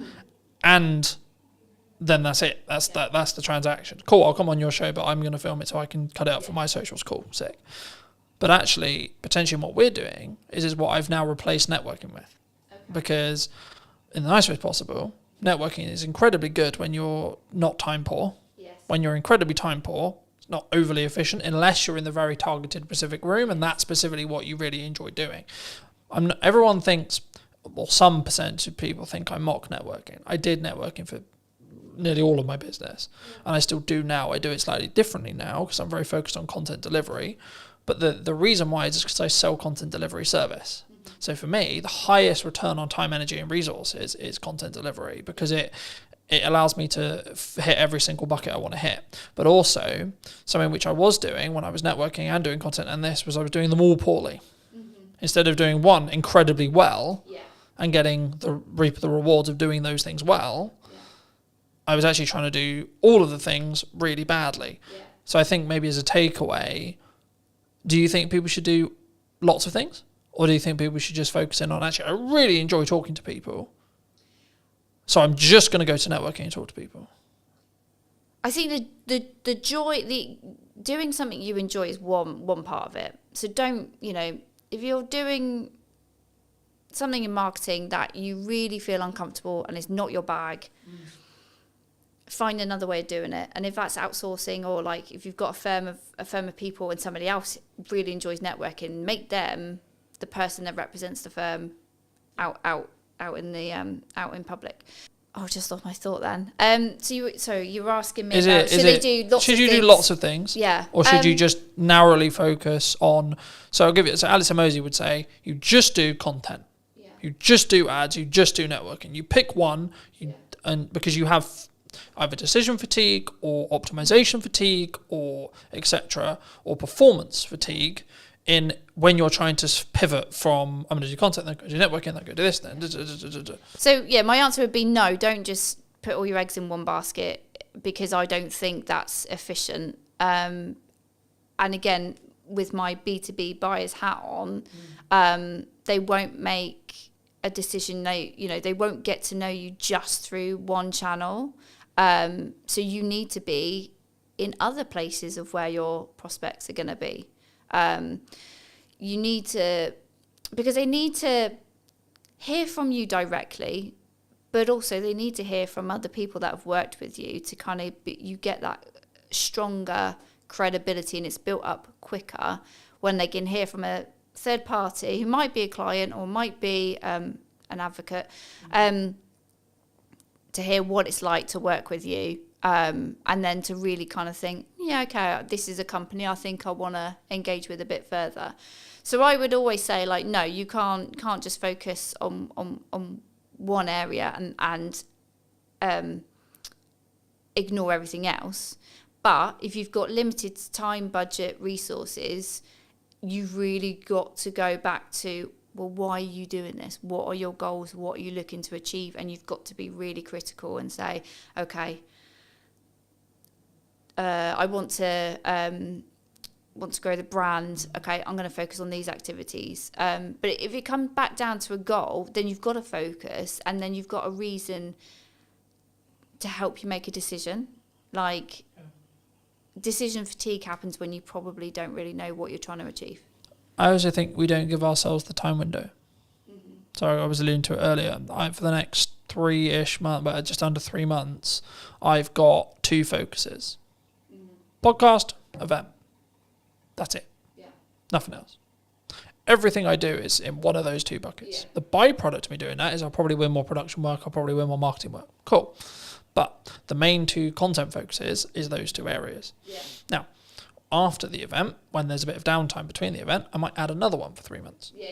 But the thing I did potentially poorly in the past, and why my marketing didn't reap the rewards I wanted it to, was because I was constantly pivoting and adapting and changing what I was doing all the time, so I didn't commit to anything, which showed a sign to the market, if I'm really looking into it, that I didn't necessarily believe in what I was doing necessarily, but also I wasn't getting good enough at it through that 1% improvement consistently, right? So I think, to be honest, if we have another conversation in a year, I would hope that one of the channels I'm still consistently focusing on is podcast, because it's something I've committed to doing for the long term, not for the short term, because of the way I'm investing in it, because of the way I'm utilizing it, because of the way I'm testing it. It will reap the rewards in a window of time, either 6 months or 12, but I don't need it to reap the rewards now either, all right? But for those who maybe enjoyed this conversation, who want to connect with you, see some of your content, see some of the video content you alluded to, etc., where's best for people to connect with you? Find me on LinkedIn. That's where I am in my professional self. That's my main channel. And you can also obviously go onto my website. I do have a newsletter, so I don't bombard people. I send a semi-frequent newsletter, sharing tips and advice, and explaining to people how they can work with me. Fab. And I always like to end the show by asking, if you were going to talk to yourself 10 years ago, 5 years ago or 15 years ago, what advice would you give to that, Gemma? Oh God, if we went 10 years ago, my life was totally different, and I would tell myself, be more confident and value yourself more, because I think it was like one of the other questions you sort of mentioned before about like what have I sort of like learned, and it's like I've learned that initially at the start of my freelancing journey I was massively undervaluing what I do, so it is definitely confidence and just fucking go for it.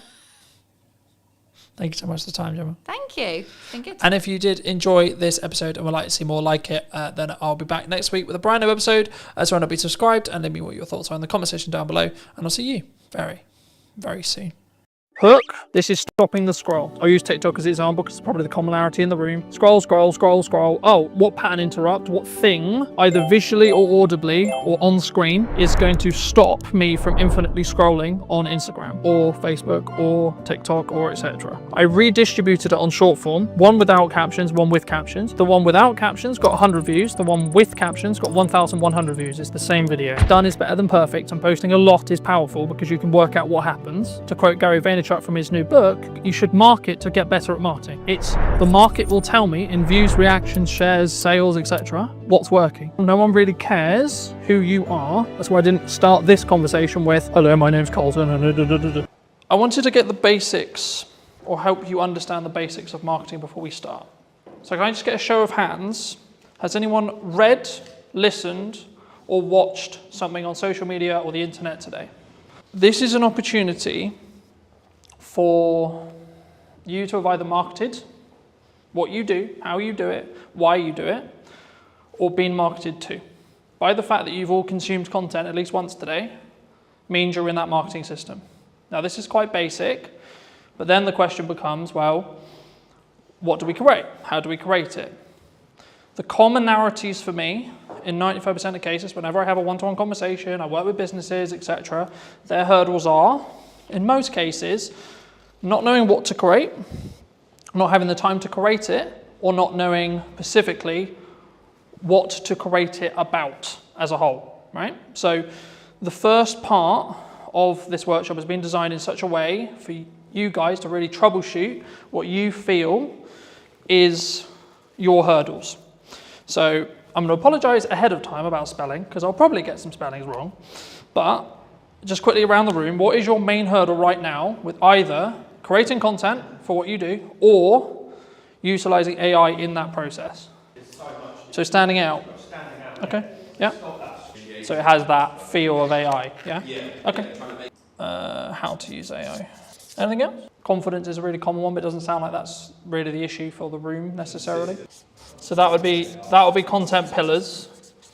So what you're talking about there is content pillars. So what are your specific pillars that you're looking to build? So I'll use myself as an example. For this moment right now, I have two main pillars. Podcast, what's missing in marketing today, and Christmas promotions or service-based stuff, so it's kind of 3 in some ways. This would be counted under service, right? Because I sell knowledge, I sell teaching, but also I sell the application of that teaching if you don't have enough time to do it yourself. The key whenever you do any marketing, before you start, is firstly have an overarching strategy that will help your bottom line. So that's why everyone does marketing, right? We want to sell more. That's the honest truth. No one's going to be here and go, yeah, I would love to spend £1,000 and then get nothing back, right? But the reason why, in most cases, in my experience, why people don't have that is, I would probably say, this. So they're semi-inconsistent. So they do that example that Johnny gave, which was, we're going to post really good when we're not busy, because we've got loads of time and nothing else to do. So we're going to post 5 to 10 times one day, then nothing for 2 weeks, then 10 times again because I went, shit, I forgot. Or life got in the way, etc. Right? But I think the biggest thing for us is the standard. Yeah. Okay. Standing out is, I'll do that next actually. That's quite simple once you understand how that works. So very quickly, this is mostly video, but the same is true of written content, etc. Whenever you format your content, it should follow this structure, right? You've got 3 chunks, okay? Hook, this is stopping the scroll, right? Scroll, I'll use TikTok as an example because it's probably the commonality in the room. Scroll, scroll, scroll, scroll. Oh, what pattern interrupt, what thing, either visually or audibly or on screen, is going to stop me from infinitely scrolling on Instagram or Facebook or TikTok or etc. Right? This in most cases is roughly 3 to 5 seconds of your, again, video. If it was a blog post or something like that, it would be your headline and then your top 2 lines. If you do this wrong, you will not get someone to stop. Right? I'll go into depth in a second on what you could use here as ideas, but then you'll have a level of, so your body of content, so this could be, in most cases, value-led for me, and then a call to action here, right? So when we create content, we want a journey to happen, right? Step 1, get them to stop the scroll. We'll go into depth in that in a second. Step 2, what do you want to talk to them about? What's the objective that they're trying to do? If it's a piece of educational content, like this, for example, then I might have a captivating hook that positions a question that I'm then going to answer, but I'm going to first say, well, this is the solution that you're trying to create, followed by, as short as you can, because attention spans are dwindling, etc., gets to the point. In the nicest way possible, no one really cares who you are, right? That's why I didn't start this conversation with, hello, my name's Colton, and you don't give a shit, you don't care, right?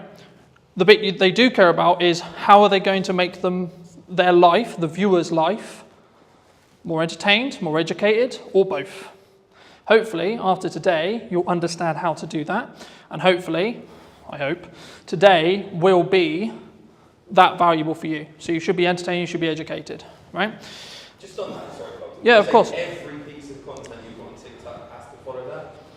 We've started getting good reactions, say, on funny content. It's got no call to action on it. The only... Would you say that that's still valuable? So if I put my hand here and ignore the call to action, then yes, that would be true. Every single piece of content has to have a hook because you aren't going to stop the scroll. It doesn't have to be anything complicated. It could just be like, this is my opening line. So the things I'm focusing on for podcast clips, for example, is what's the first line of the clip, right? And because you'll see it as text, you're going to go, oh, so one that did really well was from Maddie's podcast a little while ago, and I was talking about how did I not become a drug dealer because I was dyslexic. So the opening line was, I'm surprised I'm not a drug dealer. So if you saw that on social, you're probably like, hold on, what the fuck? But then I gave the context, right? Straight away, here.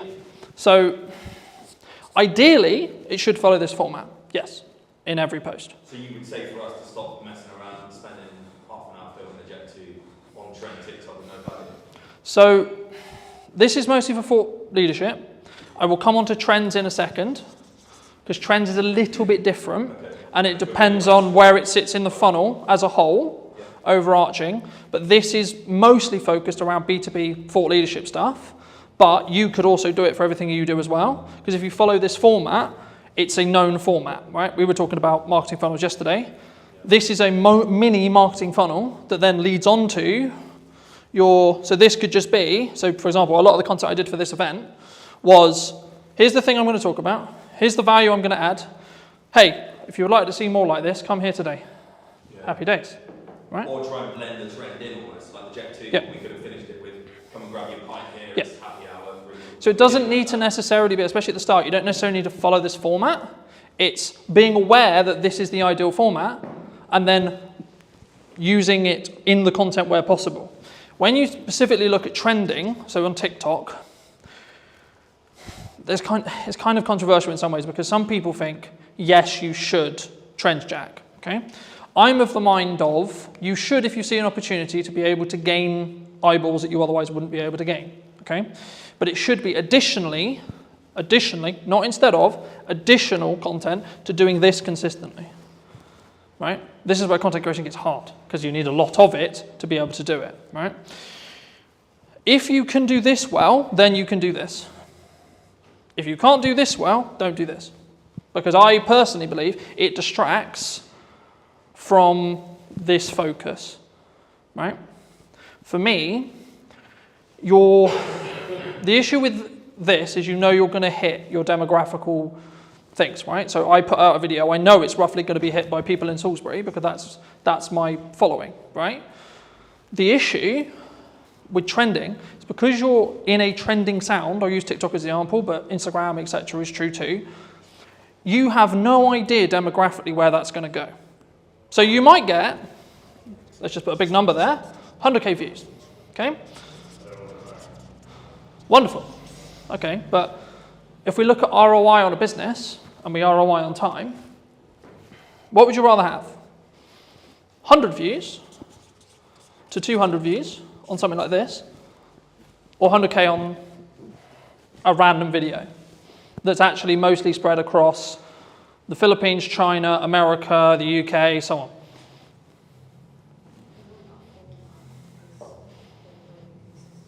Mm-hmm. What do you think?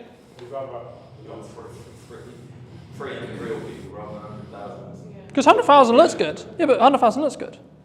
Right? Yeah.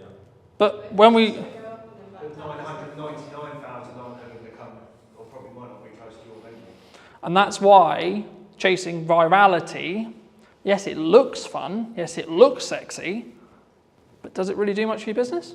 I'd much rather have consistent of the right people at 200 to 300, maybe up to 1,000, but I know that each one of those views is going to potentially mean that I get more people sat in a room, I have more people to work with, I have more people I can help in my location, or in your... How do you do that location on TikTok? Facebook's very simple, physical business. So social media has changed, right? If I did this presentation or talk 3-4 years ago, I would only be talking about social graphs. Okay, I'll explain both in a second. But on this side, we've got social graphs. Okay, that's how everything worked before TikTok or Musical.ly arrived.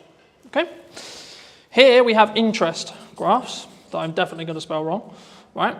But the job of the two, so this was basically what TikTok created. Kind of their algorithm created it. It was in other places like Tumblr, etc., but like modernized and actually like popular. It was TikTok who did it. So what happens here is and this is why I said yesterday, following doesn't matter because we're now over here. But just for those who don't know, socially, what happens is I would follow someone, I would like, share, or comment on their post, right? This would send or say to the platform, hey, cool, this person likes and enjoyed this content. Cool. Okay, so the platform goes, we're going to show more of that to that person, right? So you followed me, okay, cool. So that means you're telling to the platform, I like Colton's content, can you show me more? Sick, right? Same with likes, same with shares, etc. Now, the bit where it got interesting is because when they started changing the weighting, you wanted to target different things. That constantly changes. There's no point me going into it because by the time we finish, it'll probably have changed. The main difference when TikTok launched a handful of years ago was instead of it being followers, like, shares, etc., they are kind of still important, which I'll explain in a minute, but the job here is Craig is going to open TikTok, and if he had previously never installed TikTok, it will just show him videos. And what it's trying to do is it's going to go, right, I'm going to show Craig a picture and a video of a dog. Cool. What does he do? Does he watch the video? Does he interact with the video? Does he like the video? Cool. Keep scrolling. You'll find that the more stuff you interact with, the more stuff you give watch time to, the more stuff you like, the more stuff you enjoy, you'll be shown more of it, right? So that's what an interest graph is, right? So is that what the FYP basically is on Yes. Facebook and Yeah. Reels? 100%. That's running that algorithm. Yes. But the main feed is still on the socials. They're moving from this to this. The only place where this is still prominent is LinkedIn. Really? Every the same people that use the old George for example, right? We post on that a lot. We can get the same 30 people commenting like on that. Yep. All the time. Mhm. So they're still seeing it. Because that's interest based. Not in an FYP applied TikTok. Because they are interacting on the posts related to that location. Right. So they're signaling the platform to say, hey, I want to know more about this location. So it's not as fully TikTok's 100%. The reality of socials, well, it will probably be in this line here for the rest of time, right?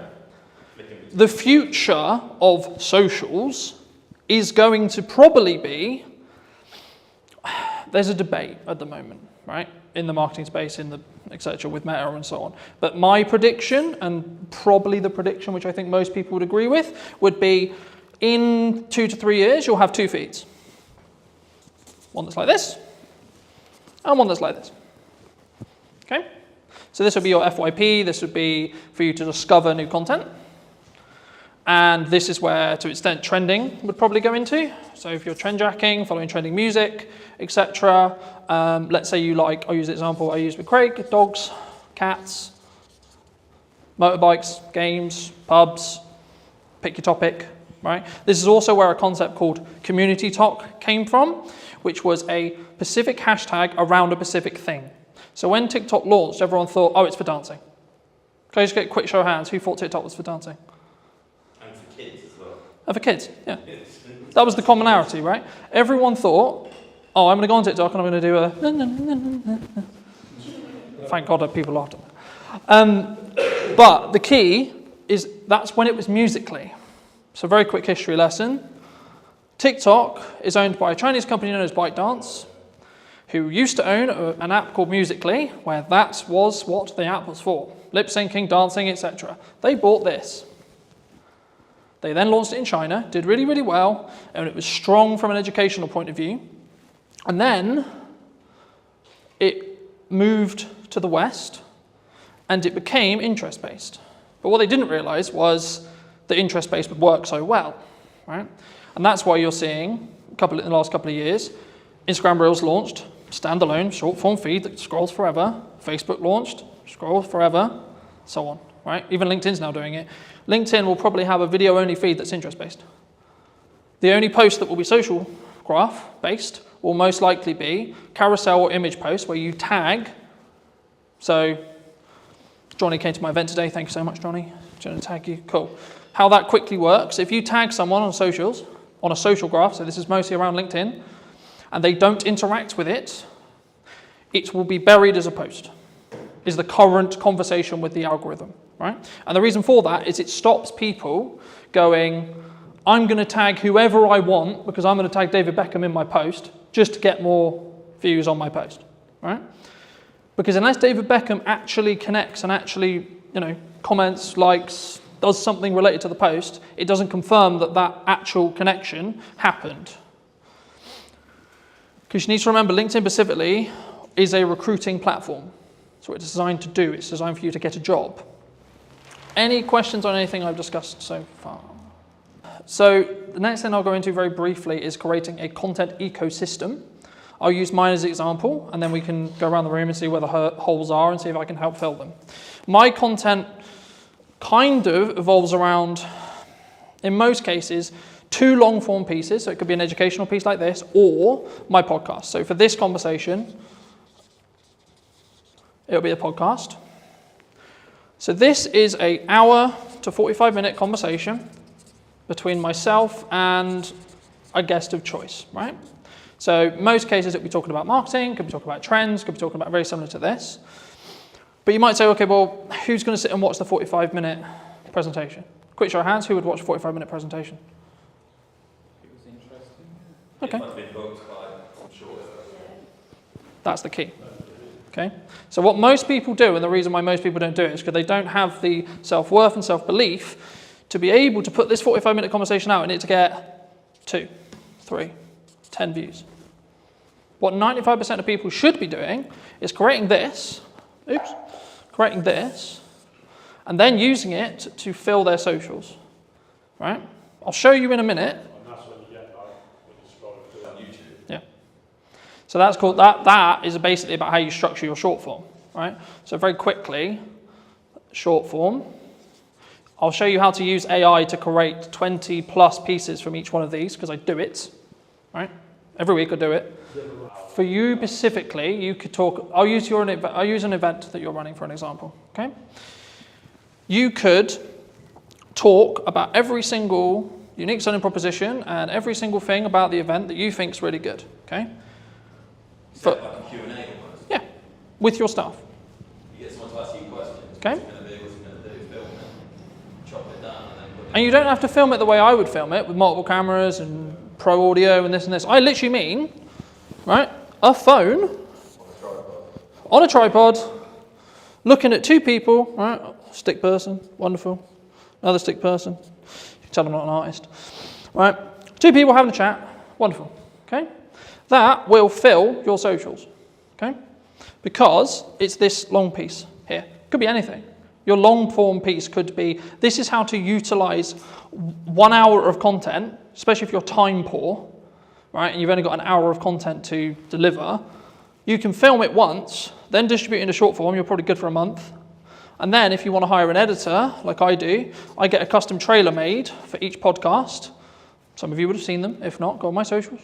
There's one every week, right? And that is designed for the hook, which I showed you earlier, on the front of the podcast specifically. So that's meant to hook you in, show the best parts of the conversation, etc. if you come to the whole hour. But also it allows me to be on social media with short form.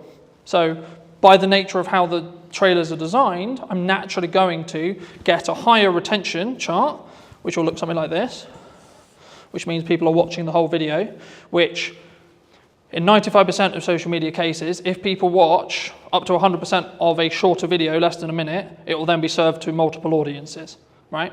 I'll go into that very quickly, but just quickly on this.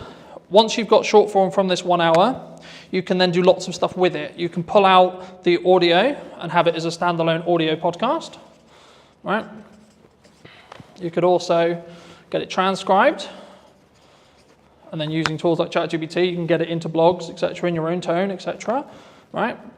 And then also, you can then take that blog, turn it into 20 tweets, 15 tweets, right? Or standalone social media posts on their own. Hey, in this conversation, it doesn't even have to have the video, you can just take some pictures afterwards and say, in the conversation we'll be releasing next week, we talk about X, Y, Z, right? This is a very key example of hooks don't have to be anything. You need to do them to then see what works for your audience. Because what works for me is not going to work for you, and vice versa. So that's a social question. 95% of the time, socially, we watch videos in our breaks, when the kids are asleep, etc., right? So you don't want...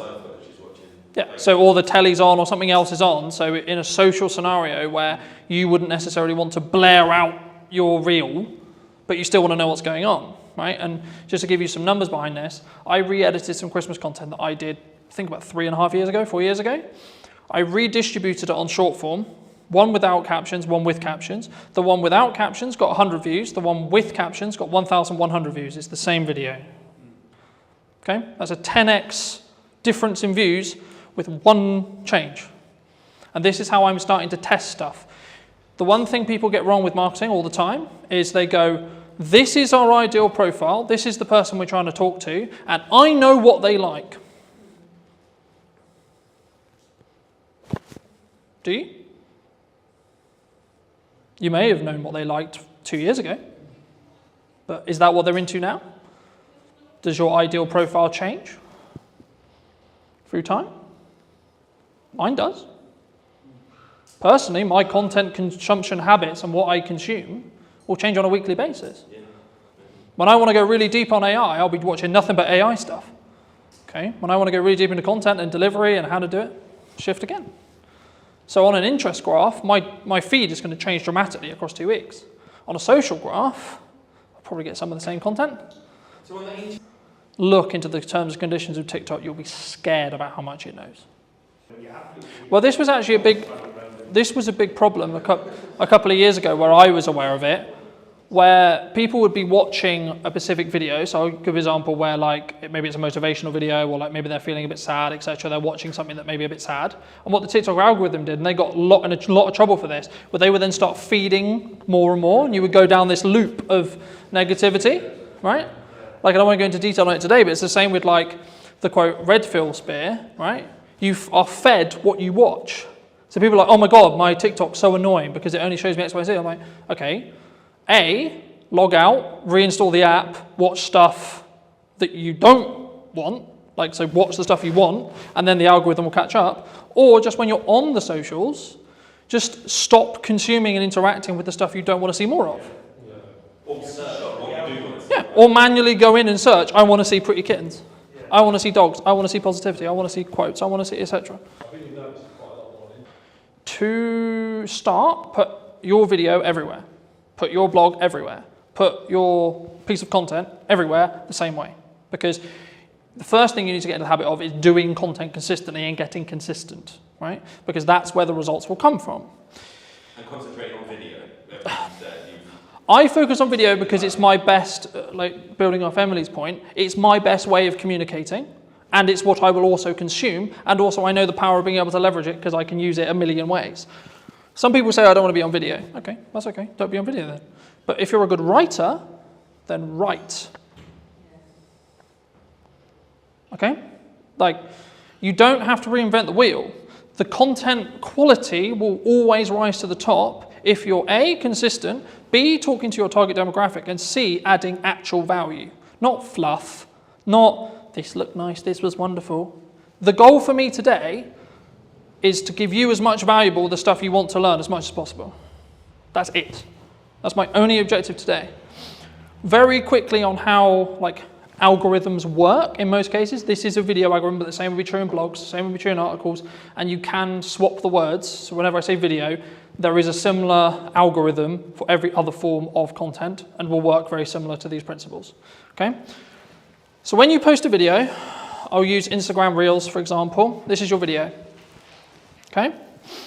The first thing it does is it will send it to, these numbers are rough because they change every week, right? And we actually don't really know. It's roughly about 10%, maybe lower, maybe 5% sometimes, of your audience. Okay?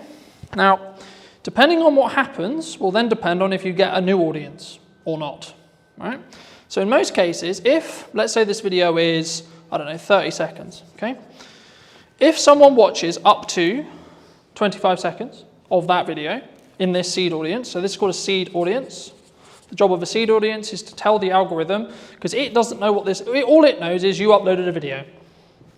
Wonderful, it can see what you said in it, because it can pull the transcript, etc. It doesn't really know what the video is, it just knows you put a video out. Sick. So what it does is it sends it to the 5 to 10% of an initial audience that it believes will enjoy this piece of content from what it learned from the title, the media data, or the post, depending on what platform you're on, and then what's said in the video. And then depending on what happens with things like watch time, likes, a key one on Instagram, especially right now, if you save or share it, because this is where understanding each platform is really important. So Instagram specifically is designed for people to share videos around, share posts around, because it's a communication platform. It wants people to communicate with each other on it, not just consume content, but have content as part of the ecosystem, so that, oh, I really like this video, so I'm going to send it to Paul, right? That's what the algorithm wants me to do. So sharing / saving, coming back later. And depending on how well these combinations, and the weighting changes, that's why I'm not focusing on specific weighting, but the weighting will change. Depending on what happens will then change how much of an audience what that audience is and what the size of the audience is. So when things go viral, what's happening is this. So it's going, initial post, okay, cool, it did well. Sick. All right, first audience did really well. Then there'll be a bit of a plateau, maybe for half an hour, maybe 30 minutes. Then another one. Did it do well again? If so, and so on. And eventually, it won't have a good reaction. And that's when it will stop. But if you can keep that loop, so there was a trend a little bit ago on TikTok where it would be a 2-second video with a load of text on it. Why do you think people did that? They were farming watch time. Because it's a 2-second video. So TikTok was going, is people who watch this video in that seed audience watching the whole video? Because it's 2 seconds. But to read it, you need about 15 seconds. So actually, the percentage watched on that video was close to 500%. So TikTok went, oh my God, 500%? So people are watching this video 5 times? Cool, we'll send it to loads of people. Now, they got on top of it because they realized that was the game. But for a long time, it showed a very clear example of how your seed audience can snowball your views. And it will copy the audience. Because every single algorithm wants to understand and wants... Okay, no, I'll ask you. Before I tell you, I'll ask you. What do you think the job of an algorithm is? To keep people on social media. For example. What does every single social media platform want? Eyes on it. Time to then retarget. How do they make money? So the sin, you could say, is taking people off platform. Because Instagram doesn't make money if you send them off platform. If you send them to YouTube, you're sending them to a competitor. That's why people started getting quite clever with their link in bios, because link in bio became a term which TikTok itself would suppress, because it was sending people to the website. For a marketing point, that's what we want to do, right? We want to send them to a landing page, we want to send them to a YouTube channel, we want to send them somewhere else off-site so we can potentially sell to them or retarget them or etc. or get their email so we can then email market it to them, etc. But purely from how does it perform point of view, and this is what I said at the beginning, where you need to start really delving into your content and really start working out, okay, so this one's going to be a very value-led piece, this one's going to be trend, this one's going to be for this purpose. And it can be overwhelming, but hopefully you're just going to get some ideas from today. If you can get some videos, and this is why done is better than perfect, and posting a lot is powerful because you can work out what happens. To quote Gary Vaynerchuk from his new book, you should market to get better at marketing. Right? So it's not about I'm going to market because I know what I'm doing. It's the market will tell me in views, reactions, shares, sales, etc. what's working. So I'll give you an example. A phone video over-indexed than a professional video in most cases for me. I follow the same format, hook, content, call to action, but because I story told in the video and it felt more real, it got, I think, 4 times more views than my average. I think it's on like 1,300 now, because I told a clear story. So for those people who are like, I don't have a camera, I don't have this, I don't have that, I don't have all the kit, I can't create content, who doesn't own a phone in this room? You all own a phone, right? So then you don't have an excuse. Because especially if you create it in-app, you can outperform, because there'll be a small performance bonus. For example, on Instagram at the moment, they launched their own editor. It's called Edits. It gives you the ability to edit in the same way I can edit with pro software, and deeper analytical data on every single reel you've ever posted, purely through the app that you cannot get through Instagram. So for that reason alone, you should download it, because then you can see your click-through rate, then you can see your percentage of your seed audience. And then you can tweak stuff, and you can tweak the hooks, you can tweak that first line, you can tweak your packaging. The same when it comes to your first line of your actual copy for this, because if someone misses the video and you don't have captions on it, you might be able to re-engage them by getting a captivating headline. So if you're doing multiple kinds of content, you can learn from... Yeah. Because you can then re-engage people. Something that also people worry about is, I posted a video and it only got 20 views. Okay. Well, what's happening when you first post a video for the first 24 hours, bless you, is it's only showing it to your seed audience. So on average, it will take 48 hours or so before you really start seeing some pump. Unless you're trend jacking, that's a bit different. But on the structured content we talked about at the beginning, it will take roughly about 24 hours before the algorithm really understands it. The more content you feed the algorithm, the more it's going to understand what you do and what audience is going to connect with the content you're creating. Does that make sense? So what stage do you start paying for it? So at the minute You don't need, nothing I've talked about today is paid ads. I know, that's what I'm trying to think. If you want to do paid ads, you can follow all of these principles, and what I'd recommend you do very quickly for those who are interested in doing paid ads, you should post a load of content, see what does best in regards to views, retraction, etc., and then take the best performing pieces of content and then amplify them with ads. Because then you don't have a question mark on whether the creative or the video or the blog or the post, etc., is actually going to do well or not, because you already know, because it did well organically. So that way you're not wasting money on amplifying bad creative, because you know that it's going to be good, because you've already tested it organically. Does that help? But if 10,000 people saw it organically, it goes to millions if you pay for 10. yeah, but the key there is to understand that is that 10,000 the 10,000 that you want? Moving back to my original analogy of, do you want 100,000 or do you want 10,000 or 1,000? If the metrics align, as in you've got 10,000 of the right people, absolutely you should pour money on it. Because you've already done it. You already know it works with the target sector that you're trying to talk to. So of course you know. And then it's just taking the guesswork out of paid ads. Yeah, you should tweak the copy, you should tweak the text that goes next to it, maybe add a stronger call to action on the end to be a bit more salesy if you're going to, or maybe tweak the hook slightly, or tweak the video very slightly, but you know the bulk of the content's going to work for creative because it's already worked organically.